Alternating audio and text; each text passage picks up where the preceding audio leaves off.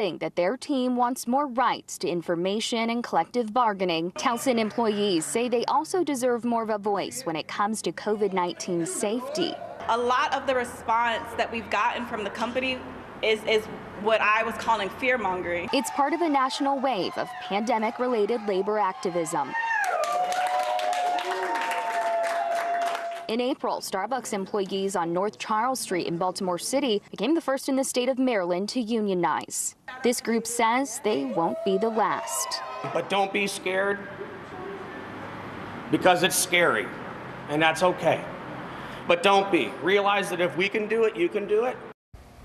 And thanks to Tommy for that report from our WBAL affiliate. And thanks for starting your week with Early today. I'm Francis Rivera. And I'm Philip Mena. Have a great Juneteenth holiday. Stay safe out there. We hope to see you tomorrow.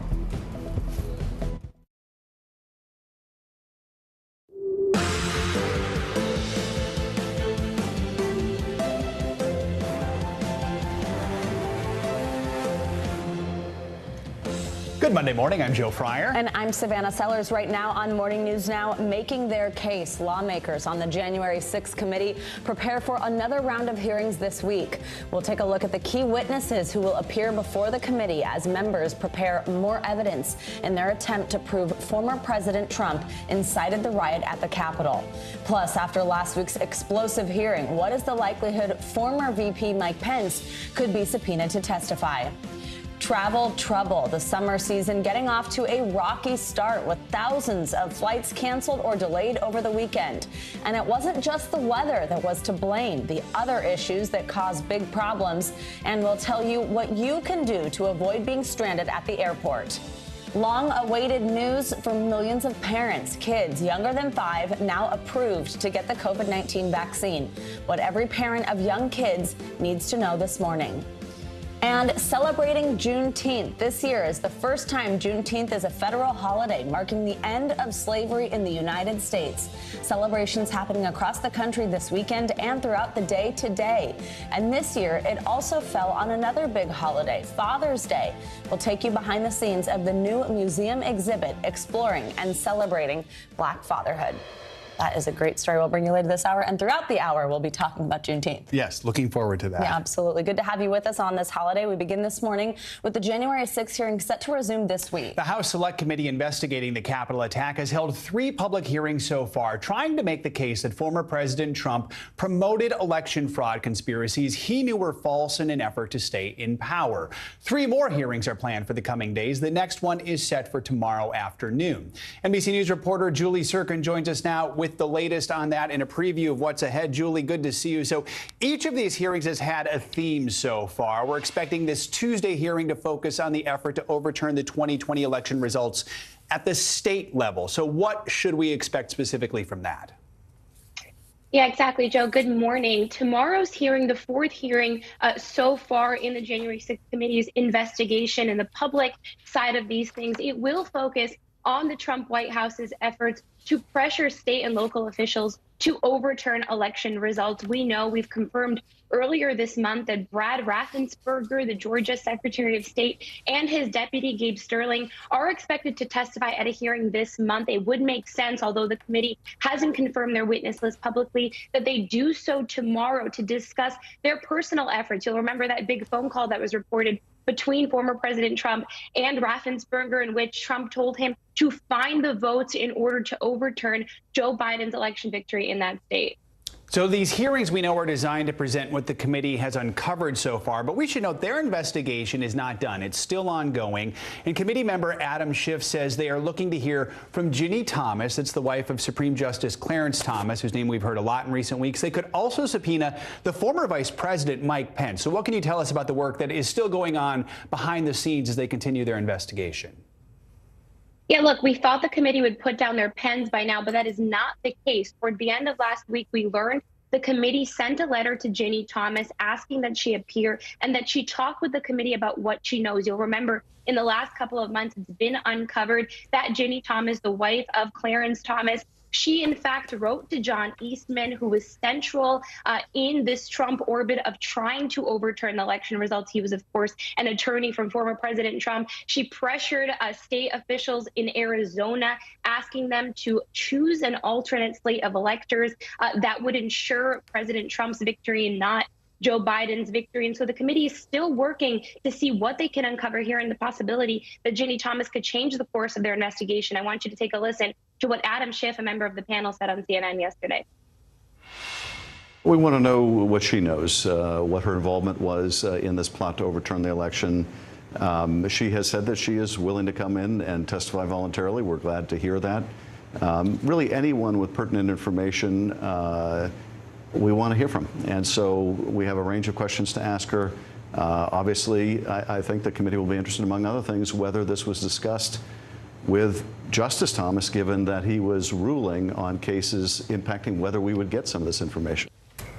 Now, this obviously has to do with the theme of their hearing tomorrow, but we don't know what to expect yet from Ginny Thomas or how much she will come up at all in tomorrow's hearing. And separately, you mentioned Mike Pence. Adam Schiff also said the committee isn't taking anything off the table. They're still considering there's a possibility of subpoenaing the former vice president, who was, of course, a major theme of last week's hearing. A lot of people will be waiting to see what happens there. Julie Sirkin, thank you so much.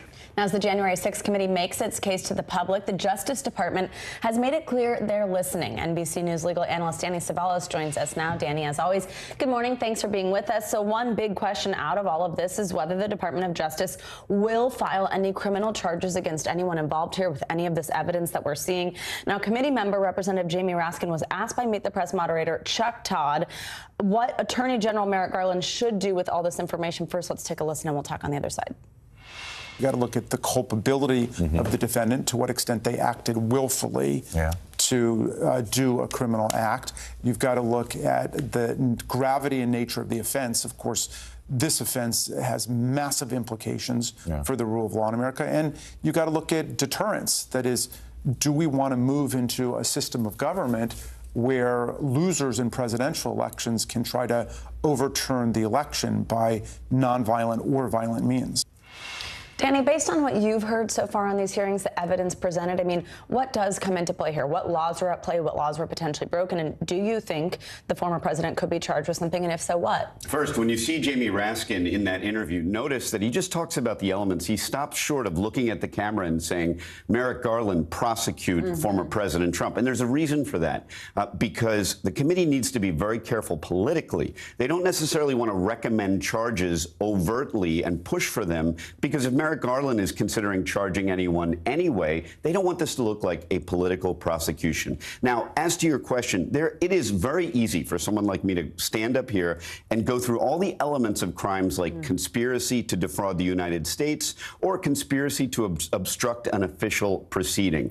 And you could argue that in many ways, the elements may have already been met here. Certainly as to people like John Eastman, who you could say the committee has proven that even though he's an attorney and he may have said he had a good faith belief that he could challenge this election, that he went forward being willfully blind to the fact that the election was lost, and he continued to pursue these theories. So even though someone like me could tell you, I think all the elements have been met, there is so much more involved in Merrick Garland making a decision to prosecute, because we're not really hearing, because this is a one-sided affair, the potential defenses, one of which would be the genuine belief that the election was not lost. And you even saw Trump in the last day post on Truth Social that I genuinely believe the entire time that the election was stolen. I still believe it today. That is a very strategic thing to do, because as long as he believes, and it's in good faith, and that's the real tricky issue, but if he believed that he had lost, or excuse me, that he won and it was stolen from him,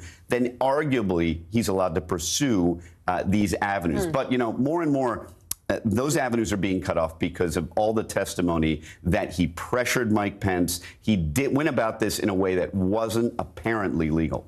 Let's talk about what tomorrow's hearing is supposed to focus on, which was the pressure that was apparently put on states. And we know there's already a criminal investigation in Georgia alleging election interference by the former president. Could these hearings have any influence at all on that investigation in Georgia? Yes and no, but this is a very unique situation, because there is already, as we know, a pending investigation in Georgia. And although the states and the federal government have overlapping jurisdiction, there is a federal policy that if the state investigation and prosecution will adequately represent state interest and there isn't any additional need to bring federal charges, sometimes the federal government will say, hey, state, go ahead, charge it. We think you've got this covered. But if the federal government believes that they need to charge something that is unique to the limited government, limited jurisdiction model of federal prosecution, then they may step in. And because they're considered separate sovereigns, separate kingdoms, there is no double jeopardy applicable, and they can proceed forward. Danny Savalos, as always, we so appreciate, you walking us through this. Thanks for being with us. Good to have you with us, Danny. Now, staying in Washington, the White House is gearing up for yet another crucial week as the president looks to not only get a handle on inflation, but also ease fears of a looming recession for an anxious nation. NBC News Now correspondent Maura Barrett joins us now from Rehoboth Beach in Delaware. Maura, good morning to you. So first things first, how is the president planning to address the high prices so many Americans are dealing with and have been dealing with for so long now? We heard Treasury Secretary Janet Yellen mention a federal gas tax holiday over the weekend. So is this something the president is actually considering? It is something the White House is looking at. They're also considering a gas rebate card for Americans. But the president and the White House have been messaging over the weekend that tackling inflation is their top priority, especially after that rocky week we saw with the economy last week. But it's important to note that there is that separation between the Federal Reserve raising those interest rates and what the White House can do. We saw several cabinet members on the Sunday political shows yesterday talking about how a recession is not inevitable. Janet Yellen, the Treasury Secretary, predicting that while inflation will remain high this year, she does expect to see it come down in coming months. But I want to note, Energy Secretary Jennifer Granholm noted about the gas tax, potentially the holiday, that would reduce prices about 18 cents just in the federal gas tax itself. But she did note that that money goes to funding roads and infrastructure, which is something this administration has worked very hard on. And so that's why we haven't seen that immediately take effect right now, because they're trying to see, the White House trying to see how else they can bring down prices elsewhere before having to take that step, Joe. Switching gears, Maura, we know that there are stalled talks in the Senate over gun reform right now. Could we see the president perhaps consider stepping in at some point to try and get this deal across the finish line, especially with Congress getting ready to go on recess soon? Well, President Biden says that he supports the framework, but there are some key elements missing in what Congress has presented. He addressed some of this with reporters here in Rehoboth over the weekend. I want you to hear some of what he said about what he wishes was included in it. Satisfied with the progress on gun legislation? Pardon me? Are you satisfied with the progress on gun legislation? In Delaware, I am. See what they did in Delaware? No, what's that? Passed the assault weapons ban, limited the number of... They did what I did years ago. That's what we have to do. But I am happy with progress. I'm prepared to sign it, and I'm ready to go.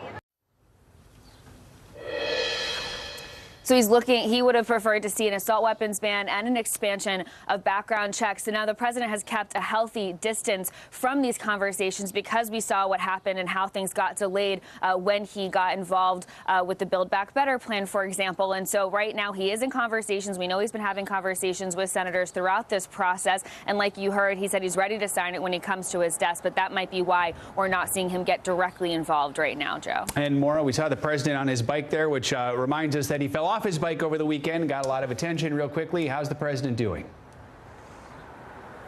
Well, you saw him, that exchange with the reporters came after the fall. He had gotten caught, his toe caught in the toe cage there, which you can see on your screen. The president quickly popped back up, said he was okay, and then the White House telling us shortly after that no medical attention was needed. So clearly he was in good spirits after the fact.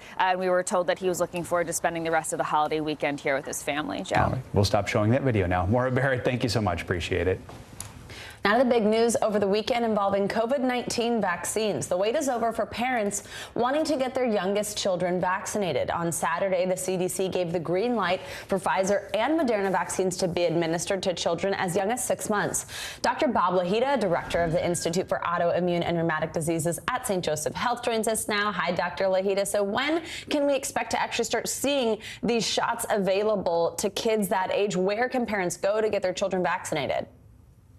Okay, Savannah, we're going to see the shots as early as tomorrow, and parents can go to their pediatricians. There will be vaccination clinics popping up in different healthcare centers and hospitals. CBS is able to give the shots to children 18 months and older. And I think the best thing to do is to call your pediatrician if you have any questions to find out where the shots are being offered. All right, a couple more questions for you also. So as we said, the CDC gave the green light to both Moderna and Pfizer vaccines. So if parents are able to choose, what should they know about each vaccine? Are there any differences between the two or potential side effects? Yes, okay. Let's start with the two different vaccines. Both Pfizer and Moderna have the vaccines for children. They've been working on them for about a year or more. Pfizer, 6 months to 4 years of age. Moderna, 6 months to 5 years of age. Now, the Pfizer series is a 3-dose injection, 3 weeks apart for the first 2 shots and then 8 weeks for the third shot. That's about 80% effective, according to Pfizer. Moderna is 2 shots, 4 weeks apart. According to Moderna, that's about 51% effective. Now, if your little one gets the injection, you can expect increased fussiness, maybe a little bit of sleepiness, and maybe pain at the injection site. And some of the children rarely have a low-grade fever. So that's what parents can expect. A little bit of fussiness. I get it. No one likes a needle. All right, doctor, there are, though, a lot of parents who are hesitant still to get their kids vaccinated. In fact, according to a recent study, just 18% of parents of children under 5 said that they would vaccinate their child against COVID-19 right when this vaccine becomes available. Nearly 40% of those surveyed said they would wait and see. What advice would you give to the parents who want to wait and see? What do you think about this? Well, you've got to understand, Savannah, that this pandemic is not over by any stretch of the imagination. People think it's all over and we can just go on and do our thing the way we did back 3 years ago. But, 440 children have died from COVID since January of 2020. And kids that are below the age of 4 tend to be hospitalized more often than children above the age of 5. And this also includes the ICU. So it's not a worry-free time, and parents should not take this lightly. If your child has any susceptibility, certainly you should get the vaccine, but even a child who is normal and very, very healthy, and I've said this over and over with regard to adults, we just don't know who is going to adversely react to the full infection. So I advise you to get vaccinated. Dr. Lahita, as always, we appreciate you, and we know the parents do this morning too. Thank you. Thank you. New this morning, we are following 2 deadly shootings in 2 major cities. In New York, the NYPD is investigating an overnight shooting in Harlem. 1 person was killed and 8 others were injured just after midnight. Police say the shooting happened at a barbecue or some sort of neighborhood gathering. No word yet on a suspect or what led up to the shooting. And in Washington, D.C. yesterday, a 15-year-old boy was killed and 3 others were injured when someone opened fire at a crowded music event. It happened in the popular U Street district of the city. This video shows the scene moments after the shooting happened as people ran away. Police say 1 person was behind the attack. They are still looking for the suspect at this time. A D.C. police officer was among those injured in the shooting. Now to summer travel chaos. We were warned it was going to be a difficult summer in terms of travel, and sure enough, it was another chaotic weekend as airline passengers tried to get home from the long holiday weekend. So far, this morning, there are already several hundred flights just this morning nationwide that have either been canceled or delayed, and that number is expected to rise throughout the day. NBC News correspondent Emily Aketa joins us now from Newark Liberty Airport, one of the busiest airports in the country, with the latest. Hey, Emily, good morning. So I was one of the victims of this great travel chaos on Friday. Tell us, how's it looking right now? How bad is it there, and how's it been around the country this weekend? Good morning to you, Savannah. Yeah, this has impacted so many people. You can see some of the travel boom playing out right behind me here at Newark Liberty. And I think for a lot of people who traveled just a few weeks ago over the Memorial Day weekend, this feels like a bit of deja vu between the flight cancellations and delays, the long lines, and the limited rebooking options. Even as I was driving to Newark Liberty International Airport this morning, I could see the cars really inching along, trying to drop off passengers. Here at Newark, already dozens of flights canceled canceled just this morning. More than 3,000 flights were nixed since Friday across the U.S. We spoke with an airline analyst about what kind of factors the airlines are up against this summer. Take a listen. We just don't have enough people. And it's not only the airlines that don't have enough people, it's the airports, it's the catering costs, it's everything that has to do with traveling. The two biggest costs that the industry has are labor cost and fuel cost. And right now, jet fuel is over $4 a gallon. I've never in my career, and I've done this for more than 30 years that I admit to, I've never seen fuel costs this high, this sustainably long. And those exorbitant jet fuel prices are one of the factors pushing up the average cost of a ticket, which stands at nearly $400 for a round-trip ticket this month. Still, it's not slowing demand. We saw 2.4 million passengers pass through U.S. airports on Friday alone. That is a record for so far this year and just shy of a pandemic high, Savannah. Now, we know that Transportation Secretary Pete Buttigieg met last week with airline CEOs to discuss how carriers can handle this summer travel season boom, try to deal with some of these major issues we've seen. But is there anything that they or the federal government can do to avoid more problems, especially as, I mean, we're just getting started here. We still got the 4th of July. We've got Labor Day. What can be done throughout the summer? Yeah, many people haven't even begun their summer vacations yet. The Transportation Secretary Pete Buttigieg really pushed for increasing the number of customer service representatives within airline companies. And that is something that we're seeing a lot of long lines around, whether it be at the customer service desk or at baggage claim. We've heard about those hour-long wait times on phones. So we'll see if an increase in employees helps relieve or alleviate any of the tensions and long wait times. The other thing that he floated was this idea that the federal government could potentially take action against airlines that are not meeting a certain consumer protection standard, though he says he wants to see how travel plays out over the July 4th weekend and the rest of the summer before kind of issuing any kind of enforcement action. Savannah. Yeah, Emily, I saw one of those long lines on Friday with only 2 representatives working and figured that's got to be tens of hours if you're at the back of that line. Quickly, what about gas prices? Any relief there?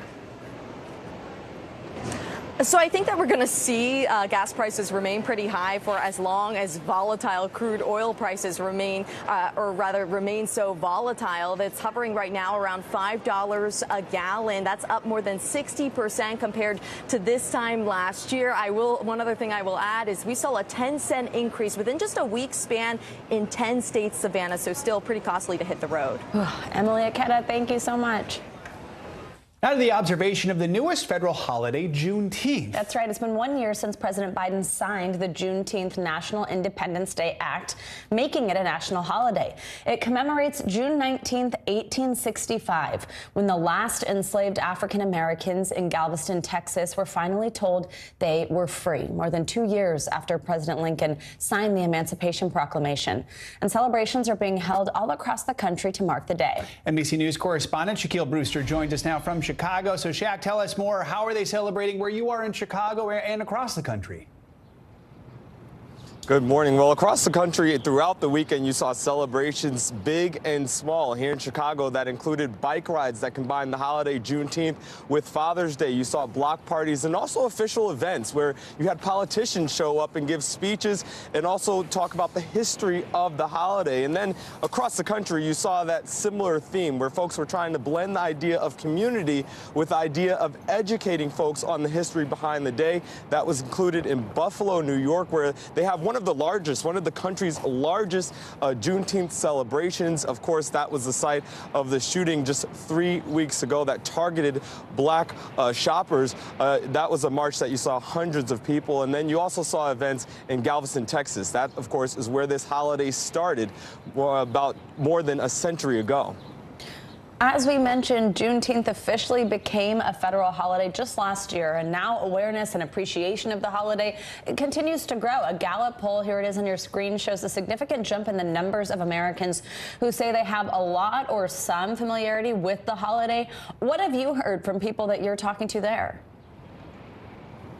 Yeah, yesterday I attended a barbecue that was somewhat of a music festival. It was hosted by Chance the Rapper, and I talked to a lot of people there, and one thing that they acknowledged was something that you saw in that poll, that more people are understanding what Juneteenth was and the history of the country, the fact that slavery didn't end with the Emancipation Proclamation, but ended several years after. I want you to listen to some of those interactions I had, because that is one of the reasons why there was a push to make Juneteenth a federal holiday, to help educate more people. Listen here. I'm very happy this is a federal holiday because, to be honest, I really didn't know anything about it, you know what I mean? And so I'm still learning, you know, about my particular culture. We need to have those conversations. It's uncomfortable. It's true. It's uncomfortable. Slavery was uncomfortable. We need to talk about it. One thing to note, not everyone has this as a paid day off. In about half of the country, states have not recognized it as an official holiday. So while it is a new holiday, it is not a paid holiday for millions of Americans, Savannah. And Shaq, some corporations and organizations have been criticized for commercializing the day. Tell us a little more about that and how companies are trying to strike the right balance. Yeah, you're seeing a lot of criticism on social media, especially in the weeks leading up to this holiday. One retailer, the largest retailer actually, they released a special Juneteenth edition ice cream. There was also a Juneteenth watermelon salad that one of the children's museum in Indianapolis released. All of that caused backlash. The companies apologized and said that they were working on being more sensitive to this. But that gives you an idea of the tension as people are trying to, and companies and corporations are trying to acknowledge the holiday, but some experts say are not doing it in the right way. I want you to listen to a little bit of how people are understanding and interpreting this balance and the nuance that this holiday brings. I think if more companies had more people in decision-making positions who could help inform those conversations, they would think of more nuanced and I would just say better ways of recognizing the holiday. If you must profit as a company, to do so in a way that is not offensive, that does not perpetuate stereotypes, and that really is thoughtful.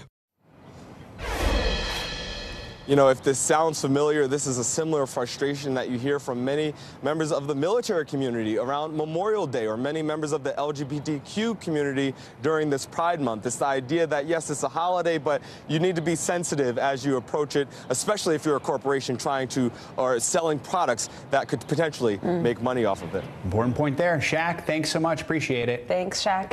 And now let's take a look at your Morning News Now weather. Michelle Grossman joins us. Hey, Michelle, good morning. Hey there, guys. Great to see you on this Monday. And the big weather story remains the excessive heat across the country on this last day of spring. We have that stubborn pattern with a big area of high pressure. It's like a heat pump just bringing in that heat and humidity, and that will remain all week long. This is what it looks like, that big area of high pressure, the jet stream so far to the north. And we're going to break records once again this week. 71 records possible this week as we're looking at triple digits. You factor in the humidity, it's going to feel like 110 in a lot of spots. 9 million people impacted from the northern plains to the central plains, including the upper Midwest. But where you're not seeing an alert, we still have excessive heat through the south, the southeast. We're going to see Tallahassee near 104 by Thursday. So today, temperatures in the 90s and triple digits. Minneapolis today, it's going to feel like 106 once you factor in that humidity. It'll feel like 105 in Houston, feeling like 101 in New Orleans. That will continue into the first day of summer tomorrow. Temperatures near 100 degrees in many spots. Chicago, St. Louis, Little Rock, Austin, you're going to feel like 100 degrees. Atlanta is going to be hot too, in the mid to upper 90s. Then as we go throughout the late week, Tallahassee, this is going to be a big story as we head through the later part of this week with temperatures in Florida really, really warm. Tallahassee by Wednesday, 103, and by Thursday, 104. It's going to feel a lot warmer than that with humidity in place. It's going to prompt some storms, spark some storms, some severe weather later on this afternoon and evening. So we could see winds gusting up to 60 miles per hour, damaging hail, also the chance of a few tornadoes. That's mainly in the Dakotas into parts of the upper Midwest, but the state of Florida too could see a pretty stormy afternoon. So this is a setup for a stormy Monday. We have that heavy rain, mountain snow in the northern Rockies, and then we have that cold front moving through that really warm air that's going to bring the chance for those severe storms in the northern plains. And we're also looking looking at monsoonal moisture in the southwest. Back to you guys. All right. My dad is fishing in northern Minnesota, and it's like mid-90s, which is not normal in northern Minnesota this time of year. Not normal out there. Thanks, Michelle. Thank you. And coming up on Morning News Now, we're learning more about another American missing in Ukraine. His family says, like the other 2 missing Americans, he traveled there to fight with the Ukrainians. Next, the growing concerns this morning, they've been captured by Russian forces.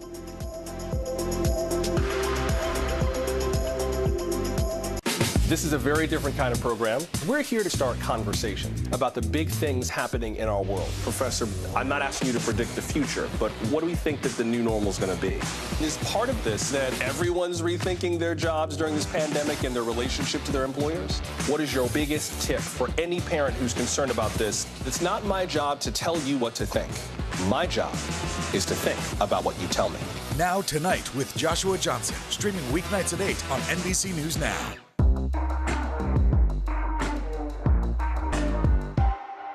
Still to come in the Channel 2 News. Well, the waters are certainly receding now. Still too close to call. Lester Holt reporting from Ground Zero, as it's being referred to. It is, in fact, the taste of freedom. The Haitian people know a little something about resiliency. What's the biggest risk right now? Some of the troops who have been proud. I want to welcome you to the first presidential debate. In fact, we've been told we can't go any farther. You are some resilient folks. Let me get a hint.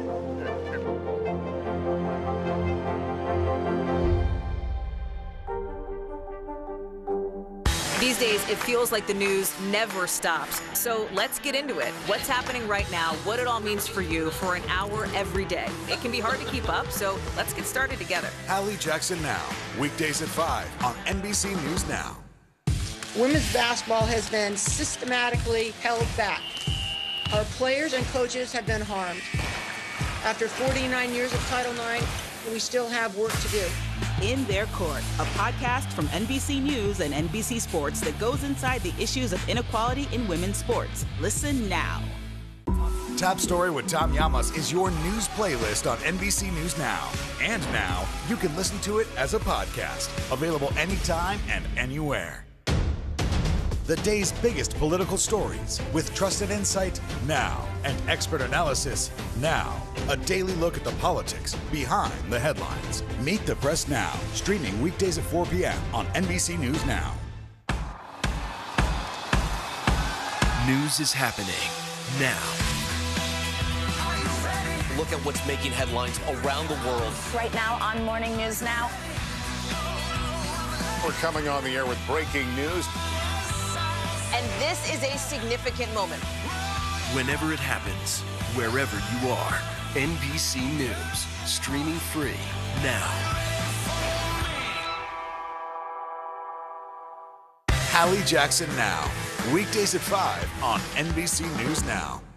News is happening now. Look at what's making headlines around the world. We're coming on the air with breaking news. This is a significant moment. Whenever it happens, wherever you are, NBC News, streaming free now. Making Space, the inspirational podcast from Hoda Kotb. Listen now.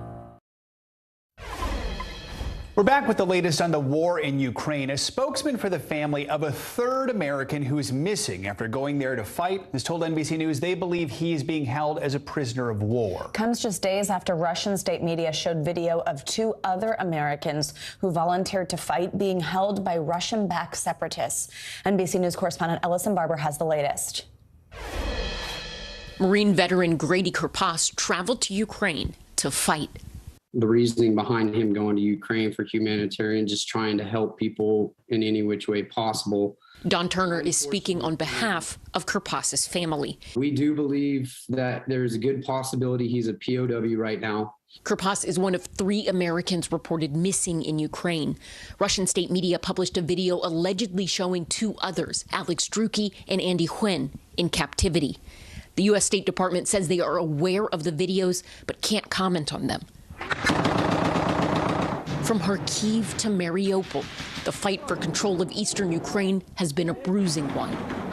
But it's a fight Ukrainians refuse to abandon, no matter the cost.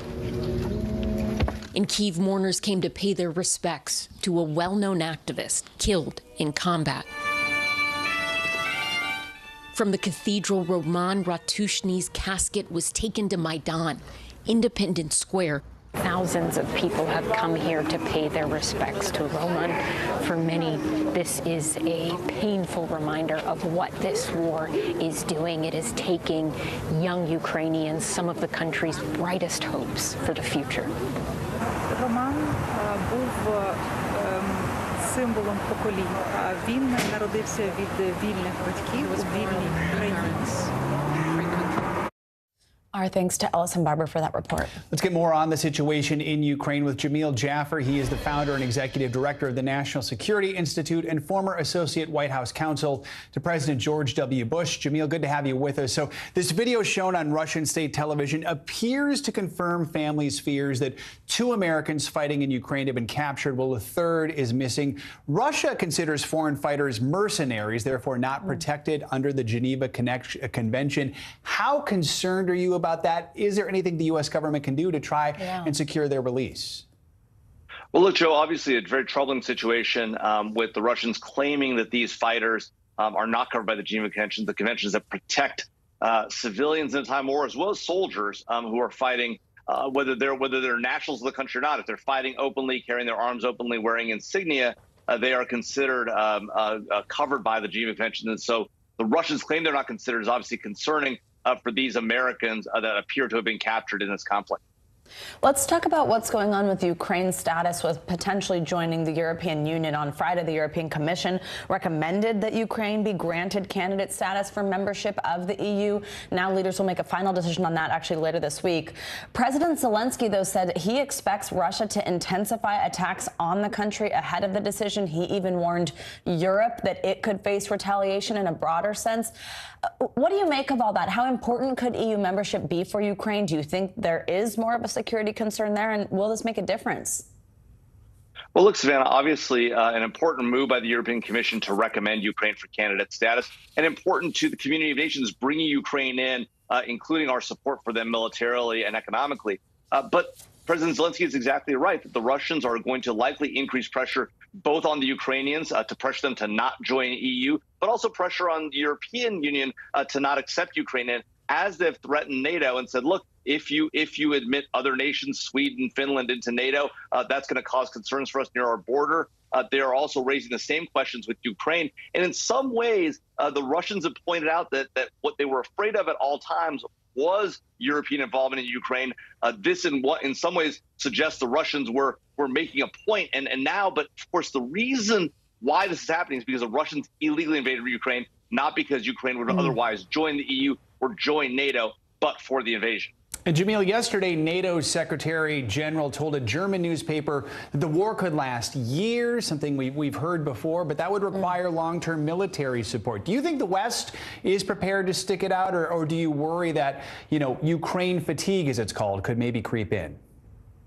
Well, Joe, that's certainly a possibility. One of the big concerns here for both Ukrainians and Europeans alike is the length of this war, because what it'll ultimately lead to is not just military support needed to continue for Ukraine, economic support, but also continued deaths of Ukrainian civilians, right? We've seen the Russians intentionally target civilian populations, schools, hospitals, and the like. They will continue this process. The Russians' goal is to end this war on their terms, and the best way for them to do this is to put as much pressure on the Ukrainian people and therefore the Ukrainian government as possible. That involves this wanton killing of civilians, which is completely unacceptable under the laws of war, and yet continues going forward with this Russian invasion of Ukraine. All right, Jamil Jaffer, always appreciate your expertise. Thanks for joining us this morning. Thank you. Let's get some other international headlines in. In France, President Emmanuel Macron's party has lost its majority in parliament. NBC News foreign correspondent Janice Mackey-Freyer joins us now from Beijing with that and more world headlines. Janice, good morning. Good morning. We begin in France with politics and what appears to be a big loss for French President Emmanuel Macron. Just after being re-elected less than 2 months ago, Macron has lost control of the National Assembly after strong showings by parties on the far left and the far right. The vote, which was carried out over several weeks, leaves French politics fragmented in a way the country's prime minister says is risky and unprecedented. Firefighters in Spain are struggling to get control of wildfires in several parts of the country with an unusual heat wave tearing through Western Europe. About 650 firefighters backed by water bombers are trying to make gains with slightly cooler temperatures. They've been topping 104 degrees Fahrenheit the past few days, but low humidity and gusting winds are still very much a threat. And finally, one of the biggest pride parades on the planet was back, with hundreds of thousands of people waving colors in the streets of Sao Paulo, Brazil. The event was held virtually for 2 years because of the pandemic. This year, it was back in real life and a real celebration called Vote with Pride, which is a hint at Brazil's upcoming presidential elections. Organizers say it was, quote, an absolute pleasure to see the event come back to life. And that is your look at the world so far today. Looks like fun, and maybe a preview of what we'll see at New York Pride with the parade returning this upcoming weekend. True. So. It does look like fun. Thank you, Janice. Thanks, Janice. With inflation at a record high and the Fed's increasing the interest rate again, is the U.S. heading toward a recession? Economists say it's definitely a possibility, and we'll show you how some of the country's largest companies are preparing. Next, you're watching Morning News Now.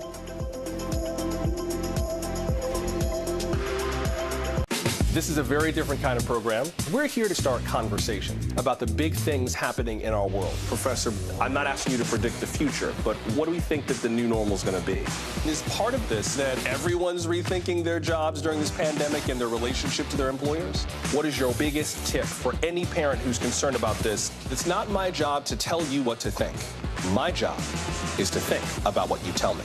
Now Tonight with Joshua Johnson, streaming weeknights at 8 on NBC News Now.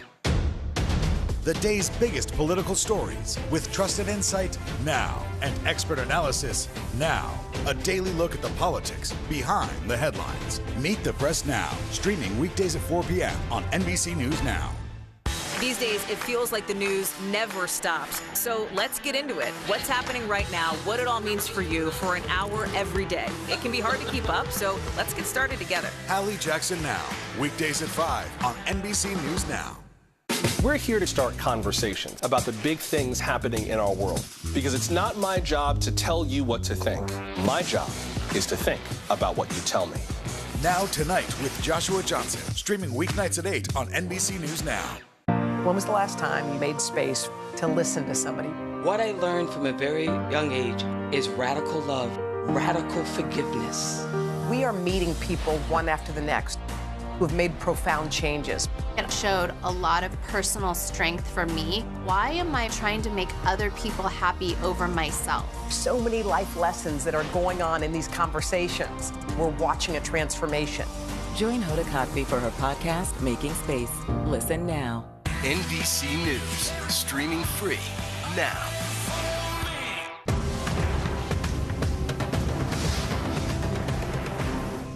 Hallie Jackson Now, weekdays at 5 on NBC News Now. News is happening now. Look at what's making headlines around the world. Right now on Morning News Now. We're coming on the air with breaking news. And this is a significant moment. Whenever it happens, wherever you are, NBC News, streaming free now.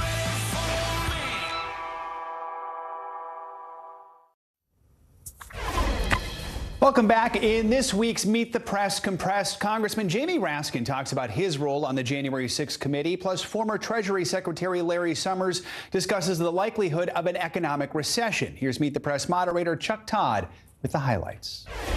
Good morning. On this week's Meet the Press, the January 6th Select Committee's work is revealing new details about how far the Trump White House was willing to push election lies and how they knew what they were doing was illegal and unconstitutional. I spoke with Congressman Jamie Raskin.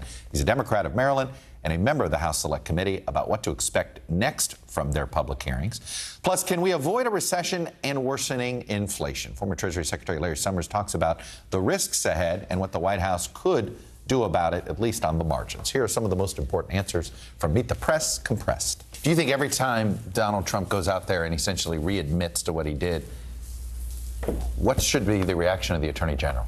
You know, the Attorney General really shouldn't be reacting to particular provocations by particular politicians or criminals. I mean, that's not really the role of the Attorney General. The role of the Attorney General is to determine, based on the facts and the law, whether there's probable cause to believe that somebody has violated the federal law in the United States, and then to follow the criteria of the Department of Justice. Do you have any other evidence to indicate that there were real concerns about who the Secret Service, who Pence's detail was listening to? I don't want to get into that. To me, it's obviously of interest, and I'm sure it's of interest to Vice President Pence in terms of his own whereabouts and his own movement. But in terms of the big picture, we know that there was an organized hit against our democracy. Is a recession, a mild one, necessary in order to tame inflation? Can inflation at this point be tamed without triggering a recession? I think all the precedents point towards a recession, Chuck. There's always a first time for everything, and I don't want ever to make forecasts with certainty.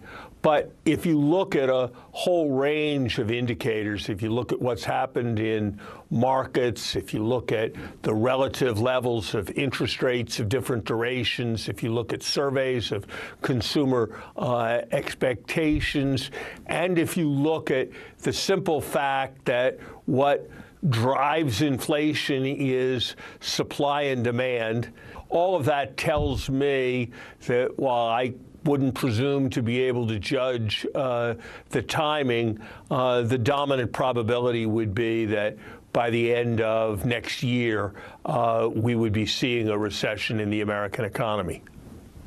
Any concern that the Fed's now going to overreact, raise interest rates too high while also pulling money out of the market with a quantitative tightening? Is there a bigger risk of them doing too much, or do you still worry that they're going to do too little? I think they've got to find a balance. But, you know, Chuck, when the doctor prescribes antibiotics, if you stop taking them the moment you feel better, it can often be a mistake to not carry through. And if the worst thing we could do would be to start to stop inflation and not do enough to slay the dragon. Our thanks to Chuck Todd for that recap. Now let's stay on your money for a moment and ask this critical question. Will the average American spend less, meaning buy fewer things, when faced with skyrocketing price tags and talks of a recession? NBC News correspondent Tom Costello has more. Even as President Biden insists a recession is not inevitable, a growing number of business leaders disagrees. 60% of global CEOs, according to a new survey, expect a recession in the next 12 to 18 months. The risk increasing if gas climbs over $5 a gallon nationally, inflation remains high, and the Fed keeps raising interest rates. Wall Street closed mixed. The Dow down 17% this year. We've pumped a lot of money into the system to try and bail ourselves out of a complete economic global shutdown due to the pandemic, right? That is going to take a while to unwind. A recession is defined as 2 quarters in which the economy contracts rather than grows. Already, the first quarter of 2022 contracted, blamed on the Omicron variant. We'll know soon if the second quarter also contracted. The list of companies slowing hiring or announcing layoffs is growing, including Facebook, Meta, Coinbase, Redfin, and Bolt. The question now, will Americans cut back on spending? Come on in, guys. Welcome to Nationals. At the Nats-Phillies game, many fans said baseball is simply a summer ritual. I think since COVID, everybody just wants to get out. So You'll pay the price. We'll pay the price. It's not cheap. Tickets averaging $35 nationally, beer up to $12, hot dogs up to $7. A family of 4 paying $253 on average. We'll spend the money on the food and the parking. It's worth it. But for many Americans, we have a certain amount of money for gas that we spend every single week, and that's all we spend. And honestly, if we run out and we don't have any more gas money, we don't go places. The recession is here now. Oof. $7 for a hot dog. Okay. That's what I took away.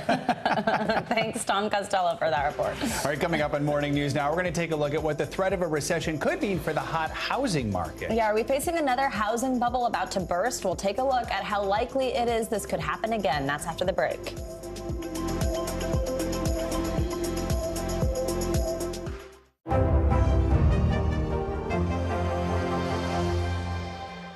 Making Space, the inspirational podcast from Hoda Kotb. Listen now. From Brooklyn, we're next to the subway station. The state's reservoirs are alarmingly low. War will pass them by.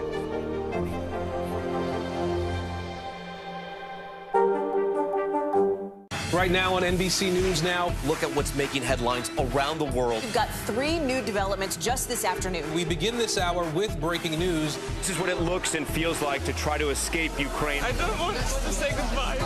This factory has gone from making kitchen pots to lethal items. There's an intense artillery battle underway. Breaking news this morning. The heartbreak, the grief, and the tears that we have seen here are all tragically familiar. Was there a school officer on campus? Because that's what we've been told. No. The shooting is once again reigniting the debate over gun laws. If it's Tuesday, it is primary night. The highest profile races yet this year. The official confirmation of Judge Ketanji Brown Jackson. Let's zoom out a bit to our changing climate. What do we think that the new normal is going to be? The rollout of COVID vaccines for children under 5. Inflation is cutting into almost everything. Another honest conversation about what it means to be Asian American. We're coming on the air with the news NBC Scoop. Bringing the news to you is not only a job, it's an honor.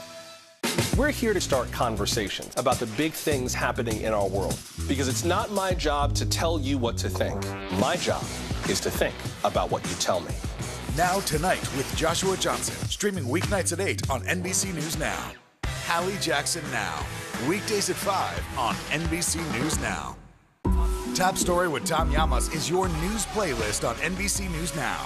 And now, you can listen to it as a podcast, available anytime and anywhere. It's a can't-miss summer on Today. They are walking strong, elegant, and pretty easy to prepare. How to cut costs on your vacation? Vicki has the answers. Every single thing you need for the best summer yet. Only on Today. Now Tonight with Joshua Johnson, streaming weeknights at 8 on NBC News Now. Hallie Jackson Now, weekdays at 5 on NBC News Now. Women's basketball has been systematically held back. After 49 years of Title IX, we still have work to do. In Their Court, a podcast from NBC News and NBC Sports that goes inside the issues of inequality in women's sports. Listen now. Sometimes the news can be difficult and overwhelming for kids to understand. Ukraine and Russia. Could you help me understand what's going on? So to help make sense of it, we've created a newscast just for them. We hope your family will watch Nightly News Kids Edition.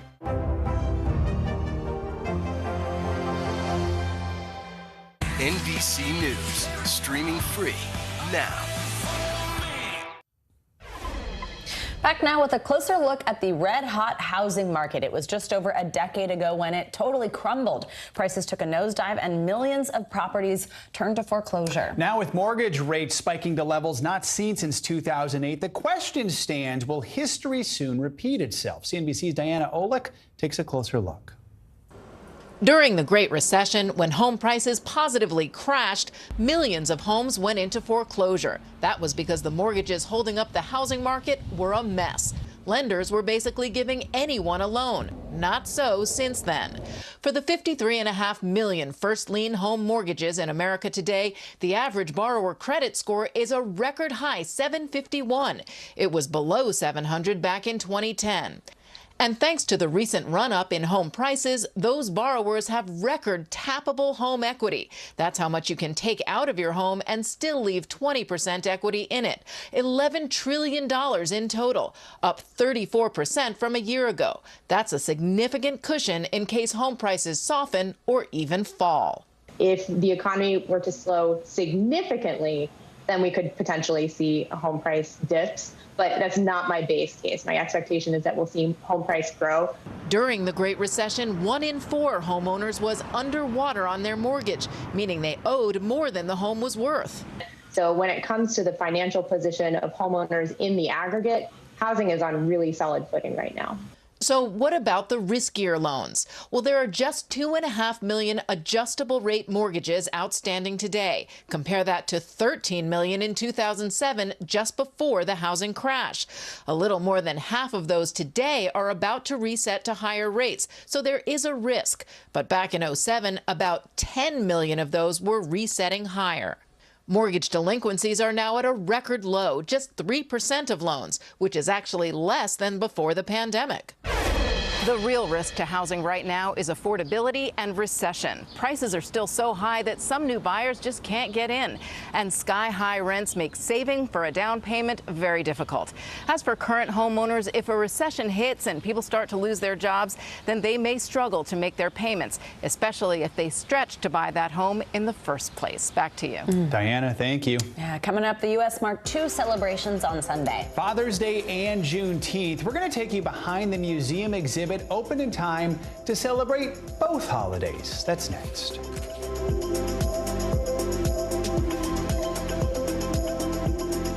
This is a very different kind of program. We're here to start conversation about the big things happening in our world. Professor, I'm not asking you to predict the future, but what do we think that the new normal is going to be? Is part of this that everyone's rethinking their jobs during this pandemic and their relationship to their employers? What is your biggest tip for any parent who's concerned about this? It's not my job to tell you what to think. My job is to think about what you tell me.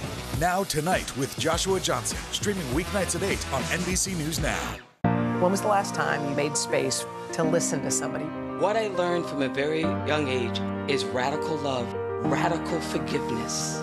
We are meeting people one after the next who've made profound changes. It showed a lot of personal strength for me. Why am I trying to make other people happy over myself? So many life lessons that are going on in these conversations. We're watching a transformation. Join Hoda Kotb for her podcast, Making Space. Listen now. Women's basketball has been systematically held back. Our players and coaches have been harmed. After 49 years of Title IX, we still have work to do. In Their Court, a podcast from NBC News and NBC Sports that goes inside the issues of inequality in women's sports. Listen now. Now Tonight with Joshua Johnson, streaming weeknights at 8 on NBC News Now. Making Space, the inspirational podcast from Hoda Kotb. Listen now. Sometimes the news can be difficult and overwhelming for kids to understand. Ukraine and Russia. Could you help me understand what's going on? So to help make sense of it, we've created a newscast just for them. We hope your family will watch Nightly News Kids Edition.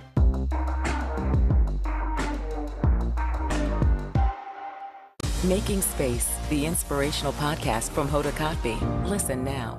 Now Tonight with Joshua Johnson, streaming weeknights at 8 on NBC News Now. When was the last time you made space to listen to somebody? What I learned from a very young age is radical love, radical forgiveness. We are meeting people one after the next who've made profound changes. It showed a lot of personal strength for me. Why am I trying to make other people happy over myself? So many life lessons that are going on in these conversations. We're watching a transformation. Join Hoda Kotb for her podcast, Making Space. Listen now.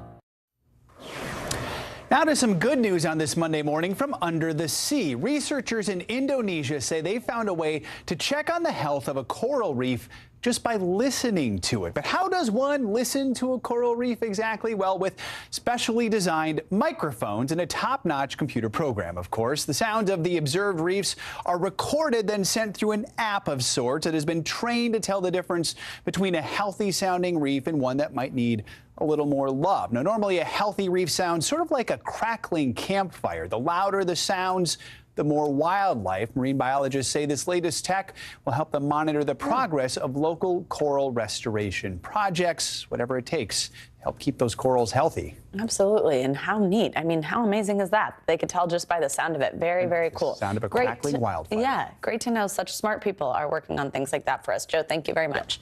Now, this year, as Father's Day and Juneteenth overlap, a new photography exhibit is celebrating Black fatherhood. 75 photographs that display the love and joy of Black men for their children are being showcased at Washington, D.C.'s Corcoran School of Arts and Design.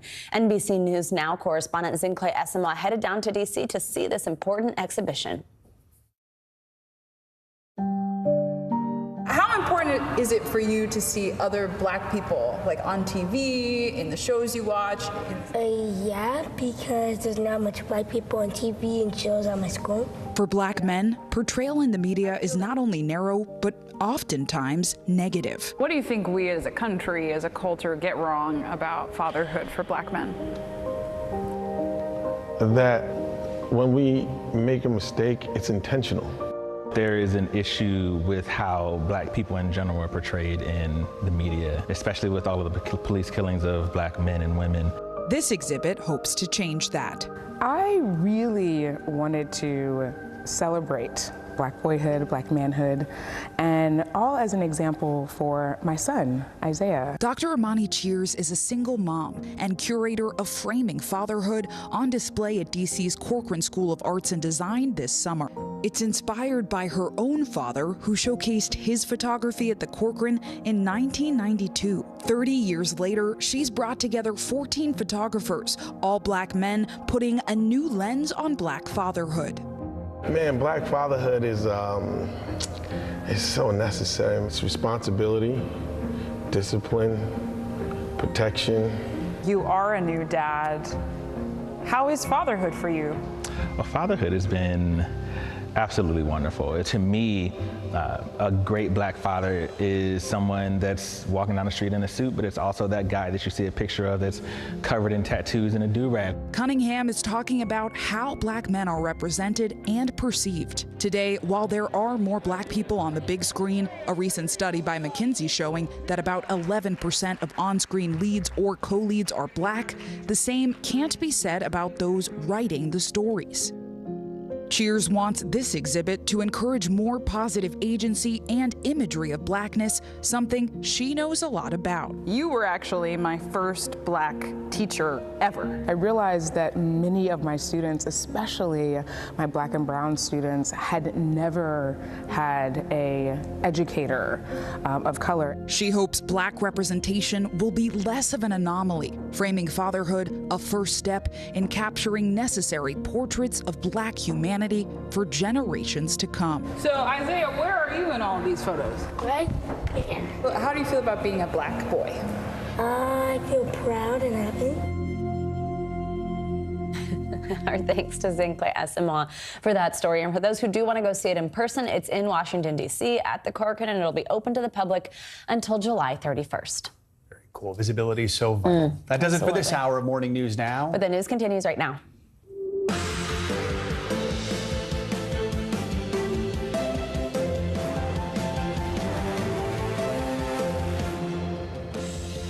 Good morning, I'm Savannah Sellers. I'm Joe Fryer. Right now on Morning News Now, travel trouble. Thousands of flights canceled or delayed over the weekend, leaving passengers grounded. It's the second major holiday weekend to see problems this summer travel season. My sister's getting married, and the reception was tomorrow, but we're not going to make it. With demand nearly reaching pre-pandemic levels, airlines are feeling the strain. So what's behind the delays this time, and what you need to know about your upcoming summer travel plans? Breaking point as gas prices soar, the Biden administration may take new steps to ease the pain. We're going to take a look at the efforts to tamp down inflation, the threat of a looming recession, and what this all means for your bottom line. Swim decision, a new ruling from swimming's governing body restricting transgender athletes from competing in some women's events. We're going to dig into the decision, the events that are impacted, and what it means for transgender athletes looking to compete. And summer stress with the school year either over or almost over. Parents struggling to keep up with sky-high inflation are now facing another issue, summer childcare. What's behind this latest crunch?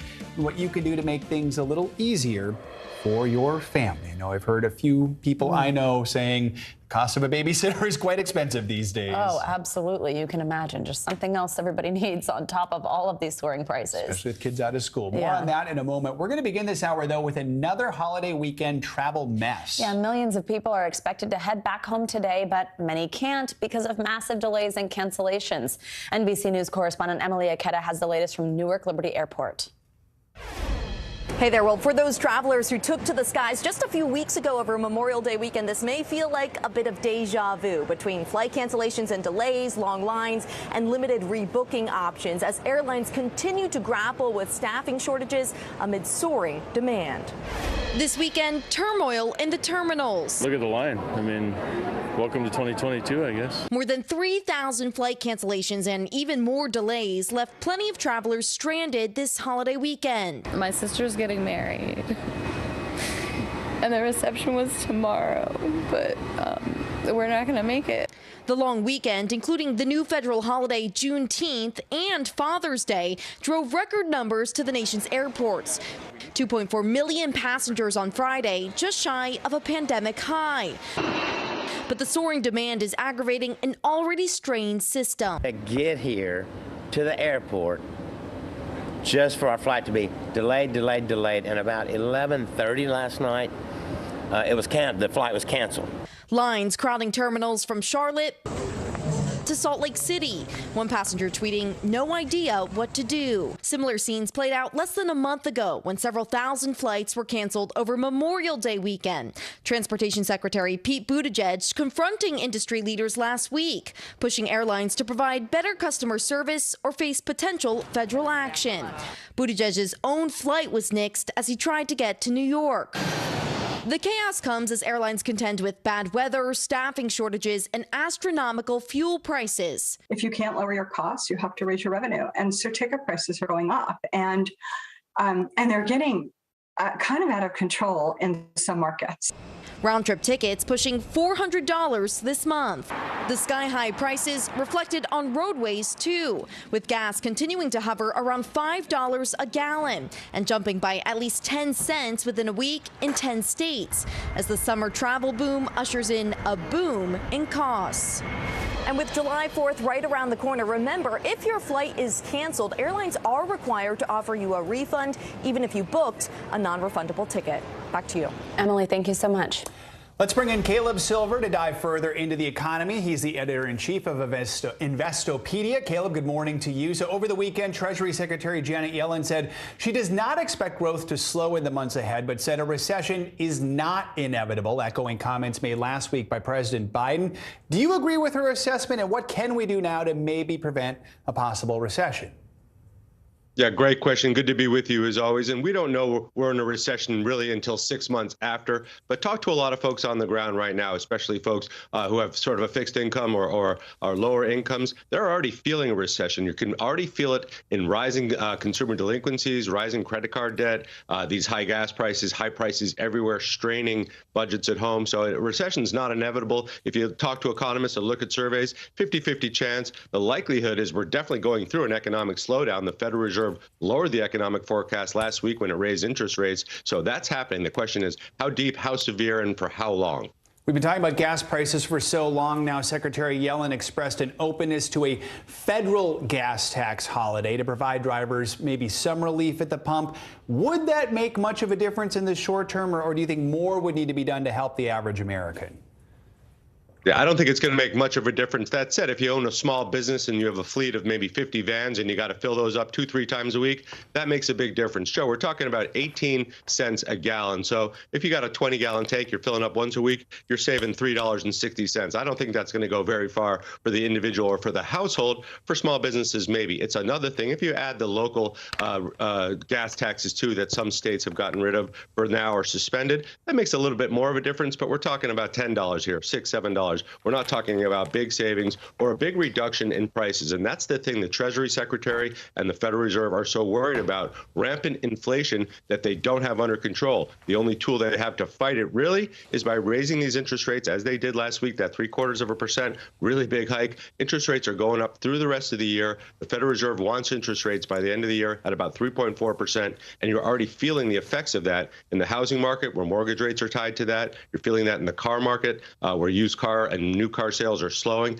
and in retail sales in general as credit card APRs rise along with those interest rates. So let's just pause here for a moment, look at the big picture looking forward. What should we expect now as we go into the second half of the year?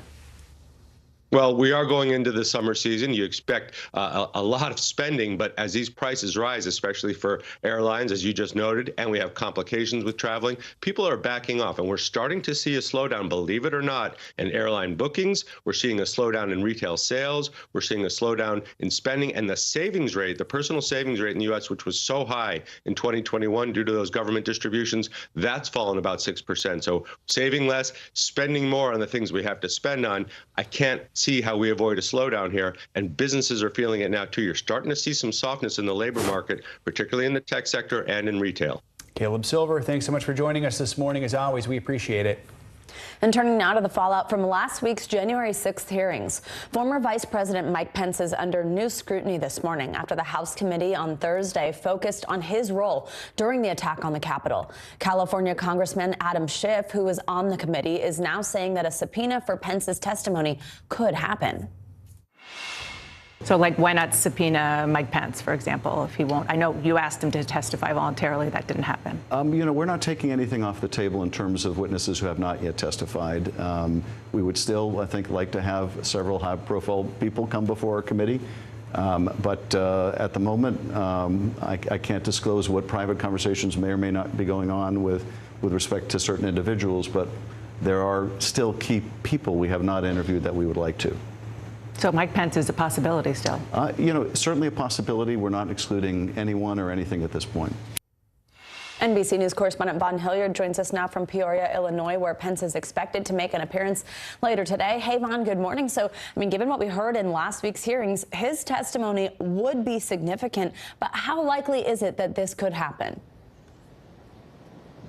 Yeah, good morning, Savannah. The January 6th Select Committee was hoping to paint the picture of Vice President Mike Pence and the actions that led to him ultimately certifying the election on January 6th through the words of his advisors. And what you saw play out on Thursday was just that, those people that were closest to the former vice president laying out in testimony and agreeing to be deposed. I think the issue that we have heard from the January 6th Select Committee up until now in these words from Adam Schiff and the suggestion they could potentially subpoena him is that there's not much precedent for attempts to subpoena former vice presidents and former presidents. You saw Trump try to use executive privilege and claim executive privilege for his arguments to not turn over documents from the White House the day of January 6th and to keep other aides of his who were close to his from ultimately testifying. Now, the courts ruled against several of those executive privilege claims. The vice president's office never tried to do that. But the question is, if they did try to subpoena him, would the former vice president try to take this to court and argue that subpoenaing a former vice president is not legal? And Vaughn, by the way, tell us, what is the former vice president doing in Illinois today? Tell us about this trip. Yeah, well, all of this is happening up on Capitol Hill. The former vice president is looking at potentially making himself a 2024 Republican presidential alternative to Donald Trump. Today, he's going to be making a speech on the economy in Chicago itself before making its way down here to Peoria, Illinois, where he's going to be addressing the local county GOP activists at their annual dinner here tonight. This is a methodical effort here by the former vice president. He is making his way around the country, including to stops like Iowa and New Hampshire, as Donald Trump potentially faces his own legal challenges here. The question is, who else could step forward? It's going to be a difficult path for the former vice president, but that apparently has not kept him from making these early efforts. And I mean, Vaughn, could all this be setting up for potential battle between Pence and Trump for the GOP nomination in 2024? It very well could. You know, you're looking at a former vice president who has defended his actions there on January 6th. And said that he was simply following the Constitution. It was not in his authority to circumvent the words of the 12th Amendment and the Electoral Count Act, and that he upheld his obligations that day.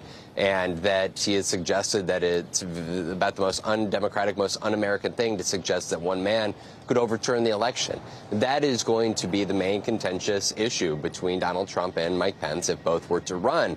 And then for Pence, though, he's going, if he were to run, he's going to try to lay claim to being the faithful, loyal servant to Donald Trump in every other situation and scenario. Even tonight, you're expected and likely to hear him reference the work of the Trump and Pence administration. It's a work that he is very proud of in terms of policy, and in order to win over a Republican base that is still very loyal to Donald Trump, he's going to have to make that case that he was right there by Donald Trump's side every single day of that administration up to the point of the disagreement up on January 6th. Vaughn Hilliard, as always, we appreciate your political reporting for us. See you soon. And now to the COVID pandemic and some long-awaited good news for parents of young kids. The CDC just approved the Pfizer and Moderna vaccines for children as young as 6 months old. NBC News correspondent Jesse Kirst joins us live from the Cleveland Clinic, where they're expecting a shipment shortly. Hey, Jesse, good morning.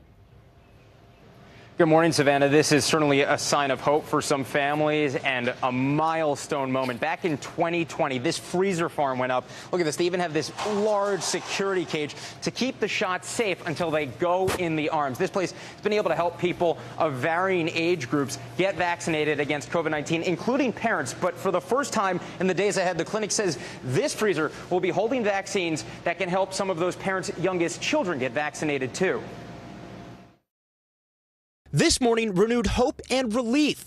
All Americans as young as 6 months old officially eligible for a COVID-19 vaccine. Now, shots are expected in little arms as soon as tomorrow after the CDC endorsed 2 vaccines. Pfizer-BioNTech's 3-dose regimen for kids 6 months to 4 years old and Moderna's 2-dose regimen for kids 6 months to 5 years old, both getting the green light. The CDC saying nearly 20 million more children can now get vaccinated. Savannah speaking with White House COVID-19 response coordinator Dr. Ashish Jha earlier this morning. So again, what would you say to parents who say, is it really worth it? The vaccines are terrific at keeping kids out of the hospital. So it helps some with infection, but it helps a lot with preventing serious illness. Even before the final thumbs up, Kara Hawkins-Jedlicka was already looking for an appointment. A reminder, kids like her almost 3-year-old son Callum have stayed largely sidelined by the pandemic, even as many returned to a more normal life. Not doing travel, crowds, birthday parties have been very small and mostly outside. I think he's maybe gone to 2. Not all families are on board, though. One recent survey found nearly 40% of parents want to wait and see before getting their young child vaccinated. I would definitely say no. He's not ready yet. He's just a baby himself. But doctors warn COVID can be deadly for young children. Though severe illness is rare, adding natural immunity isn't enough. Some parents remain cautious. Large events and things like that, we've been avoiding those. Same masks when we're inside. The vaccine's still a welcome milestone many parents have been hoping for. And if you're getting Pfizer versus Moderna, the shot schedule is different. We have information online on when you would get each of those shots for your young child, depending on which you were getting, which doses and when. We have that information online. And again, these are shots that doctors say can help save young lives. Savannah? All right, Savannah? All right, Jesse, thank you so much. As you just saw, Savannah Guthrie spoke to Dr. Ashish Jha, the White House COVID-19 response coordinator, about the rollout of this latest round of vaccines. Here's more of that conversation, which took place a little bit earlier this morning on the Today Show. So CDC over the weekend gave the stamp of approval to these shots, both the vaccines. How soon would you expect kids to actually be able to go to their doctor's office or go to the pharmacy and get it? Yeah, so it's going to start this week, Savannah, and we're going to see the first shots going in tomorrow, Wednesday, over the next few days, and then it's going to ramp up in the days and weeks ahead.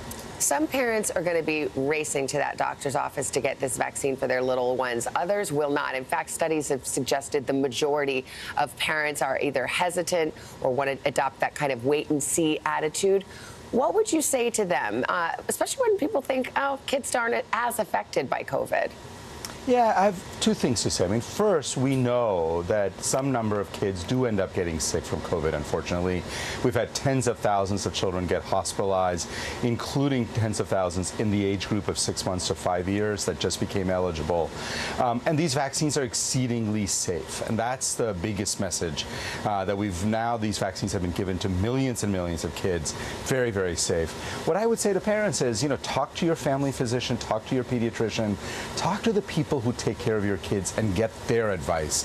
And that's probably the best way to move forward. The Moderna vaccine was shown to be 51% effective in preventing illness for kids 6 months to 2 years.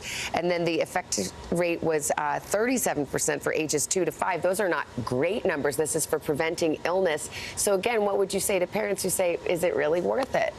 Yeah, so I would say two things. I mean, first is we do want to, we do want to prevent infection, so it helps there. But where it's really useful, and we've seen this now with overwhelming data from kids 5 to 11, is it keeps kids out of the hospital. A certain proportion of kids end up getting very sick, even kids without comorbidities, and the vaccines are terrific at keeping kids out of the hospital. So it helps some with infection, but it helps a lot with preventing serious illness. And on another topic, before we let you go, COVID reinfections are a thing now. Raising my hand, I'm in the Two-Timers Club.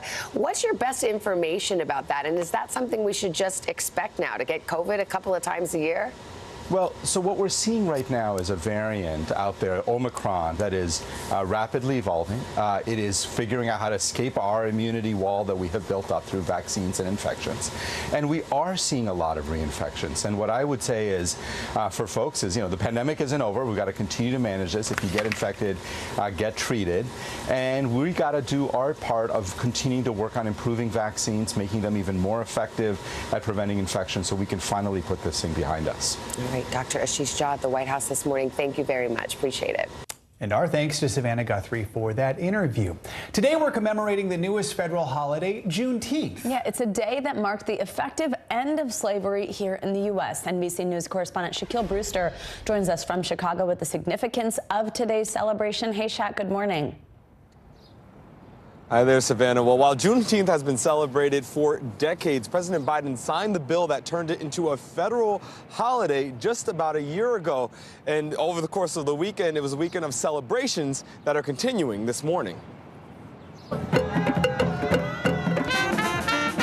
a parade in Buffalo to a symbolic walk in Texas and a festival in Chicago, Americans gathering on the nation's newest federal holiday, Juneteenth. It took so long for people to actually acknowledge this as a federal holiday. This is only the second year. The day commemorates June 19, 1865, when the last enslaved African Americans in Galveston, Texas, were finally told they were free, more than 2 years after President Lincoln signed the Emancipation Proclamation. I'm very happy this is a federal holiday because, to be honest, I really didn't know anything about it, you know what I mean? And so I'm still learning, about my particular culture. But some corporations and organizations have been criticized for commercializing the day, like selling a Juneteenth watermelon salad or a Juneteenth ice cream flavor. Experts say companies are struggling to strike the right balance. I think if more companies had more people in decision-making positions who could help inform those conversations, they would think of more nuanced and I would just say better ways of recognizing the holiday. Meanwhile, awareness and appreciation of Juneteenth continues to grow. A Gallup poll showing a significant jump in the numbers of Americans who say they have a lot or some familiarity with the holiday, which many hope will not only be a time to celebrate, but also an opportunity to ignite a more honest dialogue about race in America. I mean, we need to have those conversations. It's uncomfortable. It's true. It's uncomfortable. Slavery was uncomfortable. We need to talk about it. And although Juneteenth is a federal holiday, it is still not an official state holiday in about half the country, meaning there are millions of Americans who, yes, can still celebrate Juneteenth, but are not getting that paid day off. Guys? Shaq reporting from Chicago. Thank you, Shaq. Thanks, Shaq. And now let's get a check on your Morning News Now weather. NBC's Michelle Grossman joins us now. Hey, Michelle, good morning. Hey there, guys. Great to see you. And we are talking about the heat still. That's going to be a big story this week. And we're looking at temperatures in the triple digits for so many of us. You factor in the humidity, it will feel like 110 in so many spots. So this is what it looks like today across the country. We're dealing with that severe heat that's going to spark some severe weather as we head throughout this Monday. The severe weather mainly in the northern plains into the upper Midwest. Also parts of Florida could see some pretty gusty thunderstorms. The heat's going to extend from the plains to the central plains, the southern plains, into the upper Midwest, and also the southeast. We're also looking at monsoonal moisture in the southwest as rounds of rain. It's beneficial rain, but we could see some flash flooding with that.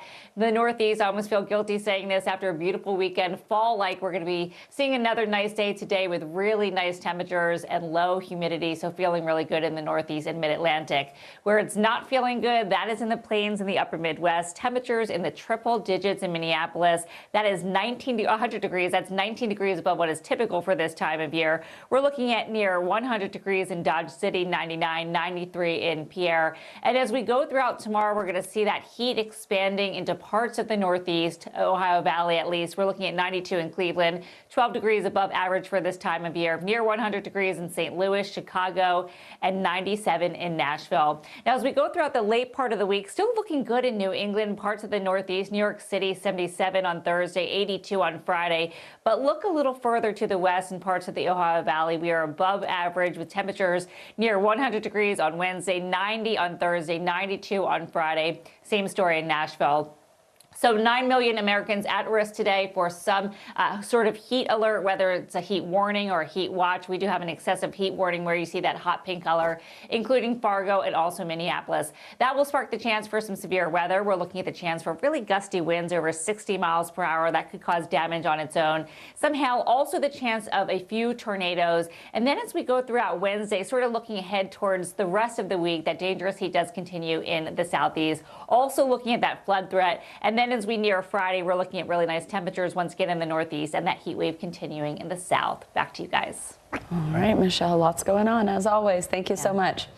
And coming up, the families of 3 Americans who disappeared while fighting in Ukraine are desperate for answers. Their emotional new message and the impact their potential capture could have on negotiations. Plus, inflation hitting the dinner table, the balancing act some restaurants are being forced into, and the impact it's going to have on your wallet next.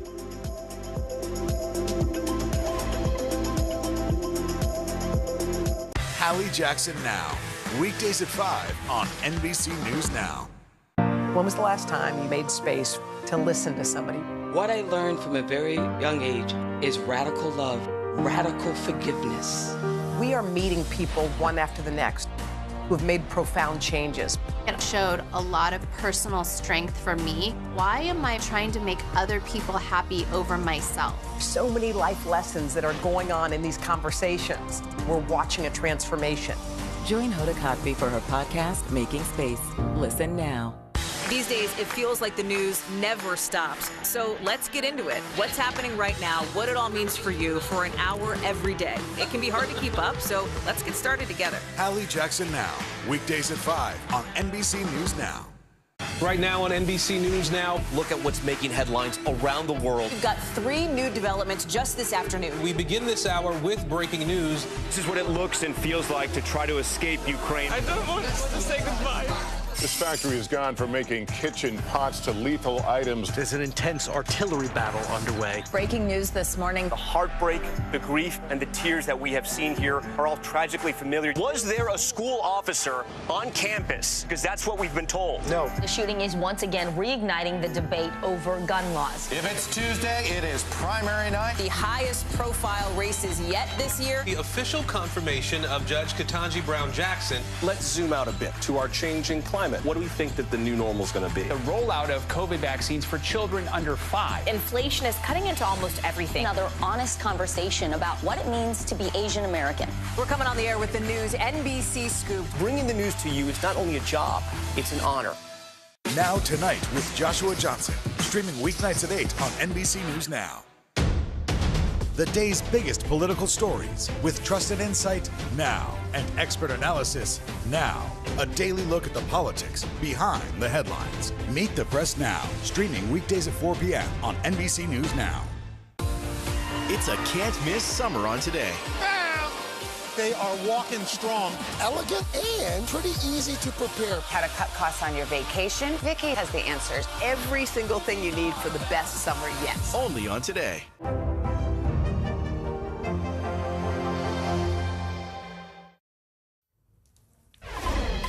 This morning, a spokesman for the family of a third American who went missing after going to fight in Ukraine tells NBC News they believe he's being held as a prisoner of war. On Friday, Russian state media showed video of 2 other Americans who volunteered to fight being held by Russian-backed separatists. NBC News foreign correspondent Molly Hunter has the latest. While Russia is still making steady progress, although slightly slow than what we have seen, they're still making progress in that eastern Donbass region. The Ukrainians are mounting a counteroffensive in the south around the Kherson region. And about those Americans, their families back home are still holding out hope. This morning, the families of 3 Americans are desperately trying to get them home. Russian state media published a propaganda video allegedly showing U.S. veterans Alex Druki and Andy Wynn appearing in captivity. NBC News is not showing the video. According to their families, they went missing more than a week ago near the eastern city of Kharkiv, where they were voluntarily fighting alongside Ukrainian troops. After the video surfaced, Joy Black, Wynn's fiancée, saying in a statement, "They're Americans. We want them home. Nothing else matters right now." The State Department has not commented on the video or confirmed the names of the 3 Americans. According to his family, the third American, also a U.S. vet, is Grady Kerpass, who was in regular touch until the end of April. Everything seemed to be good. He was in good spirits. He was super happy. He was felt like he was doing the right thing. Kerpass's family believes he's still alive. We want to have an answer for the family. That's our mission, is find out where Grady is. We do believe that there's a good possibility he's a POW right now. Detaining prisoners of war is legal. They can be held until the end of the conflict, but they must be treated in line with international law. What are you watching for in coming days to make sure that they are being treated as prisoners of war? The first main thing would be that they have access to the International Red Cross and that they're registered with the International Red Cross as prisoners of war. Human Rights Watch senior legal advisor Aisling Reedy says they'll also want clarity about who exactly is holding them and where. The concern is that if they're not treated as prisoners of war, that they will attempt to bring bogus charges against them and then use that in negotiation as leverage. Now we're asking a lot of big questions. We have no confirmation from the ICRC, the International Red Cross, that they have gotten access to these men. We have no confirmation where they're being held or who exactly is holding them. All right, Molly Hunter, thank you so much. And in other international news this morning, more than 200 people were reportedly killed in an attack in Ethiopia's ongoing civil war. NBC News foreign correspondent Janice Mackey-Freyer joins us now from Beijing with that and other international headlines this morning. Hey, Janice. Hey, good morning. We begin in Ethiopia and a horrific attack there. According to officials and reports, an Ethiopian rebel group has massacred more than 200 members of the Amhara ethnic group, another atrocity in the country's civil war. The rebel group, though, blames another militia for the killings. Ethnic violence in the Tigray region has roiled the country for nearly 2 years. Back in March, the government had declared a humanitarian truce. History is being made in Colombia, where a former rebel and longtime legislator has won the country's presidential election. Gustavo Petro is the country's first leftist leader as well. Francia Marquez is the country's first black vice president. Their victories reflect widespread discontent in the country. Petro has vowed to overhaul the country's economic system. And in Australia, an Aboriginal flag is going to fly permanently over Sydney's Harbour Bridge in a move announced by the government meant to celebrate Australia's Indigenous history. Seems the only debate over the issue is the cost. According to the government, a 65-foot high flagpole is going to cost $18 million US. But the government says it's a small price to pay for some national unity. And that's a look at your headlines today. All right, Janice, thank you so much. Coming up, a new ruling from swimming's governing body effectively banning trans women from competition. The fallout from the new decision and what it means for the future of the sport. That's up next. Still to come in the Channel 2 News. Well, the waters are certainly receding now. Still too close to call. Lester Holt reporting from the Ground zero, as it's being referred to. It is, in fact, the taste of freedom. The Haitian people know a little something about resiliency. What's the biggest risk right now? Some of the troops who have been proud. I want to welcome you to the first presidential debate. In fact, we've been told we can't go any farther. You with some resilient folks, let me get a hint.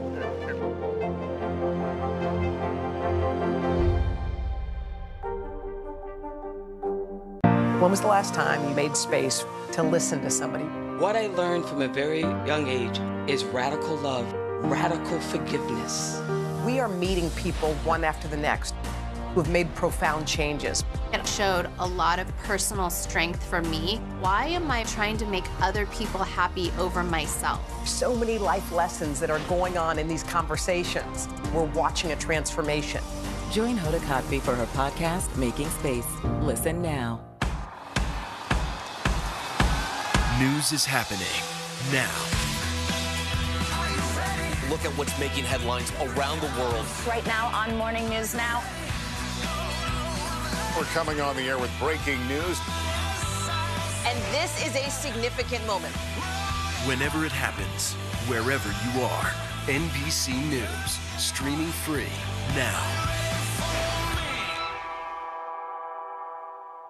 We'll meet Ukrainians who are defending their country one block at a time. When you were still in Kiev, could you hear the bombing? My name is Lester. Who's this? Now Tonight with Joshua Johnson, streaming weeknights at 8 on NBC News Now.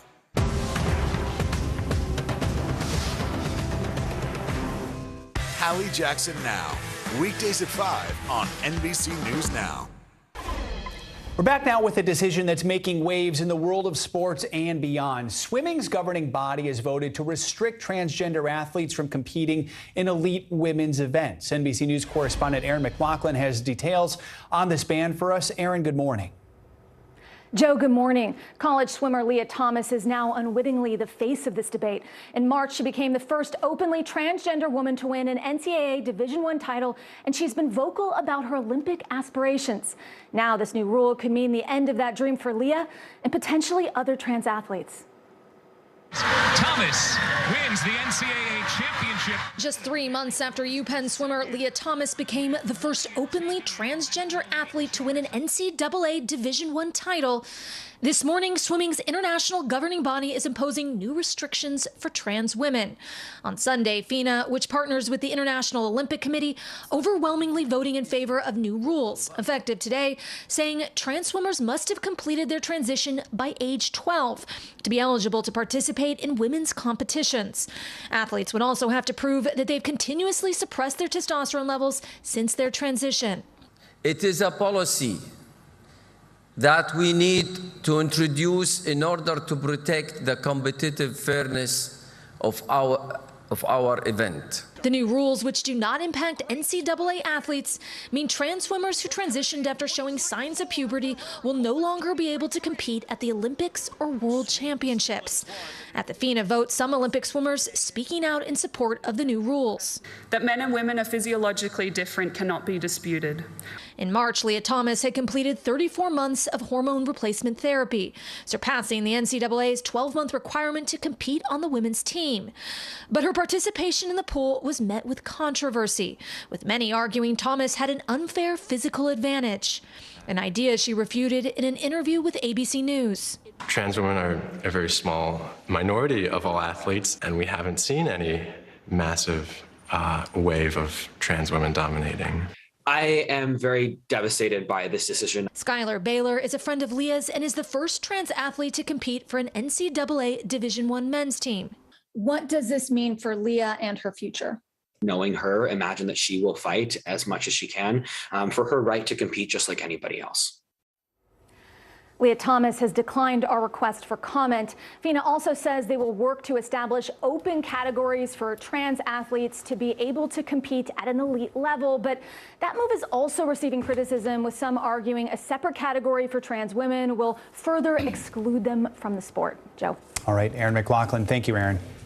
Now, if you've gone out to eat recently, you might have noticed an extra fee added to your bill. It's a way some restaurants have started to pass on inflation costs to customers. NBC News senior consumer investigative correspondent Vicki Wynn joins us now with more on what you need to know about this. Vicki, good morning. Yeah, definitely. You want to check those receipts. These fees are popping up. Good morning to you at home. With inflation at a 40-year high, rising costs on items like food and gas have certainly taken a bite out of nearly all of our bottom lines, including restaurants. They are now cooking up new ways to make ends meet that could cost you just a little more when you're dining out. From groceries and gas to housing and utilities, Americans getting a taste of sticker shock at nearly every turn, even when they go out to eat. New fees for everything from kitchen appreciation to wellness now appearing on checks at restaurants across the country as some look for ways to counter inflation.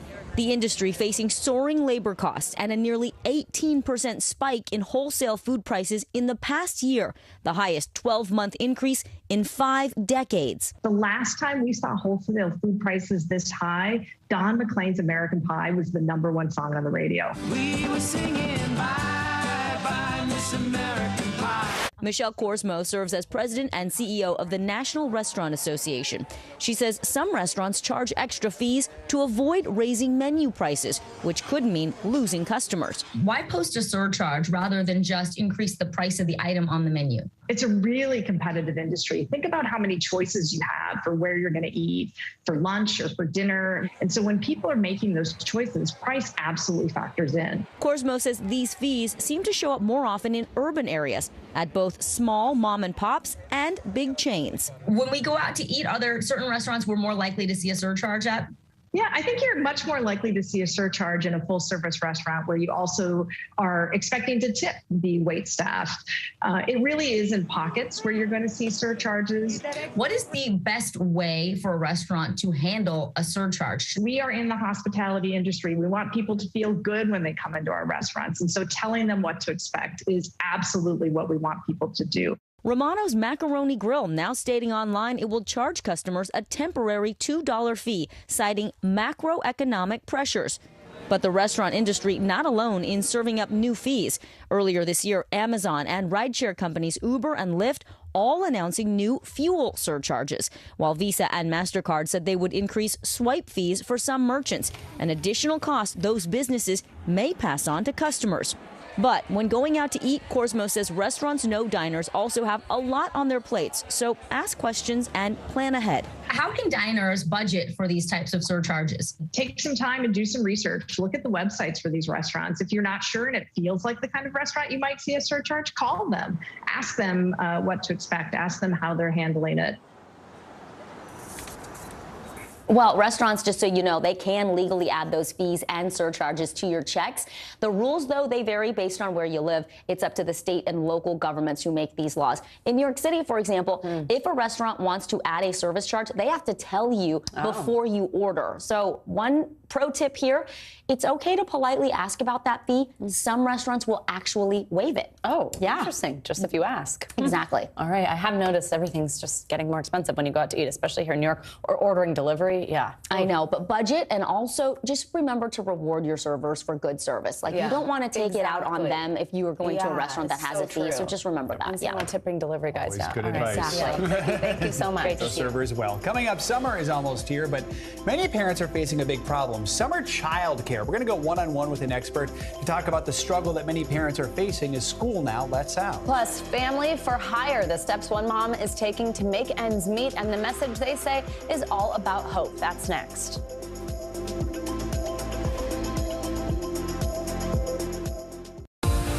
It's a can't-miss summer on Today.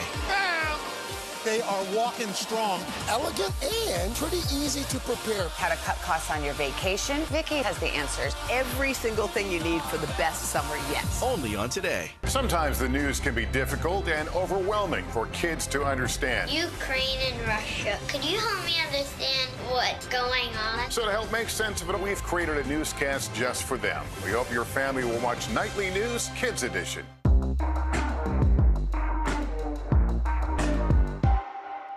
News is happening now. Look at what's making headlines around the world. Whenever it happens, wherever you are, it's here now. To cover the news, you have to be in it. This is how so many towns and cities are protecting themselves. They're pushing the gates open. Was there a school officer on campus? That's what we've been told. No. Top Story with Tom Yamas, weeknights at 7 on NBC News Now. Sometimes the news can be difficult and overwhelming for kids to understand, so we've created a newscast just for them. We hope your family will watch Nightly News Kids Edition. When was the last time you made space to listen to somebody? We are meeting people one after the next who've made profound changes. I think you're going to be blown away by the life lessons. Join Hoda Kotb for her podcast, Making Space. Listen now. The fire has grown leaps and bounds. You see behind me is typical. How you doing? Pretty bad. News is happening now. Look at what's making headlines around the world. Whenever it happens, wherever you are, it's here now. Sometimes the news can be difficult and overwhelming for kids to understand, so we've created a newscast just for them. We hope your family will watch Nightly News Kids Edition. These days, it feels like the news never stops. So let's get into it. What's happening right now, what it all means for you for an hour every day. It can be hard to keep up, so let's get started together. Hallie Jackson Now, weekdays at 5 on NBC News Now. The day's biggest political stories with trusted insight now and expert analysis now. A daily look at the politics behind the headlines. Meet the Press Now, streaming weekdays at 4 p.m. on NBC News Now. This is a very different kind of program. We're here to start conversation about the big things happening in our world. Professor, I'm not asking you to predict the future, but what do we think that the new normal is going to be? Is part of this that everyone's rethinking their jobs during this pandemic and their relationship to their employers? What is your biggest tip for any parent who's concerned about this? It's not my job to tell you what to think. My job is to think about what you tell me. Now Tonight with Joshua Johnson, streaming weeknights at 8 on NBC News Now. Hallie Jackson Now, weekdays at 5 on NBC News Now. Welcome back. School's out for summer, to quote Alice Cooper, which means fun in the sun for kids. But for the millions of working parents, soaring inflation and COVID complications have created a child care crunch. Joining us now is Rebecca Knight, senior correspondent for Insider. Hey, Rebecca, good morning. So this is the third summer of the pandemic era. So many parents have just said that they are just absolutely burnt out. I mean, whether it's summer or not, they've been through a lot. Walk us through the challenges working parents are specifically facing now that school is out. Well, summer has always been a stressful time for working parents because school provides so many essential functions, keeping our kids safe, well cared for, learning something off their screens, off their devices. And now that summer is out, parents are in a crunch to find care that's affordable, that's available, and that is accessible. And with inflation, I know you were talking earlier about the sticker shock at restaurants. The average cost of day camp is $178 a day. That's according to the American Camp Association. And a lot of camps are still dealing with a lot of pandemic stresses. For instance, they're announcing curtailing their programming, they're cutting back, they're dealing with staffing shortages like so many employers are. And that's putting working parents in a bind. So employers, can they play a role? What are some of the things they can do during the summer months to help working parents? They can absolutely play a role. They can partner with virtual care providers, virtual tutors. They can help with backup daycare. They can do things like flexible work times for working parents. They can allow people to work from home if that's possible for people's jobs. But most importantly, they can offer compassion because, as you were saying, this is not just a logistical and financial problem for parents. There's this heavy emotional layer too. Parents are burnt out. They've been dealing with this for going on 3 years now. And there's a youth mental health crisis that parents are worried about. There's a lot of guilt. There's a lot of feeling of my kids have lost a lot in these last years. They've lost a lot of milestones. I don't want this to be one more summer of kind of a big bummer. And so employers can also, in addition to offering those logistical and financial helps, they can offer compassion. That's a really good point. What advice do you have for parents who are struggling, though, to balance work and these child care concerns over the summer? They really need to be as transparent as possible with their bosses and their employers about what their situations entail. And as I was saying earlier about the compassion piece, managers need to understand that maybe what works during the school year, the Monday through Friday, might not work in summer because camp schedules are different, because no week is the same for any working parent, because camp people are signed up for different camps or different rec programs at different times. And so they need to be able to be flexible and give parents a little extra leeway this summer. Rebecca Knight, great advice there for both these families as well as employers to take some notes. Thank you so much. Appreciate your time. Thank you. Now, with inflation forcing families to make tough decisions, many are looking for new ways to stretch their wallets. NBC News correspondent Ann Thompson has the story of one Texas mom who advertised her family for hire to help pay their bills.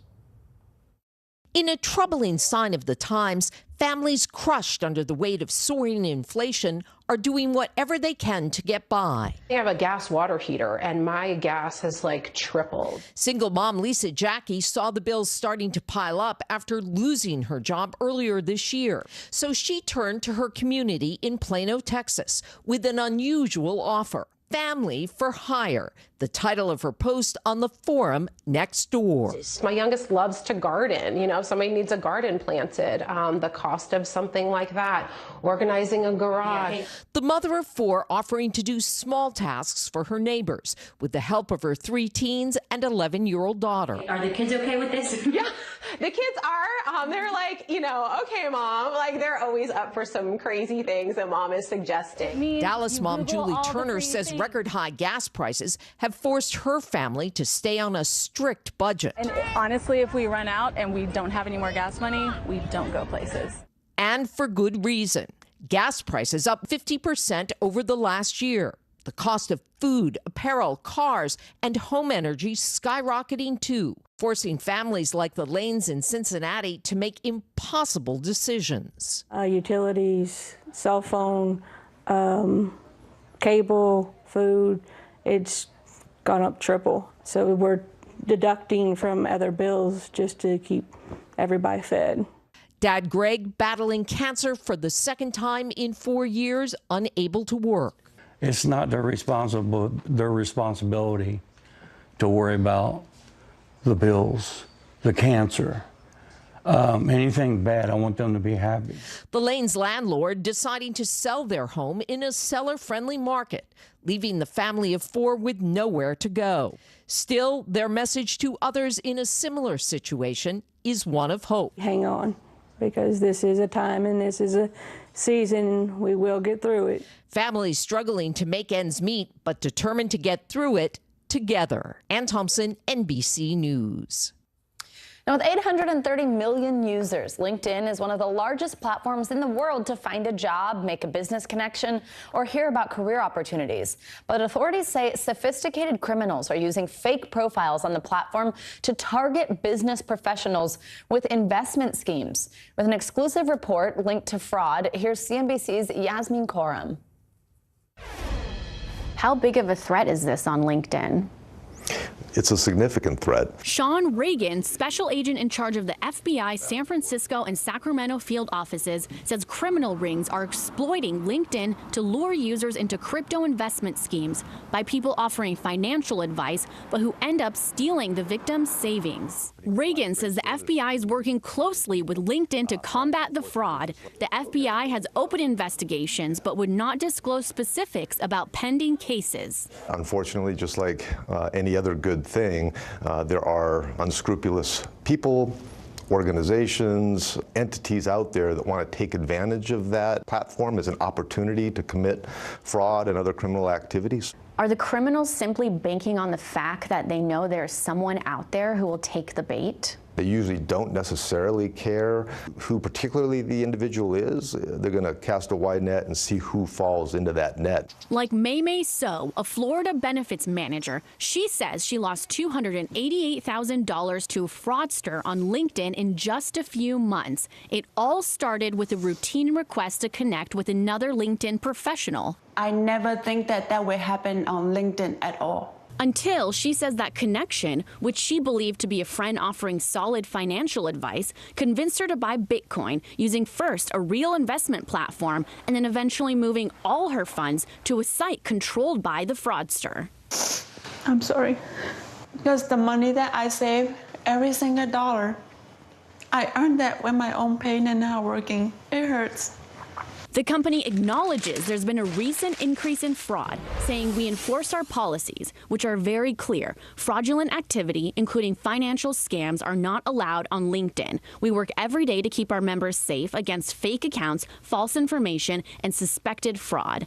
That's small comfort to other victims. I lost $700K. I lost 1.6 million. I lost 1.3 million. Mine was 189,000. Mine is 300,000.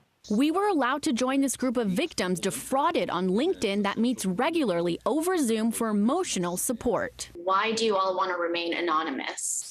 The business image I have in the community, and I just don't want this shared. People kind of judge you, right? Like, oh, how come you're so stupid? What's your message to these victims?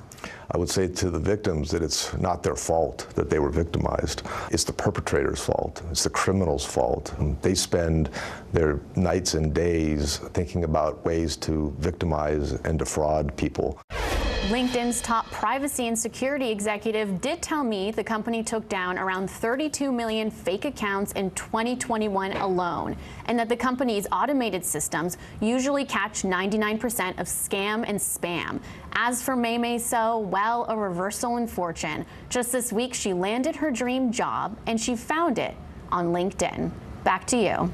All right, Yasmin, thank you for that report. And in a blog post sent out last week, LinkedIn cautioned users to avoid interactions with people you may not know and to stay away from job offers that ask you to pay for anything upfront. Now, coming up, it started as a symbol of hate, a meeting place for the Ku Klux Klan. Now it's taken on a new life. How organizers hope one building's rebirth will bring about a better future. Next.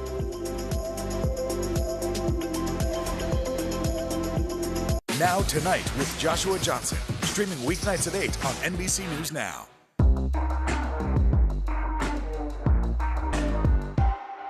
The fire has grown leaps and bounds. You see behind me is typical. How you doing? Pretty bad.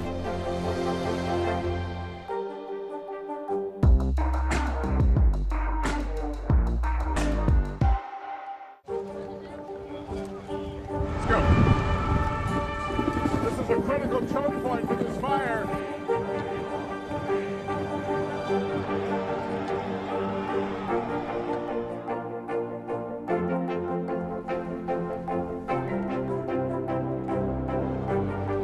Unnecessary, unjustifiable, illegal. And good evening from New Orleans. Late military operation witnessing the massive crowds. I admire you both. Nice to really spend some time with you. Appreciate it.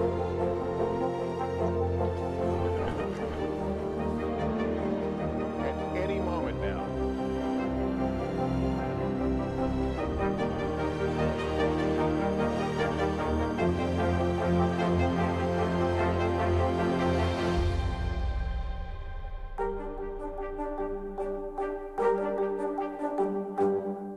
When was the last time you made space to listen to somebody? What I learned from a very young age is radical love, radical forgiveness. We are meeting people one after the next who have made profound changes. It showed a lot of personal strength for me. Why am I trying to make other people happy over myself? So many life lessons that are going on in these conversations. We're watching a transformation. Join Hoda Kotb for her podcast, Making Space. Listen now.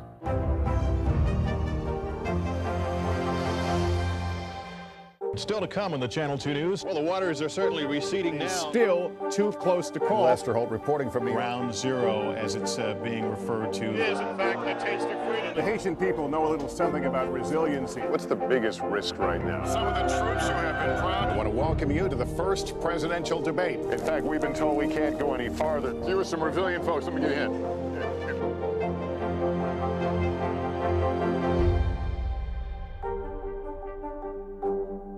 This is a very different kind of program. We're here to start conversation about the big things happening in our world. Professor, I'm not asking you to predict the future, but what do we think that the new normal is going to be? Is part of this that everyone's rethinking their jobs during this pandemic and their relationship to their employers? What is your biggest tip for any parent who's concerned about this? It's not my job to tell you what to think. My job is to think about what you tell me. Now Tonight with Joshua Johnson, streaming weeknights at 8 on NBC News Now. Welcome back. This is a sweet one for you. Now, when a dog named Gus suddenly died, his owner tried to return a bag of unused pet food. However, instead of just taking it back, the company sent her a heartwarming surprise. Anna Brose said that when she contacted Chewy to see if they would take back the unopened food, the representative not only refunded her money, but he told her then to donate it to a local shelter. Now, if that wasn't thoughtful enough, the representative then sent her flowers and a condolence note for her loss. The company apparently has a practice of recognizing the passing of a pet and marking it with flowers or in other meaningful ways. Look at that picture. After a tweet telling this story went viral, Brose wrote, "Thank you for all the kind messages and shared stories. Gus," who is super cute, by the way, "would have been blown away." Oh, it's so cute. That is so heartwarming and so sweet, and I'm sure meant so much to her. Absolutely, yeah. Very cool. Thank you for sharing, Savannah. Yeah, you got it. Opal Lee is considered to be the grandmother of Juneteenth. Back in 2016, she walked from Fort Worth, Texas, all the way to Washington, D.C. in an effort to get Juneteenth recognized as a national holiday.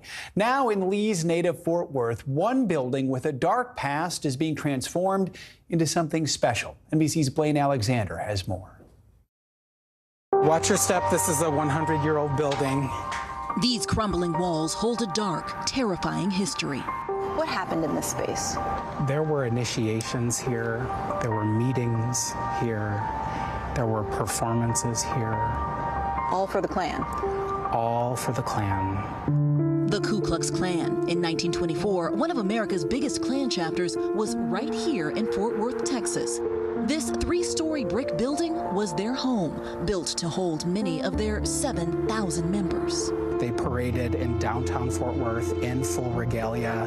They even dressed up their horses. And they practice all of that right here? Right here in this building. It is the only such Klan building still standing today, built complete with an auditorium, a performance stage, and a very clear message. This building was put here so that everyone would know who's in charge. People had to pass by this building almost every day. This is Main Street, so this was the main thoroughfare through which people moved. The architecture of the building is specific. It connotes power and intimidation. Watch your step. But now that power lies in new hands. Adam McKinney runs Tarrant County Coalition for Peace and Justice, part of a group that acquired this building. They're using a $3 million federal grant to give it new life. A performing arts center, offices and living space, a farmer's market. But most importantly, a community center catering to people of color, members of the LGBTQ community, the very people this place was built to exclude. So I'm really looking forward to opening these doors. Sharon Herrera runs LGBTQ Saves, a youth safe space, one of 8 groups to be housed inside. They're going to have a place that they can freely walk into and be themselves and not have to worry about being hurt or ridiculed or made fun of, that they're going to be fully accepted and loved. Why not just demolish the building? Why keep it standing? I feel like it would be a missed opportunity. The goal with our project is to never forget what happened here. The importance is to share the history as widely as possible. That history includes a small field less than a mile away. Here, 100 years ago, Fred Rouse became the only known lynching victim in Fort Worth history. He was murdered for crossing a picket line to go to work. A dark chapter that, until recently, was not even known by some in Rouse's own family. You share your grandfather's name, and yet what happened to him was a surprise to you. Yeah, never in a million years would I have ever guessed this. He learned 2 years ago in a phone call from Adam, a truth too painful for even his own father to share. They beat him. They shot him, riddled his body with bullets. They stabbed him. They drug him out of a hospital with only his hospital gown on. And if that wasn't enough, they hung him from a tree, and nobody did anything. His life stolen, but his legacy, that is set in stone. The new center will be named in his honor, the Fred Rouse Center for Arts and Community Healing. We're not going to let his legacy be forgotten, ever. What do you hope the rebirth of this building means to this community? I think the one word is transformation. For today, Blaine Alexander, NBC News, Fort Worth, Texas. That does it for this hour of Morning News Now. But the news continues right now.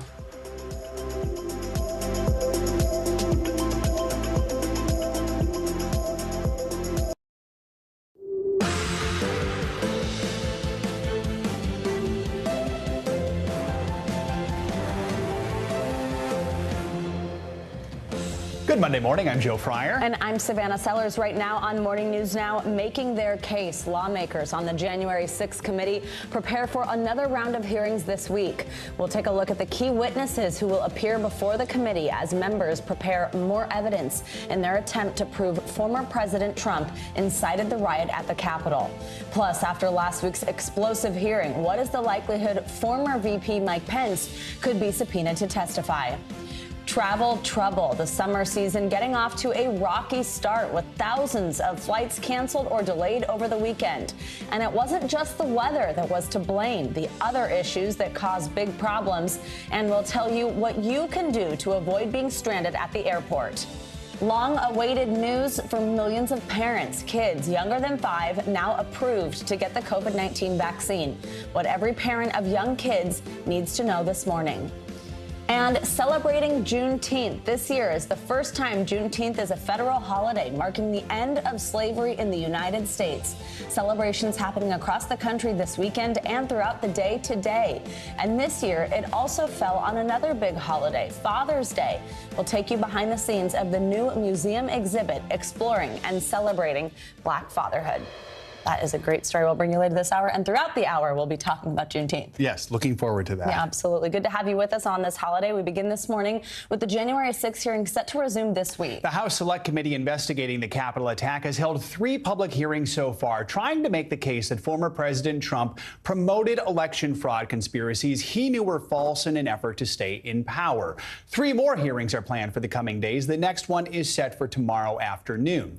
NBC News reporter Julie Sirkin joins us now with the latest on that and a preview of what's ahead. Julie, good to see you. So each of these hearings has had a theme so far. We're expecting this Tuesday hearing to focus on the effort to overturn the 2020 election results at the state level. So what should we expect specifically from that?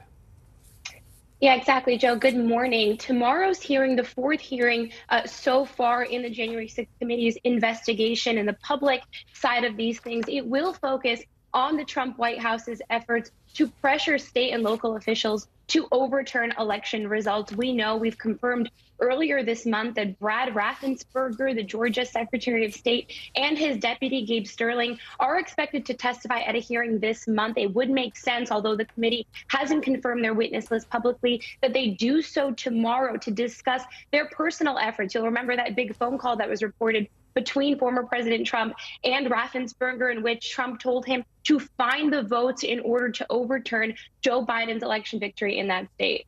So these hearings, we know, are designed to present what the committee has uncovered so far, but we should note their investigation is not done. It's still ongoing.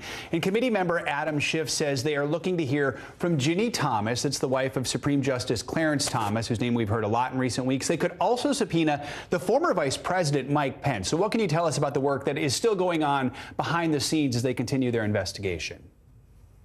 Yeah, look, we thought the committee would put down their pens by now, but that is not the case. Toward the end of last week, we learned the committee sent a letter to Ginny Thomas asking that she appear and that she talk with the committee about what she knows. You'll remember in the last couple of months, it's been uncovered that Ginny Thomas, the wife of Clarence Thomas, she, in fact, wrote to John Eastman, who was central in this Trump orbit of trying to overturn the election results. He was, of course, an attorney from former President Trump. She pressured state officials in Arizona, asking them to choose an alternate slate of electors that would ensure President Trump's victory and not Joe Biden's victory. And so the committee is still working to see what they can uncover here and the possibility that Ginny Thomas could change the course of their investigation. I want you to take a listen to what Adam Schiff, a member of the panel, said on CNN yesterday. We want to know what she knows, what her involvement was in this plot to overturn the election. She has said that she is willing to come in and testify voluntarily. We're glad to hear that. Really, anyone with pertinent information we want to hear from. And so we have a range of questions to ask her. Obviously, I think the committee will be interested, among other things, whether this was discussed with Justice Thomas, given that he was ruling on cases impacting whether we would get some of this information. Now, this obviously has to do with the theme of their hearing tomorrow, but we don't know what to expect yet from Ginny Thomas or how much she will come up at all in tomorrow's hearing. And separately, you mentioned Mike Pence. Adam Schiff also said the committee isn't taking anything off the table. They're still considering there's a possibility of subpoenaing the former vice president, who was, of course, a major theme of last week's hearing. A lot of people will be waiting to see what happens there. Julie Sirkin, thank you so much. Now, as the January 6th committee makes its case to the public, the Justice Department has made it clear they're listening. NBC News legal analyst Danny Ceballos joins us now. Danny, as always, good morning. Thanks for being with us. So one big question out of all of this is whether the Department of Justice will file any criminal charges against anyone involved here with any of this evidence that we're seeing. Now, committee member Representative Jamie Raskin was asked by Meet the Press moderator Chuck Todd what Attorney General Merrick Garland should do with all this information. First, let's take a listen and we'll talk on the other side. You got to look at the culpability of the defendant, to what extent they acted willfully to do a criminal act. You've got to look at the gravity and nature of the offense. Of course, this offense has massive implications for the rule of law in America. And you've got to look at deterrence. That is, do we want to move into a system of government where losers in presidential elections can try to overturn the election by nonviolent or violent means?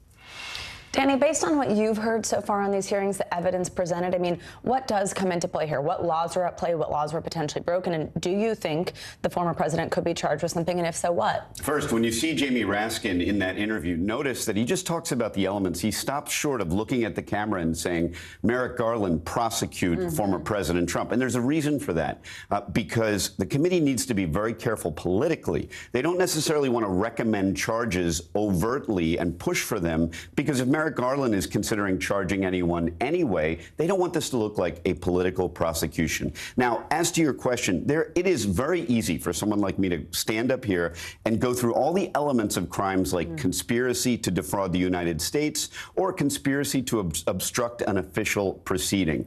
And you could argue that in many ways the elements may have already been met here. Certainly as to people like John Eastman, who you could say the committee has proven that even though he's an attorney and he may have said he had a good faith belief that he could challenge this election, that he went forward being willfully blind to the fact that the election was lost, and he continued to pursue these theories. So even though someone like me could tell you, I think all the elements have been met, there is so much more involved in Merrick Garland making a decision to prosecute, because we're not really hearing, because this is a one-sided affair, the potential defenses, one of which would be the genuine belief that the election was not lost. And you even saw Trump in the last day post on Truth Social that I genuinely believe the entire time that the election was stolen. I still believe it today. That is a very strategic thing to do, because as long as he believes, and it's in good faith, and that's the real tricky issue, but if he believed that he had lost, or excuse me, that he won and it was stolen from him, then arguably he's allowed to pursue these avenues. But, you know, more and more, those avenues are being cut off because of all the testimony that he pressured Mike Pence. He went about this in a way that wasn't apparently legal. Let's talk about what tomorrow's hearing is supposed to focus on, which was the pressure that was apparently put on states. And we know there's already a criminal investigation in Georgia alleging election interference by the former president. Could these hearings have any influence at all on that investigation in Georgia? Yes and no, but this is a very unique situation, because there is already, as we know, a pending investigation in Georgia. And although the states and the federal government have overlapping jurisdiction, there is a federal policy that if the state investigation and prosecution will adequately represent state interest and there isn't any additional need to bring federal charges, sometimes the federal government will say, hey, state, go ahead, charge it. We think you've got this covered. But if the federal government believes that they need to charge something that is unique to the limited government, limited jurisdiction model of federal prosecution, then they may step in. And because they're considered separate sovereigns, separate kingdoms, there is no double jeopardy applicable, and they can proceed forward. Danny Ceballos, as always, we so appreciate, you walking us through this. Thanks for being with us. Good to have you with us, Danny.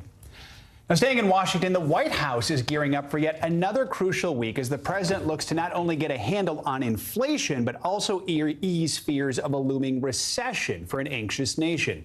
NBC News Now correspondent Maura Barrett joins us now from Rehoboth Beach in Delaware. Maura, good morning to you. So first things first, how is the president planning to address the high prices so many Americans are dealing with and have been dealing with for so long now? We heard Treasury Secretary Janet Yellen mention a federal gas tax holiday over the weekend. So is this something the president is actually considering? It is something the White House is looking at. They're also considering a gas rebate card for Americans. But the president and the White House have been messaging over the weekend that tackling inflation is their top priority, especially after that rocky week we saw with the economy last week. But it's important to note that there is that separation between the Federal Reserve raising those interest rates and what the White House can do. We saw several cabinet members on the Sunday political shows yesterday talking about how a recession is not inevitable. Janet Yellen, the Treasury Secretary, predicting that while inflation will remain high this year, she does expect to see it come down in coming months. But I want to note, Energy Secretary Jennifer Granholm noted about the gas tax, potentially the holiday, that would reduce prices about 18 cents just in the federal gas tax itself. But she did note that that money goes to funding roads and infrastructure, which is something this administration has worked very hard on. And so that's why we haven't seen that immediately take effect right now, because they're trying to see, the White House trying to see how else they can bring down prices elsewhere before having to take that step, Joe. Switching gears, Maura, we know that there are stalled talks in the Senate over gun reform right now. Could we see the president perhaps consider stepping in at some point to try and get this deal across the finish line, especially with Congress getting ready to go on recess soon? Well, President Biden says that he supports the framework, but there are some key elements missing in what Congress has presented. He addressed some of this with reporters here in Rehoboth over the weekend. I want you to hear some of what he said about what he wishes was included in it. Satisfied with progress on gun legislation? Pardon me? Are you satisfied with the progress on gun legislation? In Delaware, I am. See what they did in Delaware? No, what's that? Passed the assault weapons ban, limited the number of... They did what I did years ago. That's what we have to do. But I am happy with progress. I'm prepared to sign it, and I'm ready to go. So he would have preferred to see an assault weapons ban and an expansion of background checks. And now the president has kept a healthy distance from these conversations because we saw what happened and how things got delayed when he got involved with the Build Back Better plan, for example. And so right now he is in conversations. We know he's been having conversations with senators throughout this process. And like you heard, he said he's ready to sign it when he comes to his desk. But that might be why we're not seeing him get directly involved right now, Joe. And Maura, we saw the president on his bike there, which reminds us that he fell off his bike over the weekend, got a lot of attention. Real quickly, how's the president doing?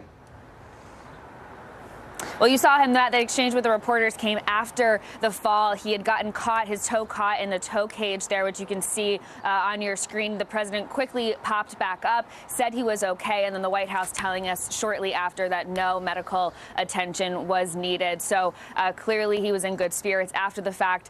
We were told that he was looking forward to spending the rest of the holiday weekend here with his family, Joe. All right. We'll stop showing that video now. Maura Barrett, thank you so much. Appreciate it. Now to the big news over the weekend involving COVID-19 vaccines. The wait is over for parents wanting to get their youngest children vaccinated. On Saturday, the CDC gave the green light for Pfizer and Moderna vaccines to be administered to children as young as 6 months. Dr. Bob Lahita, director of the Institute for Autoimmune and Rheumatic Diseases at St. Joseph Health, joins us now. Hi, Dr. Lahita. So when can we expect to actually start seeing these shots available to kids that age? Where can parents go to get their children vaccinated? Okay, Savannah, we're going to see the shots as early as tomorrow, and parents can go to their pediatricians. There will be vaccination clinics popping up in different healthcare centers and hospitals. CVS is able to give the shots to children 18 months and older. And I think the best thing to do is to call your pediatrician if you have any questions to find out where the shots are being offered. All right, a couple more questions for you also. So as we said, the CDC gave the green light to both Moderna and Pfizer vaccines. So if parents are able to choose, what should they know about each vaccine? Are there any differences between the two or potential side effects? Yes, okay. Let's start with the two different vaccines. Both Pfizer and Moderna have the vaccines for children. They've been working on them for about a year or more. Pfizer, 6 months to 4 years of age. Moderna, 6 months to 5 years of age. Now, the Pfizer series is a 3-dose injection, 3 weeks apart for the first 2 shots and then 8 weeks for the third shot. That's about 80% effective, according to Pfizer. Moderna is 2 shots, 4 weeks apart. According to Moderna, that's about 51% effective. Now, if your little one gets the injection, you can expect increased fussiness, maybe a little bit of sleepiness, and maybe pain at the injection site. And some of the children rarely have a low-grade fever. So that's what parents can expect. A little bit of fussiness. I get it. No one likes a needle. All right, doctor, there are, though, a lot of parents who are hesitant still to get their kids vaccinated. In fact, according to a recent study, just 18% of parents of children under 5 said that they would vaccinate their child against COVID-19 right when this vaccine becomes available. Nearly 40% of those surveyed said they would wait and see. What advice would you give to the parents who want to wait and see? What do you think about this? Well, you've got to understand, Savannah, that this pandemic is not over by any stretch of the imagination. People think it's all over and we can just go on and do our thing the way we did back 3 years ago.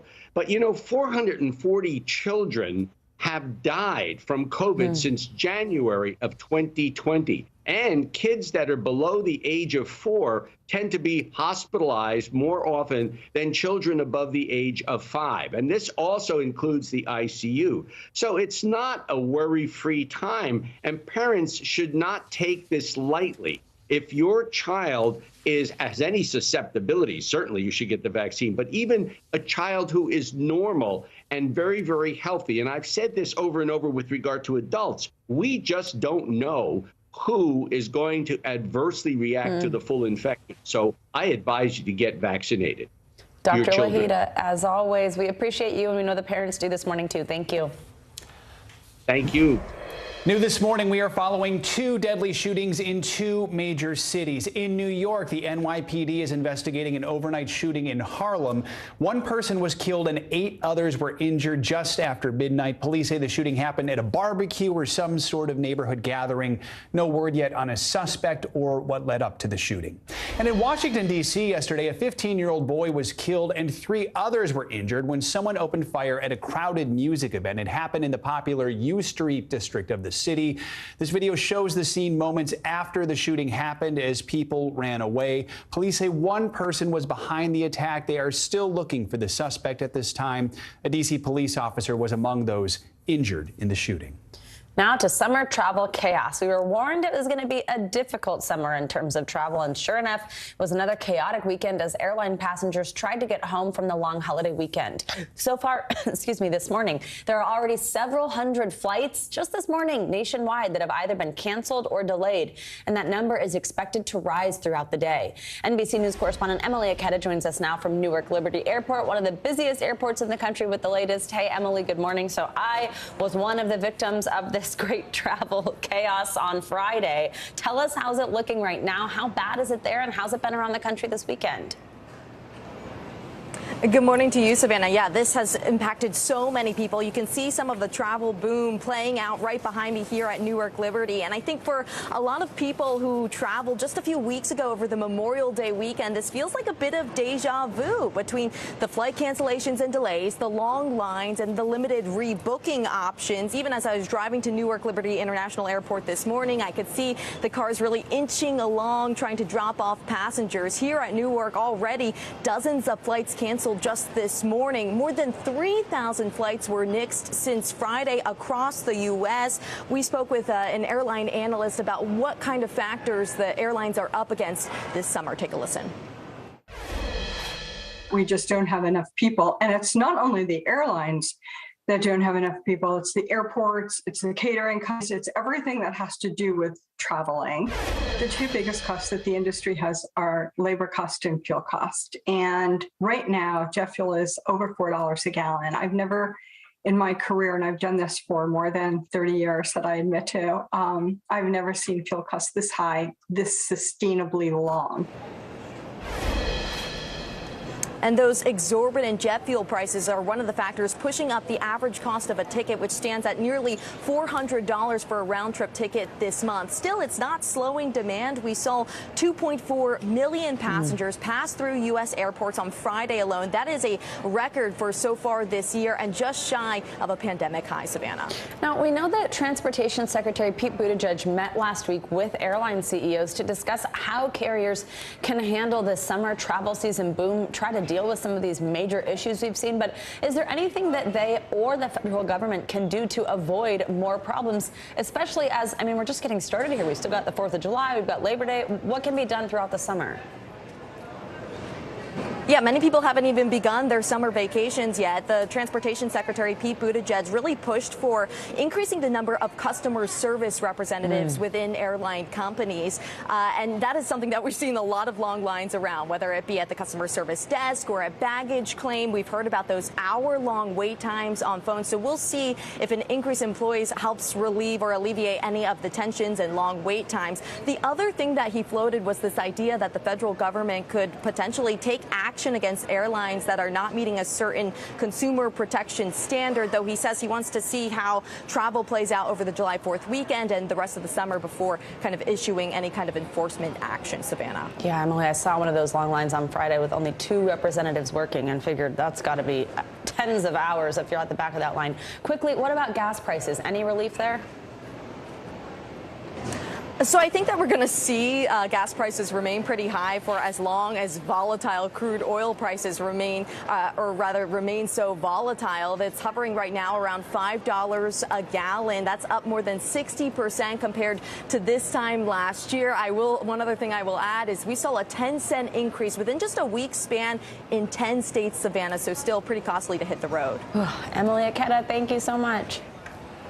Now to the observation of the newest federal holiday, Juneteenth. That's right. It's been 1 year since President Biden signed the Juneteenth National Independence Day Act, making it a national holiday. It commemorates June 19th, 1865, when the last enslaved African Americans in Galveston, Texas, were finally told they were free, more than 2 years after President Lincoln signed the Emancipation Proclamation.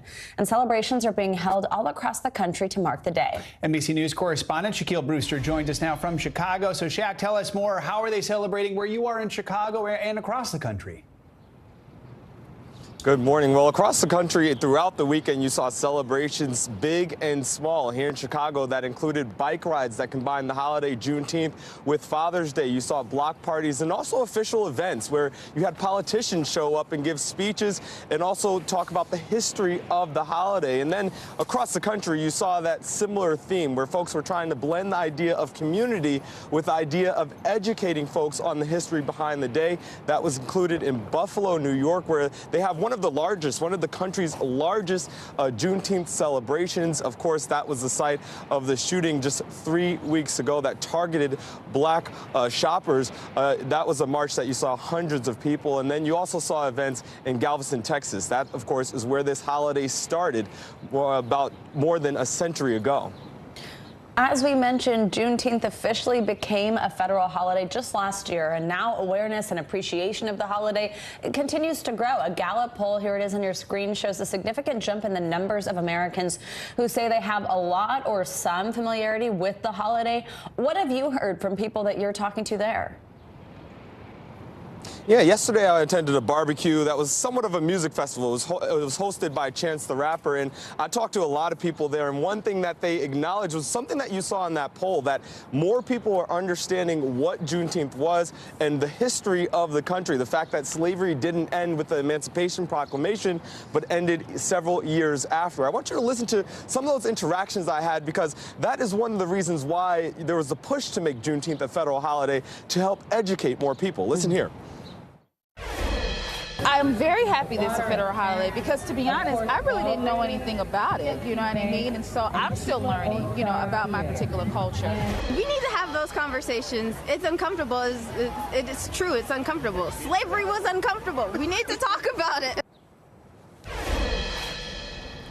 One thing to note, not everyone has this as a paid day off. In about half of the country, states have not recognized it as an official holiday. So while it is a new holiday, it is not a paid holiday for millions of Americans, Savannah. And Shaq, some corporations and organizations have been criticized for commercializing the day. Tell us a little more about that and how companies are trying to strike the right balance.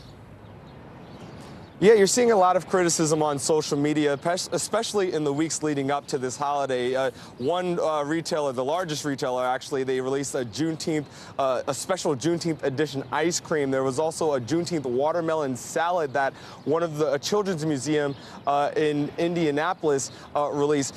All of that caused backlash. The companies apologized and said that they were working on being more sensitive to this. But that gives you an idea of the tension as people are trying to, and companies and corporations are trying to acknowledge the holiday, but some experts say are not doing it in the right way. I want you to listen to a little bit of how people are understanding and interpreting this balance and the nuance that this holiday brings.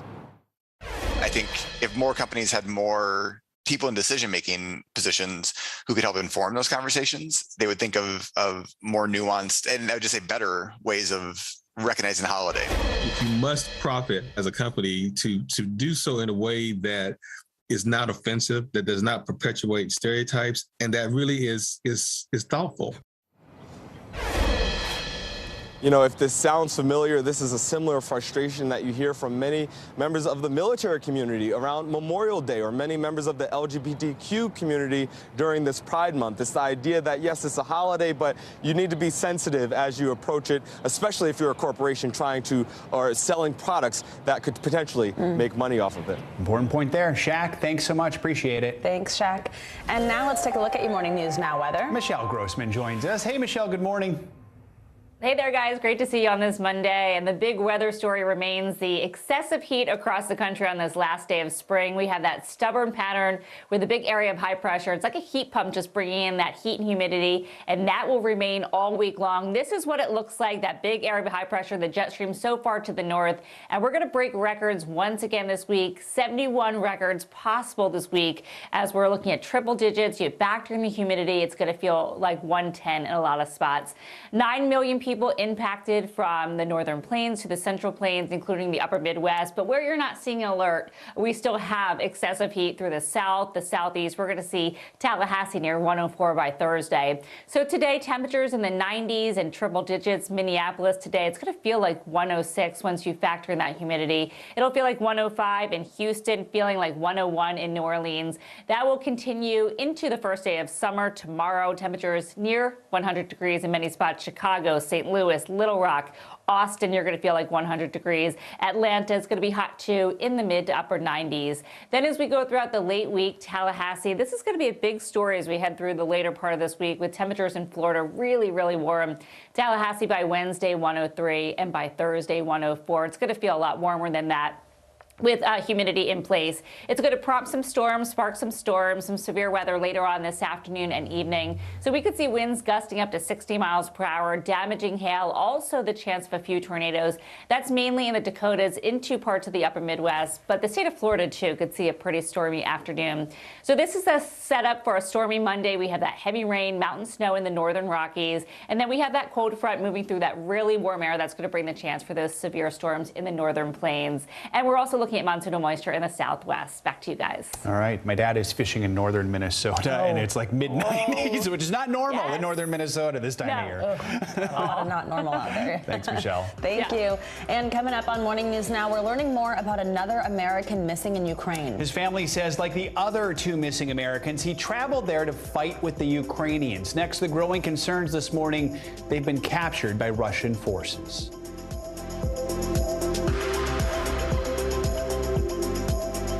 News is happening now. To look at what's making headlines around the world. We're coming on the air with breaking news. This is a significant moment. Whenever it happens, wherever you are, NBC News, streaming free now.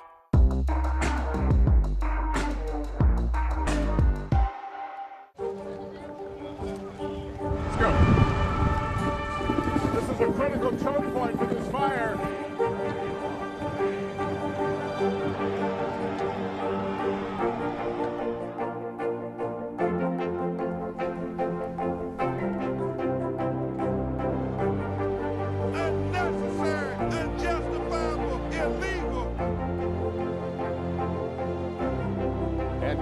From New Orleans, late military operation witnessing the massive crowds. I admire you both. Nice to really spend some time with you. Appreciate it.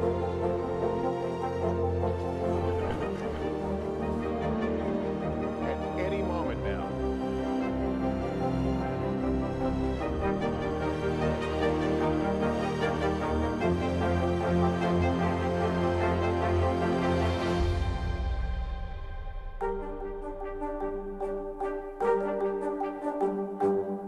Right now on NBC News Now, look at what's making headlines around the world. We've got 3 new developments just this afternoon. We begin this hour with breaking news. This is what it looks and feels like to try to escape Ukraine. I don't want us to say goodbye. This factory has gone from making kitchen pots to lethal items. There's an intense artillery battle underway. Breaking news this morning. The heartbreak, the grief, and the tears that we have seen here are all tragically familiar. Was there a school officer on campus? Because that's what we've been told. No. The shooting is once again reigniting the debate over gun laws. If it's Tuesday, it is primary night. The highest profile races yet this year. The official confirmation of Judge Ketanji Brown Jackson. Let's zoom out a bit to our changing climate. What do we think that the new normal is going to be? The rollout of COVID vaccines for children under 5. Inflation is cutting into almost everything. Another honest conversation about what it means to be Asian American. We're coming on the air with the news NBC Scoop. Bringing the news to you is not only a job, it's an honor. When was the last time you made space to listen to somebody? We are meeting people one after the next who've made profound changes. I think you're going to be blown away by the life lessons. Join Hoda Kotb for her podcast, Making Space. Listen now. Hallie Jackson Now, weekdays at 5 on NBC News Now. Women's basketball has been systematically held back. Our players and coaches have been harmed. After 49 years of Title IX, we still have work to do. In Their Court, a podcast from NBC News and NBC Sports that goes inside the issues of inequality in women's sports. Listen now.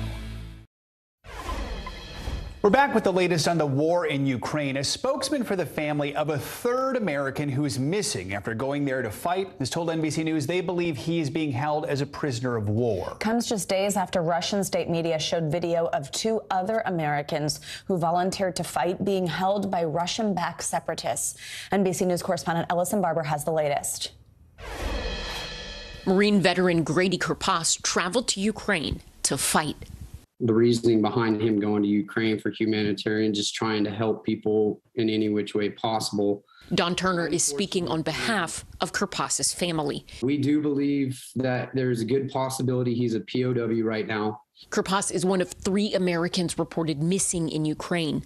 Russian state media published a video allegedly showing 2 others, Alex Druki and Andy Huen, in captivity. The U.S. State Department says they are aware of the videos but can't comment on them. From Kharkiv to Mariupol, the fight for control of eastern Ukraine has been a bruising one. But it's a fight Ukrainians refuse to abandon, no matter the cost. In Kyiv, mourners came to pay their respects to a well-known activist killed in combat.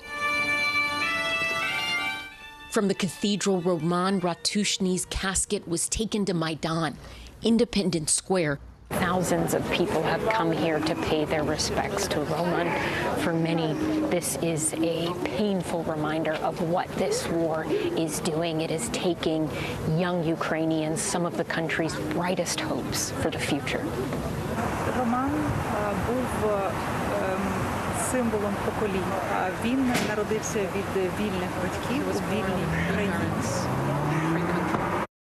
Our thanks to Ellison Barber for that report. Let's get more on the situation in Ukraine with Jamil Jaffer. He is the founder and executive director of the National Security Institute and former associate White House counsel to President George W. Bush. Jamil, good to have you with us. So this video shown on Russian state television appears to confirm families' fears that 2 Americans fighting in Ukraine have been captured while a 3rd is missing. Russia considers foreign fighters mercenaries, therefore not protected under the Geneva Convention. How concerned are you about that? Is there anything the U.S. government can do to try and secure their release? Well, look, Joe, obviously a very troubling situation with the Russians claiming that these fighters are not covered by the Geneva Conventions, the conventions that protect civilians in a time of war, as well as soldiers who are fighting, whether they're nationals of the country or not. If they're fighting openly, carrying their arms openly, wearing insignia, they are considered covered by the Geneva Convention. And so the Russians claim they're not considered is obviously concerning for these Americans that appear to have been captured in this conflict.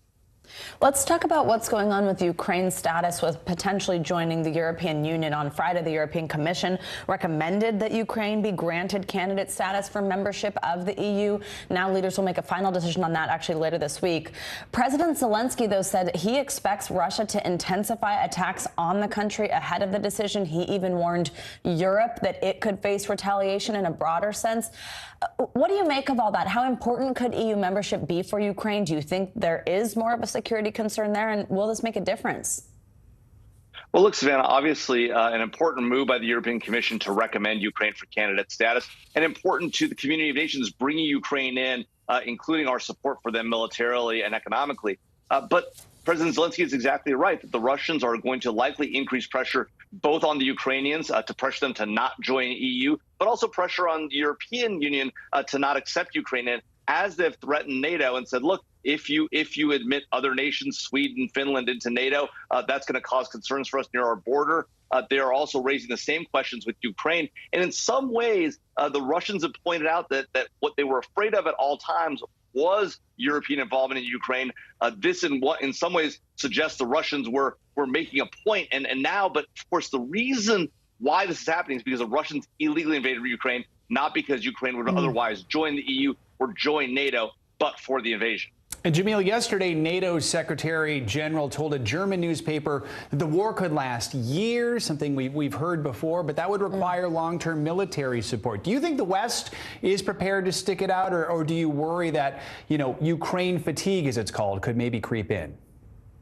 Well, Joe, that's certainly a possibility. One of the big concerns here for both Ukrainians and Europeans alike is the length of this war, because what it'll ultimately lead to is not just military support needed to continue for Ukraine, economic support, but also continued deaths of Ukrainian civilians, right? We've seen the Russians intentionally target civilian populations, schools, hospitals, and the like. They will continue this process. The Russians' goal is to end this war on their terms, and the best way for them to do this is to put as much pressure on the Ukrainian people and therefore the Ukrainian government as possible. That involves this wanton killing of civilians, which is completely unacceptable under the laws of war, and yet continues going forward with this Russian invasion of Ukraine. All right, Jamil Jaffer, always appreciate your expertise. Thanks for joining us this morning. Thank you. Let's get some other international headlines in. In France, President Emmanuel Macron's party has lost its majority in parliament. NBC News foreign correspondent Janice Mackey-Freyer joins us now from Beijing with that and more world headlines. Janice, good morning. Good morning. We begin in France with politics and what appears to be a big loss for French President Emmanuel Macron. Just after being re-elected less than 2 months ago, Macron has lost control of the National Assembly after strong showings by parties on the far left and the far right.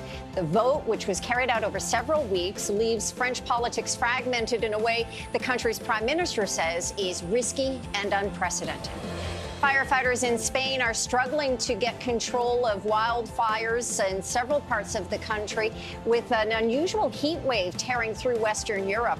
About 650 firefighters, backed by water bombers, are trying to make gains with slightly cooler temperatures. They've been topping 104 degrees Fahrenheit the past few days, but low humidity and gusting winds are still very much a threat. And finally, one of the biggest pride parades on the planet was back, with hundreds of thousands of people waving colors in the streets of Sao Paulo, Brazil.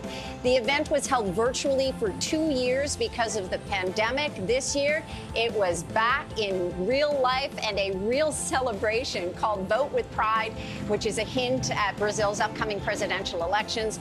Organizers say it was, quote, an absolute pleasure to see the event come back to life. And that is your look at the world so far today. Looks like fun, and maybe a preview of what we'll see at New York Pride with the parade returning this upcoming weekend. True. So. It does look like fun. Thank you, Janice. Thanks, Janice. With inflation at a record high and the Fed's increasing the interest rate again, is the U.S. heading toward a recession? Economists say it's definitely a possibility, and we'll show you how some of the country's largest companies are preparing next. You're watching Morning News Now.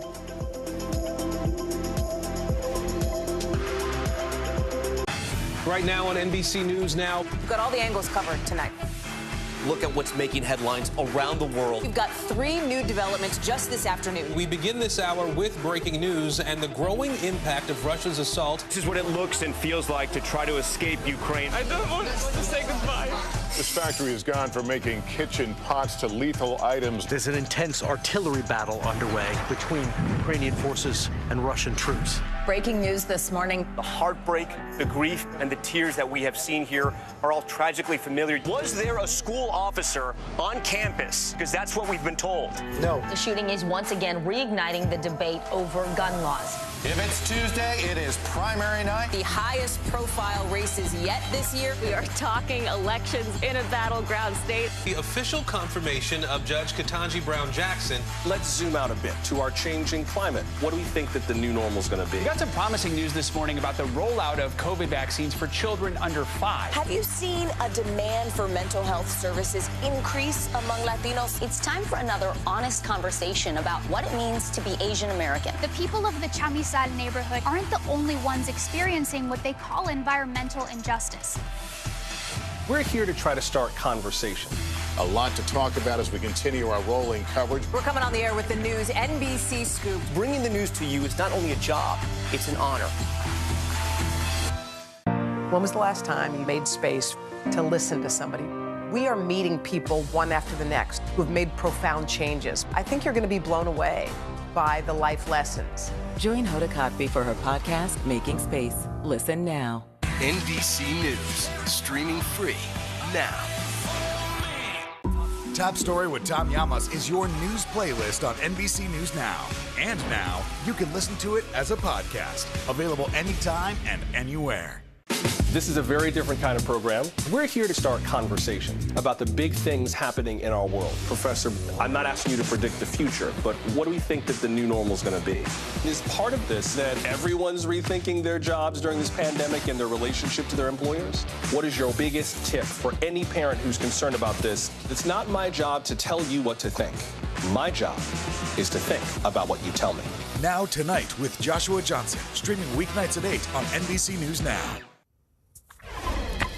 Welcome back. In this week's Meet the Press Compressed, Congressman Jamie Raskin talks about his role on the January 6th committee, plus former Treasury Secretary Larry Summers discusses the likelihood of an economic recession. Here's Meet the Press moderator Chuck Todd with the highlights.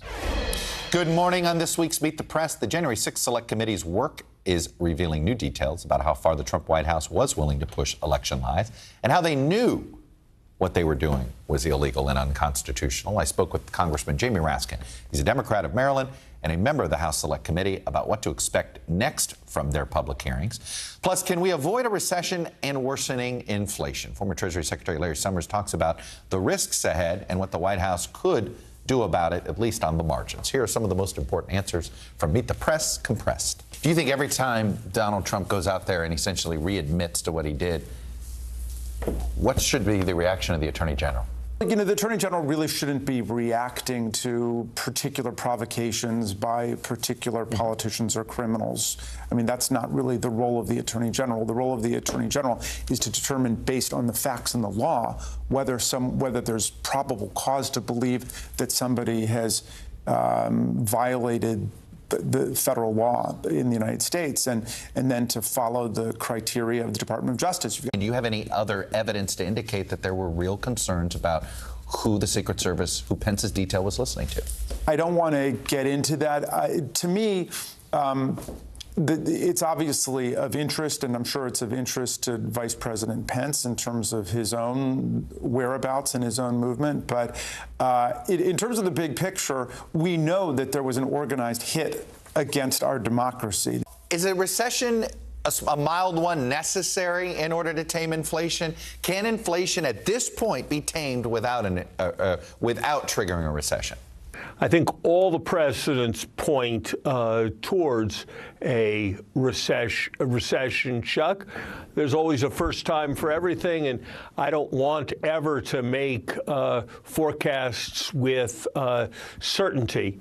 But if you look at a whole range of indicators, if you look at what's happened in markets, if you look at the relative levels of interest rates of different durations, if you look at surveys of consumer expectations, and if you look at the simple fact that what drives inflation is supply and demand, all of that tells me that while I wouldn't presume to be able to judge the timing, the dominant probability would be that by the end of next year, we would be seeing a recession in the American economy. Any concern that the Fed's now going to overreact? Raise interest rates too high while also pulling money out of the market with a quantitative tightening. Is there a bigger risk of them doing too much, or do you still worry that they're going to do too little? I think they've got to find a balance. But, you know, Chuck, when the doctor prescribes antibiotics, if you stop taking them the moment you feel better, it can often be a mistake to not carry through. And if the worst thing we could do would be to start to stop inflation and not do enough to slay the dragon. Our thanks to Chuck Todd for that recap. Now let's stay on your money for a moment and ask this critical question. Will the average American spend less, meaning buy fewer things, when faced with skyrocketing price tags and talks of a recession? NBC News correspondent Tom Costello has more. Even as President Biden insists a recession is not inevitable, a growing number of business leaders disagrees. 60% of global CEOs, according to a new survey, expect a recession in the next 12 to 18 months. The risk increasing if gas climbs over $5 a gallon nationally, inflation remains high, and the Fed keeps raising interest rates. Wall Street closed mixed. The Dow down 17% this year. We've pumped a lot of money into the system to try and bail ourselves out of a complete economic global shutdown due to the pandemic, right? That is going to take a while to unwind. A recession is defined as 2 quarters in which the economy contracts rather than grows. Already, the first quarter of 2022 contracted, blamed on the Omicron variant. We'll know soon if the second quarter also contracted. The list of companies slowing hiring or announcing layoffs is growing, including Facebook, Meta, Coinbase, Redfin, and Bolt. The question now, will Americans cut back on spending? Come on in, guys. Welcome to Nationals. At the Nats-Phillies game, many fans said baseball is simply a summer ritual. I think since COVID, everybody just wants to get out. So You'll pay the price. We'll pay the price. It's not cheap. Tickets averaging $35 nationally, beer up to $12, hot dogs up to $7. A family of 4 paying $253 on average. We'll spend the money on the food and the parking. It's worth it. But for many Americans, we have a certain amount of money for gas that we spend every single week, and that's all we spend. And honestly, if we run out and we don't have any more gas money, we don't go places. The recession is here now. Oof, $7 for a hot dog. Okay. That's what I took away. Thanks, Tom Costello, for that report. All right, coming up on Morning News Now, we're going to take a look at what the threat of a recession could mean for the hot housing market. Yeah, are we facing another housing bubble about to burst? We'll take a look at how likely it is this could happen again. That's after the break.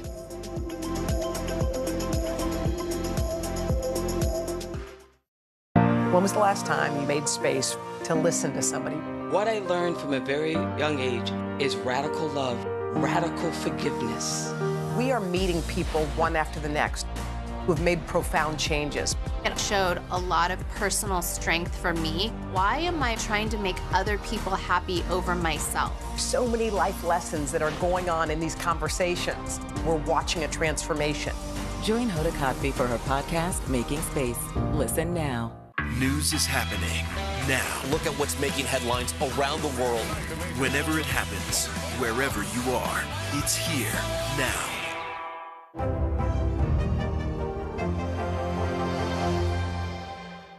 To cover the news, you have to be in it. This is how so many towns and cities are protecting themselves. They're pushing the gates open. Was there a school officer on campus? That's what we've been told. No. Top Story with Tom Yamas. Weeknights at 7 on NBC News Now.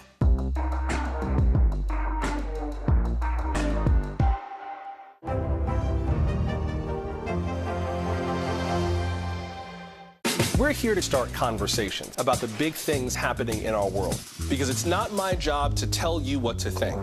My job is to think about what you tell me. Now Tonight with Joshua Johnson, streaming weeknights at 8 on NBC News Now. From Brooklyn, we're next to the subway station. The state's reservoirs are alarmingly low.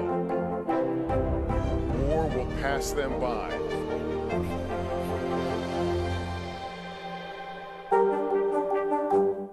When was the last time you made space to listen to somebody? We are meeting people one after the next who've made profound changes. I think you're going to be blown away by the life lessons. Join Hoda Kotb for her podcast, Making Space. Listen now. News is happening now. Look at what's making headlines around the world. We're coming on the air with breaking news. This is a significant moment. Whenever it happens, wherever you are, NBC News, streaming free now.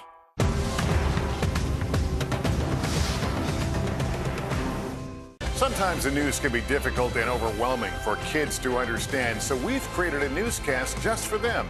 We hope your family will watch Nightly News Kids Edition. This is a very different kind of program. We're here to start conversations about the big things happening in our world. Professor, I'm not asking you to predict the future, but what do we think that the new normal is going to be? Is part of this that everyone's rethinking their jobs during this pandemic and their relationship to their employers? What is your biggest tip for any parent who's concerned about this? It's not my job to tell you what to think. My job is to think about what you tell me. Now Tonight with Joshua Johnson, streaming weeknights at 8 on NBC News Now. Top Story with Tom Llamas, weeknights at 7 on NBC News Now. Back now with a closer look at the red-hot housing market. It was just over a decade ago when it totally crumbled. Prices took a nosedive and millions of properties turned to foreclosure. Now with mortgage rates spiking to levels not seen since 2008, the question stands, will history soon repeat itself? CNBC's Diana Olick takes a closer look.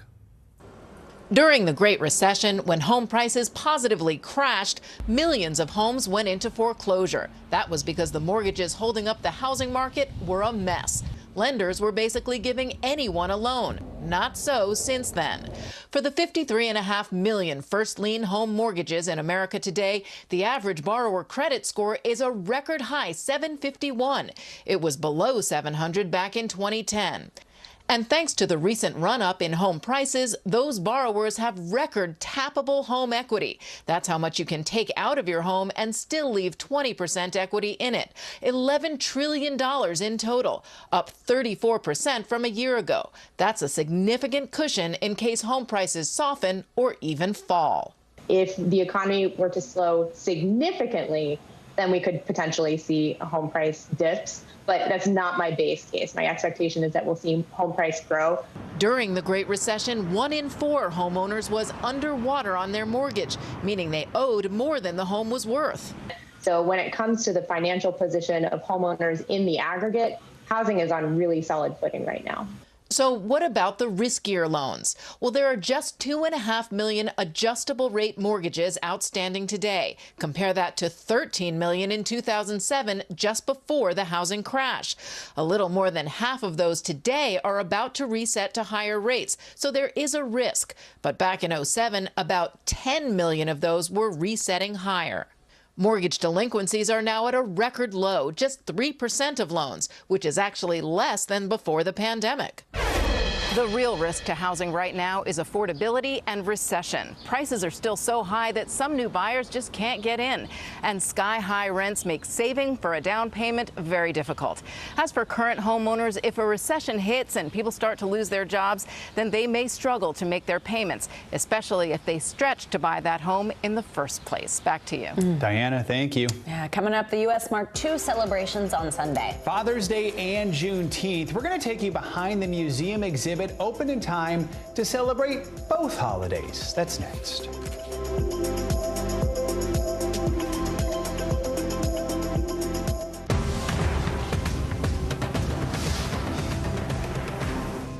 Hallie Jackson Now, weekdays at 5 on NBC News Now. Now Tonight with Joshua Johnson, streaming weeknights at 8 on NBC News Now. The day's biggest political stories with trusted insight now and expert analysis now. A daily look at the politics behind the headlines. Meet the Press Now, streaming weekdays at 4 p.m. on NBC News Now. Now Tonight with Joshua Johnson, streaming weeknights at 8 on NBC News Now. Sometimes the news can be difficult and overwhelming for kids to understand, so we've created a newscast just for them. We hope your family will watch Nightly News Kids Edition. Hallie Jackson Now, weekdays at 5 on NBC News Now. To cover the news, you have to be in it. This is how so many towns and cities are protecting themselves. They're pushing the gates open. Was there a school officer on campus? That's what we've been told. No. Top Story with Tom Llamas, weeknights at 7 on NBC News Now. News is happening now. Look at what's making headlines around the world. We're coming on the air with breaking news. This is a significant moment. Whenever it happens, wherever you are, NBC News, streaming free now. From Brooklyn, we're next to the subway station. The state's reservoirs are alarmingly low. War will pass them by.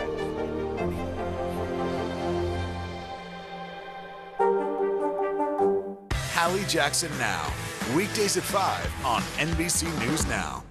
Women's basketball has been systematically held back. After 49 years of Title IX, we still have work to do. In Their Court, a podcast from NBC News and NBC Sports that goes inside the issues of inequality in women's sports. Listen now. Hallie Jackson Now, weekdays at 5 on NBC News Now. Now to some good news on this Monday morning from under the sea. Researchers in Indonesia say they found a way to check on the health of a coral reef just by listening to it. But how does one listen to a coral reef exactly? Well, with specially designed microphones and a top-notch computer program, of course. The sounds of the observed reefs are recorded, then sent through an app of sorts that has been trained to tell the difference between a healthy-sounding reef and one that might need a little more love. Now, normally a healthy reef sounds sort of like a crackling campfire. The louder the sounds, the more wildlife. Marine biologists say this latest tech will help them monitor the progress of local coral restoration projects, whatever it takes to help keep those corals healthy. Absolutely. And how neat. I mean, how amazing is that? They could tell just by the sound of it. Very, very cool. Sound of a crackling wildfire. Yeah, great to know such smart people are working on things like that for us. Joe, thank you very much. Now, this year, as Father's Day and Juneteenth overlap, a new photography exhibit is celebrating Black fatherhood. 75 photographs that display the love and joy of Black men for their children are being showcased at Washington, D.C.'s Corcoran School of Arts and Design. NBC News Now correspondent Zincle Esima headed down to D.C. to see this important exhibition. How important is it for you to see other Black people, like on TV, in the shows you watch? Yeah, because there's not much Black people on TV and shows at my school. For Black men, portrayal in the media is not only narrow, but oftentimes negative. What do you think we as a country, as a culture, get wrong about fatherhood for Black men? That when we make a mistake, it's intentional. There is an issue with how Black people in general are portrayed in the media, especially with all of the police killings of Black men and women. This exhibit hopes to change that. I really wanted to celebrate Black boyhood, Black manhood, and all as an example for my son, Isaiah. Dr. Imani Cheers is a single mom and curator of Framing Fatherhood on display at DC's Corcoran School of Arts and Design this summer. It's inspired by her own father, who showcased his photography at the Corcoran in 1992. 30 years later, she's brought together 14 photographers, all Black men, putting a new lens on Black fatherhood. Man, Black fatherhood is so necessary. It's responsibility, discipline, protection. You are a new dad. How is fatherhood for you?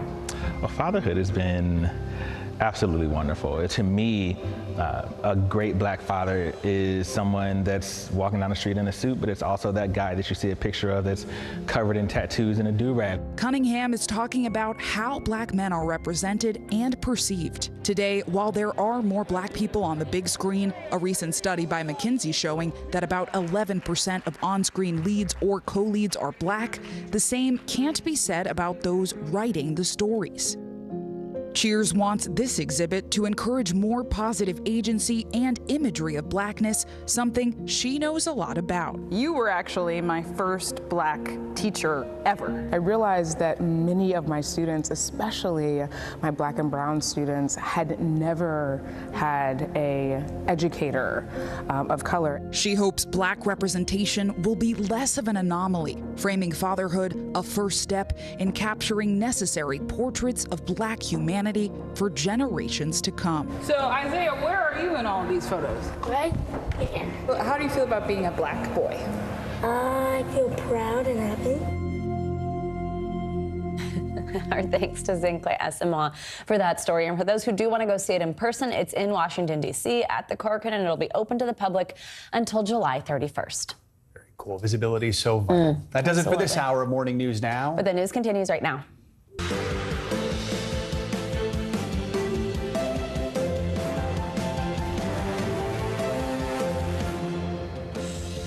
Good morning, I'm Savannah Sellers. I'm Joe Fryer. Right now on Morning News Now, travel trouble. Thousands of flights canceled or delayed over the weekend, leaving passengers grounded. It's the second major holiday weekend to see problems this summer travel season. My sister's getting married, and the reception was tomorrow, but we're not going to make it. With demand nearly reaching pre-pandemic levels, airlines are feeling the strain. So what's behind the delays this time and what you need to know about your upcoming summer travel plans? Breaking point as gas prices soar, the Biden administration may take new steps to ease the pain. We're going to take a look at the efforts to tamp down inflation, the threat of a looming recession, and what this all means for your bottom line. Swim decision, a new ruling from swimming's governing body restricting transgender athletes from competing in some women's events. We're going to dig into the decision, the events that are impacted, and what it means for transgender athletes looking to compete.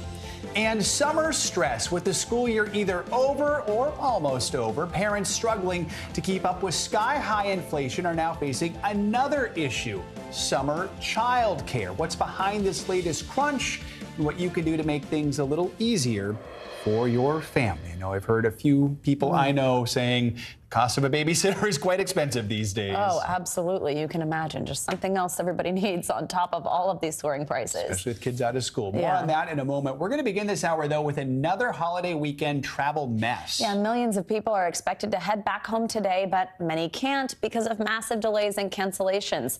NBC News correspondent Emily Aketa has the latest from Newark Liberty Airport. Hey there. Well, for those travelers who took to the skies just a few weeks ago over Memorial Day weekend, this may feel like a bit of deja vu between flight cancellations and delays, long lines, and limited rebooking options as airlines continue to grapple with staffing shortages amid soaring demand. This weekend, turmoil in the terminals. Look at the line. I mean, welcome to 2022, I guess. More than 3,000 flight cancellations and even more delays left plenty of travelers stranded this holiday weekend. My sister's getting married, and the reception was tomorrow, but we're not going to make it. The long weekend, including the new federal holiday Juneteenth and Father's Day, drove record numbers to the nation's airports. 2.4 million passengers on Friday, just shy of a pandemic high. But the soaring demand is aggravating an already strained system. To get here to the airport just for our flight to be delayed, and about 11:30 last night, the flight was canceled. Lines crowding terminals from Charlotte to Salt Lake City. One passenger tweeting, "No idea what to do." Similar scenes played out less than a month ago when several thousand flights were canceled over Memorial Day weekend.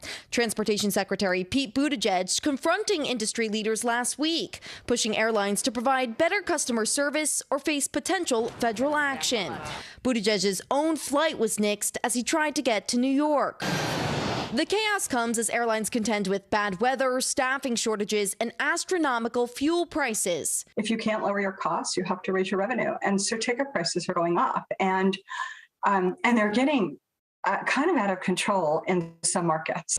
Round-trip tickets pushing $400 this month. The sky-high prices reflected on roadways, too, with gas continuing to hover around $5 a gallon and jumping by at least 10 cents within a week in 10 states, as the summer travel boom ushers in a boom in costs. And with July 4th right around the corner, remember, if your flight is canceled, airlines are required to offer you a refund, even if you booked a non-refundable ticket. Back to you. Emily, thank you so much. Let's bring in Caleb Silver to dive further into the economy. He's the editor-in-chief of Investopedia. Caleb, good morning to you. So over the weekend, Treasury Secretary Janet Yellen said she does not expect growth to slow in the months ahead, but said a recession is not inevitable, echoing comments made last week by President Biden. Do you agree with her assessment, and what can we do now to maybe prevent a possible recession? Yeah, great question. Good to be with you as always. And we don't know we're in a recession really until 6 months after, but talk to a lot of folks on the ground right now, especially folks who have sort of a fixed income or lower incomes. They're already feeling a recession. You can already feel it in rising consumer delinquencies, rising credit card debt, these high gas prices, high prices everywhere, straining budgets at home. So a recession is not inevitable. If you talk to economists or look at surveys, 50-50 chance. The likelihood is we're definitely going through an economic slowdown. The Federal Reserve lowered the economic forecast last week when it raised interest rates. So that's happening. The question is how deep, how severe, and for how long? We've been talking about gas prices for so long now. Secretary Yellen expressed an openness to a federal gas tax holiday to provide drivers maybe some relief at the pump. Would that make much of a difference in the short term, or do you think more would need to be done to help the average American? Yeah, I don't think it's going to make much of a difference. That said, if you own a small business and you have a fleet of maybe 50 vans and you got to fill those up 2-3 times a week, that makes a big difference. Joe, we're talking about 18 cents a gallon. So if you got a 20-gallon tank, you're filling up once a week, you're saving $3.60. I don't think that's going to go very far for the individual or for the household. For small businesses, maybe. It's another thing. If you add the local gas taxes, too, that some states have gotten rid of for now or suspended, that makes a little bit more of a difference. But we're talking about $10 here, $6, $7. We're not talking about big savings or a big reduction in prices. And that's the thing the Treasury Secretary and the Federal Reserve are so worried about, rampant inflation that they don't have under control. The only tool they have to fight it really is by raising these interest rates, as they did last week, that 0.75%, really big hike. Interest rates are going up through the rest of the year. The Federal Reserve wants interest rates by the end of the year at about 3.4%. And you're already feeling the effects of that in the housing market, where mortgage rates are tied to that. You're feeling that in the car market, where used car and new car sales are slowing, and in retail sales in general as credit card APRs rise along with those interest rates. So let's just pause here for a moment, look at the big picture looking forward. What should we expect now as we go into the second half of the year? Well, we are going into the summer season. You expect a lot of spending, but as these prices rise, especially for airlines, as you just noted, and we have complications with traveling, people are backing off. And we're starting to see a slowdown, believe it or not, in airline bookings. We're seeing a slowdown in retail sales. We're seeing a slowdown in spending. And the savings rate, the personal savings rate in the U.S., which was so high in 2021 due to those government distributions, that's fallen about 6%. So saving less, spending more on the things we have to spend on. I can't see how we avoid a slowdown here, and businesses are feeling it now too. You're starting to see some softness in the labor market, particularly in the tech sector and in retail. Caleb Silver, thanks so much for joining us this morning. As always, we appreciate it. And turning now to the fallout from last week's January 6th hearings. Former Vice President Mike Pence is under new scrutiny this morning after the House committee on Thursday focused on his role during the attack on the Capitol. California Congressman Adam Schiff, who was on the committee, is now saying that a subpoena for Pence's testimony could happen. So, like, why not subpoena Mike Pence, for example, if he won't? I know you asked him to testify voluntarily. That didn't happen. You know, we're not taking anything off the table in terms of witnesses who have not yet testified. We would still, I think, like to have several high-profile people come before our committee.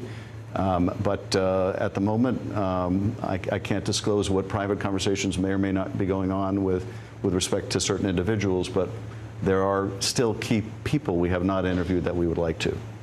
So Mike Pence is a possibility still? You know, certainly a possibility. We're not excluding anyone or anything at this point. NBC News correspondent Vaughn Hilliard joins us now from Peoria, Illinois, where Pence is expected to make an appearance later today. Hey, Vaughn, good morning. So, I mean, given what we heard in last week's hearings, his testimony would be significant. But how likely is it that this could happen? Yeah, good morning, Savannah. The January 6th Select Committee was hoping to paint the picture of Vice President Mike Pence in the actions that led to him ultimately certifying the election on January 6th through the words of his advisors. And what you saw play out on Thursday was just that, those people that were closest to the former vice president laying out in testimony and agreeing to be deposed. I think the issue that we have heard from the January 6th Select Committee up until now in these words from Adam Schiff and the suggestion they could potentially subpoena him is that there's not much precedent for attempts to subpoena former vice presidents and former presidents. You saw Trump try to use executive privilege and claim executive privilege for his arguments to not turn over documents from the White House the day of January 6th and to keep other aides of his who were close to his from ultimately testifying. Now, the courts ruled against several of those executive privilege claims. The vice president's office never tried to do that. But the question is, if they did try to subpoena him, would the former vice president try to take this to court and argue that subpoenaing a former vice president is not legal? And Vaughn, by the way, tell us, what is the former vice president doing in Illinois today? Tell us about this trip. Yeah, well, all of this is happening up on Capitol Hill. The former vice president is looking at potentially making himself a 2024 Republican presidential alternative to Donald Trump. Today, he's going to be making a speech on the economy in Chicago itself before making his way down here to Peoria, Illinois, where he's going to be addressing the local county GOP activists at their annual dinner here tonight. This is a methodical effort here by the former vice president. He is making his way around the country, including to stops like Iowa and New Hampshire, as Donald Trump potentially faces his own legal challenges here. The question is, who else could step forward? It's going to be a difficult path for the former vice president, but that apparently has not kept him from making these early efforts. And I mean, Vaughn, could all this be setting up for potential battle between Pence and Trump for the GOP nomination in 2024? It very well could. You know, you're looking at a former vice president who has defended his actions there on January 6th. And said that he was simply following the Constitution. It was not in his authority to circumvent the words of the 12th Amendment and the Electoral Count Act, and that he upheld his obligations that day, and that he has suggested that it's about the most undemocratic, most un-American thing to suggest that one man could overturn the election. That is going to be the main contentious issue between Donald Trump and Mike Pence if both were to run. And then for Pence, though, he's going, if he were to run, he's going to try to lay claim to being the faithful, loyal servant to Donald Trump in every other situation and scenario. Even tonight, you're expected and likely to hear him reference the work of the Trump and Pence administration. It's a work that he is very proud of in terms of policy. And in order to win over a Republican base that is still very loyal to Donald Trump, he's going to have to make that case that he was right there by Donald Trump's side every single day of that administration up to the point of the disagreement up on January 6th. Vaughn Hilliard, as always, we appreciate your political reporting for us. See you soon. And now to the COVID pandemic and some long-awaited good news for parents of young kids. The CDC just approved the Pfizer and Moderna vaccines for children as young as 6 months old. NBC News correspondent Jesse Kirst joins us live from the Cleveland Clinic, where they're expecting a shipment shortly. Hey, Jesse, good morning. Good morning, Savannah. This is certainly a sign of hope for some families and a milestone moment. Back in 2020, this freezer farm went up. Look at this. They even have this large security cage to keep the shots safe until they go in the arms. This place has been able to help people of varying age groups get vaccinated against COVID-19, including parents. But for the first time in the days ahead, the clinic says this freezer will be holding vaccines that can help some of those parents' youngest children get vaccinated, too. This morning, renewed hope and relief. All Americans as young as 6 months old officially eligible for a COVID-19 vaccine. Now, shots are expected in little arms as soon as tomorrow after the CDC endorsed 2 vaccines. Pfizer-BioNTech's 3-dose regimen for kids 6 months to 4 years old and Moderna's 2-dose regimen for kids 6 months to 5 years old, both getting the green light.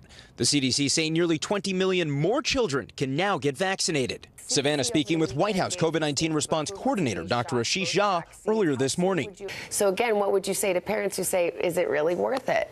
The vaccines are terrific at keeping kids out of the hospital. So it helps some with infection, but it helps a lot with preventing serious illness. Even before the final thumbs up, Kara Hawkins Jedlicka was already looking for an appointment. A reminder, kids like her almost 3-year-old son Callum have stayed largely sidelined by the pandemic, even as many returned to a more normal life. Not doing travel, crowds, birthday parties have been very small and mostly outside. I think he's maybe gone to 2. Not all families are on board, though. One recent survey found nearly 40% of parents want to wait and see before getting their young child vaccinated. I would definitely say no. He's not ready yet. He's just a baby himself. But doctors warn COVID can be deadly for young children. Though severe illness is rare, adding natural immunity isn't enough. Some parents remain cautious. Large events and things like that, we've been avoiding those. Same masks when we're inside. The vaccine's still a welcome milestone many parents have been hoping for. And if you're getting Pfizer versus Moderna, the shot schedule is different. We have information online on when you would get each of those shots for your young child, depending on which you were getting, which doses and when. We have that information online. And again, these are shots that doctors say can help save young lives. Savannah? All right, Jesse, thank you so much. As you just saw, Savannah Guthrie spoke to Dr. Ashish Jha, the White House COVID-19 response coordinator, about the rollout of this latest round of vaccines. Here's more of that conversation, which took place a little bit earlier this morning on the Today Show. So the CDC over the weekend gave the stamp of approval to these shots, both the vaccines. How soon would you expect kids to actually be able to go to their doctor's office or go to the pharmacy and get it? Yeah, so it's going to start this week, Savannah, and we're going to see the first shots going in tomorrow, Wednesday, over the next few days, and then it's going to ramp up in the days and weeks ahead. Some parents are going to be racing to that doctor's office to get this vaccine for their little ones. Others will not. In fact, studies have suggested the majority of parents are either hesitant or want to adopt that kind of wait-and-see attitude. What would you say to them, especially when people think, oh, kids aren't as affected by COVID? Yeah, I have two things to say. I mean, first, we know that some number of kids do end up getting sick from COVID, unfortunately. We've had tens of thousands of children get hospitalized, including tens of thousands in the age group of 6 months to 5 years that just became eligible. And these vaccines are exceedingly safe. And that's the biggest message, that these vaccines have been given to millions and millions of kids. Very, very safe. What I would say to parents is, talk to your family physician, talk to your pediatrician, talk to the people who take care of your kids and get their advice. And that's probably the best way to move forward. The Moderna vaccine was shown to be 51% effective in preventing illness for kids 6 months to 2 years.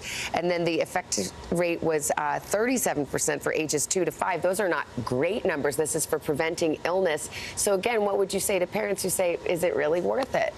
Yeah, so I would say two things. I mean, first is we do want to, we do want to prevent infection, so it helps there. But where it's really useful, and we've seen this now with overwhelming data from kids 5 to 11, is it keeps kids out of the hospital. A certain proportion of kids end up getting very sick, even kids without comorbidities, and the vaccines are terrific at keeping kids out of the hospital. So it helps some with infection, but it helps a lot with preventing serious illness. And on another topic, before we let you go, COVID reinfections are a thing now. Raising my hand, I'm in the Two-Timers Club. What's your best information about that? And is that something we should just expect now, to get COVID a couple of times a year? Well, so what we're seeing right now is a variant out there, Omicron, that is rapidly evolving. It is figuring out how to escape our immunity wall that we have built up through vaccines and infections. And we are seeing a lot of reinfections. And what I would say is, for folks is, the pandemic isn't over. We've got to continue to manage this. If you get infected, get treated. And we got to do our part of continuing to work on improving vaccines, making them even more effective at preventing infection so we can finally put this thing behind us. All right, Dr. Ashish Jha at the White House this morning. Thank you very much. Appreciate it. And our thanks to Savannah Guthrie for that interview. Today we're commemorating the newest federal holiday, Juneteenth. Yeah, it's a day that marked the effective end of slavery here in the U.S. NBC News correspondent Shaquille Brewster joins us from Chicago with the significance of today's celebration. Hey, Shaq, good morning.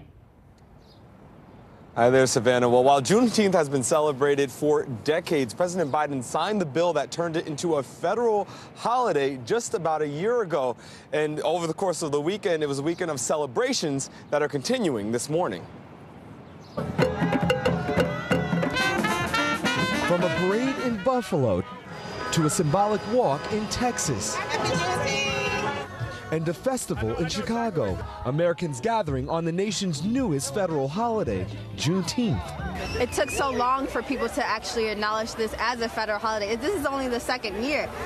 The day commemorates June 19, 1865, when the last enslaved African Americans in Galveston, Texas, were finally told they were free, more than 2 years after President Lincoln signed the Emancipation Proclamation. I'm very happy this is a federal holiday because, to be honest, I really didn't know anything about it, you know what I mean? And so I'm still learning, about my particular culture. But some corporations and organizations have been criticized for commercializing the day, like selling a Juneteenth watermelon salad or a Juneteenth ice cream flavor. Experts say companies are struggling to strike the right balance. I think if more companies had more people in decision-making positions who could help inform those conversations, they would think of more nuanced and I would just say better ways of recognizing the holiday.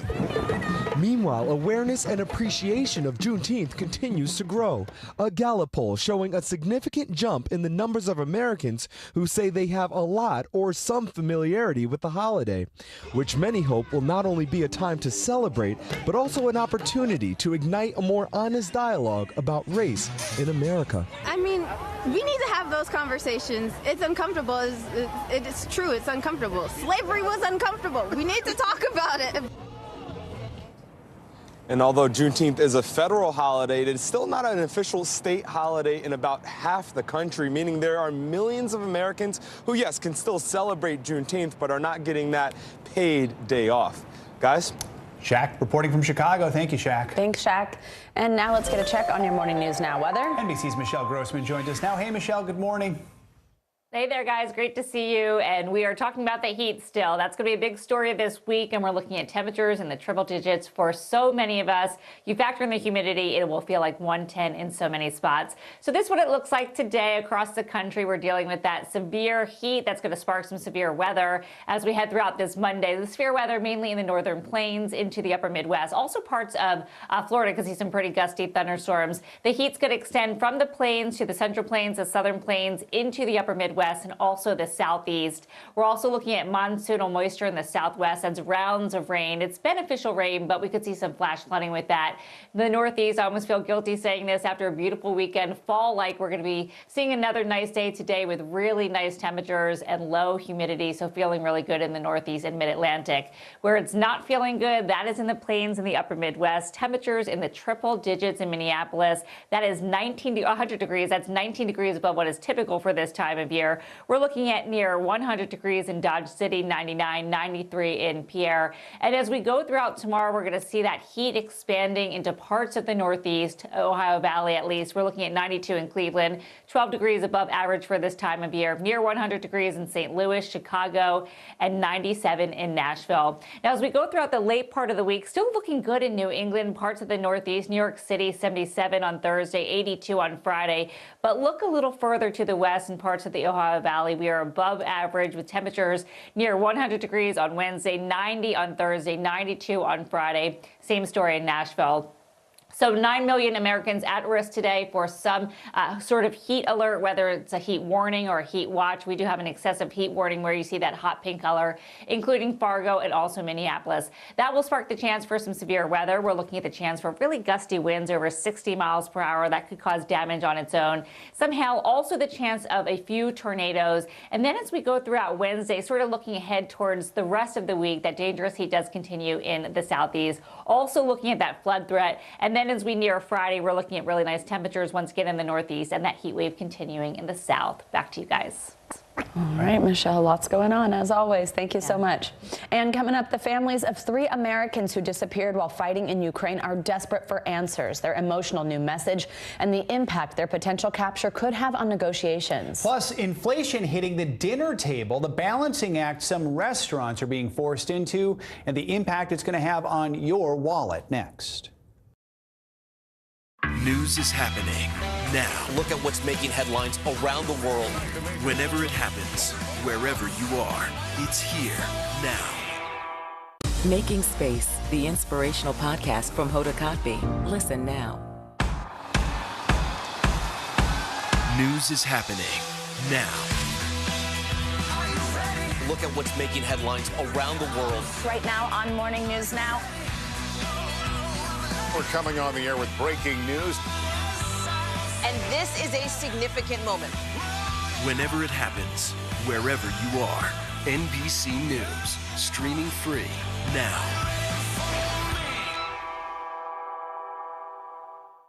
When was the last time you made space to listen to somebody? We are meeting people one after the next who have made profound changes. I think you're going to be blown away by the life lessons. Join Hoda Kotb for her podcast, Making Space. Listen now. News is happening now. Look at what's making headlines around the world. Right now on Morning News Now. We're coming on the air with breaking news.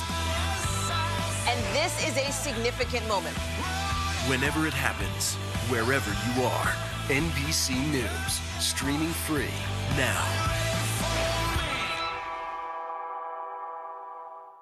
These days, it feels like the news never stops. So let's get into it. What's happening right now, what it all means for you for an hour every day. It can be hard to keep up, so let's get started together. Hallie Jackson Now, weekdays at 5 on NBC News Now. The fire has grown leaps and bounds. What you see behind me is typical. How you doing? Pretty bad. These days, it feels like the news never stops. So let's get into it. What's happening right now, what it all means for you for an hour every day. It can be hard to keep up, so let's get started together. Hallie Jackson Now, weekdays at 5 on NBC News Now. NBC News, streaming free now. The fire has grown leaps and bounds. What you see behind me is typical. How you doing? Pretty bad.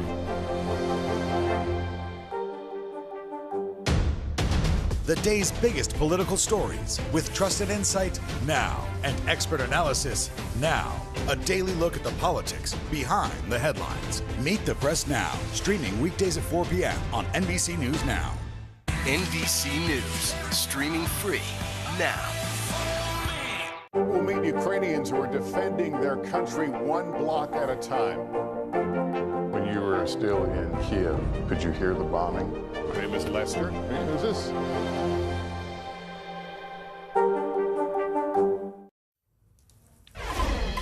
This morning, a spokesman for the family of a third American who went missing after going to fight in Ukraine tells NBC News they believe he's being held as a prisoner of war. On Friday, Russian state media showed video of 2 other Americans who volunteered to fight being held by Russian-backed separatists.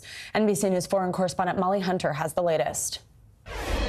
Well, Russia is still making steady progress, although slightly slow than what we have seen. They're still making progress in that eastern Donbass region.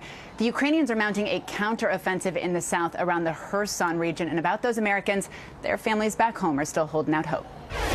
This morning, the families of 3 Americans are desperately trying to get them home. Russian state media published a propaganda video allegedly showing U.S. veterans Alex Druki and Andy Wynn appearing in captivity. NBC News is not showing the video.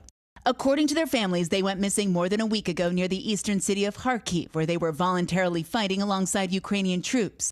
After the video surfaced, Joy Black, Wynn's fiancée, saying in a statement, "They're Americans. We want them home. Nothing else matters right now." The State Department has not commented on the video or confirmed the names of the 3 Americans. According to his family, the third American, also a U.S. vet, is Grady Kerpass, who was in regular touch until the end of April. Everything seemed to be good. He was in good spirits. He was super happy. He was felt like he was doing the right thing. Kerpass's family believes he's still alive. We want to have an answer for the family. That's our mission, is find out where Grady is. We do believe that there's a good possibility he's a POW right now. Detaining prisoners of war is legal. They can be held until the end of the conflict, but they must be treated in line with international law. What are you watching for in coming days to make sure that they are being treated as prisoners of war?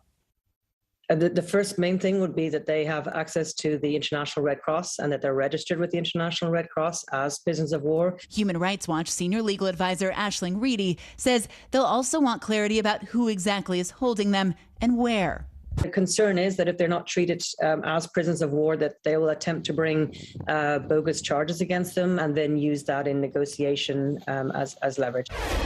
Now we're asking a lot of big questions. We have no confirmation from the ICRC, the International Red Cross, that they have gotten access to these men. We have no confirmation where they're being held or who exactly is holding them. All right, Molly Hunter, thank you so much. And in other international news this morning, more than 200 people were reportedly killed in an attack in Ethiopia's ongoing civil war. NBC News foreign correspondent Janice Mackey-Freyer joins us now from Beijing with that and other international headlines this morning. Hey, Janice. Hey, good morning. We begin in Ethiopia and a horrific attack there. According to officials and reports, an Ethiopian rebel group has massacred more than 200 members of the Amhara ethnic group, another atrocity in the country's civil war. The rebel group, though, blames another militia for the killings. Ethnic violence in the Tigray region has roiled the country for nearly 2 years. Back in March, the government had declared a humanitarian truce. History is being made in Colombia, where a former rebel and longtime legislator has won the country's presidential election. Gustavo Petro is the country's first leftist leader as well. Francia Marquez is the country's first black vice president. Their victories reflect widespread discontent in the country. Petro has vowed to overhaul the country's economic system.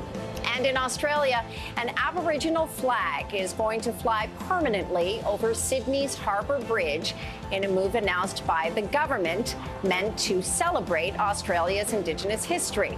Seems the only debate over the issue is the cost. According to the government, a 65-foot high flagpole is going to cost $18 million US. But the government says it's a small price to pay for some national unity. And that's a look at your headlines today. All right, Janice, thank you so much. Coming up, a new ruling from swimming's governing body effectively banning trans women from competition. The fallout from the new decision and what it means for the future of the sport. That's up next.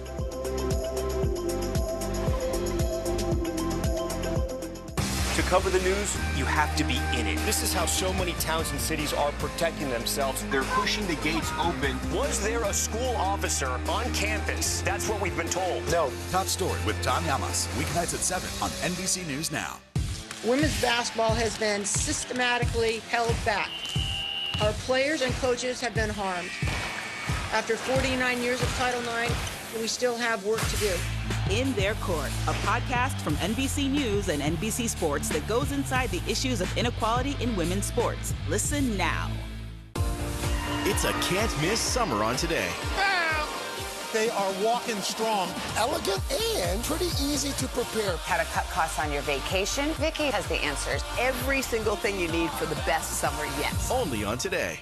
Right now on NBC News Now, look at what's making headlines around the world. We've got 3 new developments just this afternoon. We begin this hour with breaking news. This is what it looks and feels like to try to escape Ukraine. I don't want to say goodbye. This factory has gone from making kitchen pots to lethal items. There's an intense artillery battle underway. Breaking news this morning. The heartbreak, the grief, and the tears that we have seen here are all tragically familiar. Was there a school officer on campus? Because that's what we've been told. No. The shooting is once again reigniting the debate over gun laws. If it's Tuesday, it is primary night. The highest profile races yet this year. The official confirmation of Judge Ketanji Brown Jackson. Let's zoom out a bit to our changing climate. What do we think that the new normal is going to be? The rollout of COVID vaccines for children under 5. Inflation is cutting into almost everything. Another honest conversation about what it means to be Asian American. We're coming on the air with the news NBC Scoop. Bringing the news to you is not only a job, it's an honor.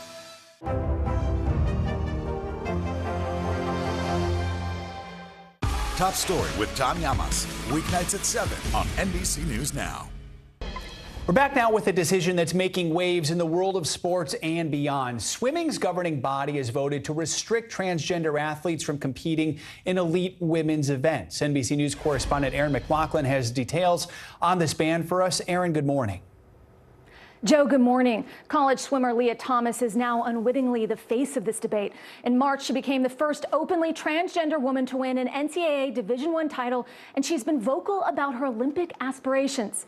Now, this new rule could mean the end of that dream for Leah and potentially other trans athletes.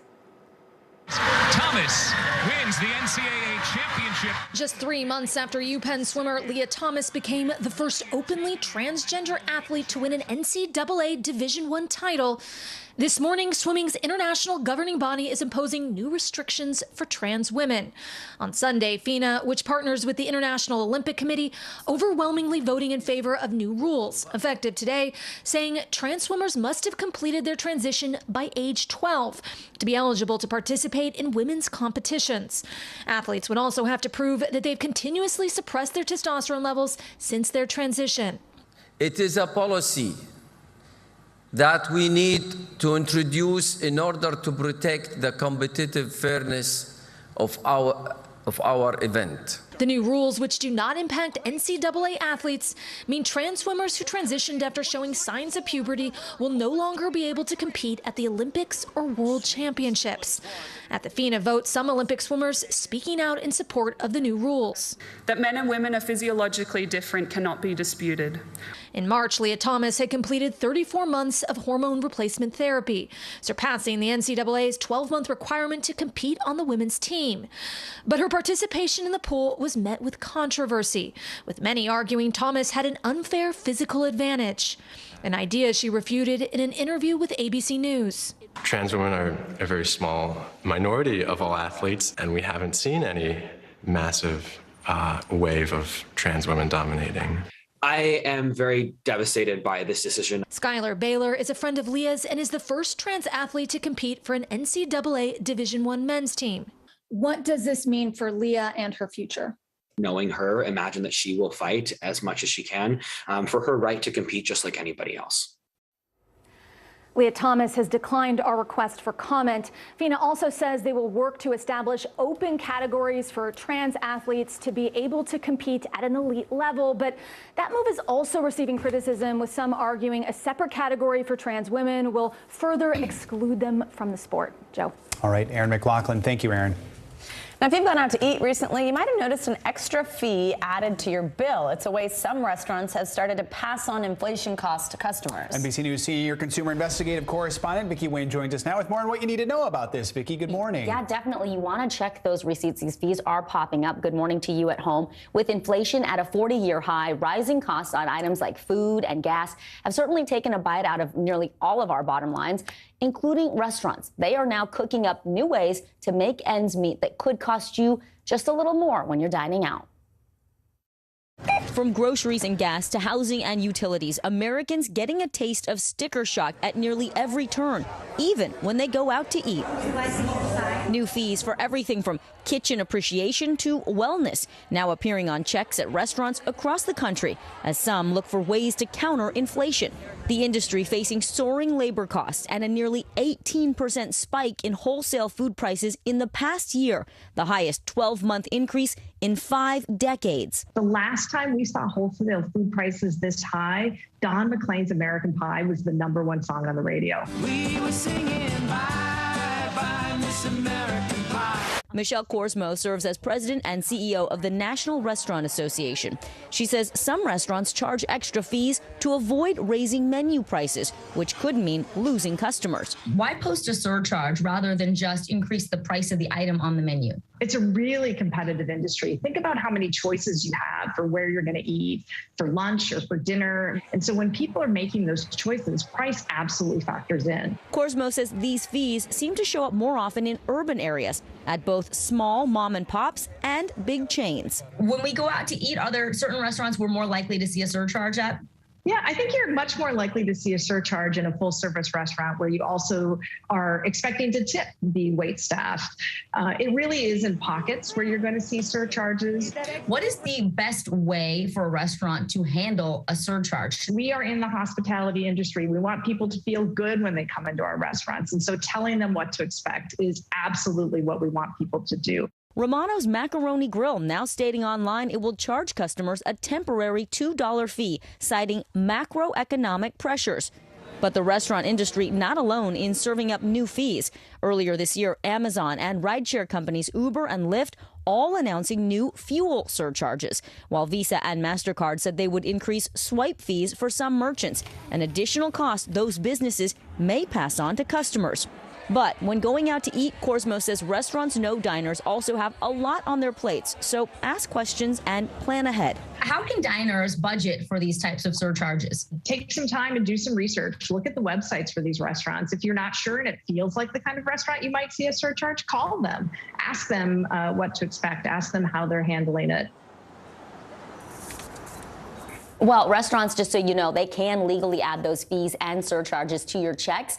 The rules, though, they vary based on where you live. It's up to the state and local governments who make these laws. In New York City, for example, if a restaurant wants to add a service charge, they have to tell you before you order. So one pro tip here, it's okay to politely ask about that fee. Some restaurants will actually waive it. Oh, yeah. Interesting. Just if you ask. Exactly. All right. I have noticed everything's just getting more expensive when you go out to eat, especially here in New York, or ordering delivery. Yeah. I know, but budget, and also just remember to reward your servers for good service. Like, you don't want to take it out on them if you are going to a restaurant that has a fee. So just remember that. Yeah. Tipping delivery guys. Always good advice. Exactly. Thank you so much. The server as well. Coming up, summer is almost here, but many parents are facing a big problem: summer childcare. We're going to go one-on-one with an expert to talk about the struggle that many parents are facing as school now lets out. Plus, family for hire, the steps one mom is taking to make ends meet, and the message they say is all about hope. That's next.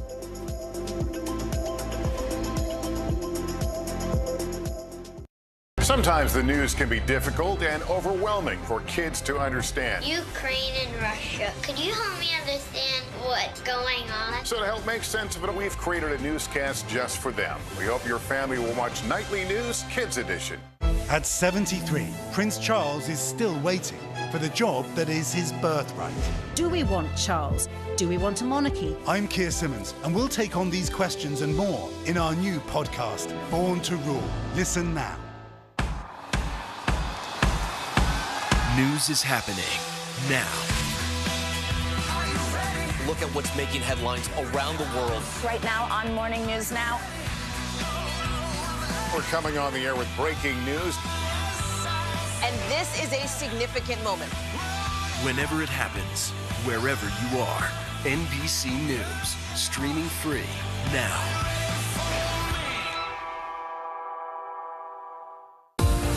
It's a can't-miss summer on Today. They are walking strong, elegant, and pretty easy to prepare. How to cut costs on your vacation? Vicky has the answers. Every single thing you need for the best summer yet. Only on Today. Right now on NBC News Now, look at what's making headlines around the world. We've got 3 new developments just this afternoon. We begin this hour with breaking news. This is what it looks and feels like to try to escape Ukraine. I don't want to say goodbye. This factory has gone from making kitchen pots to lethal items. There's an intense artillery battle underway. Breaking news this morning. The heartbreak, the grief, and the tears that we have seen here are all tragically familiar. Was there a school officer on campus? Because that's what we've been told. No. The shooting is once again reigniting the debate over gun laws. If it's Tuesday, it is primary night. The highest profile races yet this year. The official confirmation of Judge Ketanji Brown Jackson. Let's zoom out a bit to our changing climate. What do we think that the new normal is going to be? The rollout of COVID vaccines for children under 5. Inflation is cutting into almost everything. Another honest conversation about what it means to be Asian American. We're coming on the air with the news NBC Scoop. Bringing the news to you is not only a job, it's an honor. These days, it feels like the news never stops. So let's get into it. What's happening right now, what it all means for you for an hour every day. It can be hard to keep up, so let's get started together. Hallie Jackson Now, weekdays at 5 on NBC News Now.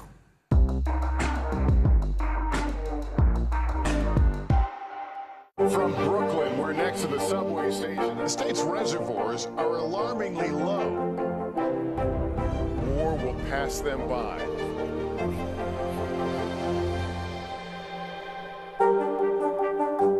Making Space, the inspirational podcast from Hoda Kotb. Listen now.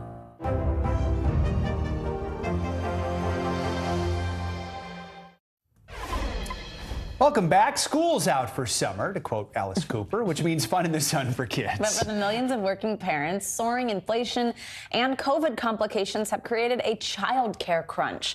Joining us now is Rebecca Knight, senior correspondent for Insider. Hey, Rebecca, good morning. So this is the third summer of the pandemic era. So many parents have just said that they are just absolutely burnt out. I mean, whether it's summer or not, they've been through a lot. Walk us through the challenges working parents are specifically facing now that school is out. Well, summer has always been a stressful time for working parents because school provides so many essential functions, keeping our kids safe, well cared for, learning something off their screens, off their devices. And now that summer is out, parents are in a crunch to find care that's affordable, that's available, and that is accessible. And with inflation, I know you were talking earlier about the sticker shock at restaurants. The average cost of day camp is $178 a day. That's according to the American Camp Association.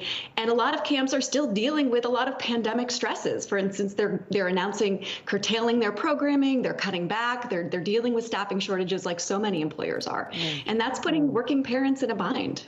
So employers, can they play a role? What are some of the things they can do during the summer months to help working parents?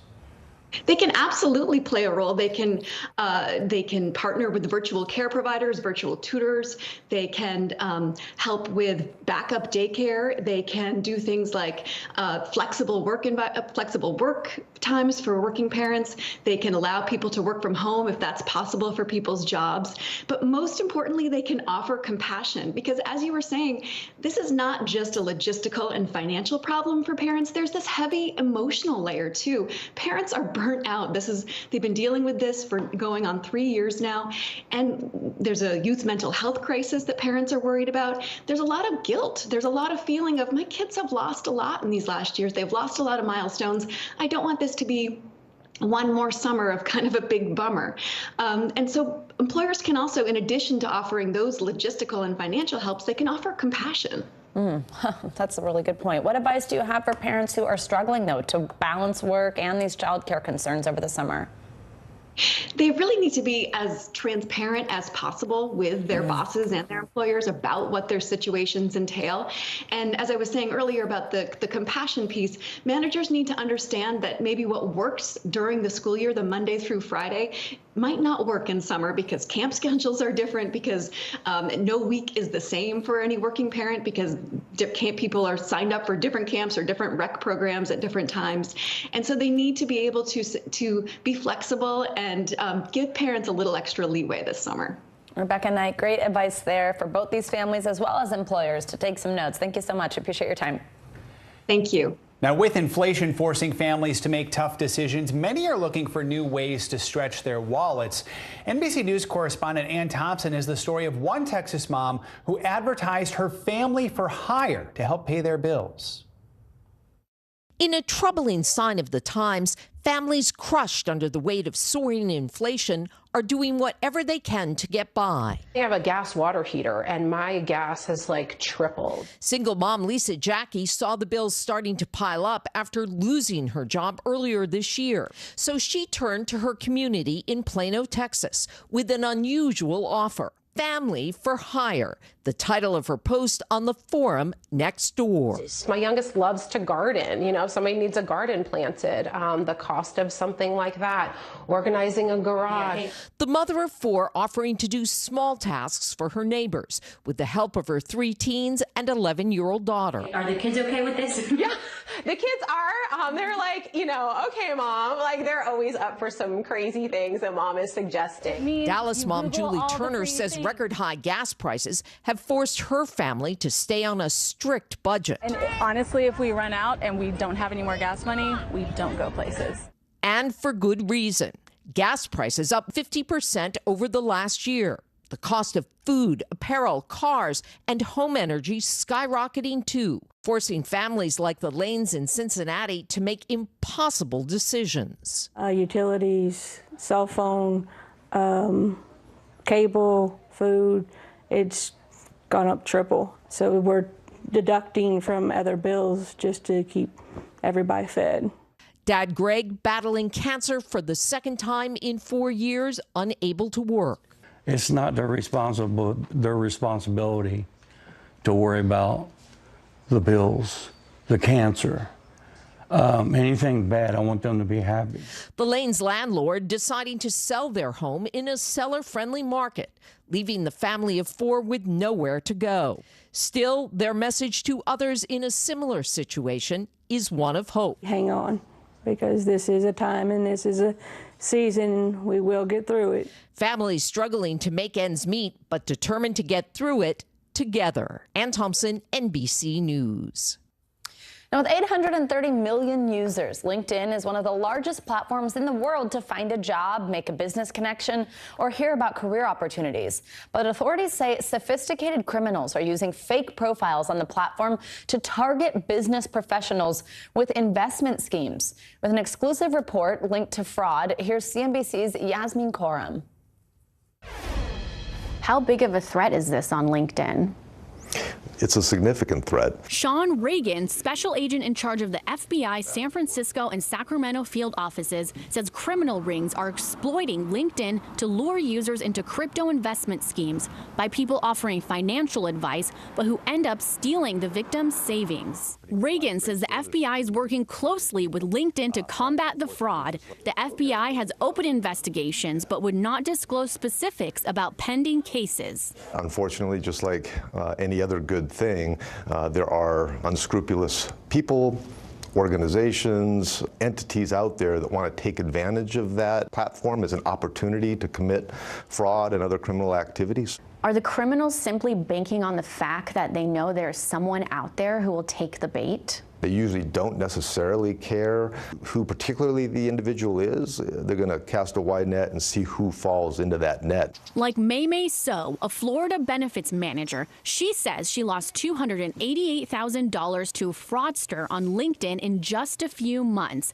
It all started with a routine request to connect with another LinkedIn professional. I never think that would happen on LinkedIn at all. Until she says that connection, which she believed to be a friend offering solid financial advice, convinced her to buy Bitcoin, using first a real investment platform and then eventually moving all her funds to a site controlled by the fraudster.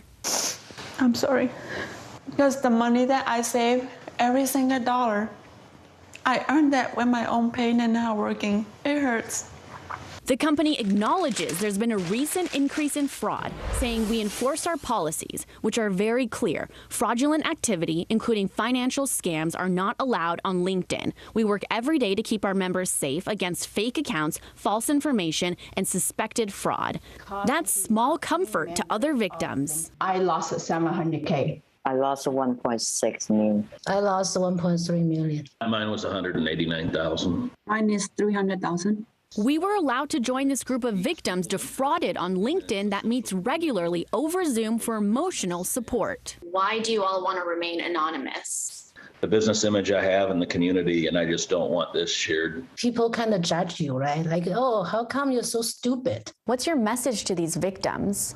I would say to the victims that it's not their fault that they were victimized. It's the perpetrator's fault. It's the criminal's fault. They spend their nights and days thinking about ways to victimize and defraud people. LinkedIn's top privacy and security executive did tell me the company took down around 32 million fake accounts in 2021 alone, and that the company's automated systems usually catch 99% of scam and spam. As for May So, well, a reversal in fortune. Just this week, she landed her dream job, and she found it on LinkedIn. Back to you. All right, Yasmin, thank you for that report. And a blog post sent out last week, LinkedIn cautioned users to avoid interactions with people you may not know and to stay away from job offers that ask you to pay for anything upfront.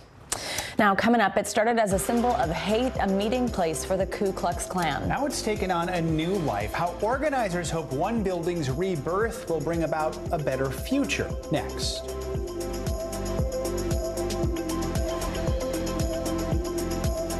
This is a very different kind of program. We're here to start conversation about the big things happening in our world. Professor, I'm not asking you to predict the future, but what do we think that the new normal is going to be?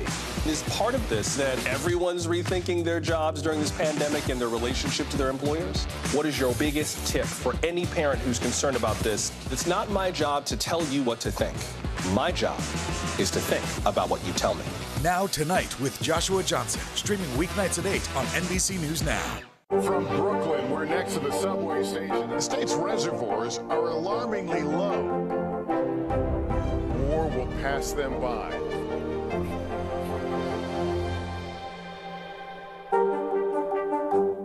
At 73, Prince Charles is still waiting for the job that is his birthright. Do we want Charles? Do we want a monarchy? I'm Keir Simmons, and we'll take on these questions and more in our new podcast, Born to Rule. Listen now. This is a very different kind of program. We're here to start conversation about the big things happening in our world. Professor, I'm not asking you to predict the future, but what do we think that the new normal is going to be? Is part of this that everyone's rethinking their jobs during this pandemic and their relationship to their employers? What is your biggest tip for any parent who's concerned about this? It's not my job to tell you what to think. My job is to think about what you tell me. Now Tonight with Joshua Johnson, streaming weeknights at 8 on NBC News Now. At 73, Prince Charles is still waiting for the job that is his birthright. Do we want Charles? Do we want a monarchy? I'm Keir Simmons, and we'll take on these questions and more in our new podcast, Born to Rule. Listen now.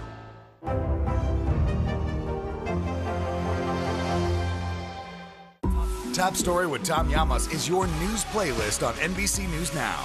And now, you can listen to it as a podcast. Available anytime and anywhere. This is a very different kind of program. We're here to start conversation about the big things happening in our world. Professor, I'm not asking you to predict the future, but what do we think that the new normal is going to be? Is part of this that everyone's rethinking their jobs during this pandemic and their relationship to their employers? What is your biggest tip for any parent who's concerned about this? It's not my job to tell you what to think. My job is to think about what you tell me. Now Tonight with Joshua Johnson, streaming weeknights at 8 on NBC News Now. Welcome back. This is a sweet one for you. Now, when a dog named Gus suddenly died, his owner tried to return a bag of unused pet food. However, instead of just taking it back, the company sent her a heartwarming surprise. Anna Brose said that when she contacted Chewy to see if they would take back the unopened food, the representative not only refunded her money, but he told her then to donate it to a local shelter. Now, if that wasn't thoughtful enough, the representative then sent her flowers and a condolence note for her loss. The company apparently has a practice of recognizing the passing of a pet and marking it with flowers or in other meaningful ways. Look at that picture. After a tweet telling this story went viral, Brose wrote, "Thank you for all the kind messages and shared stories. Gus," who is super cute, by the way, "would have been blown away." Oh, it's so cute. That is so heartwarming and so sweet, and I'm sure meant so much to her. Absolutely, yeah. Very cool. Thank you for sharing, Savannah. Yeah, you got it.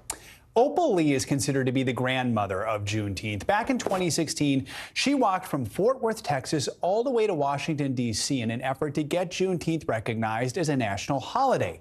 Now, in Lee's native Fort Worth, one building with a dark past is being transformed into something special. NBC's Blaine Alexander has more. Watch your step. This is a 100-year-old building. These crumbling walls hold a dark, terrifying history. What happened in this space? There were initiations here. There were meetings here. There were performances here. All for the Klan?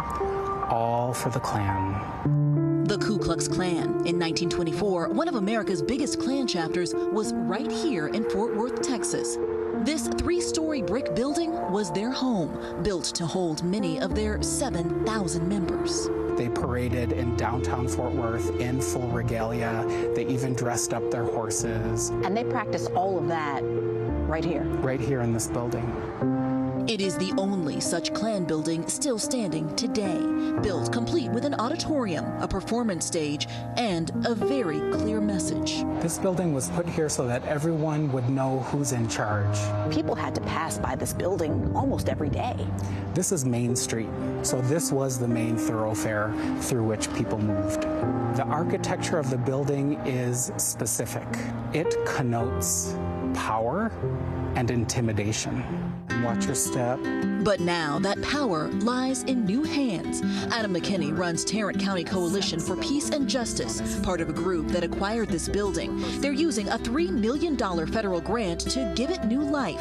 a performing arts center, offices and living space, a farmer's market, but most importantly, a community center catering to people of color, members of the LGBTQ community, the very people this place was built to exclude. So I'm really looking forward to opening these doors. Sharon Herrera runs LGBTQ Saves, a youth safe space, one of 8 groups to be housed inside. They're going to have a place that they can freely walk into and be themselves and not have to worry about being hurt or ridiculed or made fun of, that they're going to be fully accepted and loved. Why not just demolish the building? Why keep it standing? I feel like it would be a missed opportunity. The goal with our project is to never forget what happened here. The importance is to share the history as widely as possible. That history includes a small field less than a mile away. Here, 100 years ago, Fred Rouse became the only known lynching victim in Fort Worth history. He was murdered for crossing a picket line to go to work. A dark chapter that, until recently, was not even known by some in Rouse's own family. You share your grandfather's name, and yet what happened to him was a surprise to you. Yeah, never in a million years would I have ever guessed this.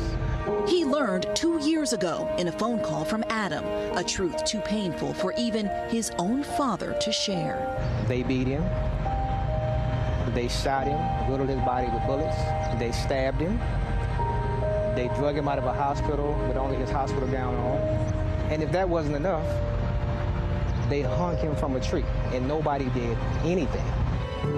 His life stolen, but his legacy, that is set in stone. The new center will be named in his honor, the Fred Rouse Center for Arts and Community Healing. We're not going to let his legacy be forgotten, ever. What do you hope the rebirth of this building means to this community? I think the one word is transformation. For today, Blaine Alexander, NBC News, Fort Worth, Texas. That does it for this hour of Morning News Now. But the news continues right now.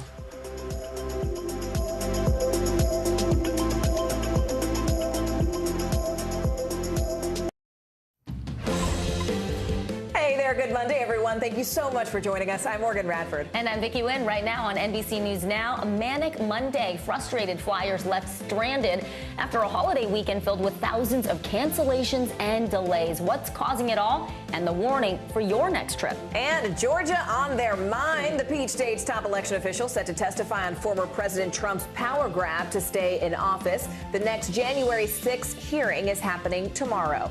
Shots for tots. The CDC signs off on the coronavirus vaccine for the youngest Americans, when the first shots will go into those young arms. Plus, Juneteenth Jubilee, the coast-to-coast celebrations to mark the key moment in U.S. history, but also the newest federal holiday.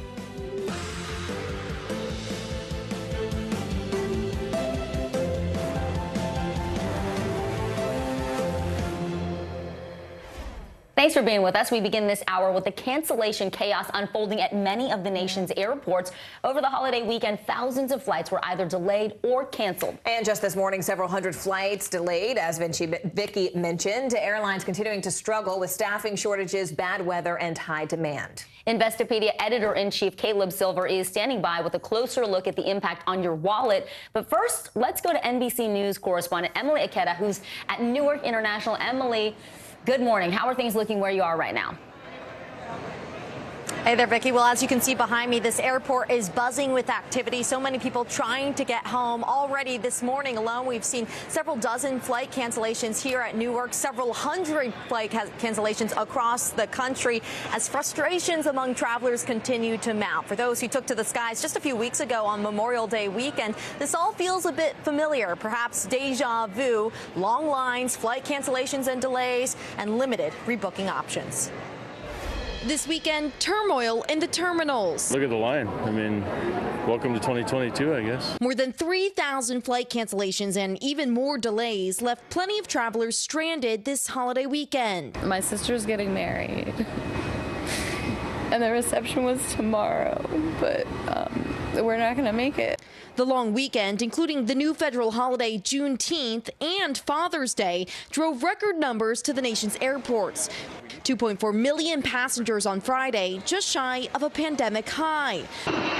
But the soaring demand is aggravating an already strained system. To get here to the airport just for our flight to be delayed, and about 11:30 last night, the flight was canceled. Lines crowding terminals from Charlotte to Salt Lake City. One passenger tweeting, "No idea what to do." Similar scenes played out less than a month ago when several thousand flights were canceled over Memorial Day weekend. Transportation Secretary Pete Buttigieg confronting industry leaders last week, pushing airlines to provide better customer service or face potential federal action. Buttigieg's own flight was nixed as he tried to get to New York. The chaos comes as airlines contend with bad weather, staffing shortages, and astronomical fuel prices. If you can't lower your costs, you have to raise your revenue. And so ticket prices are going up. And they're getting kind of out of control in some markets. Round-trip tickets pushing $400 this month. The sky-high prices reflected on roadways, too, with gas continuing to hover around $5 a gallon and jumping by at least 10 cents within a week in 10 states, as the summer travel boom ushers in a boom in costs. So, Emily, for those who had their flights canceled this past weekend, I mean, can they sort of automatically expect a refund, or is there a process they're now going to need to go through? Yeah, good question, Morgan. While airlines are required to refund people whose flights have been canceled, that option is not always made super apparent in the wake of a cancellation. So airline experts say the best thing you can do is be proactive. As soon as you learn of that cancellation, either call, chat, or walk up to a customer service representative to figure out your rebooking options. If none of those work for you, you can specifically request for a refund. And according to the Department of Transportation, that is required to be given in a timely manner, which for credit card transactions means about 7 business days. That's good to know. All right, Emily Ikeda for us there. Emily, as always, thank you so much. I do want to go ahead and bring in Investopedia editor-in-chief Caleb Silver now. Help us understand this, Caleb. I mean, these flight disruptions are due to rising prices, staffing shortages, supply chain issues, sort of this perfect storm that's driving concerns now about a recession. But it was interesting because Treasury Secretary Janet Yellen says that a recession is not actually inevitable. So which is it, Caleb? I mean, help us make sense of these two different realities and potential outlooks. Well, what she's talking about is the fact that inflation is so persistent right now, and it looks like it's going to remain that way through the balance of the year. The Fed projecting inflation to be around 4.5% by the end of the year. Consumers think it's going to be a little bit higher. The only way to combat that is by raising interest rates, which is what the Federal Reserve did last week, raising interest rates by 0.75%, the biggest hike since 1984.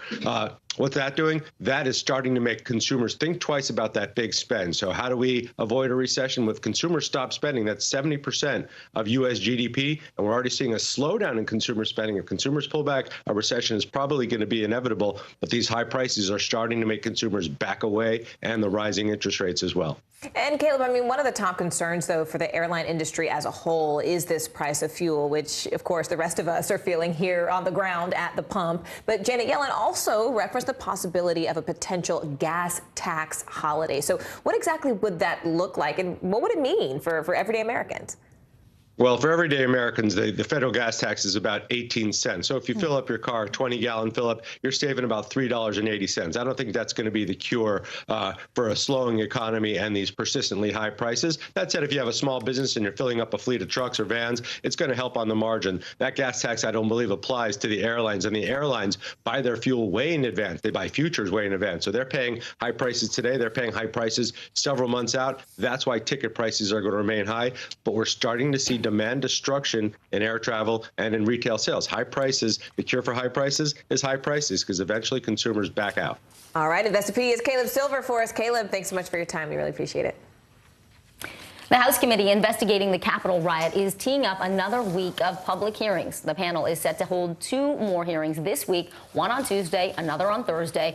This week's hearings taking place as the latest numbers from an ABC News Ipsos poll shows just 1/3 of the country is following the committee's work closely. NBC's Vaughn Hilliard is in Peoria, Illinois, where former Vice President Mike Pence will be speaking to a group of Republicans at a dinner tonight. But let's begin with NBC News reporter Julie Sorkin, who's on Capitol Hill. Julie, let's start with those latest polling numbers.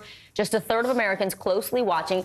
I mean, we can't say that's surprising, right? It's summer. Prices are rising on everything. People are not politicians. Is there concern from Democrats that the committee's work is not reaching the public to the extent that they hoped for?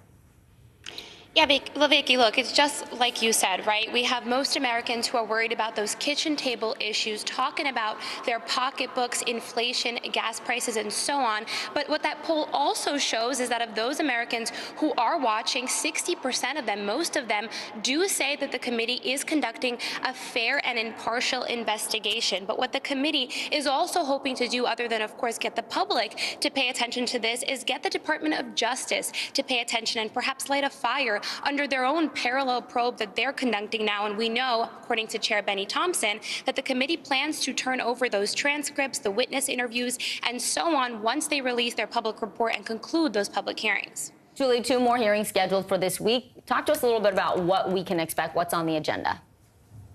Yeah, look, tomorrow's hearing, the 4th one, it will focus on state and local officials specifically, and who best to tell that story than 2 Georgia election officials, Brad Raffensperger and his deputy, Gabe Sterling. They're expected to testify before the panel tomorrow. Of course, we know that Raffensperger spoke to the committee behind closed doors last year, but that phone call that everybody remembers is sure to take up much of the oxygen tomorrow between former President Trump and Raffensperger, in which Trump asked him to personally find those exact number of ballots that would ensure that Trump actually won in Georgia instead of President Biden, who, of course, we know won in that state and won the election. So tomorrow's hearing is going to focus on those things. But I want you to take a listen to what Adam Schiff, a member of the panel, said what to expect about these hearings this week. Do you have evidence that the former president himself was involved? Yes, we'll show evidence of the president's involvement in this scheme. We'll also, again, show evidence about what his own lawyers came to think about this scheme. And we'll show courageous state officials who stood up and said they wouldn't go along with this plan to either call legislatures back into session or decertify the results for Joe Biden. And we also know the committee hasn't put down their pens yet, right? They're still doing some work behind the scenes. Adam Schiff went on to say they haven't closed the door on calling in Mike Pence, the former vice president, to testify in other matters as well. Vicki? Julie, let me shift gears for a moment and talk about this bipartisan group of senators that has been working on gun legislation over this past holiday weekend. I'm hearing we could see a draft of the bill as early as today.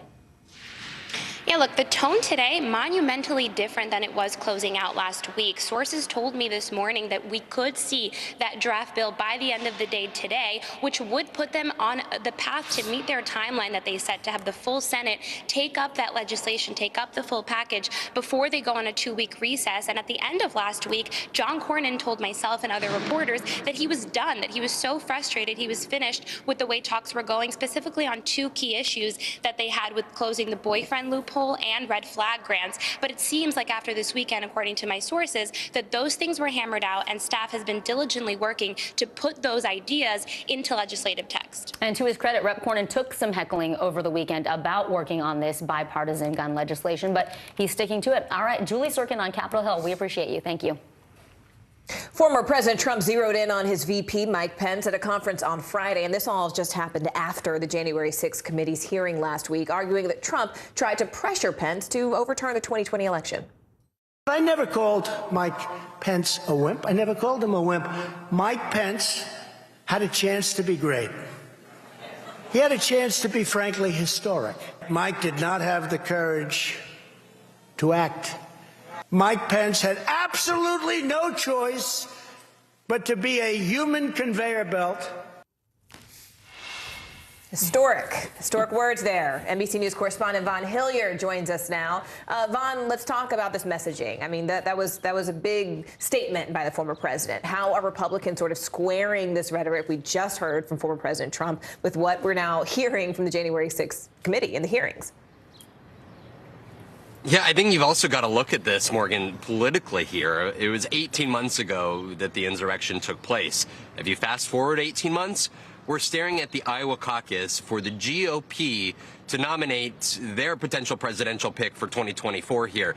And that is why, when you're looking at where the Republican Party is right now, you have the former president continuing to go around the country propagating these 2020 election conspiracies. And you just heard him there call his former vice president a, quote, human conveyor belt here. This is a former president that continues to try to convince the American population that the election was stolen from him. And when it comes to the events of January 6th, you don't hear remorse or regret for his actions leading up to that day or on that day. And that is why I think it was also important when he's talking about his own potential political future. He's talking about potentially pardoning the more than 800 individuals who have been charged by the Department of Justice who are involved in the insurrection so far. Take a listen to the former president. January 6th defendants are having their lives totally destroyed and being treated worse than terrorists and murderers, despite most being charged with parading through the Capitol. And if I become president someday, if I decide to do it, I will be looking at them very, very seriously for pardons. And that is where you were talking about a very real potential of a future President Trump here, and one who is clearly not very remorseful about the events that unfolded on January 6th. Speaking of that, I mean, for the first time since the January 6th public hearing, Vaughn, Pence will be on the campaign trail today. So when you talk about the politics of all this, I mean, what do we expect his message to be? Will there be any mention of January 6th? That's a good question, because this is a former vice president who has tried to focus on his relationship with Trump over the course of the 4 years of the administration leading up to January 6th. He constantly references back to policies enacted by the, quote, Trump-Pence administration here, and that is where he tries to remind Republicans that he was a faithful right hand to the former president over the course of those four years. Of course, January 6th is where they come to odds, and a great percentage of the Republican Party base still views Mike Pence as having let down Donald Trump and the Republican Party, believing that the 2020 election was stolen. And that is where the former vice president is in this tricky situation, and why you have seen him, not only he's going to be giving an address on the economy in Chicago this afternoon before coming and speaking to local GOP activists in Peoria, Illinois later tonight, but he's making similar types of stops in New Hampshire, in Iowa. He has these sorts of political stops planned for the future. I was talking to an aide of his, an advisor, who told me that he would much rather focus on solutions for the future, in this aide's words, than relitigate the past. Morgan. All right, NBC's Vaughn Hilliard for us. Vaughn, thank you. Well, millions of Ukrainians are still struggling to get food and basic supplies for their families. Aid organizations on the ground are traveling hundreds of miles to deliver supplies to those in need, and their drive often dangerous because their trucks are prime targets for attacks and shelling. NBC News correspondent Ellison Barber joins us now from Bucha, Ukraine, with more on their mission. Good morning, Ellison. Hey, Vicki, a lot of neighborhoods around the Kyiv area look like this. Very little of key infrastructure items left. This right here, you see the green? That is a shopping cart. This used to be a supermarket. It is gone. In other areas, it's impossible to get aid in because there's so much shelling. Russia, in this war, they have a history of not honoring humanitarian corridors, so-called green corridors. But in spite of that, aid groups like Convoy of Hope are still making the dangerous trek to neighborhoods like this and beyond, trying to get aid to people who need it the most. We had the chance to follow them. Their journey started in Poland. 117 days in. Each day brings new images of war upending Ukrainians' everyday lives. Impact that extends beyond the bombs and bloodshed. The World Food Program says 1 in 3 Ukrainian households are now food insecure. NGOs like Convoy of Hope are working tirelessly to ease that burden. But procuring and delivering humanitarian aid to a war-torn country is never easy.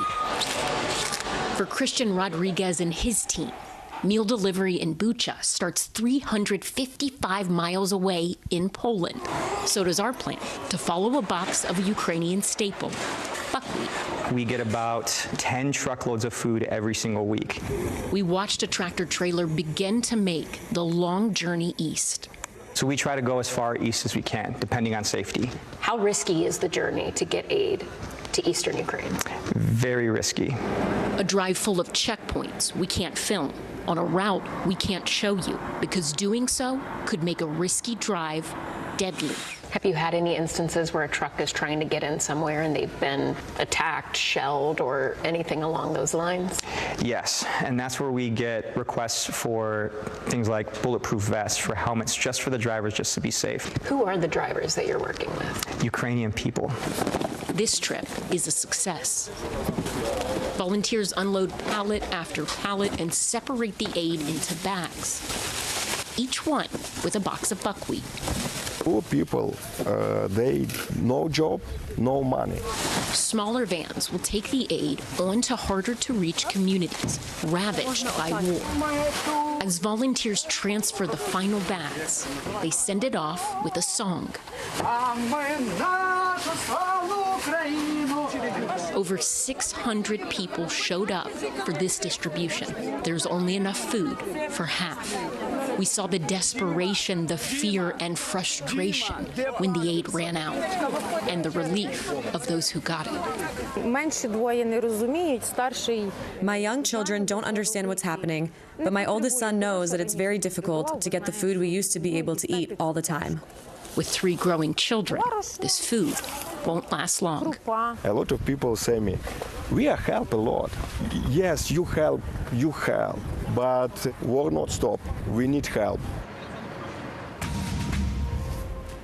Ellison, these groups are obviously doing God's work. What are they saying about how long they can keep up this support?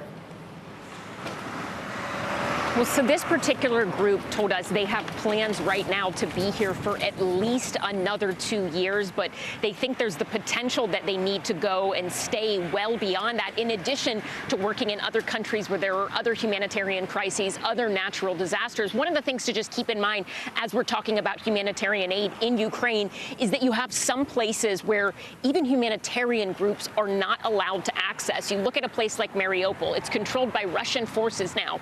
The Ukrainian mayor says there are still 100,000 people there, and they have very limited access to drinking water. He says they're having to wait in line to get water once a week, oftentimes waiting up to 8 hours just to get water. So you have aid groups like this that are desperate to bring whatever they can into those communities, but there simply aren't many options to get inside.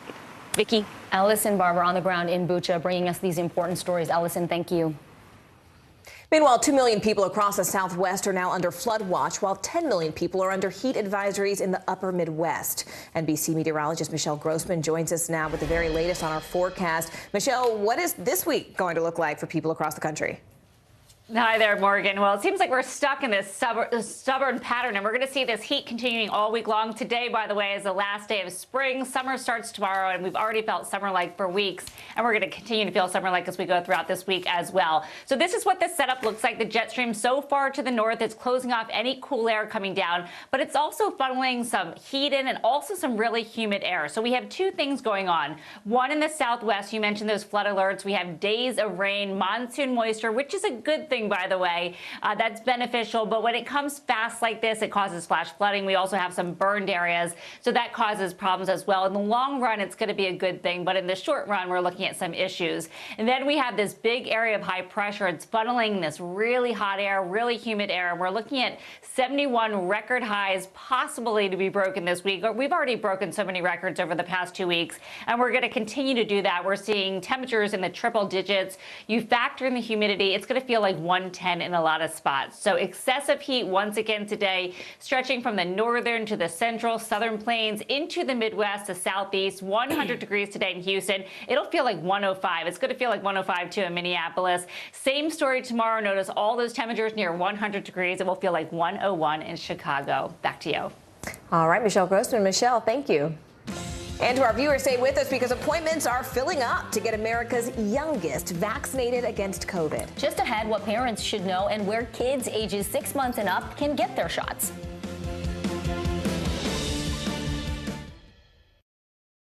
Still to come on the Channel 2 News. Well, the waters are certainly receding now. Still too close to call. Lester Holt reporting from Ground Zero, as it's being referred to. It is, in fact, the taste of freedom. The Haitian people know a little something about resiliency. What's the biggest risk right now? Some of the troops who have been proud. I want to welcome you to the first presidential debate. In fact, we've been told we can't go any farther. You are some resilient folks. Let me get a hint.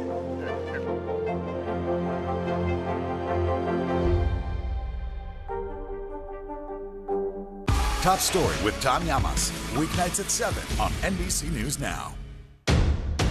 The day's biggest political stories with trusted insight now and expert analysis now. A daily look at the politics behind the headlines. Meet the Press Now, streaming weekdays at 4 p.m. on NBC News Now. Making Space, the inspirational podcast from Hoda Kotb. Listen now. NBC News, streaming free now.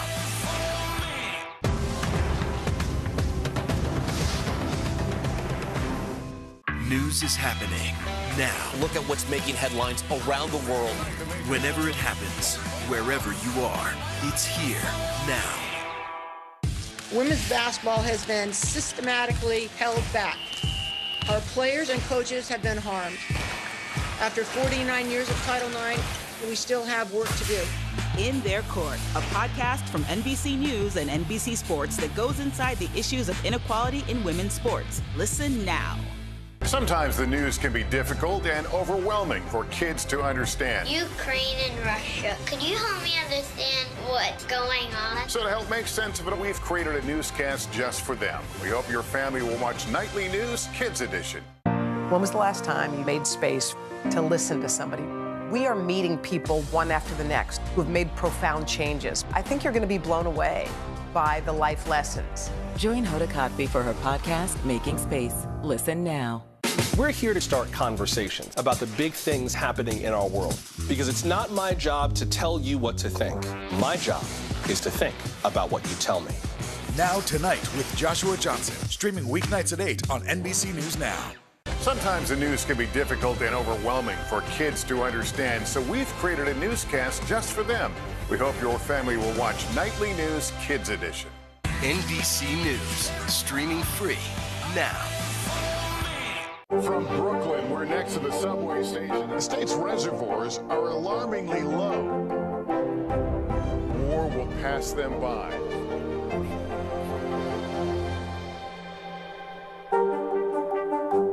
Now Tonight with Joshua Johnson, streaming weeknights at 8 on NBC News Now.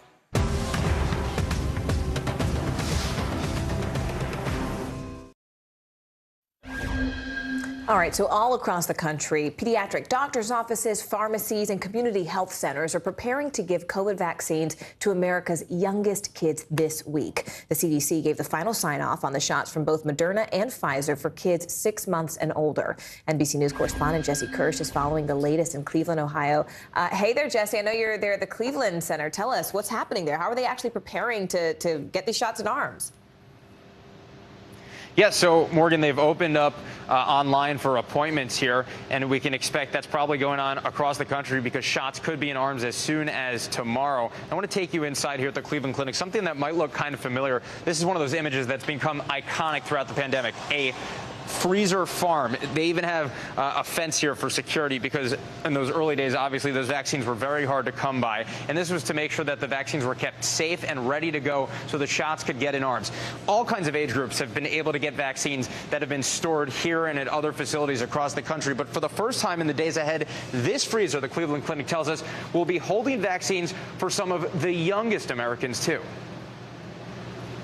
Renewed hope and relief. All Americans as young as 6 months old officially eligible for a COVID-19 vaccine. Now, shots are expected in little arms as soon as tomorrow after the CDC endorsed 2 vaccines. Pfizer-BioNTech's 3-dose regimen for kids 6 months to 4 years old and Moderna's 2-dose regimen for kids 6 months to 5 years old, both getting the green light.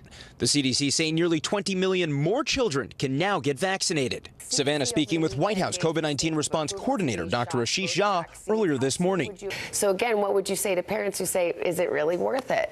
The vaccines are terrific at keeping kids out of the hospital. So it helps some with infection, but it helps a lot with preventing serious illness. Even before the final thumbs up, Kara Hawkins-Jedlicka was already looking for an appointment. A reminder, kids like her almost 3-year-old son Callum have stayed largely sidelined by the pandemic, even as many returned to a more normal life. Not doing travel, crowds, birthday parties have been very small and mostly outside. I think he's maybe gone to 2. Not all families are on board, though. One recent survey found nearly 40% of parents want to wait and see before getting their young child vaccinated. I would definitely say no. He's not ready yet. He's just a baby himself. But doctors warn COVID can be deadly for young children. Though severe illness is rare, adding natural immunity isn't enough. Some parents remain cautious. Large events and things like that, we've been avoiding those. Same mask when we're inside. The vaccine's still a welcome milestone many parents have been hoping for. Now, we know that the Pfizer and Moderna shots are different doses given at different times in between the breaks. So we have more information online about when you would get each of those shots for your children, depending on which vaccine you are getting. And again, doctors stressing that these shots can help save lives. Morgan. All right, Jesse Kirsch for us. Jesse, thank you. A new rule affecting transgender athletes was announced this weekend. The World Swimming Governing Body ruled to ban transgender competitors from participating in women's events if they transition after puberty. NBC News correspondent Erin McLaughlin has the latest. Hey there, college swimmer Leah Thomas is now unwittingly the face of this debate. In March, she became the first openly transgender woman to win an NCAA Division I title, and she's been vocal about her Olympic aspirations. Now, this new rule could mean the end of that dream for Leah and potentially other trans athletes. Thomas wins the NCAA championship. Just 3 months after UPenn swimmer Leah Thomas became the first openly transgender athlete to win an NCAA Division I title, this morning, swimming's international governing body is imposing new restrictions for trans women. On Sunday, FINA, which partners with the International Olympic Committee, overwhelmingly voting in favor of new rules, effective today, saying trans swimmers must have completed their transition by age 12 to be eligible to participate in women's competitions. Athletes would also have to prove that they've continuously suppressed their testosterone levels since their transition. It is a policy that we need to introduce in order to protect the competitive fairness of our event. The new rules, which do not impact NCAA athletes, mean trans swimmers who transitioned after showing signs of puberty will no longer be able to compete at the Olympics or World Championships. At the FINA vote, some Olympic swimmers speaking out in support of the new rules. That men and women are physiologically different cannot be disputed. In March, Leah Thomas had completed 34 months of hormone replacement therapy, surpassing the NCAA's 12-month requirement to compete on the women's team. But her participation in the pool was met with controversy, with many arguing Thomas had an unfair physical advantage, an idea she refuted in an interview with ABC News. Trans women are a very small minority of all athletes, and we haven't seen any massive wave of trans women dominating. I am very devastated by this decision. Skylar Baylor is a friend of Leah's and is the first trans athlete to compete for an NCAA Division I men's team. What does this mean for Leah and her future? Knowing her, imagine that she will fight as much as she can for her right to compete just like anybody else. Leah Thomas has declined our request for comment. FINA also says they will work to establish an open category for trans athletes to be able to compete at an elite level. But that move is also receiving criticism, with some arguing a separate category for trans women will further exclude them from the sport. Back to you. Our thanks to Erin McLaughlin. I want to bring in Alejandra Caraballo. She's a clinical instructor at Harvard Law School, and she has expertise in transgender issues. Thanks for being with us, Alejandra. You know, frankly, there are not a lot of transgender athletes currently competing at this level in women's sports. Do you expect legal challenges to this ruling by FINA? And if these lawsuits are filed, what would be the legal grounds? Right. So it really depends on which angle it's coming from. At this level, at the Olympics, at international competition, there are no trans women competing at this level. There haven't been in nearly 20 years that trans people have been allowed to compete at the Olympics. Not a single one has won, or a trans woman has won a medal, let alone qualified for any of the swimming competitions. So really, this is a solution in search of a problem being driven by a moral panic. In terms of the legal issues, I think the report mentioned that this doesn't apply to NCAA, but the local bodies will take their cues from the international sporting bodies and may proceed to enact these kinds of requirements. And these are incredibly invasive requirements. Requires chromosomal testing, providing up to 10 years of very invasive medical records. It also applies to athletes with differences of sexual development, as we've seen with Caster Semenya and her challenge of similar discriminatory rules that were applied specifically to her. This will bring challenges at the international level, but also could potentially, if these rules cascade down to the NCAA level, may bring challenges under Title IX, particularly for singling out trans athletes for disparate treatment. Yeah, that leads me to my next question, which is, over the past year, several Republican-led states have put forward bans on youth transgender participation in sports. I would say to you, this FINA decision, it seems different though, right? Because it is specific to when the athletes transition, and the argument is after puberty. Trans athletes would have a major competitive advantage over female athletes. What impact do you think FINA's decision could have for trans athletes in other sports beyond swimming?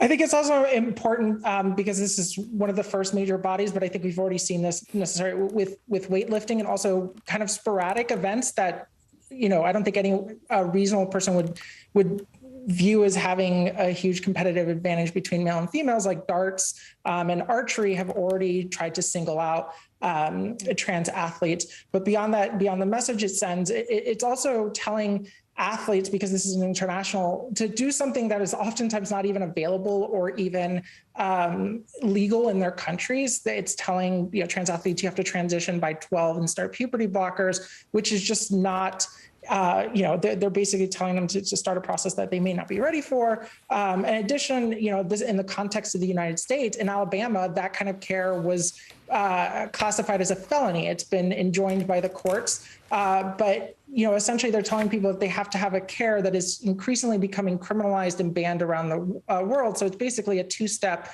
to ban trans athletes. Just one more question for you, Alejandro. What about the argument that this is meant to protect biologically female athletes? Again, you know, I would point back to the issue that trans women are incredibly rare in athletics in general. Leah Thomas was really the first, but, you know, she was still only competing at the NCAA level and came nowhere near close to setting any kind of Olympic records or world records. And she was just, you know, most of the people have done in-depth analysis have shown she was fairly within most typical female athletes' range. But beyond that, you know, it just sends a kind of message of cruelty that, you know, singling out trans girls that they can't be included. They said they talked about opening an open category, but when you're talking about maybe one or two athletes, maybe even globally at this kind of level that would even be subject to competition, like, it's really like, who are they going to compete against? There really is no one to compete against. And so, you know, and I just want to lastly highlight, like, this is also going to impact intersex athletes with the chromosomal testing, because there are a lot of cis women who have XY chromosomes and have differences of sexual development. So yeah, you mentioned I also want to highlight that aspect as well. We appreciate it. Thank you for that insight. Alejandra Caraballo, thank you. All right, well, celebrating Juneteenth from coast to coast, festivals, parades, and much more. Up next, how America is honoring this new and historical holiday. Stay with us. Sometimes the news can be difficult and overwhelming for kids to understand, so we've created a newscast just for them. We hope your family will watch Nightly News Kids Edition. Right now on NBC News Now. We've got all the angles covered tonight. Look at what's making headlines around the world. We've got 3 new developments just this afternoon. We begin this hour with breaking news and the growing impact of Russia's assault. This is what it looks and feels like to try to escape Ukraine. I don't want us to say goodbye. This factory has gone from making kitchen pots to lethal items. There's an intense artillery battle underway between Ukrainian forces and Russian troops. Breaking news this morning. The heartbreak, the grief, and the tears that we have seen here are all tragically familiar. Was there a school officer on campus? Because that's what we've been told. No. The shooting is once again reigniting the debate over gun laws. If it's Tuesday, it is primary night. The highest profile races yet this year. We are talking elections in a battleground state. The official confirmation of Judge Ketanji Brown Jackson. Let's zoom out a bit to our changing climate. What do we think that the new normal is going to be? We got some promising news this morning about the rollout of COVID vaccines for children under 5. Have you seen a demand for mental health services increase among Latinos? It's time for another honest conversation about what it means to be Asian American. The people of the Chamizal Universal neighborhood aren't the only ones experiencing what they call environmental injustice. We're here to try to start conversation. A lot to talk about as we continue our rolling coverage. We're coming on the air with the news NBC Scoop. Bringing the news to you is not only a job, it's an honor. We're here to start conversations about the big things happening in our world. Because it's not my job to tell you what to think. My job is to think about what you tell me. Now Tonight with Joshua Johnson, streaming weeknights at 8 on NBC News Now.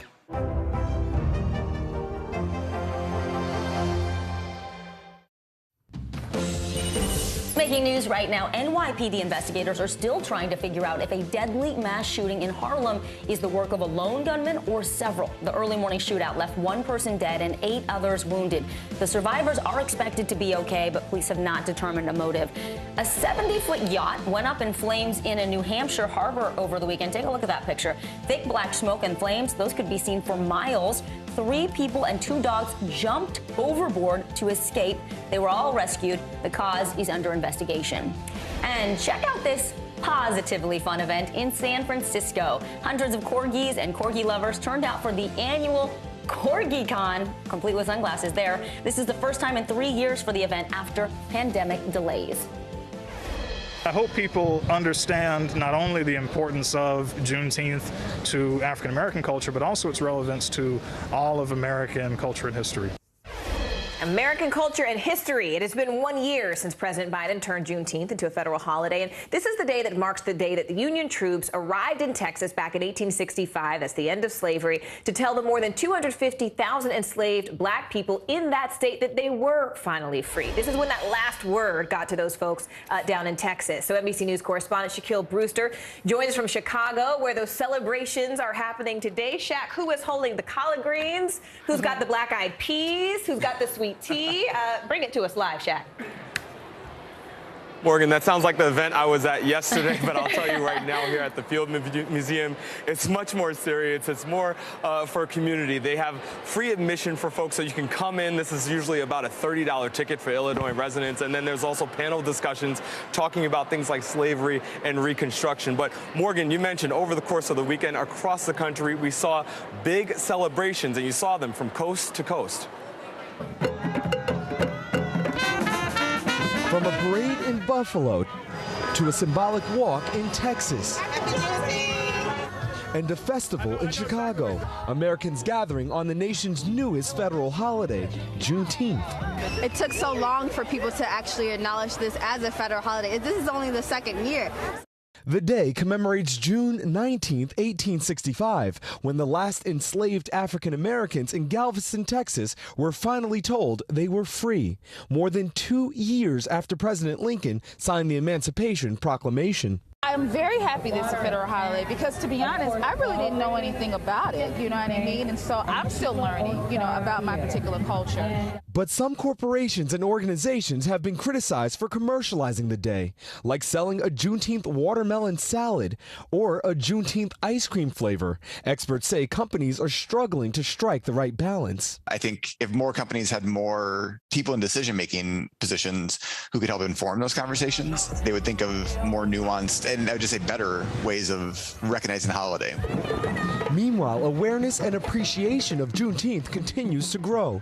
A Gallup poll showing a significant jump in the numbers of Americans who say they have a lot or some familiarity with the holiday, which many hope will not only be a time to celebrate, but also an opportunity to ignite a more honest dialogue about race in America. I mean, we need to have those conversations. It's uncomfortable.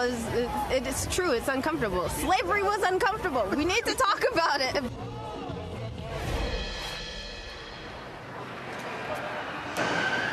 Shaq. Oh, I thought you were going to go first, Shaq. Wow, it's really for me to ask you that question. No, I got you. I was honestly, I'm not even going to lie. I was playing Before I Let You Go by Frankie Beverly and Maze in my head.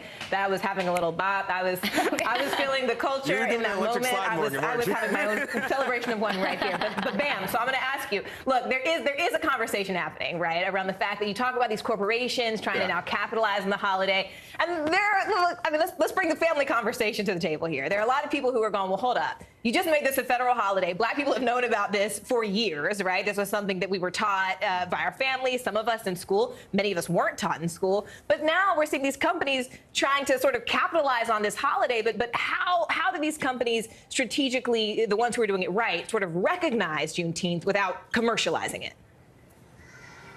Yeah, because you saw in the piece ways that companies did it wrong. And we know they did it wrong because they released the product and then they backtracked and even apologized. But there are companies that are noted for doing it right. You look at Ben & Jerry's, for example. Last year, they did release an ice cream flavor connected to Juneteenth. It was more on a social justice message rather than just slapping a Juneteenth label on it. And that's what experts are saying. It's about including the community. It's about supporting Black-owned businesses, perhaps, making sure that people in the community are part of the product that is coming out.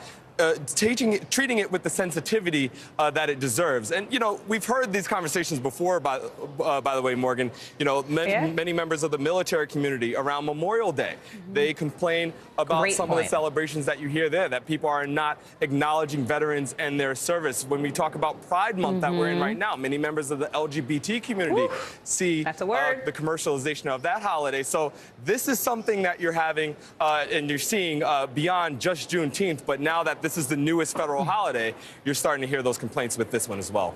Woo. On that note, I'm going to just let you drop that mic, Shaq, for the one time for the people in the back. Go ahead, Shaq. Shaq, thank you. Appreciate you, man. And stay with us. Switching gears, going overseas, a major blow to French President Emmanuel Macron. His party loses control of the majority. Yeah, up next, the unknown political landscape for Macron and his relationships with other global leaders. We'll be bopping. Come on back with us. Making Space, the inspirational podcast from Hoda Kotb. Listen now. Hallie Jackson Now. Weekdays at 5 on NBC News Now. Right now on NBC News Now, look at what's making headlines around the world. We've got 3 new developments just this afternoon. We begin this hour with breaking news. This is what it looks and feels like to try to escape Ukraine. I don't want to say goodbye. This factory has gone from making kitchen pots to lethal items. There's an intense artillery battle underway. Breaking news this morning. The heartbreak, the grief, and the tears that we have seen here are all tragically familiar. Was there a school officer on campus? Because that's what we've been told. No. The shooting is once again reigniting the debate over gun laws. If it's Tuesday, it is primary night. The highest profile races yet this year. The official confirmation of Judge Ketanji Brown Jackson. Let's zoom out a bit to our changing climate. What do we think that the new normal is going to be? The rollout of COVID vaccines for children under 5. Inflation is cutting into almost everything. Another honest conversation about what it means to be Asian American. We're coming on the air with the news NBC Scoop. Bringing the news to you is not only a job, it's an honor. The fire has grown leaps and bounds. What you see behind me is typical. How you doing? Pretty bad.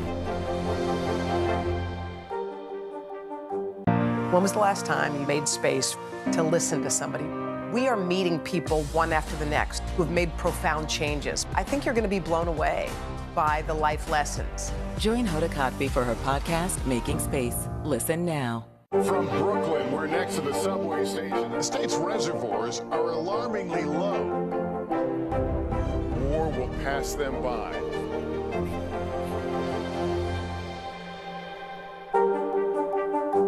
NBC News, streaming free now.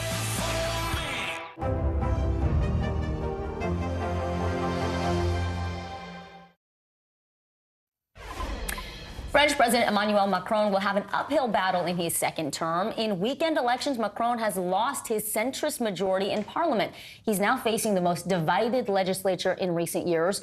NBC News foreign correspondent Matt Bradley joins us now to help us break this down. Well, Matt, let's take a deep dive into these election results. What do they mean for France, and how are voters there reacting to this potential, basically, political gridlock, right? Yeah, I mean, this is a big surprise for a lot of French people because we're starting to see this Emmanuel Macron, who was the golden boy of politics. He was leading from several years, a new movement that was essentially in the center. It was pro-business on the economic side, almost right-wing economically, and then it was pro-freedom, sort of pro-liberalism, pro-leftism on the left side, for more pluralism. backing international institutions that have come under fire throughout Europe and the United States since the Trump era started. So really, this is a man who had been straddling the center, I wouldn't say effectively, but he had held on. He was the first French president in 20 years to win re-election. If that gives you a sense of just how much the French public tend to kind of hate the government that they've actually elected. So now what we're going to be seeing essentially is a weakened president. Now, you asked how this is going to play out. There are a couple of big reform initiatives that Emmanuel Macron had hoped to be doing. He's been delaying them for years, particularly the big one, raising the retirement age. These are the kinds of issues that in France bring massive protesters and even a lot of violence out into the street, and it does this regularly throughout the years. And so we can expect to see that now, that Emmanuel Macron isn't just going to have to negotiate with a powerful right wing or a powerful left wing. He's going to have to negotiate with both. It was only a few months ago that he managed to actually eke out a victory. It was a major victory, but one that was unexpectedly close with his opponents on the right wing. Now, ahead of these legislative elections, we saw a unified left wing that actually made some surprising gains and is now essentially going to be the main opposition party. And in the middle is Mr. Macron, and he's going to have to eke out an agenda dividing between these two extremes. The traditional centrist center-right and center-left parties got almost nothing. So this is going to be a very sensitive, very slow, very frustrating term ahead for Mr. Macron. And now let's dig in a little deeper on that. What does this surge of far left and far right members of parliament say about the changing political landscape across the EU and what voters there want? Well, I mean, obviously, this was a bigger victory for the far right and for Marine Le Pen specifically. What this shows is that Marine Le Pen, who didn't win the presidency 2 months ago, but she got a lot closer than a lot of people expected her to, she is now very much an establishment politician. She has successfully detoxified her brand, decades after she inherited the party and the movement from her father. Now, she is a leading politician. She is no longer a fringe character. And that means that the immigrant-despising right wing in France is no longer seen as a racist group that's trying to pull votes from the mainstream. They are now in the mainstream. They are now part of the establishment. And that represents a major paradigm shift for French politics and politics throughout Europe and the West. Sounds a little familiar. Matt Bradley, thank you so much. Appreciate it. Well, staying overseas, I do want to go to Colombia, where we are seeing another significant international election. In Colombia, they're making history with its incoming president and vice president. Leftist candidate Gustavo Petro is a former member of the M19 guerrilla movement and is the first progressive to win the presidency in the country's history. Meanwhile, his running mate, Francia Marquez, will be the first Black Afro-Latina woman to become the vice president there in Colombia. NBC South Florida reporter Cristian Benavides joins us now from Miami, where the Colombian community there is watching this history happen. Cristian, there's so much to unpack here. I mean, I was sort of on the edge of my seat watching this election unfold and really what it means, not only for Colombia, but what it means for the region and sort of the geopolitical moment we're in right now. So what is the Colombian community there in Miami saying about this? How are they looking upon this election? Right. So many of us were watching, right? But this signifies a monumental change in Colombia. Now, down here in South Florida, there were over 7 voting sites with more than 100,000 Colombians registered to vote. Now, for those that support Gustavo Petro, this win means the change that they've been seeking for so long in Colombia. One man here in Miami who spoke to our partners over at Telemundo said that this means so much to him because it means he would be able to move back home to Colombia and have the country be a more equitable, a better place. However, Petro was not the favorite to win here in South Florida. They preferred Rodolfo Hernandez, according to the polls, who's a real estate tycoon and the candidate of the right down in Colombia. Both of the candidates who faced off were anti-establishment, so regardless of who was going to win, you could expect drastic change to come in Colombia. What makes the result even more surprising is that this is the first time the country, as you mentioned, has elected a leftist. He wants to move the country to a publicly controlled healthcare system and increase access to higher education, in part by taxing the wealthy. And he has also vowed to tackle climate change and said the country is too reliant on oil, has called to halt all new oil exports. Additionally, this election is historic because, as you also mentioned, Petro's running mate, Francia Marquez, will become the country's first Black vice president. Now, Secretary of State Antony Blinken took to Twitter. He wrote, Congratulations to the Colombian people for exercising their right to vote and reaffirming the strength of their democracy. We look forward to continuing our strong partnership with President-elect Gustavo Petro and building a more democratic and equitable hemisphere. Christian, stay with me here for a minute. I mean, you hit a couple things I think are really important to unpack for our viewers. Number one, this anti-establishment piece, right? For anyone who's familiar with this region of the world, we've seen so many people say in various countries that they wanted someone who was outside the typical political paradigm. We saw it here, right? I mean, in America, when I was covering the election, people would say, no, we want someone who's different, whether they're Republican, whether they're Democrat. We just want someone who shakes things up. So we see it on the right, right? When you see, Bolsonaro or something like that, you see it in Ecuador, you see it in Brazil. And then you see these leftist candidates who are equally different and outside the sphere. But what's fascinating is you talk about this sort of state-controlled healthcare system, right? What they're asking for in Colombia is this notion of almost like a 1930s Roosevelt New Deal style, right? Where the state gets involved in everyday things. So what are some of the challenges, though, in doing that ahead? And specifically, what will that mean for Colombia's relationship with the United States? Because some people aren't happy about this. Yeah, a lot of people here in the U.S. aren't happy about it, Morgan. Well, first thing is you got to try to bring the country together. And during Gustavo Petro's speech, he did try to do that. He said, from this government that's beginning, there will never be political persecution or legal persecution. There will only be respect and dialogue.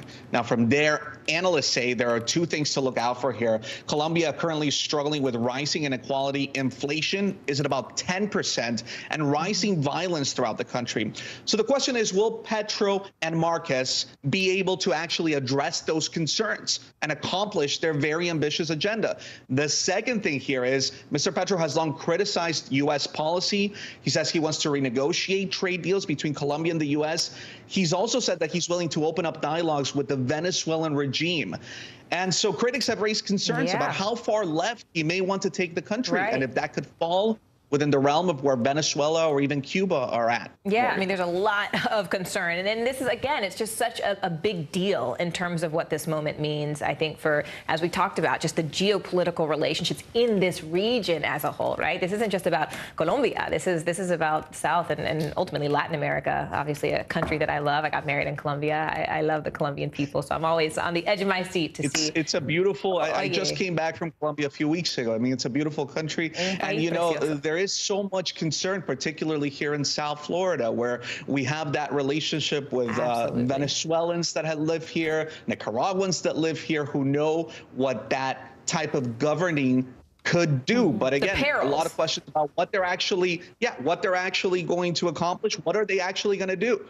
Yeah, and I think your point is important because the proximity, right? People don't realize how close Colombia is, right, to Miami, where you are. Christian Benavides, as always. Christian, thank you.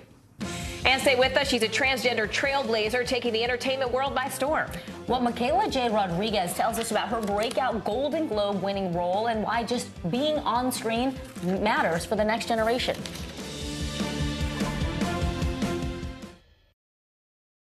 When was the last time you made space to listen to somebody?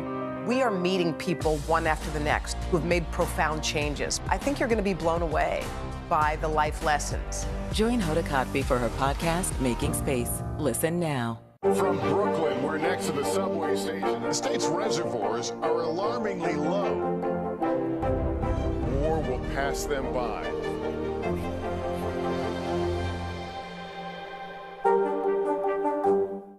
Women's basketball has been systematically held back. Our players and coaches have been harmed. After 49 years of Title IX, we still have work to do. In Their Court, a podcast from NBC News and NBC Sports that goes inside the issues of inequality in women's sports. Listen now.